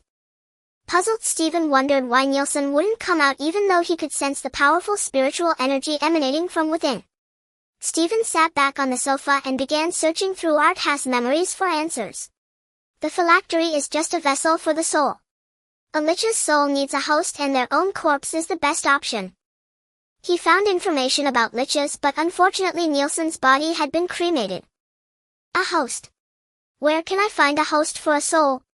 Stephen tugged at his hair, lost in thought. The compatibility between host and soul determines the extent of a lich's power, which is why most liches still use their original bodies after transformation. Watching your own body rot day by day until it becomes bone. That must be quite a thrill to imagine. For now, Stephen just wanted Nielsen to emerge. He didn't need him to be a powerful fighter. Besides, Nielsen was just an ordinary person. Even with the knowledge of Lich lore, learning Lich magic would take considerable time. So Stephen grabbed a random book, placed it next to the phylactery, chanted a spell and attached Nielsen's soul to it. Once Nielsen mastered the magic, he could choose a more suitable vessel for himself. As the spell concluded, the phylactery slowly opened and an inky black soul entered the book, title, The Self-Cultivation of a Security Guard. Whoa! I can speak again. A deep hollow voice emanated from the book. Then it slowly levitated, floating before Stephen. Nielsen, how do you feel? Stephen asked curiously. Feel? I have no senses. I feel like I've been freed from some constraint, but I feel empty. Stephen poked Nielsen's new form with his finger. Once you learn the Lich's inherited magic, you won't feel empty anymore. Master, Don't call me Master, it's weird. Just call me Boss. Alright, Master Boss. I feel like I have not only the Lich's power and knowledge, but also something called the Undead Tech Tree. What's that for? Stephen had just picked up his water glass when he heard the words, Undead Tech Tree. His hand trembled, spilling half the water. Stephen suppressed the shock within him and asked Nielsen, tell me what's in the tech tree. The necropolis. The necropolis is the foundation of all undead technology. Within it, Valkyr may naturally spawn. The Valkyr can then transform the dead into undead. The necropolis is one of only 2 undead buildings that can be constructed on ordinary ground. All other undead structures must be built on blighted land. There is also the ziggurat. The ziggurat provides energy for the undead and can be upgraded into defensive structures, the Frozen Tower and the Ghost Tower. Stephen had already grasped the concept. He raised his hand to interrupt Nielsen and asked, then what materials and conditions are needed to build a necropolis? Nielsen replied, first you need a territory with sufficient death energy. Then through the transformative effect of a ritual array after a long enough period a necropolis can be formed. A mass grave. Unfortunately such places no longer exist in modern society. So only cemeteries are left. Stephen calculated inwardly thinking, with a necropolis I can take the first step toward gaining the Lich King's true power. And with a ziggurat my energy supply will no longer be a problem. Stephen thought again, I recall that in the storyline the Ancient One will die soon. I wonder if it's related to what's happening now. But I always feel the Ancient One isn't truly dead, merely gone to an unknown place in a spiritual state. I hope she won't come back to kill me. For now Stephen had to set aside the plan to build a necropolis. Not to mention the commotion it would cause. The key issue was that he didn't have the money to acquire a cemetery. Looking at the phylactery on the table, Stephen couldn't think of a safe place for it, so he decided to entrust it and the cash to Anna. Leaving aside security concerns, at least Anna was absolutely reliable. Early the next morning Stephen carried his large suitcase to Stark Industries. The security guard at the entrance already knew Stephen and greeted him warmly. When Stephen arrived at Stark's former office he heard arguing inside. No, to be precise it was Pepper scolding Stark. Tony, I'm only allergic to one thing in this world, strawberries.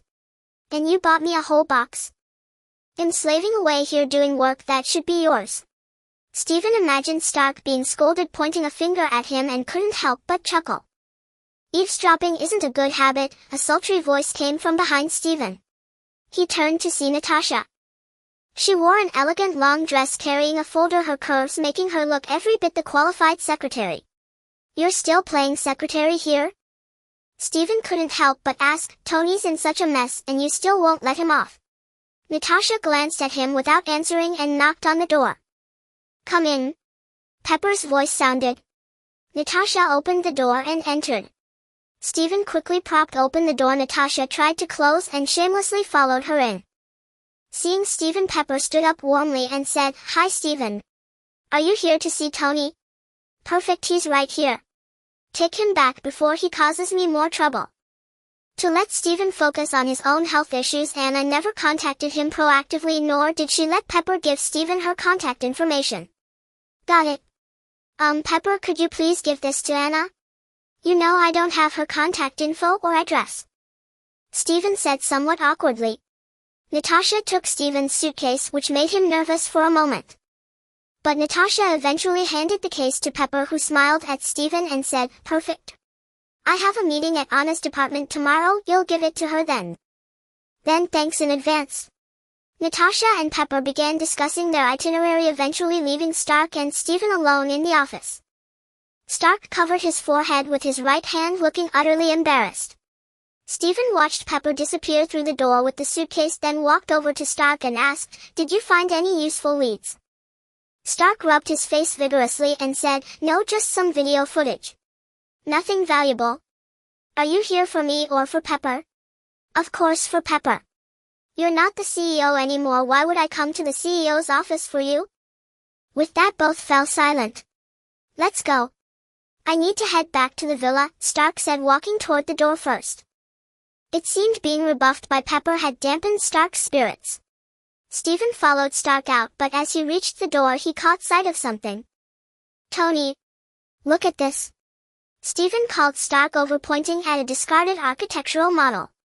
That's a model my father built, something about a future city. You believe that? I don't. No, I mean these words. It says something about a key right here. Stark approached and looked at the small inscription on the model. They exchanged glances, then loaded it onto Stark's supercar. Watching Stark drive off in his flashy sports car, Stephen headed to the S.H.I.E.L.D.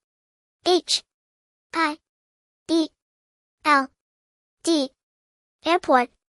When he arrived, Carlson's assistant was already waiting. After exchanging pleasantries, they boarded the plane and headed straight for New Mexico. The plane arrived quickly. Stephen held down his wind-blown hair, watching a group of black-suited agents moving in and out of a temporary plastic base. As he approached the strange structure, Carlson emerged from inside. Carlson smiled, extended his hand, and said, Great to see you, Stephen. This should be our first official collaboration.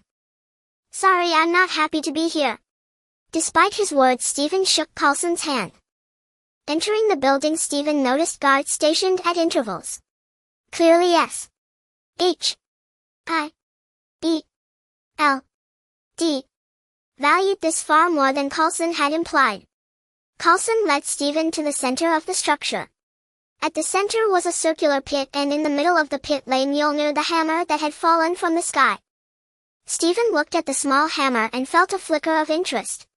Approaching Mjolnir, he spat into his palms. He slowly extended his hands, flexing his fingers repeatedly, striking a pose that seemed convincing. Coulson and the nearby agents paused their work to watch Stephen in the pit. Ready, Stephen looked up and grinned at everyone. Then, summoning all his strength, he heaved upward. Ah! Ah! Ah! He roared 3 times, his momentum astonishing. In the end, Stephen gave up, flicked his bangs, and said, "Can't lift it." Coulson and the agents were speechless. Coulson gestured for Stephen to return and asked, "You seem to know something about it. Can you share a bit?" "I don't know. Really. Not a thing."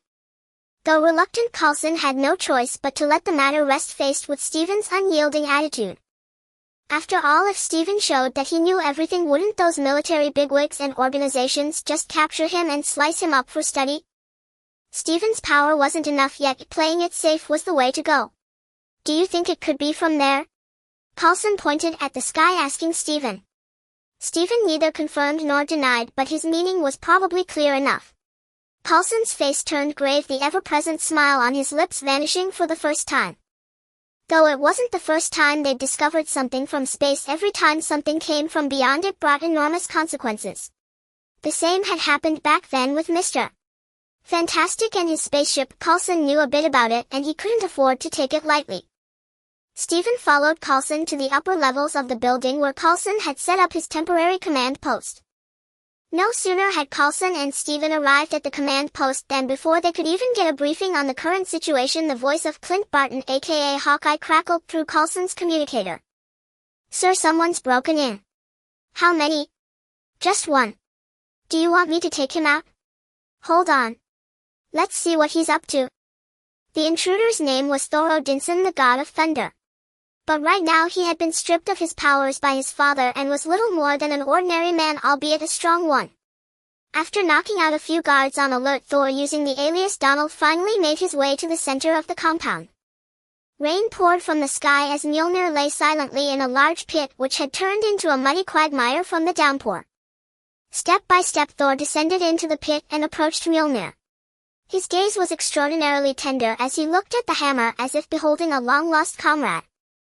Barton, crouched somewhere high up in the shadows, alerted Coulson again. "Sir, if we don't act now, it'll be too late." By then Coulson and Stephen had already stepped outside, watching Thor descend into the pit and stride toward the hammer.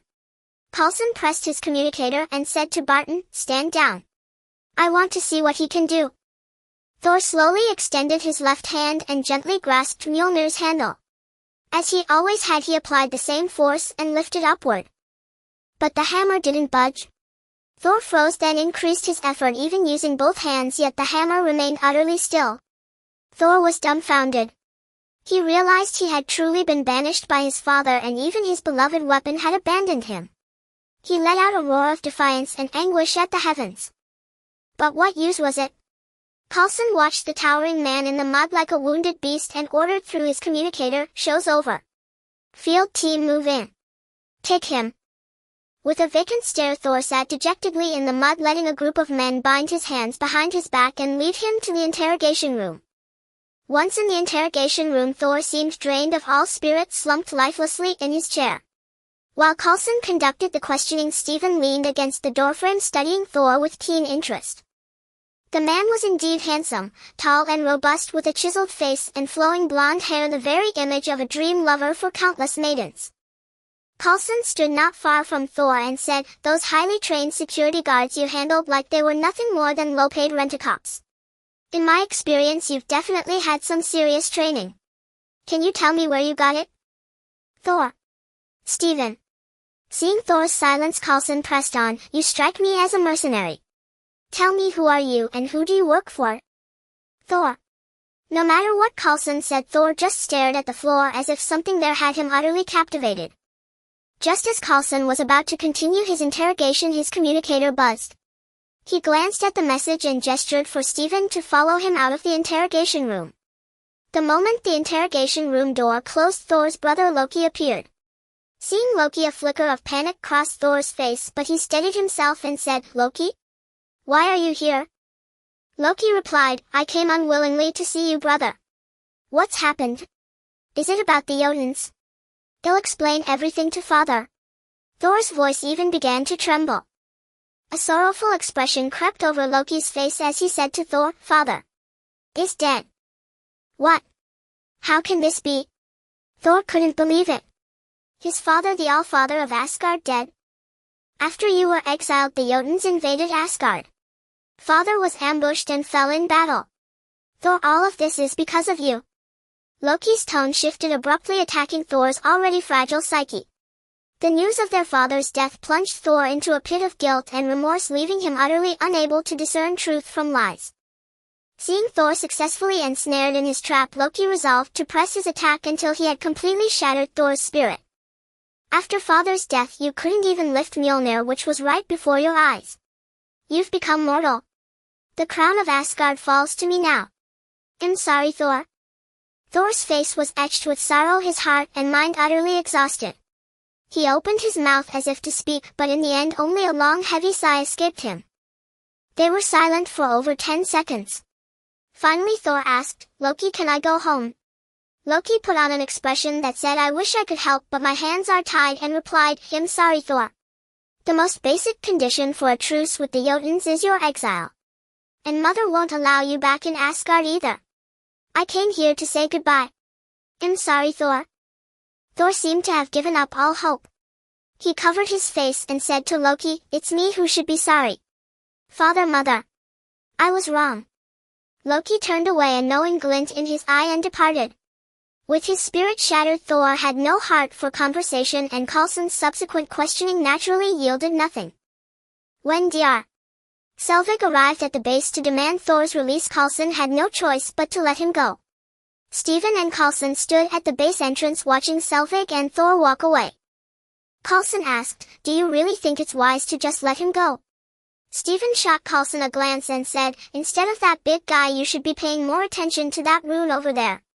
With that, Stephen turned and headed back to his room. Carlson watched Stephen's retreating figure and decided to trust his judgment. He pulled out his communicator and said to Barton, "Agent Barton, keep an eye on that pattern. Notify me immediately if anything changes." Thor left with Dr. Selvig, weighed down by guilt and exhaustion. He desperately needed a drink or a barrel to relieve his stress, so he followed Selvig to a bar. Thor drank heavily and told Dr. Selvig all about himself, things like the god of thunder, the All-Father, his hammer, and the frost giants. Listening to Thor's rambling, incoherent tales, Selvig felt he should offer him more patience and care. "This kid's got a serious head injury," he thought. Since Carlson had other matters to attend to, Stephen ended up taking over the task of monitoring the magic formation from him. After all, Carlson had promised to credit him for this. The more help he offered, the more achievements he could earn, and obtaining GH325 sooner was what truly mattered. At this moment, Stephen was holding a burger in his left hand and a cola in his right, with several family-sized buckets placed beside him. He crouched next to Clint Barton, indulging in an endless feast. Barton couldn't fathom why this peculiar fellow had been assigned to monitor the pattern with him, but since Carlson valued him, Barton decided to show some courtesy. Gulping down the last bite of his burger, Stephen drained the cola in his hand with a loud slurp. Somewhat exasperated, Barton remarked, "Buddy, Carlson sent us here to monitor this pattern, not to have a picnic. You've been eating non-stop since you arrived. You've probably consumed 2 days' worth of my rations by now." Stephen patted his stomach, which was only 70% full, and replied, "I need enough food to replenish my energy. Besides, Carlson's footing the bill, why not indulge? Then you take over the watch and I'll eat too." Without hesitation, Barton grabbed a bucket from beside Stephen and leaned against the wall, helping himself. Stephen cast a shadow near the pattern to keep an eye on it, while he himself pulled out the book he always carried, on the self-cultivation of a security guard. That's right. It was Nelson's temporary body. "Nelson, how's your magic studies coming along?" Stephen connected to Nelson's psyche and asked. Boss, it's really tough for me. What's wrong? It's just learning some magic. But there are books like From Novice to Master in Magic, Frost Things You Never Knew, and 10800000 combinations of runes. I remember at least hundreds of them. You know, I didn't even finish elementary school when I was alive. I can't help you with that. Study hard and make progress every day. After chatting with Nelson for a while, Stephen began to rest with his eyes closed. He estimated that the destroyer the Super Guardian sent to kill Thor would be descending soon. However, before the destroyer arrived, Thor's 4 friends came first. The technical team detected the energy from the Bifrost and immediately notified Coulson. Stephen and his team had already spotted the 4 people transported by the Bifrost. After notifying Coulson, they quietly followed them from a distance. The 4 searched throughout the small town, eventually finding Thor in a bar. In the palace of Asgard, Loki, learning that Thor's friends had gone to Midgard to find him, feared his scheme would be exposed. He unleashed the destroyer from the vault and commanded, "Destroy everything." To be honest, Thor had a remarkably resilient spirit. After being struck by Loki's words, he actually found these days as a mortal quite enjoyable. Casting aside the burdens of family and lineage, Thor simply lived like an ordinary person, savoring life, fine wine, and the thrill of romance. At that moment he was exchanging tender glances with Jane, both radiating the sweet scent of love. Just as their affection deepened, the bar's glass door was knocked. "Ha! We found you, Thor!" A burly, slightly stout man with a beard carrying an axe shouted joyfully while pounding on the door. Thor stared at the 4 in disbelief before exclaiming excitedly, "By the gods! How did you get here?" He quickly opened the door to welcome his 4 friends and introduced them to Professor Selvig and the others. By the time Stephen and Barton arrived outside the bar, Thor had already learned from Sif that his father was still alive. Thor finally realized he had been deceived by Loki. The flame of hope once extinguished in Thor's heart was reignited. Loki froze Heimdall, seized control of the Bifrost, and sent the destroyer to Earth.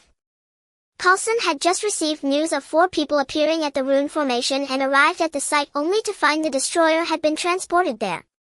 Gazing at the silver mechanical being over 3 meters tall, an agent beside Coulson asked, "Is that Stark? What's he doing here?" Coulson replied helplessly, "I don't know. He never tells me anything about himself." The destroyer's orders were to kill Thor and annihilate everything in its path. Upon arriving on Earth and seeing the humans gathered around it, launched an attack. Scorching energy gathered within its hollow helmet, the orange-eared glow heralding a devastating strike. Sensing the danger, Coulson shouted, "Take cover." No sooner had the words left his mouth than the destroyer's searing gaze struck. The heat warped the surrounding space, and rays of death and destruction shot from the 2 large openings in its head. The rays grazed nearby vehicles, and their mere temperature caused cars to explode. If Fury were here, he might have ordered the field agents to engage the destroyer and attempt to subdue it. But Coulson was in charge, and he led his men to retreat. He was not one to sacrifice his people's lives to complete a mission.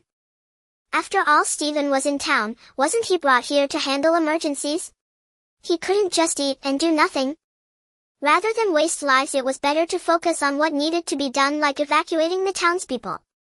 Thor and his group had already spotted the destroyer. Facing the formidable enemy, the 4 relatively capable Asgardians stepped forward to confront it. Having lost his divine power, Thor was powerless against the destroyer, so he, along with Jane and Professor Selvig, joined the evacuation efforts. The bearded man with the axe charged forward, shouting, "For Asgard! For Thor!" But he was sent flying back even faster, slammed into the front of a small car by the destroyer's backhand. The destroyer loomed over the bearded man, energy gathering once more within its helmet. "Ha!" The Valkyrie Sif, wielding a spear, leaped from the air onto the destroyer's back, plunging her weapon into its neck and interrupting its attack. But the destroyer had no weaknesses. The metal composing its body began to flow like liquid. Where Sif had stood on its back moments ago, within seconds the back had become the front. Sif tried to flee, but the destroyer's searing rays caused an explosion that hurled her and her reinforcements through the air. Thor approached Sif and stopped her as she prepared to charge the destroyer again. "Enough, Sif. Leave the rest to me." Sif was supported by the other 3 who had arrived. Thor embraced each of them in turn before walking alone toward the destroyer. Thor walked alone toward the destroyer, the swirling yellow dust lending his silhouette an air of desolation and melancholy. The big-bearded man was already biting his nails on the verge of tears. Barton and Stephen were hidden on the rooftop to the right of the destroyer. As Thor approached the destroyer, Barton saw Stephen about to stand up and quickly grabbed his clothes to keep him concealed. Barton felt he couldn't handle this enemy, and Stephen didn't look like he could either. But he was too late. Stephen had already risen and Thor had reached the destroyer. He had made the decision to sacrifice himself for everyone's safety. It was noble, very bang tragic. Thor was sent flying over 10 meters by the destroyer's backhand slap before crashing to the ground. He lay there, blood trickling from the corner of his mouth, his condition unknown. Jane, her face streaked with tears, cradled Thor's battered visage, wanting to speak but choking on her sobs. The destroyer, unsure if Thor was dead, moved toward him to deliver a final blow. "I say one should be lenient when possible. No need to go too far," Stephen's voice came from behind the destroyer. Barton stared at his own hands in disbelief, utterly unable to comprehend how Stephen had vanished from his grasp and reappeared behind the destroyer. The wind and sand stirred up by the battle shrouded the entire battlefield in a hazy blur. As Stephen's voice echoed from not far behind the destroyer, everyone saw a massive shadow emerge from the dust. "Good heavens, not another big one!" exclaimed the big-bearded man who was being supported, feeling a pang in his chest. He had just been kicked in the chest by the destroyer, an indescribably agonizing experience. Everyone, including the destroyer, turned to look at Stephen's direction, from which a terrifying pressure emanated. As the battlefield grew still and the wind and sand settled, the outline of the massive shadow became clearer. "Oh my God! How can such a creature exist in this world?" Professor Selvig's worldview, along with that of the others, shattered in that moment. Thor's four Asgardian friends exchanged glances. The big-bearded man said to the others, "I find Midgard isn't safe either. Maybe we should head back to Asgard soon." But Thor. A gentle breeze cleared the last of the dust, revealing the shadow's full true form. The destroyer facing the hostile behemoth before it assumed an attacking stance. Stephen stood at the shadow's feet. Frostmourn's soul had been exhausted and his magic was nearly useless against the destroyer, so he chose to deplete all the shadow energy his body had stored over the past 2 days to summon a giant from the Shadowlands. Yes, this creature was enormous, 4 meters tall and 4 meters wide. Long ago the dismembered bodies of Tauren were processed and cursed with dark magic to form its massive frame. The limbs of dwarf paladins composed its arms, the brain of an ogre combined with orc body parts formed its tiny head. It was a colossal monster assembled from corpses given life by Kel'Thuzad's dark magic. It was a stitched abomination, one of the most powerful of its kind. Summoned to this world by Stephen, it struggled to speak upon recognizing him. "I am your war god Pa. TCH. Work." This was the undead hero Stephen summoned to face the destroyer, the most formidable warrior of the Lich Kel'Thuzad, the war god Patchwork. One might ask, why could Patchwork handle the destroyer when Baron Rivendare only managed a draw with Sabretooth Victor? As one of the 4 horsemen, Rivendare's strength lay not in individuality but in unity. Only when all 4 horsemen were together was Rivendare at his most powerful. Standing at Patchwork's feet, Stephen said sternly, "Patchwork, tear it apart." "Our war. Tear apart."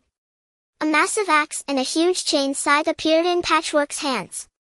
He let out a sky-shaking roar, the sound waves scattering the dust on the ground. Barton was completely dumbfounded. Coulson's voice kept coming through his earpiece, but he couldn't hear a thing. He simply stared at Patchwork and Stephen, his mind buzzing. Patchwork began to charge, the ground vibrating with each step. As Patchwork's speed increased, the ground shook more violently. Patchwork. Kill. The momentum of a multi-ton abomination charging was unimaginable. The destroyer lowered its stance, opened its faceplate, and fired a sustained beam of intense heat at Patchwork. The abomination, though bulky, was not lacking in agility. Seeing the searing beam aimed at him, Patchwork paused, then leaped with all his might. Thor's group nearly dropped their jaws as they watched the monster pounce on the destroyer from midair. The destroyer tried to lift its head to hit Patchwork with its heat vision, but Patchwork was too fast. In the blink of an eye he had landed on it. With a deafening crash, Patchwork pinned the destroyer to the ground, carving a deep trench as they slid. The two behemoths immediately became entangled in a brawl, wreaking havoc on the surrounding buildings as rubble and cars flew past the onlookers. The others had to lift Thor and retreat from the battlefield to avoid being caught in the crossfire. After a fierce struggle, Patchwork's right-hand hook embedded itself into the destroyer's shoulder. He pinned it down with his foot while relentlessly hacking at its body with his massive axe. But the destroyer, forged from Asgardian Uru metal, was nearly indestructible by ordinary means. Each wound Patchwork inflicted healed instantly. Stephen was thoroughly annoyed by this unkillable, unbreakable foe. It was incredibly tenacious. Loki, remotely controlling the destroyer, grew anxious as his ultimate weapon was ground into the dirt by some unknown monster. He began to devise other plans. Thor finally regained consciousness as he was being carried away. Supported by the big bearded man and the others, he watched the abomination mercilessly pummel the destroyer from a distance, finding it hard to breathe. The big bearded man said to Thor, "Thor, maybe we should return to Asgard now. Midgard is far too dangerous." Another Asgardian with a punk hairstyle added, "No wonder the Allfather exiled you here. He must have wanted you to undergo trials." A handsome Asgardian agreed, "Indeed. A monster appears out of nowhere and matches the destroyer, Asgard's mightiest weapon, blow for blow. I think Midgard isn't as weak as the legends say." Sif concluded, "Thor, you need to make a decision. Your father and mother are waiting for you in Asgard." Thor glanced at Jane and Dr. Selvig, finally making up his mind. He had to return to Asgard and demand justice from Loki. But just as he was about to explain his decision to his earthly companions, the destroyer suddenly turned its attack upon Thor. The destroyer broke free from Patchwork's restraint, now kneeling on one knee with both arms raised, blocking Patchwork's axe and hook. Just when they thought it was a contest of strength, the destroyer's face suddenly swiveled to the back of its head. A searing beam of light shot forth from its face, aimed directly at the unsuspecting Thor. Amidst the horrified gazes and screams of the crowd, the scorching beam struck Thor's chest, sending him flying once again with tremendous force. Thor's chest was charred black, his entire body radiating terrible heat. "Thor!" Jane braved the heat and gently turned him over as he lay face down. Thor's consciousness was fading. In his final moments, he said to his friends who had gathered around, "It's me Loki wants to kill. You all go." Seeing that the destroyer still had the energy to ambush Thor, Stephen used the last of his magical power to cast a spell on Patchwork, Necrotic Empowerment. Shadow. With Stephen's spell, Patchwork's body swelled in size once more. Roar. Patchwork, the war god. A red light flashed over Patchwork as he entered a berserk state. Not only that, but a large bulge rose on his back, and with a tearing sound a third arm burst forth. The moment this arm emerged, it grasped at the air, and a cleaver like those used by butchers appeared in its hand, only this one was many times larger. The third arm swung at the destroyer's arm, the enormous cleaver whistling through the air as it cleaved into the destroyer's right arm. The destroyer, which the massive battle axe had failed to harm, had its arm severed cleanly by the glowing red cleaver. The destroyer felt no pain.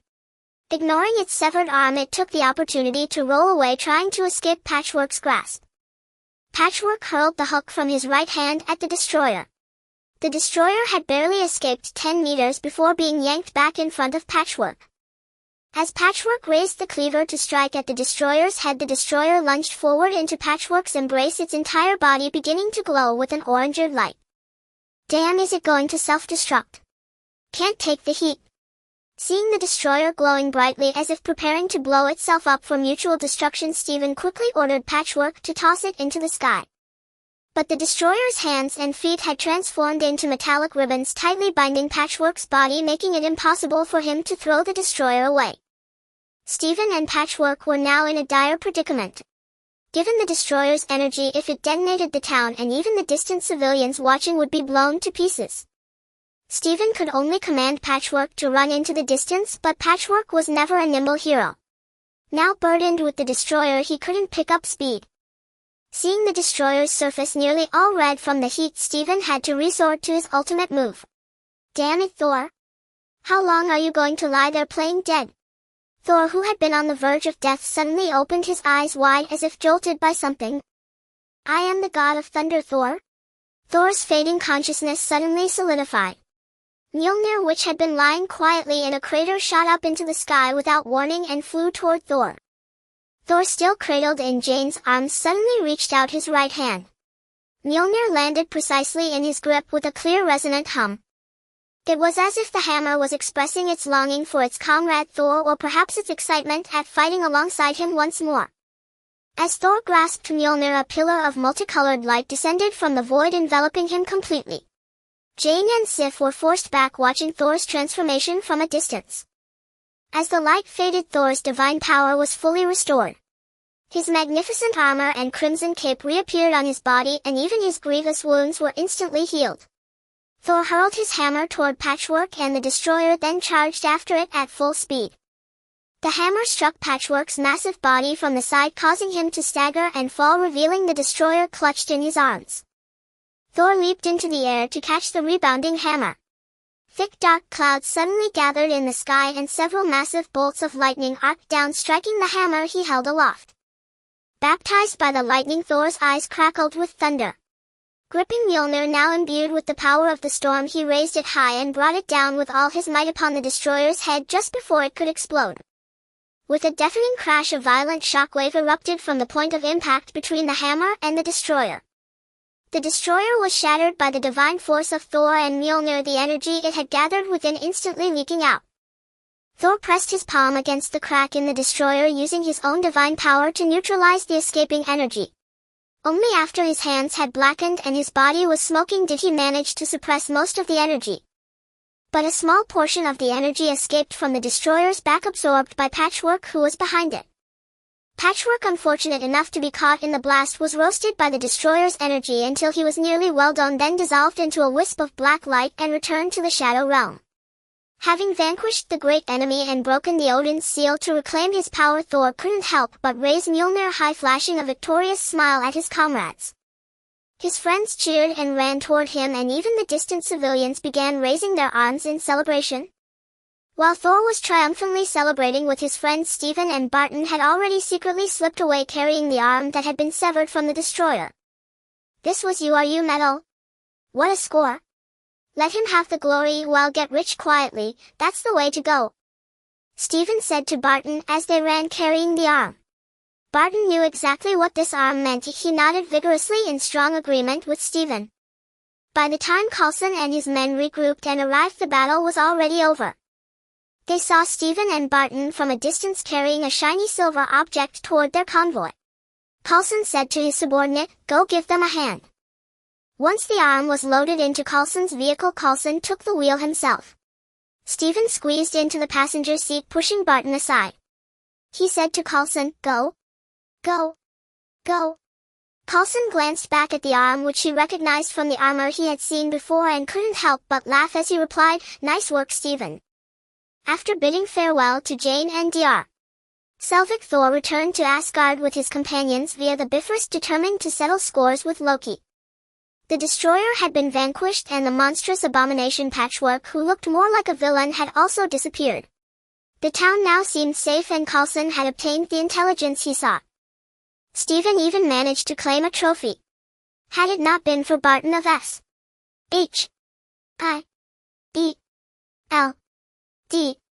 constantly by his side, Stephen might have secreted it away for himself. Since it had been witnessed S.H.I.E.L.D.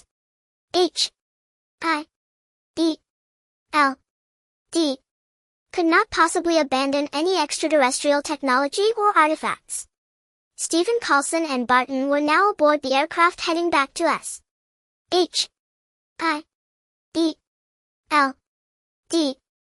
Did you both see clearly?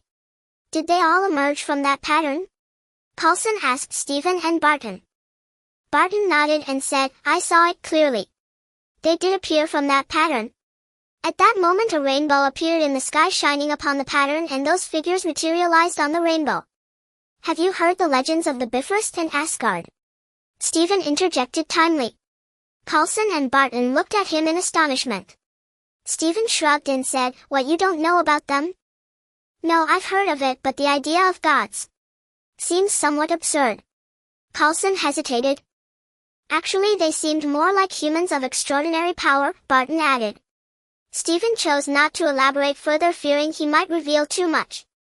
His mind was now consumed with how to retain as much of this arm as possible. After all, a metal as magically attuned as you was a rare and precious find. If I could forge a suit of armor like Stark's from URU metal, who would I ever fear in a fight? Who? Stephen's mind began to race with fantasies. S. H. I. E. L. D. S specialized aircraft was remarkably fast, and they soon arrived at headquarters. Nick Fury, already informed, had been waiting at the airfield for some time. As the hatch opened, Fury gestured for his men to retrieve the arm. But Stephen stepped in front of them and said, "Fury, what do you think you're doing?" "Doing? Taking it back for research, of course," Fury said, fixing his one eye on Stephen. "For research? Your audacity is thicker than city walls. What exactly have you done from start to finish?" Stephen's demeanor grew menacing. "We've been researching for over a month, laying our nets from the moment that hammer fell from the sky. If we had made the move, I'd have had a 60 chance of securing it intact. And you only managed to get half an arm." Fury's tone carried a hint of resentment, as if Stephen had botched his plan. Stephen suddenly fell silent, standing upright, but his expression and gaze turned icy. Coulson sensed the tension and was about to intervene when Fury burst into laughter. "Kidding, buddy? Who told you to always leave us to clean up your mess? Including that time at the cemetery, that's at least 4 or 5 times now. Taking a little interest isn't too much to ask, is it? And do you know how hard it is to handle the civilians who saw that big thing you conjured? Do you know how much work we've silently done behind your back? Do you know that half of Coulson's hair loss is your doing? So how about 30-70 split?" Stephen's knuckles cracked audibly. Coulson could no longer bear it and appealed to his director. "Director, it was thanks to Stephen that we defeated the alien mech. How about? In the end, it took those aliens' help to finish it off, didn't it? Otherwise you'd all be blown to bits by now. All right, 40 for him, 60 for us. For your sake, Coulson." Stephen couldn't be bothered to haggle like a market vendor with Fury. He pushed aside 2 S. H. I. E. L. D. agents and said to Fury, "You'll give you at most 20%. If you're not satisfied, you get nothing." 20%? That's charity for a bum. Fury's face showed displeasure. "Take it or leave it." Stephen crossed his arms. "Humph. I was planning to give you GH325 sooner. Listen, dear Director Fury, GH325, though important to me, is not irreplaceable. It's a need, not a leverage point. If you intend to threaten me with it, then we have nothing left to discuss." Fury's displeased expression vanished upon hearing Stephen's words. After a moment he suddenly smiled and said to Stephen, "Then 20% it is. I originally thought I'd only get 10. You're impressive, Stephen. I hope our cooperation continues to be as pleasant as today. Oh, by the way, I'm planning to assemble a team specifically for situations like today. If you're interested, you can talk to Coulson for details. Well, have a good day. Farewell." Fury said, a cunning smirk curling at the corner of his mouth before he turned and left. Stephen was stunned, then realized he had been duped by Fury. "Fury, you bastard, one day I'll dismantle your entire ass." H. I. E. L. D. Stephen muttered under his breath, watching Nick Fury's retreating figure. Barton approached as if to say something, but ended up sighing and patting Stephen's shoulder in consolation. "Nick Fury, don't let me catch you slipping or I'll kick your ass." Yet upon reflection, Stephen realized Fury seemed to have no real vulnerabilities. Though his methods were infuriating, his actions had yet to betray S. H. I. E. L. D. S creed. He just had a knack for causing trouble. 2 agents and their team attempted again to move the metal arm, but Stephen bellowed them back. He called out to Coulson, "Get Stark Industries to handle the metal. I trust only them. And Coulson, if you try to screw me over again, I'll unleash my big buddy and tear down your S. H. I. E. L. D. Headquarters." Barton, already some distance away, involuntarily gulped at the mention of the big buddy and quickened his pace. He had examined that colossal entity up close. Coulson, still wearing his familiar smile, assured Stephen, "Rest assured, I never betray my teammates. The director at most will only betray you once." Suppressing the urge to punch Coulson, Stephen said, "He'll call Tony to send someone to take over." Coulson, however, stopped Stephen's hand and said, "Have you forgotten? The current CEO of Stark Industries is Ms. Potts. I have her number. One moment." With that, Coulson dialed Potts. Coulson quickly explained the situation to Potts, then asked Stephen, "We're heading to Stark Industries lab now. Where should we deliver your share?" Coulson asked Stephen, "Where are your portions to be delivered?" Stephen pondered for a moment before replying, "Send them to Tony Stark's beachside villa, the one he currently resides in." Speaking of Tony Stark, let's see what he was up to. In his beachside villa, Tony Stark summoned his former chief consultant Dr. Ensign. Stark had successfully discovered the structure of a new element from the city model his father left him. Now all he had to do was synthesize it. Ensign was swinging a hammer, knocking down walls to expand the space, while Stark dashed around connecting pipes and various peculiar instruments.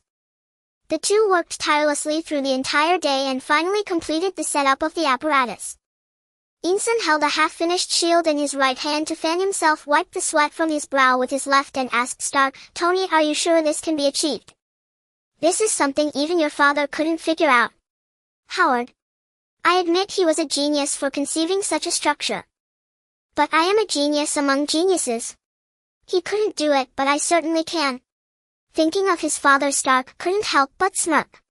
"Even in death, the old man still tries to teach me a lesson." Stark walked over to a section of pipe, fine-tuning its height, and said to Ensign, "Ready? We're starting now." At the Stark Industries research lab, Stephen and Coulson stood side by side, separated by a thick glass wall, watching the engineers bustling about inside.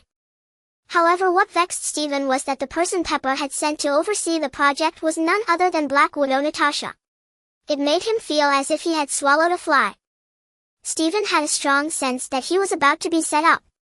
Just then someone swiped a keycard to open the door. Stephen rushed over in 3 strides, pulled the man aside, and walked in himself. The displaced engineer turned to look at Natasha as if seeking confirmation that this was permissible. Natasha said lightly, "Let him be. Adamantium and vibranium were harder than URU metal, but URU possessed the best conductivity for energy and magic. S H I E L D required it more for scientific research at the moment. Turning it into a weapon would likely be a long road ahead." It still took Stark Industries engineers a considerable amount of time to completely segment the URU metal. Stephen quickly arranged for it to be transported to Stark's villa. Natasha cast a meaningful glance at Stephen, which gave him the unsettling feeling of being tracked by a hound. Coulson left with S H I E L D S share of the URU alloy, offering Stephen some words of comfort before departing, but Stephen wasn't buying it. Stephen felt he was still too young and inexperienced to outmaneuver a seasoned spy like Nick Fury. He resolved to keep his distance from S H I E L D in the future. It wouldn't be worth it if he ended up selling himself out without even getting the GH325. There were alternatives to GH325. He had once thought this substance would be the easiest to obtain, but it no longer seemed that way. He who takes a gift has his hands tied. Stephen shook his head, deciding not to pin all his hopes on GH325. Genetic technology was unreliable, but S H I E L D was even less trustworthy. Heaving a sigh, Stephen consoled himself, "A man who wants nothing has nothing to fear. Worst case, he'll track down the Winter Soldier. Their enhancement serum seems to have cell repair and regenerative effects too, though it's probably inferior." Lost in thought, Stephen followed the Stark Industries personnel out. Watching the URU metal being carried ahead of him, he began to fantasize about what he would look like clad in an exosuit. "Stark's clean energy is almost ready. Then I can safely wear the suit. A real man should pilot a mecha. Ha ha. Speak of the devil." Stephen's phone suddenly rang. When he answered, Stark announced a world-changing message at a volume of 200 decibels. Yes, Stark had synthesized a new element and created a novel clean energy source. And the first person he told was Stephen. Buddy, I did it. I'm a genius among geniuses. I synthesized a new element. I created a brand new clean energy source. Wahahaha. Damn, I'm amazing. From the phone, Stephen could hear not only Stark's ecstatic shouts but also Yinsen's hearty wolf-like howls. Oh, not bad. Hey, Stephen. What do you mean by not bad? Don't you realize what this means? What does it mean? World's richest man. A genius old man? But I think you're more like someone cursed by knowledge. Hearing Stephen's words, Stark's excitement suddenly subsided. He didn't understand why Stephen said that, but upon reflection it seemed he truly had nothing but knowledge and money. Calling it a curse made a certain kind of sense. But at least I still have you, Pepper-Inson and Rhodey. Detecting a note of sorrow in Stark's voice, Stephen offered comfort. No, Tony, you have the heart of a superhero. That's the curse I'm talking about? Why? That's been my dream since childhood. It's the role I've always played. Even if it costs you your life. Even if it costs me my life. Stephen was silent for a moment. But right now you're still an impulsive, reckless, arrogant playboy. You've got a long way to go before you become the superhero you want to be. As long as I can protect the Earth and maintain world peace, the other details don't really matter. Stark said nonchalantly. Stephen didn't pursue the topic further. He changed the subject. By the way, I got my hands on a very rare metal with excellent magical conductivity.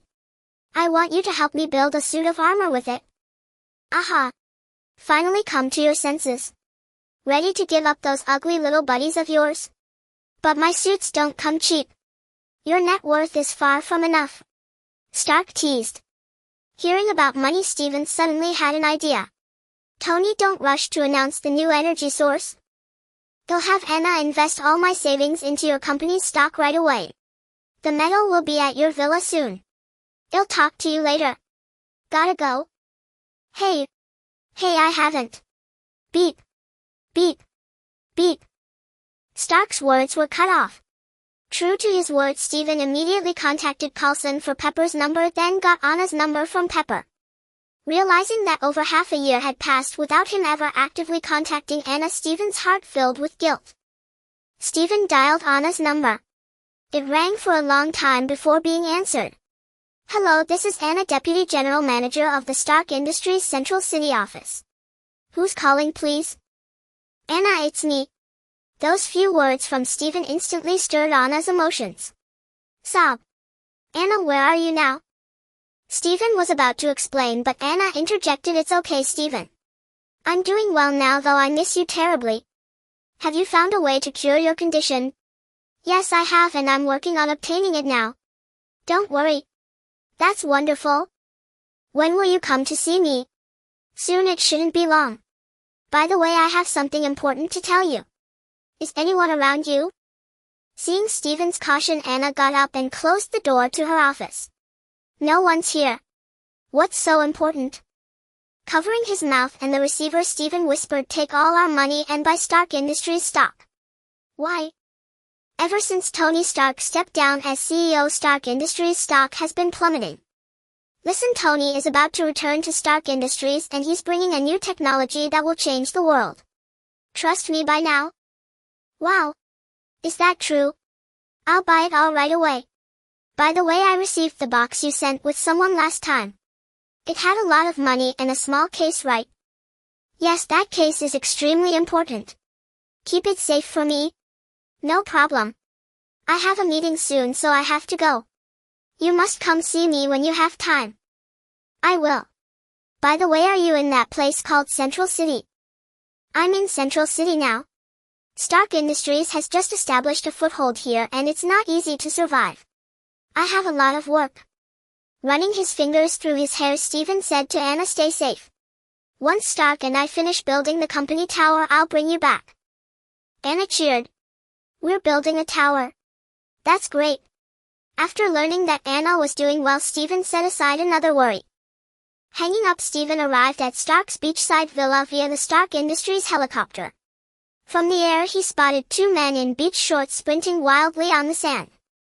Watching the two goofballs dash like the wind, Stephen decided not to disturb them. After landing, he directed the unloading of items into the living room, then lay down on a lounge chair on the balcony and fell asleep. He slept until dusk when Stark and Ensign woke him. "Stephen, why didn't you tell me you were coming?" Stark asked. Taking the glass of water Ensign offered, Stephen yawned and replied, "I was a bit tired, so I lay down for a while." "Miss Potts said you had a rough time with H-I-E-L-D. Is that metal really that extraordinary?" Ensign inquired. Stephen's spirits lifted.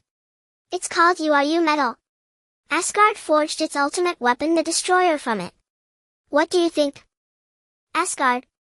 Stark and Ensign exchanged glances, asking in unison. Having been enlightened by Stephen, they were already familiar with supernatural matters. They'd heard Stephen's tales of angels and demons, so Asgard was nothing new. Tucking a strand of white hair, Stephen said, "Asgard's real name is Asgard. It's another planet beyond Earth. This time I helped H-I-E-L-D with a matter involving Asgard. It was a cliché drama of a younger brother attacking his father and chasing his older brother to usurp the throne. We teamed up with the older brother to defeat the Destroyer and obtained this URU metal." Stark and Ensign fell silent. So while they were immersed in inventing clean energy, aliens had already arrived on Earth. Stark grew restless. He stood and said to Stephen and Ensign, "We need to speed things up. I'll redesign the armor and enhance its firepower." "Tony, don't panic." Stephen walked over to him. "We still have time regarding the aliens." Stark and Ensign both looked at Stephen. As intelligent as they were, they couldn't miss the implication in his words. Are they really coming?" Ensign's voice trembled. This time Stephen didn't evade. There was no need to hide from Stark and Ensign. Stephen nodded. "I don't know how they'll come, but I'm certain they will bring an army to Earth in the near future." "An army?" Ensign slumped back into his chair, muttering, "Is this the start of an interstellar war? But what should we do, Tony?" Stark's mind raced, calculating every possible way Earth could defend against an alien invasion. But regrettably, given Earth's current military capabilities, victory against aliens capable of crossing the stars was nearly impossible. Seeing them trapped in anxiety, Stephen quickly reassured them. "Tony, Ensign, we still have a few years. You've already created clean energy. I believe you can create weapons to fight aliens. H-I-E-L-D might already be developing related weapons, but given their reckless tendencies, I can't trust them." "So you only told the two of us?" Stark asked in surprise. "Yes, just the two of you. I didn't even reveal a word to Professor Charles."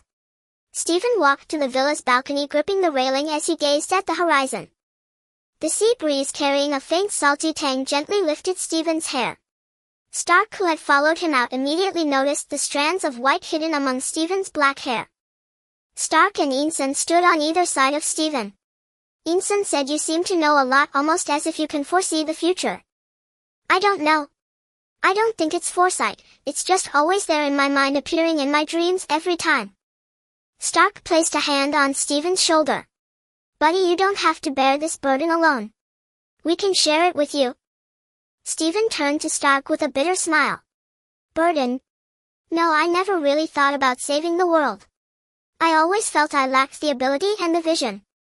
I used to see myself as an outsider, just wanting to live quietly as a handsome man and lead a simple life with Anna. Then certain events made me realize I could do more for those around me. Besides, fate doesn't seem willing to let me stop." With that, Stephen suddenly lifted his shirt. Under Stark and Ensign's horrified gaze, Stephen pointed to the large patches of withered ashen skin on his body. "This is why I have to fight and rush around everywhere." "What happened?" "That looks like the skin of a corpse." Ensign cautiously reached out, trying to touch Stephen's skin. Stephen pulled his shirt down quickly, not giving Ensign the chance. "Stephen, I never thought you'd be this sick. Why didn't you tell me sooner?" Stark said, his voice tinged with agitation. Stephen turned his gaze back to the ocean and said, "It wouldn't have made a difference. It's tied to my abilities, they're slowly killing my body but I can't abandon them nor will I." "Killing you? So you need something that can revitalize your cells, bring your body back to life. Is that why you're working with S-H-I-E-L-D?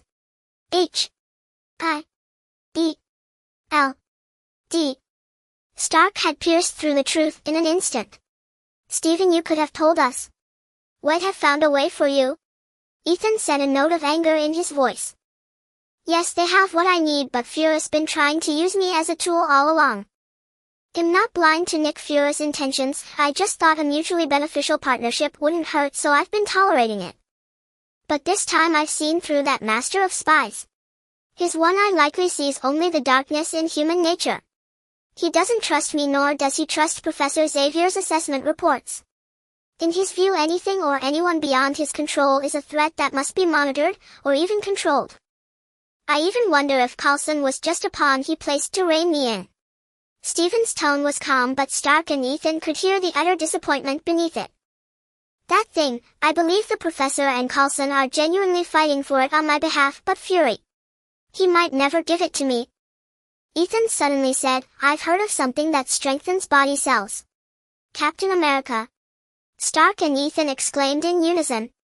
But then Stark dismissed it, "The super soldier serum formula is lost. Reverse engineering it from Captain America's blood is nearly impossible." Seeing Ethan and Stark tossing out ideas only to reject them, both more anxious than himself, Stephen offered reassurance, "Take it easy, guys. I've found a way to control my power now. The deterioration has slowed significantly as long as I don't overuse my abilities." "That's good, buddy. Give us some time and we'll find a permanent solution to your bogus troubles. Trust me, trust the smartest genius in the world." Stephen knocked Stark's hand off his shoulder and said, "Big genius, huh?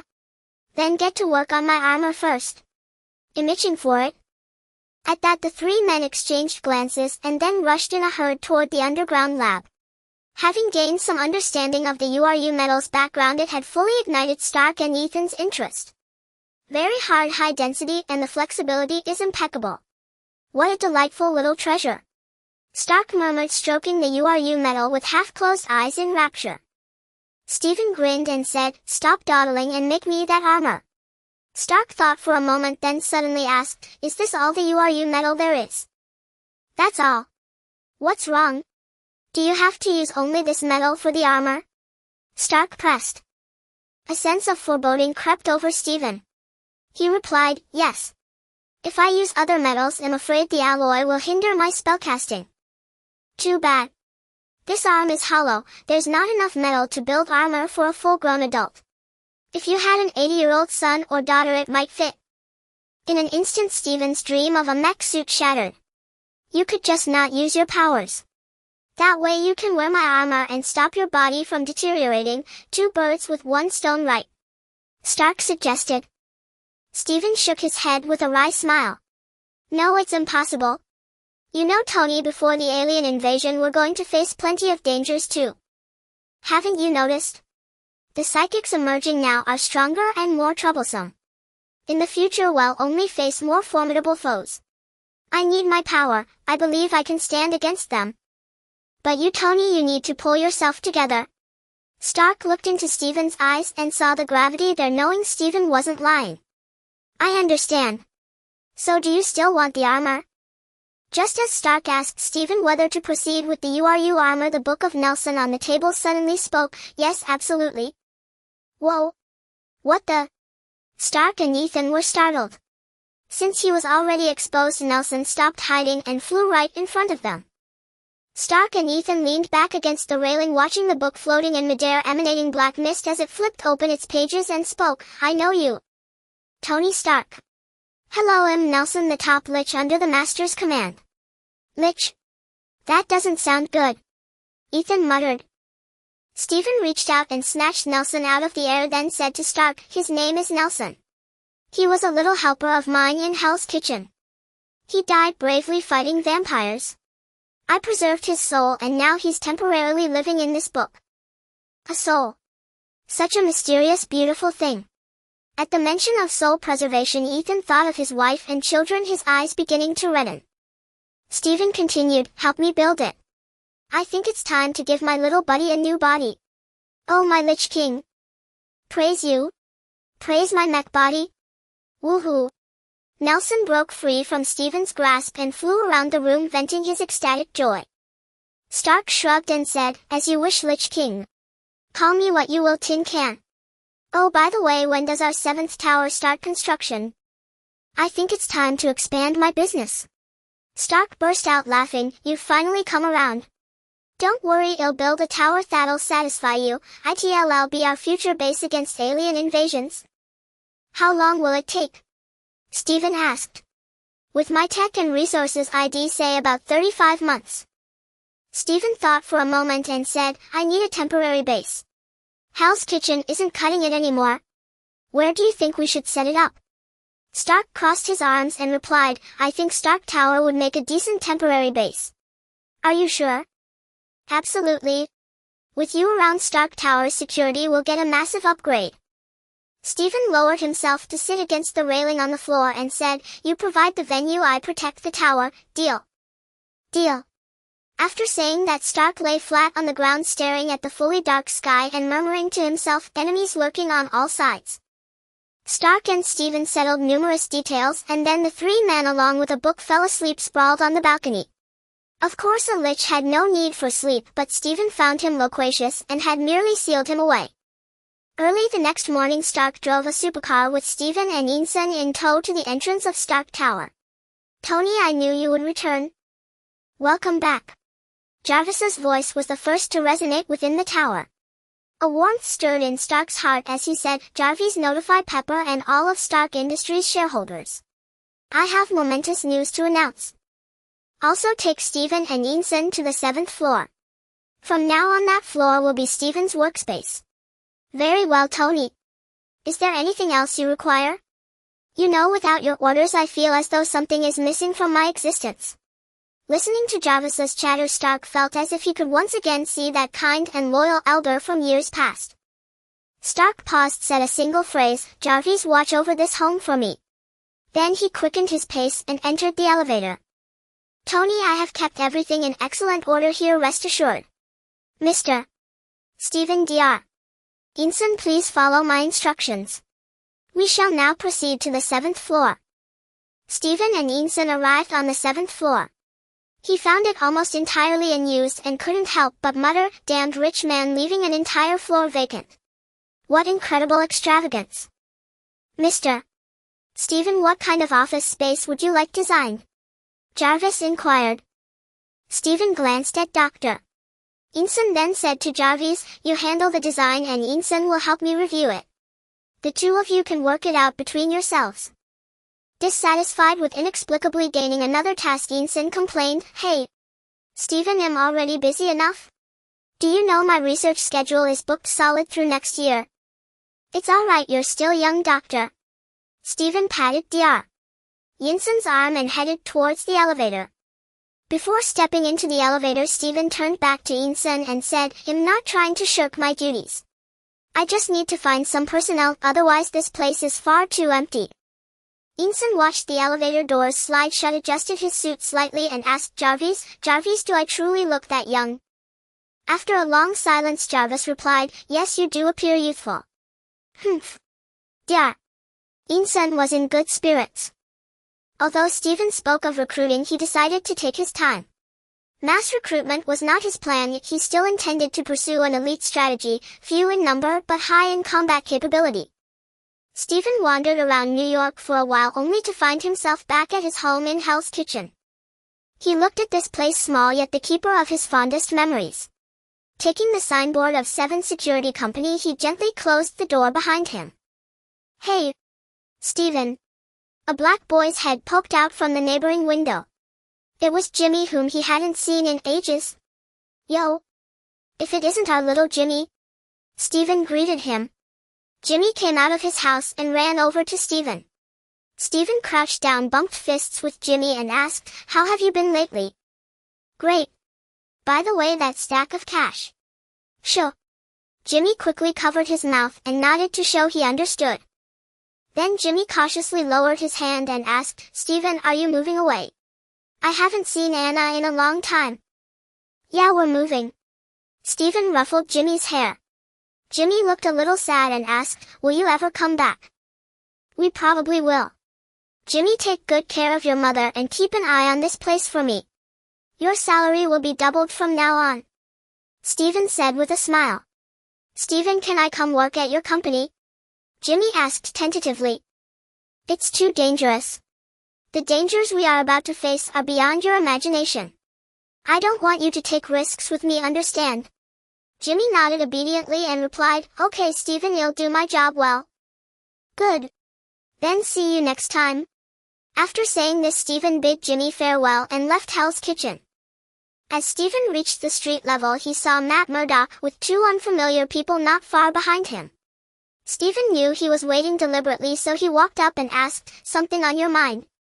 Matt took off his sunglasses, bowed to Steven and said, I learned about the vampire incident that occurred last time, but I was in prison then. Thank you for everything you did for the residents here. Now that I'm out, I plan to team up with a few new acquaintances to form the Defenders. Are you interested? Steven helped Matt up and said, I'm afraid I'll have to disappoint you. You're leaving, aren't you? It's alright. From now on we will protect this place. Thank you again for everything you've done for Hell's Kitchen, Steven. No, actually, I'm not as great as you think. But regardless, you did it. You accomplished what I for now could not. Hearing the words for now, Steven couldn't help but smile and say, then I wish you success soon. As Steven brushed past Matt, a faint whisper from Steven reached Matt's ear, Hell's Kitchen is in your hands. Matt turned, watching Steven's receding figure. The two people behind him approached and asked, Matt, who exactly is he? After a long pause, Matt finally spoke, he was part of the order in Hell's Kitchen. Now that he's leaving Jessica and Nick, we have to rely on ourselves. A few days later, the 7th security company on the 7th floor of Stark Tower was finally renovated. Steven looked at Whistler, who had just arrived, and asked, so how is it? The environment here isn't bad, is it? Whistler, who had been utterly dumbfounded, threw his luggage behind him upon hearing this and said, Steven, I think you don't need to remove my seat anymore because I absolutely love it here. I can be your employee, the highest grade. Country bumpkin. This is just a temporary office. The 7th tower, which Stark and I are building together, is now under full construction by Stark Industries. Whistler suddenly grabbed Steven's arm and said, Boss, how about you plant another seed in me? One that can never be removed. Steven was very pleased with Whistler's attitude and laughed heartily while patting him twice on the shoulder. Whistler's smile suddenly became a bit stiff. Steven gave an awkward smile and said, don't worry, those two pats weren't it. I think you'd make an excellent logistics support personnel.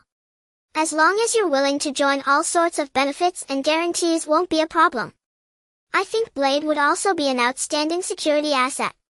If you can convince him to join, he'll give you a big red envelope. Whistler rubbed his shoulder and asked, will we take on contracts to hunt vampires? Of course.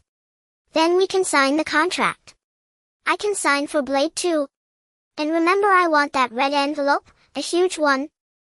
Stark Tower, the 7th floor, 7 security company? Well, Steven, isn't this sign conspicuous enough?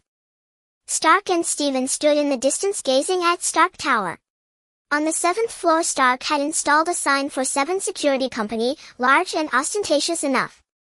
Steven said to Stark, who was seeking praise beside him, I'm a low-key person. But I think it would look better in gold. No.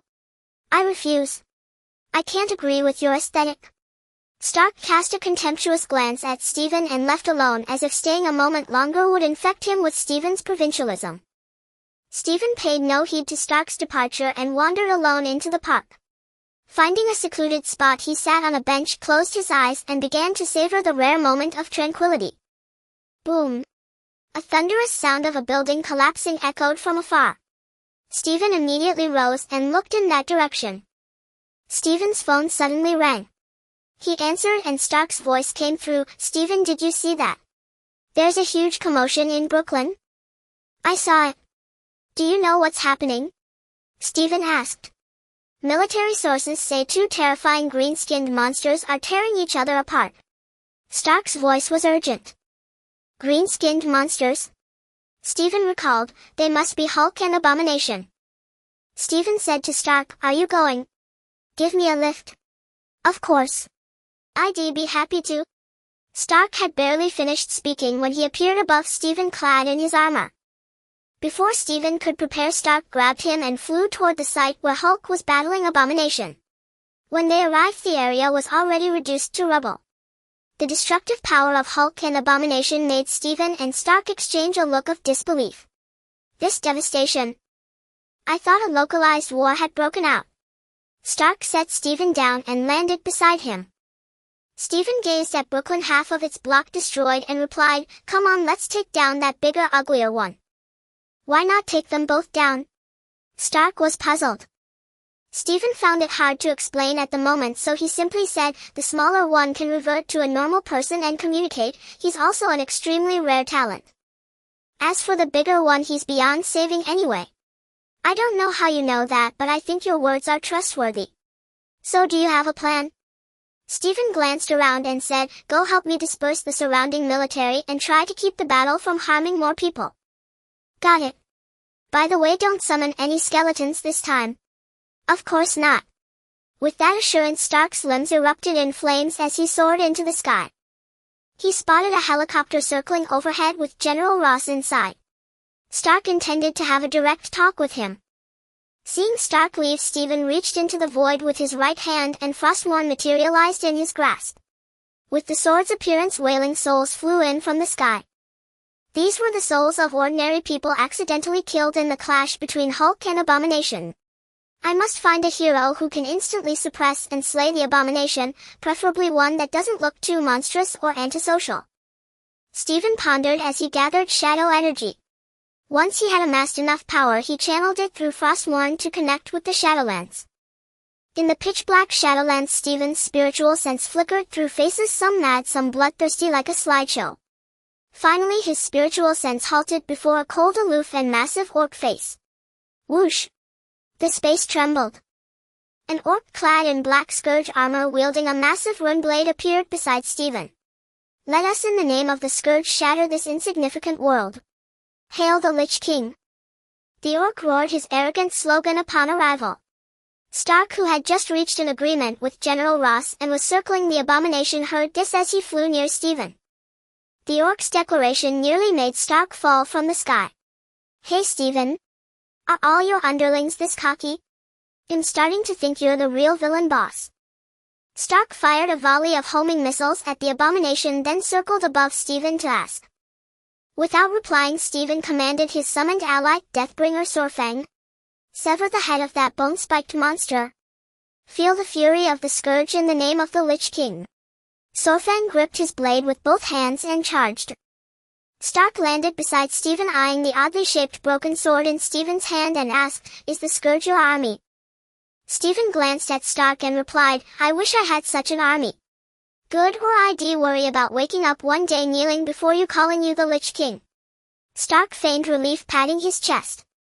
With Stark's earlier support, Hulk had managed to hold his own against the Abomination. But after Stark left, Hulk began to falter. The Abomination had somehow acquired a chain as thick as an adult's arm with a stone block wrapped at its end. He swung the chain in a wide arc, smashing it into Hulk's head. Hulk couldn't dodge in time and was struck flying over 10 meters, crashing through several walls before falling unconscious. The Abomination beat his chest and roared wildly, preparing to finish Hulk off. Whoosh! Suddenly he heard a piercing sound behind him. Sensing danger, the Abomination lunged forward. His instinct saved him as he only lost a few bone spikes from his back to Sorfang's blade. Death energy clung to the severed spikes, emitting wisps of black smoke. On the helicopter, General Ross and his men noticed the change on the battlefield below. Ross grabbed binoculars and clearly saw Sorfang, the newcomer. He couldn't help but exclaim, now that's a true super soldier. Sorfang, trained by a master, launched a relentless assault on the Abomination with martial skill bordering on artistry. The Abomination's counterattacks couldn't even graze Sorfang. Ducking under a right hook, Sorfang swung his blade upward, and the razor-sharp rune blade effortlessly severed the Abomination's right arm. Roar! The Abomination howled in agony and swung his left fist at Sorfang's head. Sorfang tilted his head slightly, dodging the tire-sized fist. The immense wind pressure from the punch scattered his silver hair tied behind his head. After evading the punch, Sorfang executed a half-turn and swung the rune blade toward the abomination's neck. The abomination, off balance from his own momentum, couldn't evade. His massive head spraying high-pressure blood soared into the air. Sorfang effortlessly slew the abomination with his peak martial prowess. The surrounding soldiers were mesmerized by the spectacle. Due to the smoke on the battlefield and the distance and Sorfang's human-like face, the soldiers assumed some superhero had intervened. After a brief silence, a thunderous cheer erupted. Sorfang, holding the abomination's head aloft, saw the human soldiers emerging around him. He raised the head high and roared, "For the Lich!" Whoosh! Before Sorfang could finish, he vanished. Stephen wiped the cold sweat from his brow, looking at Sorfang behind him, and silently thanked his luck. "Good thing I recalled him in time. Sorfang is powerful, but he talks way too much." Stark suddenly descended from the sky, stepping on the abomination's head as he bellowed to the surrounding soldiers, "Listen up, soldiers. I am Iron Man." The soldiers were not only unimpressed by Stark's words, but even a faint chorus of boos arose. Many among them had witnessed the giant in armor wielding a massive sword slay the abomination. The soldiers suspected Stark was trying to steal the credit, and some, unable to stomach it, voiced their disdain. Stark pressed his hands downward, signaling for silence, and once the noise subsided, he said, "That martial arts badass over there belongs to our newly acquired Stark Industries subsidiary, the top gold tier super security from 7 Security Company, known on the battlefield as the Whirlwind. And today marks the grand opening of 7 Security Company, commissioned by the government agency, the Strategic Homeland Intervention Enforcement and Logistics Division, to handle these 2 monsters. You've all witnessed our capabilities. From now on, you're welcome to visit the 7th floor of Stark Tower. Remember the 7th floor of Stark Tower, 7 Security Company?" By then many media helicopters had arrived at the scene, and Stark was blatantly advertising for Stephen right on the spot. Though grateful to Stark, Stephen still wanted to kick his ass. "I barely have any staff and now you're advertising for me? Aren't you setting me up?" In the distance, the Hulk, who had crashed through several walls into a residential building, had calmed down and reverted to Bruce Banner. Banner shook his head and saw through the opening the abomination's head beneath Stark's foot. "Is Iron Man that formidable? I'd better get out of here." Banner, seeing the abomination dead, figured he might as well embark on a path of exile. Yet as he stepped out of the Brooklyn block, a tall, slender Asian youth blocked his path. "Please don't stand in our way, I'm afraid he might hurt you." "The gentlemaner, Dr." Banner, bare-chested and clad only in shorts, said to Stephen. Stephen replied with a smile, "I'm not blocking you, I'm here to invite you. Would you like to join our 7 Security Company?" "Dr. Banner, or should I call you Hulk?" Hearing this man reveal his secret, the Hulk grew enraged. "Roar!" Banner's body swelled and turned green, poised to transform, but instantly shrank back. Banner sensed that the Hulk was afraid, though he couldn't understand why. Not until Banner noticed Sorfang, who had appeared behind Stephen at some point. Banner shrank his neck. This massive man, clad in heavy necrotic-style armor and wielding a door-sized greatsword, indeed seemed formidable. "Sorry, I'm not suited for life in crowded places."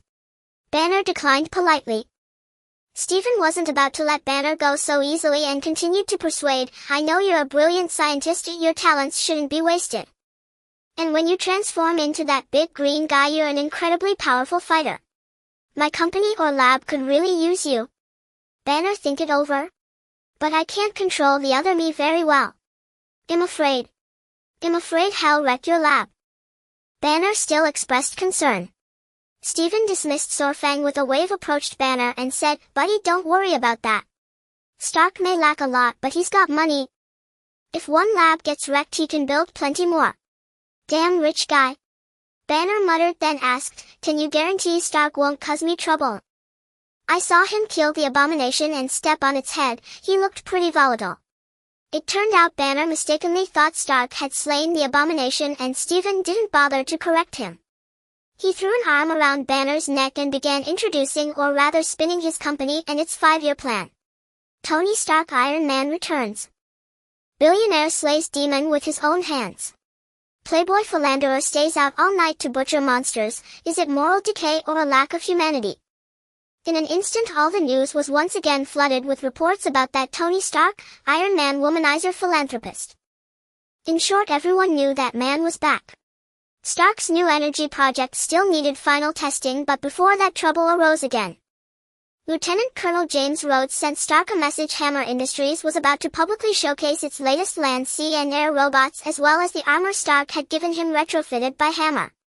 Stark also received intel from S.H.I.E.L.D. that the Russian who had attacked him before, Ivan, was the one building the robots for Hammer Industries.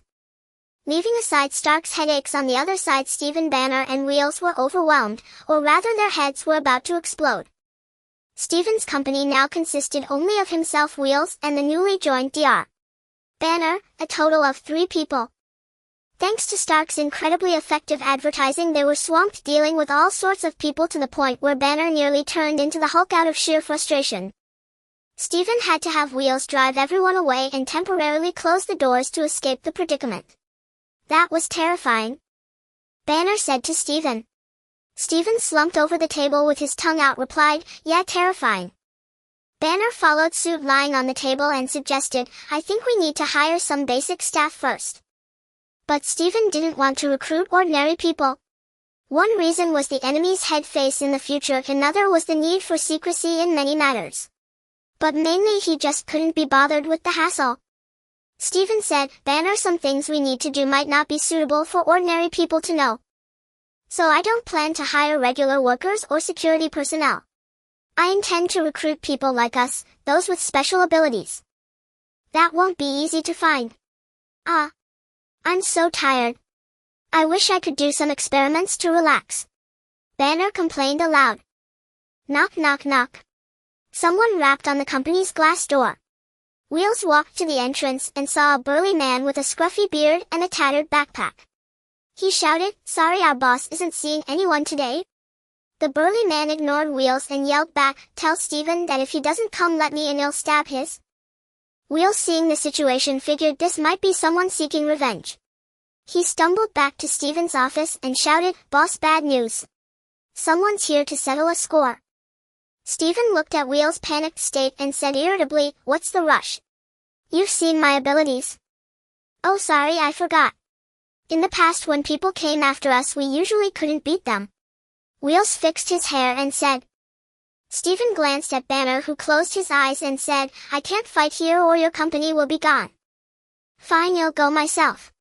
Stephen felt helpless. As the boss of a now sought-after security company, he had to go handle visitors himself.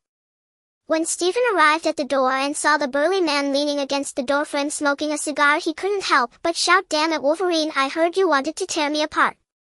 How about we spar?" Stephen opened the glass door. "Brother, I came to join you, and this is how you welcome me?" Logan asked, spitting out his cigar as he looked at Stephen standing before him. Stephen opened his arms and embraced Logan. "Welcome, Logan. Follow me and I'll introduce you to my current employees." Stephen led Logan to the office. Logan glanced around. There were only 2 people in the room. "This is Wheeler and Dr. Banner."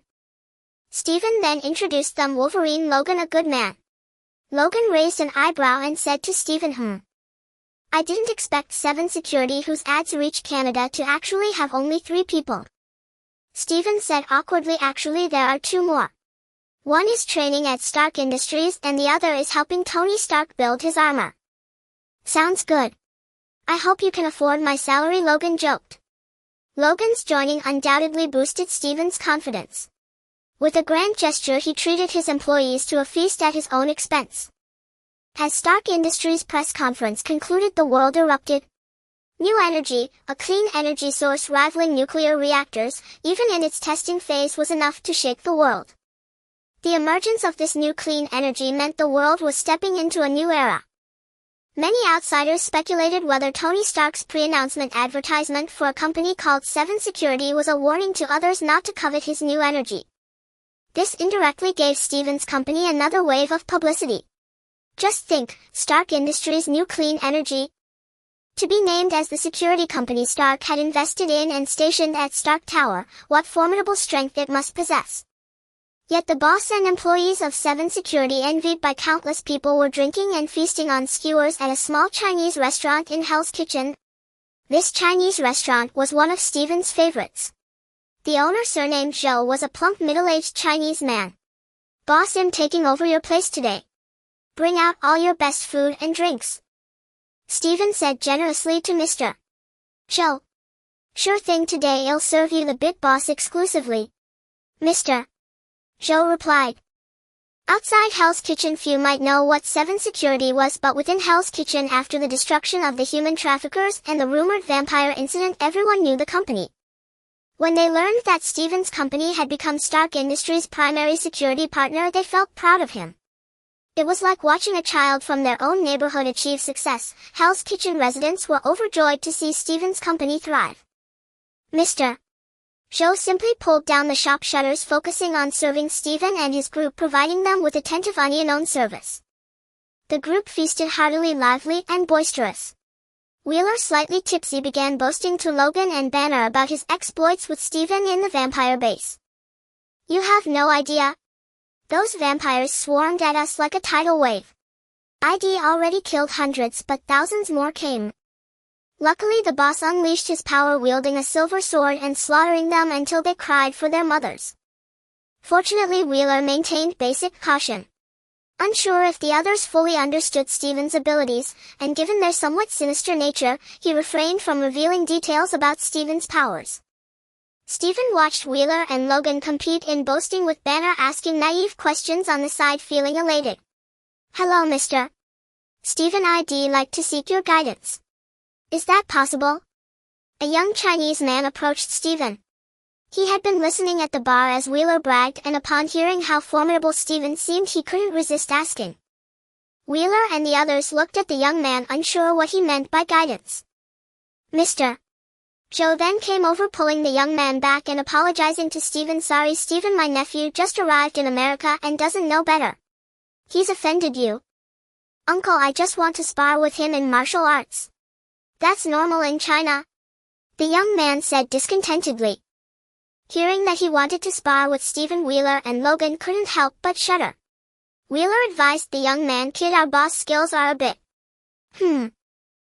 unsuitable for young audiences. You'd better drop it. I claim to be unbeatable in Hell's Kitchen. There's nothing I haven't seen." "Wah, Mr. Zhou quickly covered the young man's mouth, repeatedly apologizing to Steven. "Steven asked, you just arrived in Hell's Kitchen." The young man broke free from Mr. Zhou and replied, "Didn't my uncle just say that? Are you Chinese? Purebred, a descendant of the dragon?" The young man said proudly. Steven asked again, "What's your name?" Impatiently, the young man replied, "I'm Shang-Chi. Are you going to fight or not?" Steven didn't know how formidable this Chinese youth named Shang-Chi was, but claiming to be unbeaten in Hell's Kitchen suggested he had truly fought his way through. It seemed that among ordinary people, Shang-Chi was indeed impressive. "My strength lies not in martial arts but in special abilities. Do you understand?" Steven said. "Oh. So you're a mutant? No problem, I've long wanted to see what mutants can do." Shang-Chi clenched his left fist with his right hand, eager to try. Logan stood up, about to speak, but Steven stopped him.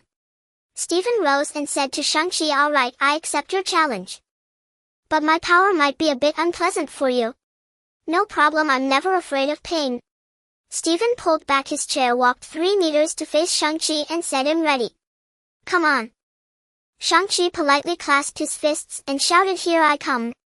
His speed was immense and his feet traced a mysterious step, making him impossible for ordinary people to lock onto as he charged at Steven. But Steven was no ordinary man, and he didn't need to lock on. He summoned a bone shield. Shang-Chi's fist bounced off the shield, and Steven seized the chance to implant an ultra-weak version of Plague into his body. Erupt. Ugh. The ultra-weak Plague modified by Steven caused no real damage, only temporarily suppressing the immune system, making the victim fall ill for a few days. Yet Shang-Chi managed to suppress the Plague with his inner energy, enduring its pain with just a grunt. "A tough man," Steven praised. Shang-Chi's limbs were already weakening, but he refused to give up. Striking a fighting pose, he shouted and attacked again.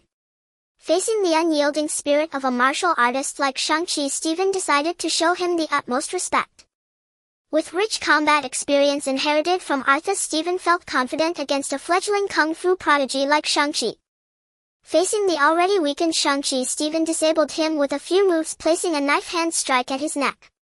"I lose," Shang-Chi admitted, crestfallen. "I lost. Your abilities are formidable and your martial arts are quite ruthless," Shang-Chi said, clasping his fists to Stephen. His magnanimity in both victory and defeat greatly enhanced Stephen's esteem for him. "My combat techniques are all killing moves, and I also employed my special abilities. In truth, your martial arts far surpass mine, and your inner energy is exceptionally powerful, capable of even suppressing my powers." Stephen began to speak with modesty. Logan and Whistler chimed in unison, "Hypocrite." They exchanged a glance, then clinked their glasses and downed their beer. Shang-Chi replied, "Actually, we refer to it more as Qi. My current understanding and application of Qi are still not quite proficient, otherwise I believe I could have performed better." Stephen nodded in agreement, then said to Shang-Chi, "Your Kung Fu and Qi are both remarkable. Are you interested in joining my security company?" Upon hearing this, Boss Show was overjoyed. His nephew had traveled a great distance to seek refuge with him, and he had been worrying about the young man's livelihood, only to have a perfect opportunity present itself so suddenly. Shang-Chi hesitated for a moment but ultimately declined. He said to Stephen, "I'm sorry, but I'm not ready to join any organization or company at the moment."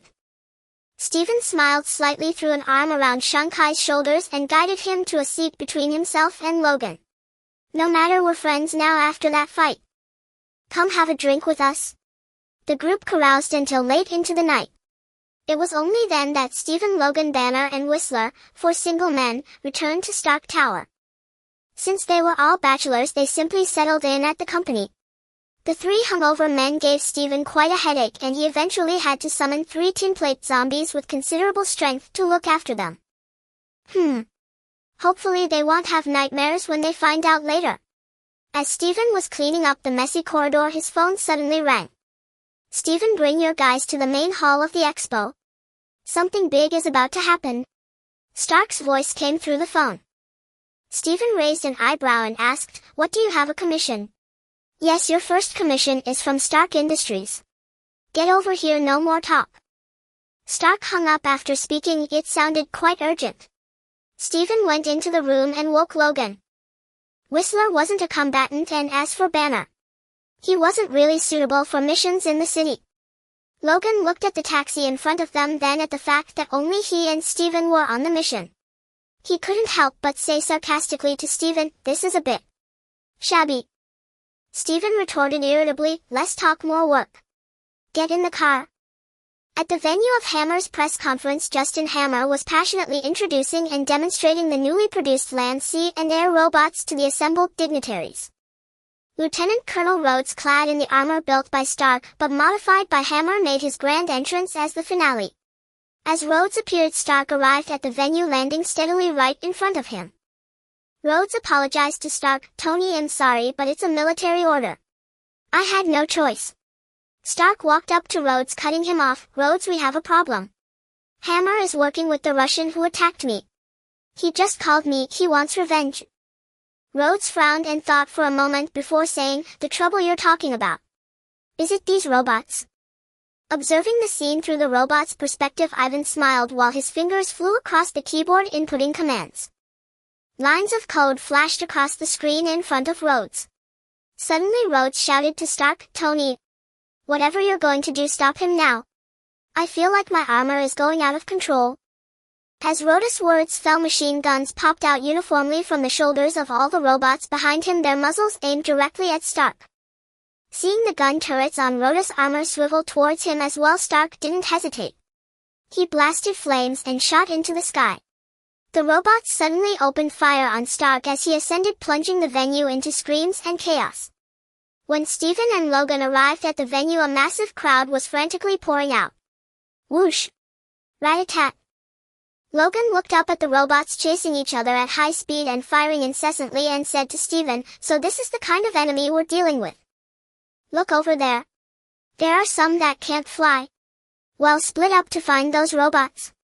Stephen pointed to a group of robots walking through the crowd and said to Logan. Having said that, he and Logan went their separate ways. The robots began automatically tracking Stark's mark armor. Anything with similar armor-like properties was attacked with various machine guns and small missiles. This guy is a damn lunatic. Stephen cursed inwardly. A robot in the crowd ahead was walking and firing its cannons into the air. Stephen contemplated a strategy. To deal with these mobile turrets, he didn't draw Frostmourne. Plagues are useless against these remote-controlled robots, but frost magic is a good choice. He ducked into a corner and summoned 5 ordinary liches, instructing them to use ice magic against the robots. To avoid frightening ordinary people, he specifically had the liches use necromantic energy to conjure black cloaks covering every part of their bodies. Under Stephen's leadership, the liches focused their fire and launched a sneak attack on the robot that was firing wildly ahead. Ice arrows blasted. Swish! 5 ice arrows struck the robot in perfect unison. The freezing power imbued with magic instantly froze the robot's system components, rendering it a pile of scrap metal. Well done, Stephen praised. Seeing the effectiveness of the tactic, he continued leading the liches to attack robots throughout the area. Logan was moving against the flow of the crowd. He spotted a child ahead wearing an Iron Man helmet. Clang! A robot stood in front of the child. The child raised his arm mimicking Iron Man and fired at the robot. At the same time, the robot extended its cannon barrel, aiming directly at the child. Boom! A deafening sound erupted from the cannon. Logan lunged like a wild dog, covering the child with his body and taking the full force of the blast on his back. Ah! SSS! Logan hissed in pain, then rolled several times with the child in his arms to evade the robot's subsequent shots. Logan tossed the child behind a flower bed, then dropped to one knee, spreading his arms wide. As the child sat up and looked at his savior, gleaming adamantium claws shot forth from Logan's clenched fists. Ugh! Ah! Wolverine! Logan began his charge towards the robot, defiantly enduring its gunfire. Cool! Amid the child's awed whisper, Logan took a running start and leaped onto the robot, plunging his left claws into its chest and his right claws into its head. Logan twisted his right claws violently, finally tearing the robot's head clean off its body. As Logan turned to look at the child, the numerous bullet holes riddling his body were already healing rapidly. Countless bullets were pushed out by Logan's muscles, falling to the ground with clear, sharp clinks. Ding ding dang! Logan said to the child, "Kid, your mom's calling you home for dinner." Stephen led the Lich to ambush robots everywhere, observing the Lich's spellcasting process many times. Feeling the fluctuations of elemental energy around him, Stephen gained some insights. Frost. A face covered in frost flashed above Stephen's head. This is Frost spiritual energy? After a long period of accumulation and enlightenment, Stephen finally unlocked a new talent at this moment, Frost. A Death Knight with the Frost talent also leans toward the magical side, but its single target burst in melee combat is stronger than the Unholy specialization. The Unholy specialization seems more focused on group and sustained effects, but its weakness is that it is almost useless against non-living enemies. Moreover, Frost differs from Unholy in that its attack methods appear much more elegant. For example, Dragon's Breath. Stephen unleashed the ultimate Frost ability against the 2 robots swooping in at low altitude. An illusory misty white dragon head appeared above Stephen, opening its mouth to emit a long dragon roar. The seemingly illusory dragon head produced a tangible roar, causing nearby ordinary people to stagger and stumble from the shockwave.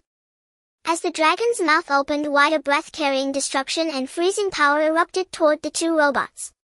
The low-flying robots couldn't even adjust their course before being instantly frozen into ice blocks. Under inertia, they slid in a straight line, crashing heavily to the ground on either side of Stephen and shattering into countless ice shards. The power of the dragon's breath deeply satisfied Stephen, even prompting him to whistle. Plague had the strongest range and lethality against living beings, while Frost excelled in single-target burst.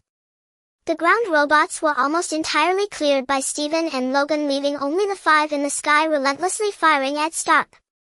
Oh no, there was one more, the one kidnapping Colonel Rhodes in the Iron Man suit. Although Rhodes' body was out of his control, his mouth still belonged to him. Thus Rhodes, while chasing Stark, was simultaneously reporting his own combat methods and position to him, much like a frustrating traitor in a canyon battle. "Tony, my machine gun is aimed at your ass, turn quickly." Hey, Tony, they're splitting up, 2 are chasing you, 2 are preparing to intercept." "Oh." And one robot just revealed a row of tracking missiles. "Good luck." Yes, though Rhodes was helpless, he was doing an excellent job as a double agent. Thanks to Rhodes' intel, Stark finally shook off the robots. Stephen rendezvoused with Logan and pulled out his phone to call Stark. "Hey Tony. The robots at the venue are cleared. Where are you now? Do you need help?" "For now. Crash. No. Need." Just as Stephen was about to ask if he needed help or not, Logan grabbed his arm and pointed at the sky. "Stephen, look up." Stephen looked up in the direction Logan pointed and saw 10 more robots flying toward the convention center. For some reason, the robots began indiscriminate attacks on the ground. Stephen's phone crackled again. "We've run into the Russian. Rhodes and I are dealing with him, but his whip is tricky." Before Stark could finish, the call dropped. Stephen watched the 10 robots firing wildly in the sky and said to Logan, "They're drawing police attention. The mastermind is attacking Stark right now." "Need my help?" Logan asked. "Keep an eye on the area and don't let anyone disturb me," Stephen said, pulling Frostmourne from his spatial storage. Logan looked at the robots in the sky, unsure what means Stephen would use to destroy them. But he knew Stephen always had strange abilities, so he followed his instructions and began to stand guard around him. Shadow energy was fully converted into frost energy through the frost aura. Before long, ice crystals formed on Stephen and Frostmourne. Not enough. Stephen felt his energy was still lacking, so he used the meager soul energy he had accumulated as fuel. When the robots flew directly above Stephen, he finally released the dam holding back his power, which had been stored to its limit. Stephen thrust Frostmourne toward the robots in the air, and several sword shadows shot upward, piercing straight at the 10 machines. The sword light, carrying destructive force, was incredibly fast. Logan only saw a few flashes of white light from Stephen, and 3 robots in the sky exploded into a blizzard of ice shards. The remaining 7, though not directly hit by the sword energy, were frozen as the extreme cold brushed past them, beginning to fall toward the ground. Logan looked at Stephen, who was kneeling on one knee, and thought to himself, "This guy seems much stronger than before. Good thing we're on the same side." Stephen put away Frostmourne and lay on the ground, breathing heavily, but Stark called again. "Stephen, we're in the giant globe. Can you come? Rhodes and I might not hold out much longer." "Sigh. I really have a hard life," Stephen said, forcing himself up. Logan supported Stephen and asked, "Going to help?" "They're in that giant globe." "Let's go," Stephen said, suddenly feeling weak in the knees. Logan helped him sit on a piece of rubble, but Stephen picked up a sleek motorcycle nearby and said, "You rest. It'll go." With that, Logan twisted the throttle and sped off. Stephen supported his legs, feeling drained, and muttered, "Next time I use that move, I need to be more careful. Who knew that once I fired it, I couldn't stop until all the energy was spent? My legs feel weak." When Logan arrived at the battlefield between Stark and Rhodes, Ivan's robot was using dazzling electric whips to bind both Stark and Rhodes, one on each side. The 2 were wrapped in electric whips, their suits already sparking wildly. Logan crept up behind Ivan, who was laughing triumphantly, suddenly extended his adamantium claws, and with a roar slashed toward Ivan's head. Hearing the noise behind him, Ivan quickly closed his helmet. Due to Logan's claws not being long enough, the helmet barely saved Ivan from having his skull split open. The adamantium claws left 3 long gashes on the helmet.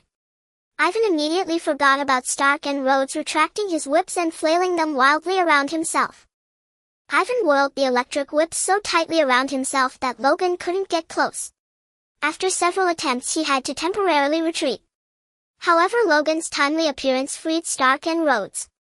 The 2 friends coordinated perfectly. As soon as they were free, they simultaneously raised their arms, firing energy blasts at Ivan's head and feet.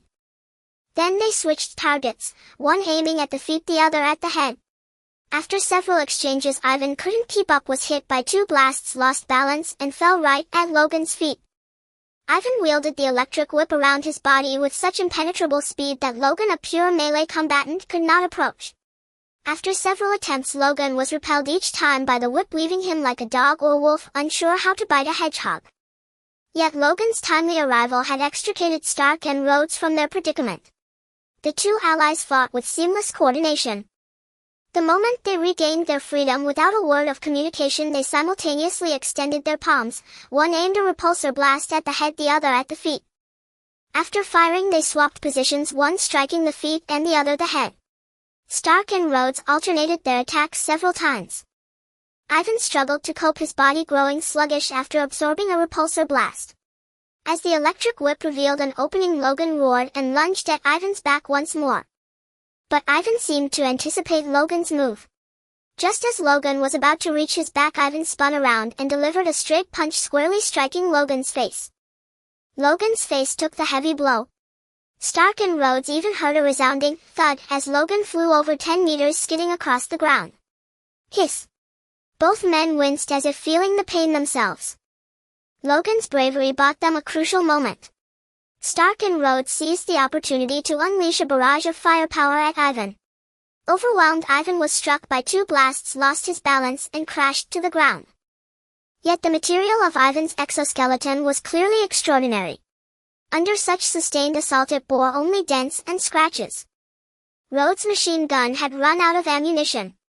Hammer Industries' creations, while flashy, lacked real power. The scratches were from bullets, while the dents were caused by the repulsor blasts. Thus far, the only one to pose a lethal threat to Ivan's armor was Wolverine Logan. As Ivan defended himself, Logan tilted his head, staring at the fallen foe before him. Without hesitation, he accepted the gift Stark and Rhodes had delivered. Logan extended his freshly retracted claws. With a swift downward thrust, his adamantium claws sank firmly into Ivan's right shoulder. Ah! Even the hardened man who dared to place an unstable nuclear reactor on his chest screamed in agony. As Ivan cried out, he swung his left arm, trying to lash the electric whip at Logan. But Rhodes stepped forward and stomped on his arm, pinning it to the ground. Just as Logan raised his left claw to end Ivan's life, Ivan burst into maniacal laughter. Ha ha ha! You all lose. You all lose. Logan and the others noticed the robots around them glowing red at the chest, realizing they were about to explode. Only ST. Logan and Rhodes shouted in unison. Think of something. Stark yelled, fly out. But someone else moved faster. Stephen rode an electric scooter to the edge of the crater. Parking it, he surveyed the robots on the verge of detonation. Dragon's breath. Roar. The icy torrent lasted nearly 10 seconds. When Stephen ceased, not only were the exploding robots frozen, but Stark, Logan, and Rhodes were also encased in ice. Stephen approached and freed them with a spell. Logan couldn't help but complain, is this how you fight? Taking out enemies and allies alike. Desperate times, desperate measures. Would you rather be blown up or just frozen for a bit? I don't know about them, but I sure wouldn't die, Logan growled. Stark interjected, Stephen, you did okay. We were about to fly up when you froze us. Stephen rubbed his nose awkwardly, ignoring their sarcasm. He knew he had nearly sabotaged his teammates. Approaching Ivan, Stephen looked at the frozen figure and asked, so he's the one behind all this? Stark replied, yes. He's a madman. Can I have a word with him alone? Stephen interrupted Stark, then thought Ivan. Ivan gasped for air. Hey, I thought we were the closest partners. And you're trying to hook up with someone behind my back. Stark shouted indignantly. At this, Rhodes and Logan both took a step back. Realizing his slip, Stark tried to backtrack. I mean, Stephen and I aren't just ordinary friends. We should. Rhodes and Logan stepped back again. Shut up. Stephen snapped at Stark, furious. That man's mouth was cursed. Anything good turned sour when he spoke. Stephen dismissed Stark and whispered to Ivan, even if you survive now, you won't live long. That crude nuclear reactor you wore has already destroyed most of your Botus cells. I can even smell the decay. That's why you'd stop at nothing to drag Stark down with you, right? Ivan spat blood at Stephen, laughing. He lost. You all lost. Stark and Rhodes, seeing Stephen's face covered in blood and sensing the impending eruption of his fury, each grabbed one of Logan's arms and flew away. Huff huff. Breathe. Stephen panted, struggling to calm himself. He cast a gust of wind at his face, shaking off the ice and blood. Ivan gazed at the surrounding frost side and closed his eyes, awaiting death. But after a long wait, all he heard was Stephen's question: if you could set aside your hatred and live long, what would be your dream? Ivan wondered what Stephen was scheming, why he spoke of dreams at such a moment. Thinking he had little time left, he decided to indulge. I was called a genius since childhood. If I could live long, I'd prove I'm no less than Tony Stark. I could change the world. Stark is cursed by knowledge. Forgive me for saying, but in intellect you'll likely never surpass him, Stephen remarked. Given enough time, I could rival or even surpass him. I will. Haha, cough. Ivan laughed until he coughed up blood. Seeing Ivan in his final moments, Stephen grasped Frostmourne. Then you'll take your soul and your knowledge now? Any last words?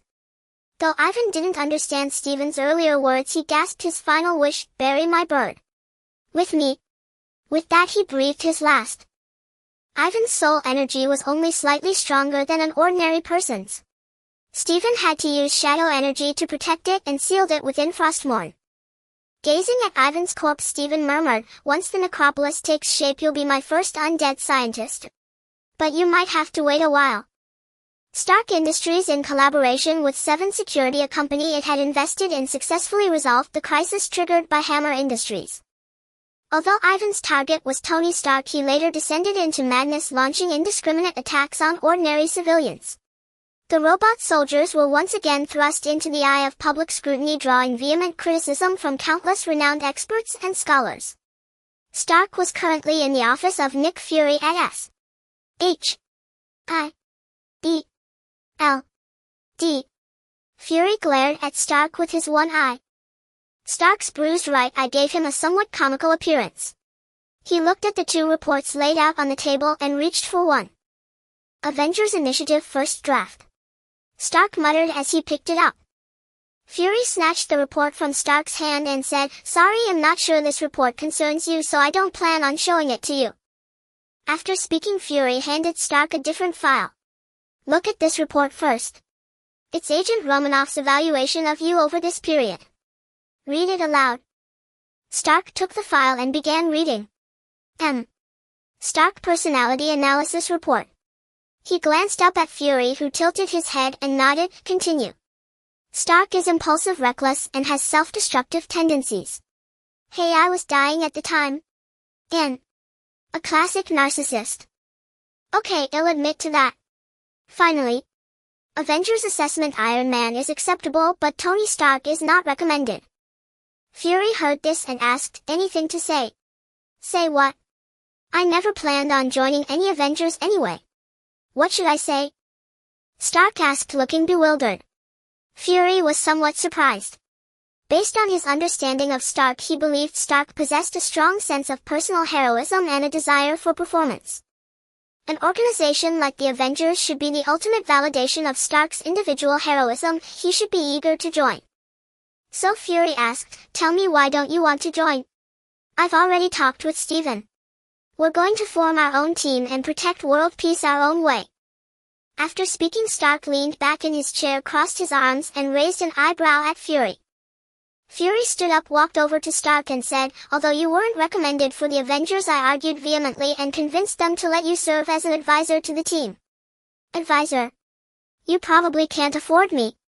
Stark stood up and smiled at Fury. After saying this, he turned to leave. Fury watched Stark's retreating back and suddenly called out, I can arrange for you to receive a public medal and clean up the mess for you and Stephen at the same time. Stark stopped in his tracks. His mind raced, but in the end he turned back and walked over to Fury. Then I want people from Washington, D.C. to present the award, and I want a special guest of honor.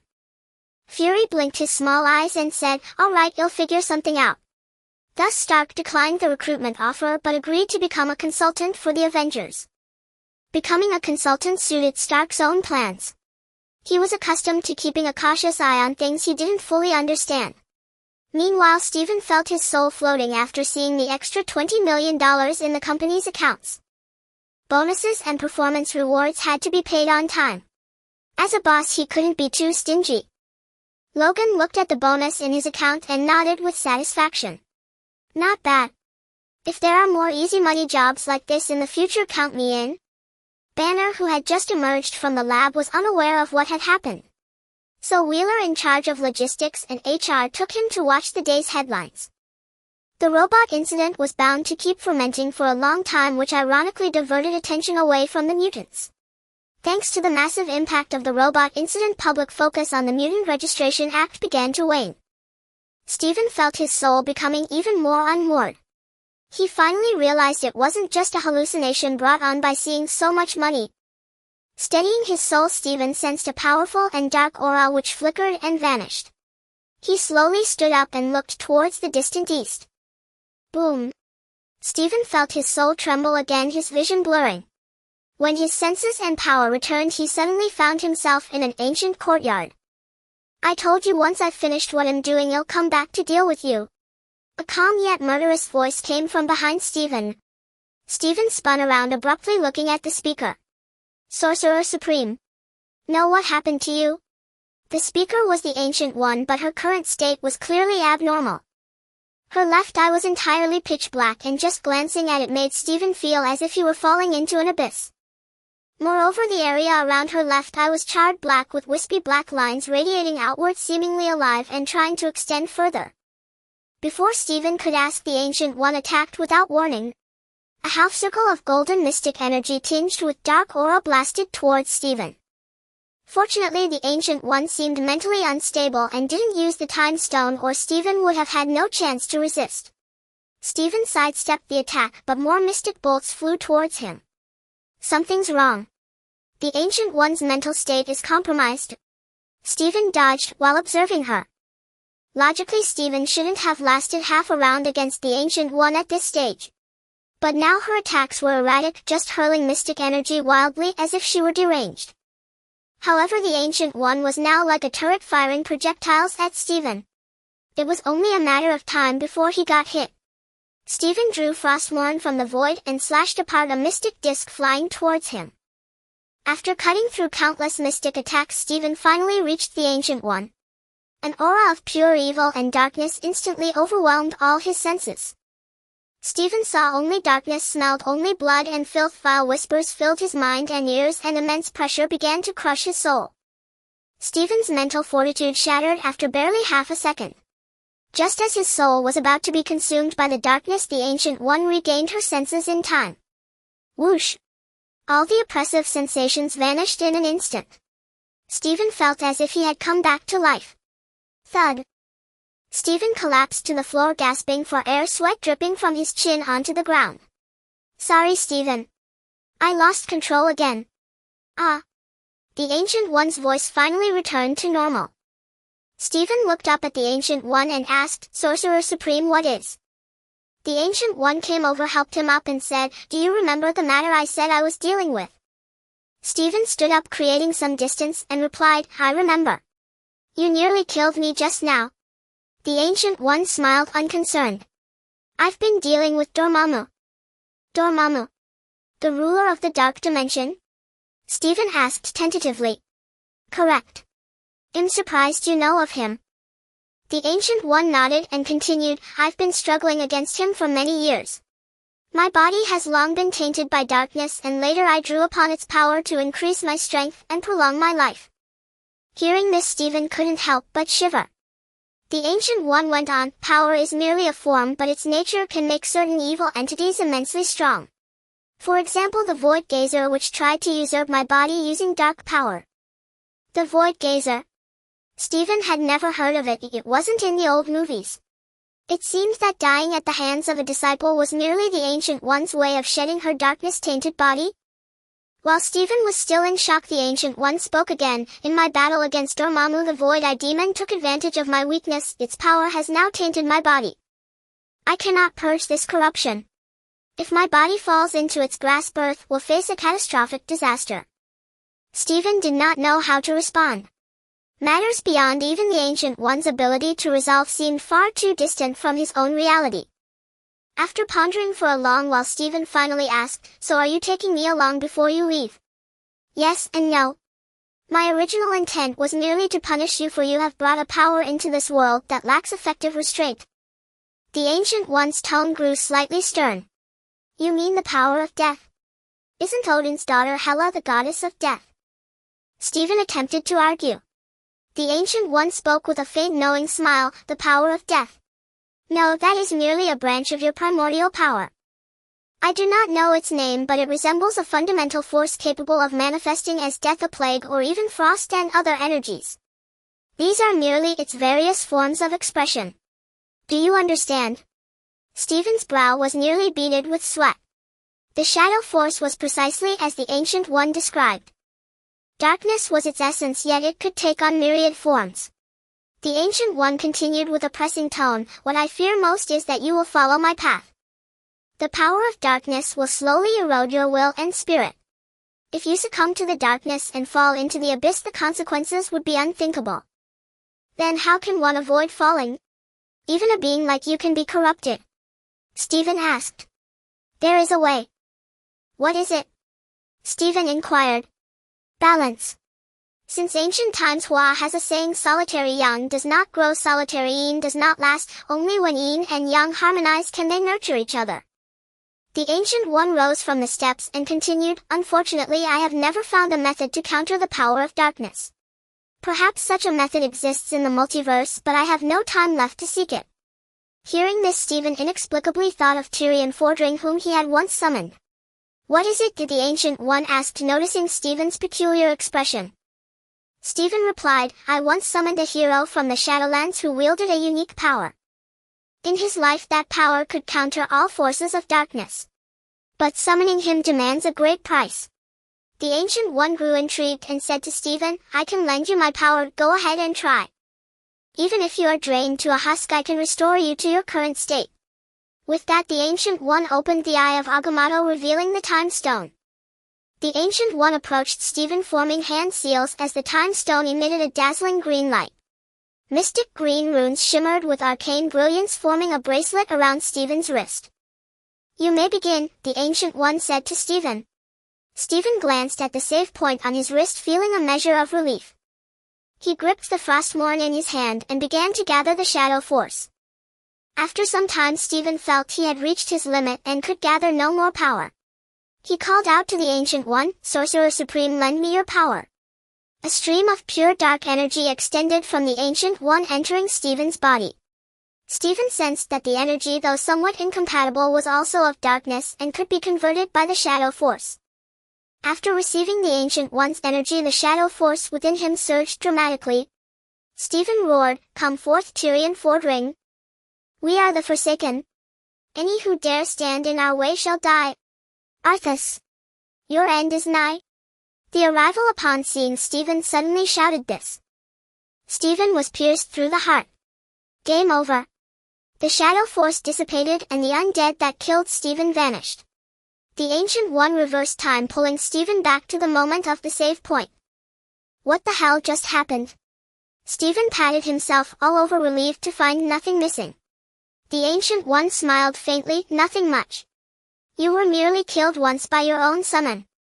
I thought they were all completely subservient to you. It seems that is not the case. Killed once. Is it this dangerous? Stephen was terrified. To be slain by an ally he summoned, how shameful. Stephen looked at the green ring on his hand and asked, Shall we try again? Continue, or the Ancient One said, her tone still calm. All right. With that, Stephen began gathering energy again, silently chanting, Fordring, Fordring, Fordring, Fordring. Appear, Tyrion Fordring.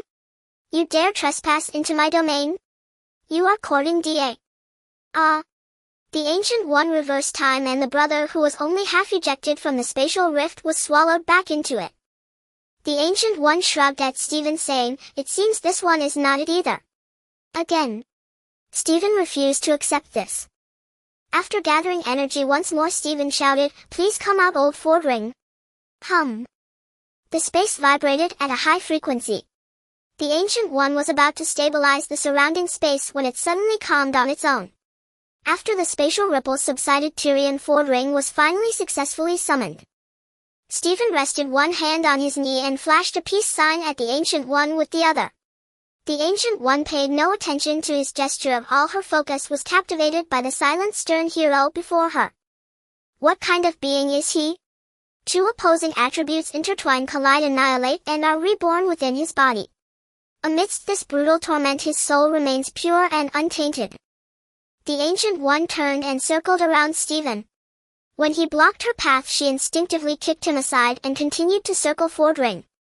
The green energy is the purest form of darkness imbued with primal evil. The golden energy is the immaculate power of light filled with sanctity and hope. Remarkable. Stephen stood up and said to the Ancient One, Sorcerer Supreme, these two energies are called Fel and the Holy Light. Fel. Holy Light. Stephen explained to the Ancient One, Fel is a twisted ultimate manifestation of arcane and shadow energy, an extremely malevolent force.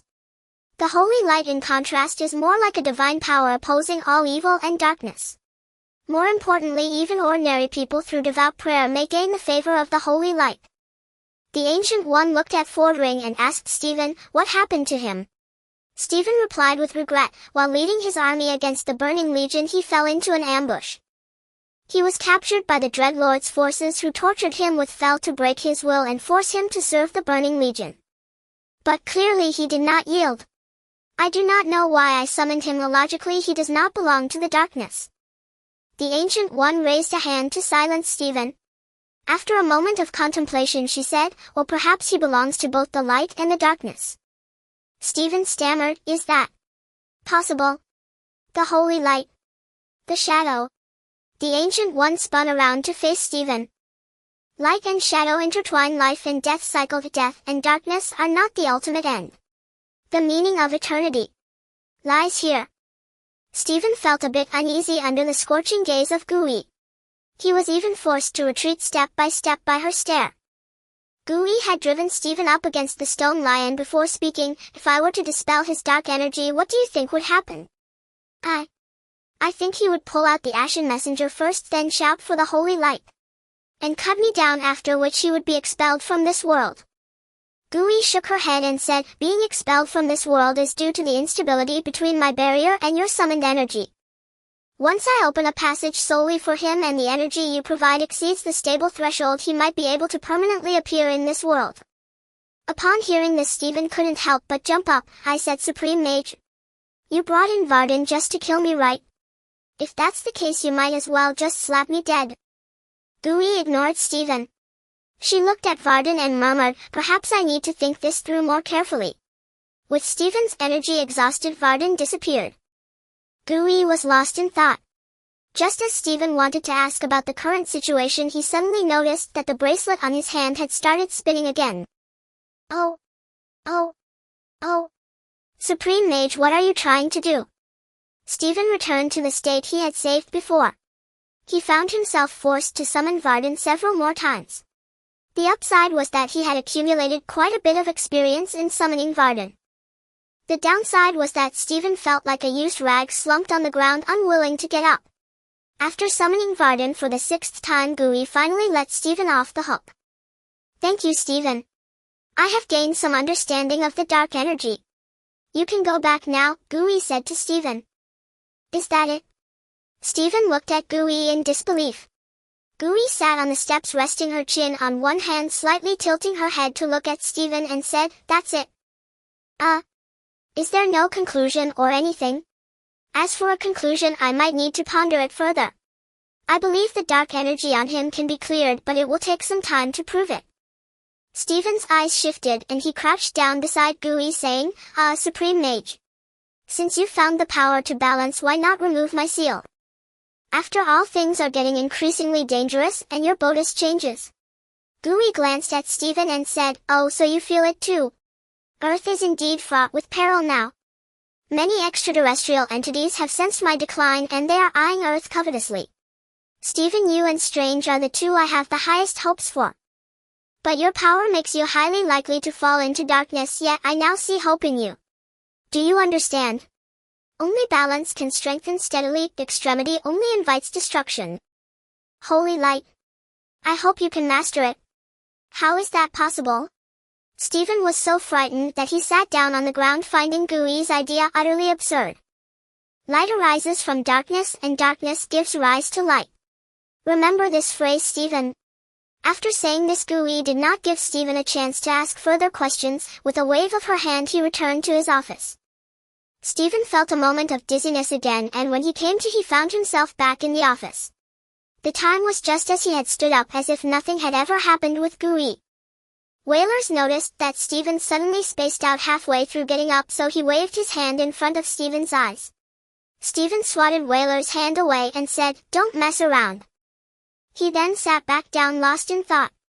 Gui wants me to master the holy light, but how is that possible?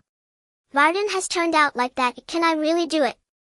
Stephen was mentally and physically exhausted from Gui's antics and decided not to strain his brain any further.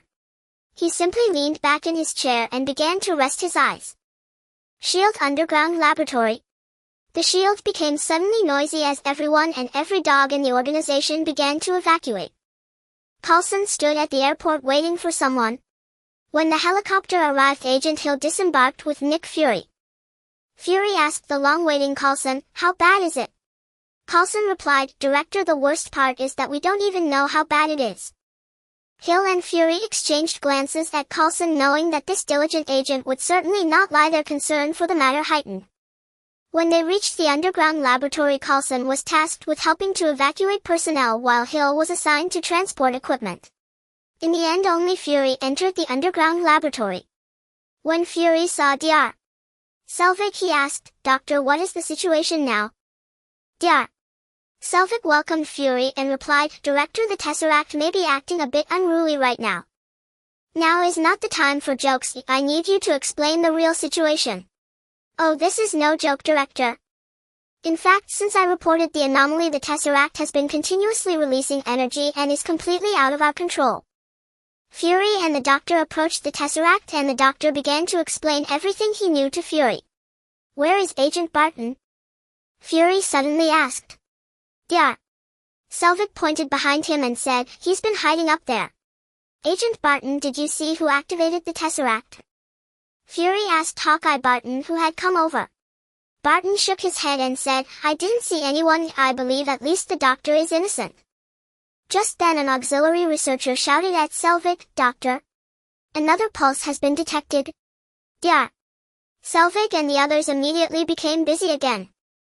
Barton and Fury approached the Tesseract, gazing at the cosmic cube that periodically flickered with strange light, saying, "I think we have no problems here. It's likely that the other side is experiencing issues." "The other side?" Fury asked in confusion. "Yes, I believe the Tesseract may be a gateway to the other end of the universe, and its anomaly could be coming from the other side of the universe." Barton replied, frowning. As if to confirm Barton's speculation, the activity of the Tesseract suddenly intensified. Buzz. The Tesseract began to vibrate, causing violent tremors in the surrounding space. Even Coulson, who was outside organizing the evacuation, felt the abnormality in space. The vibration of the Tesseract was like a stone thrown into a calm lake, creating ripples that many beings sensitive to space could sense. Gui, suppressing her injuries, gazed in the direction of S.H.I.E.L.D. and sighed softly. Mephisto, the demon lord who had been wandering on Earth tempting mortals to sign contracts with him, also felt the vibrations in space, a playful smile appearing on his face. Stephen, who had been sleeping soundly in his chair, also sensed it. Slowly he opened his eyes and yawned.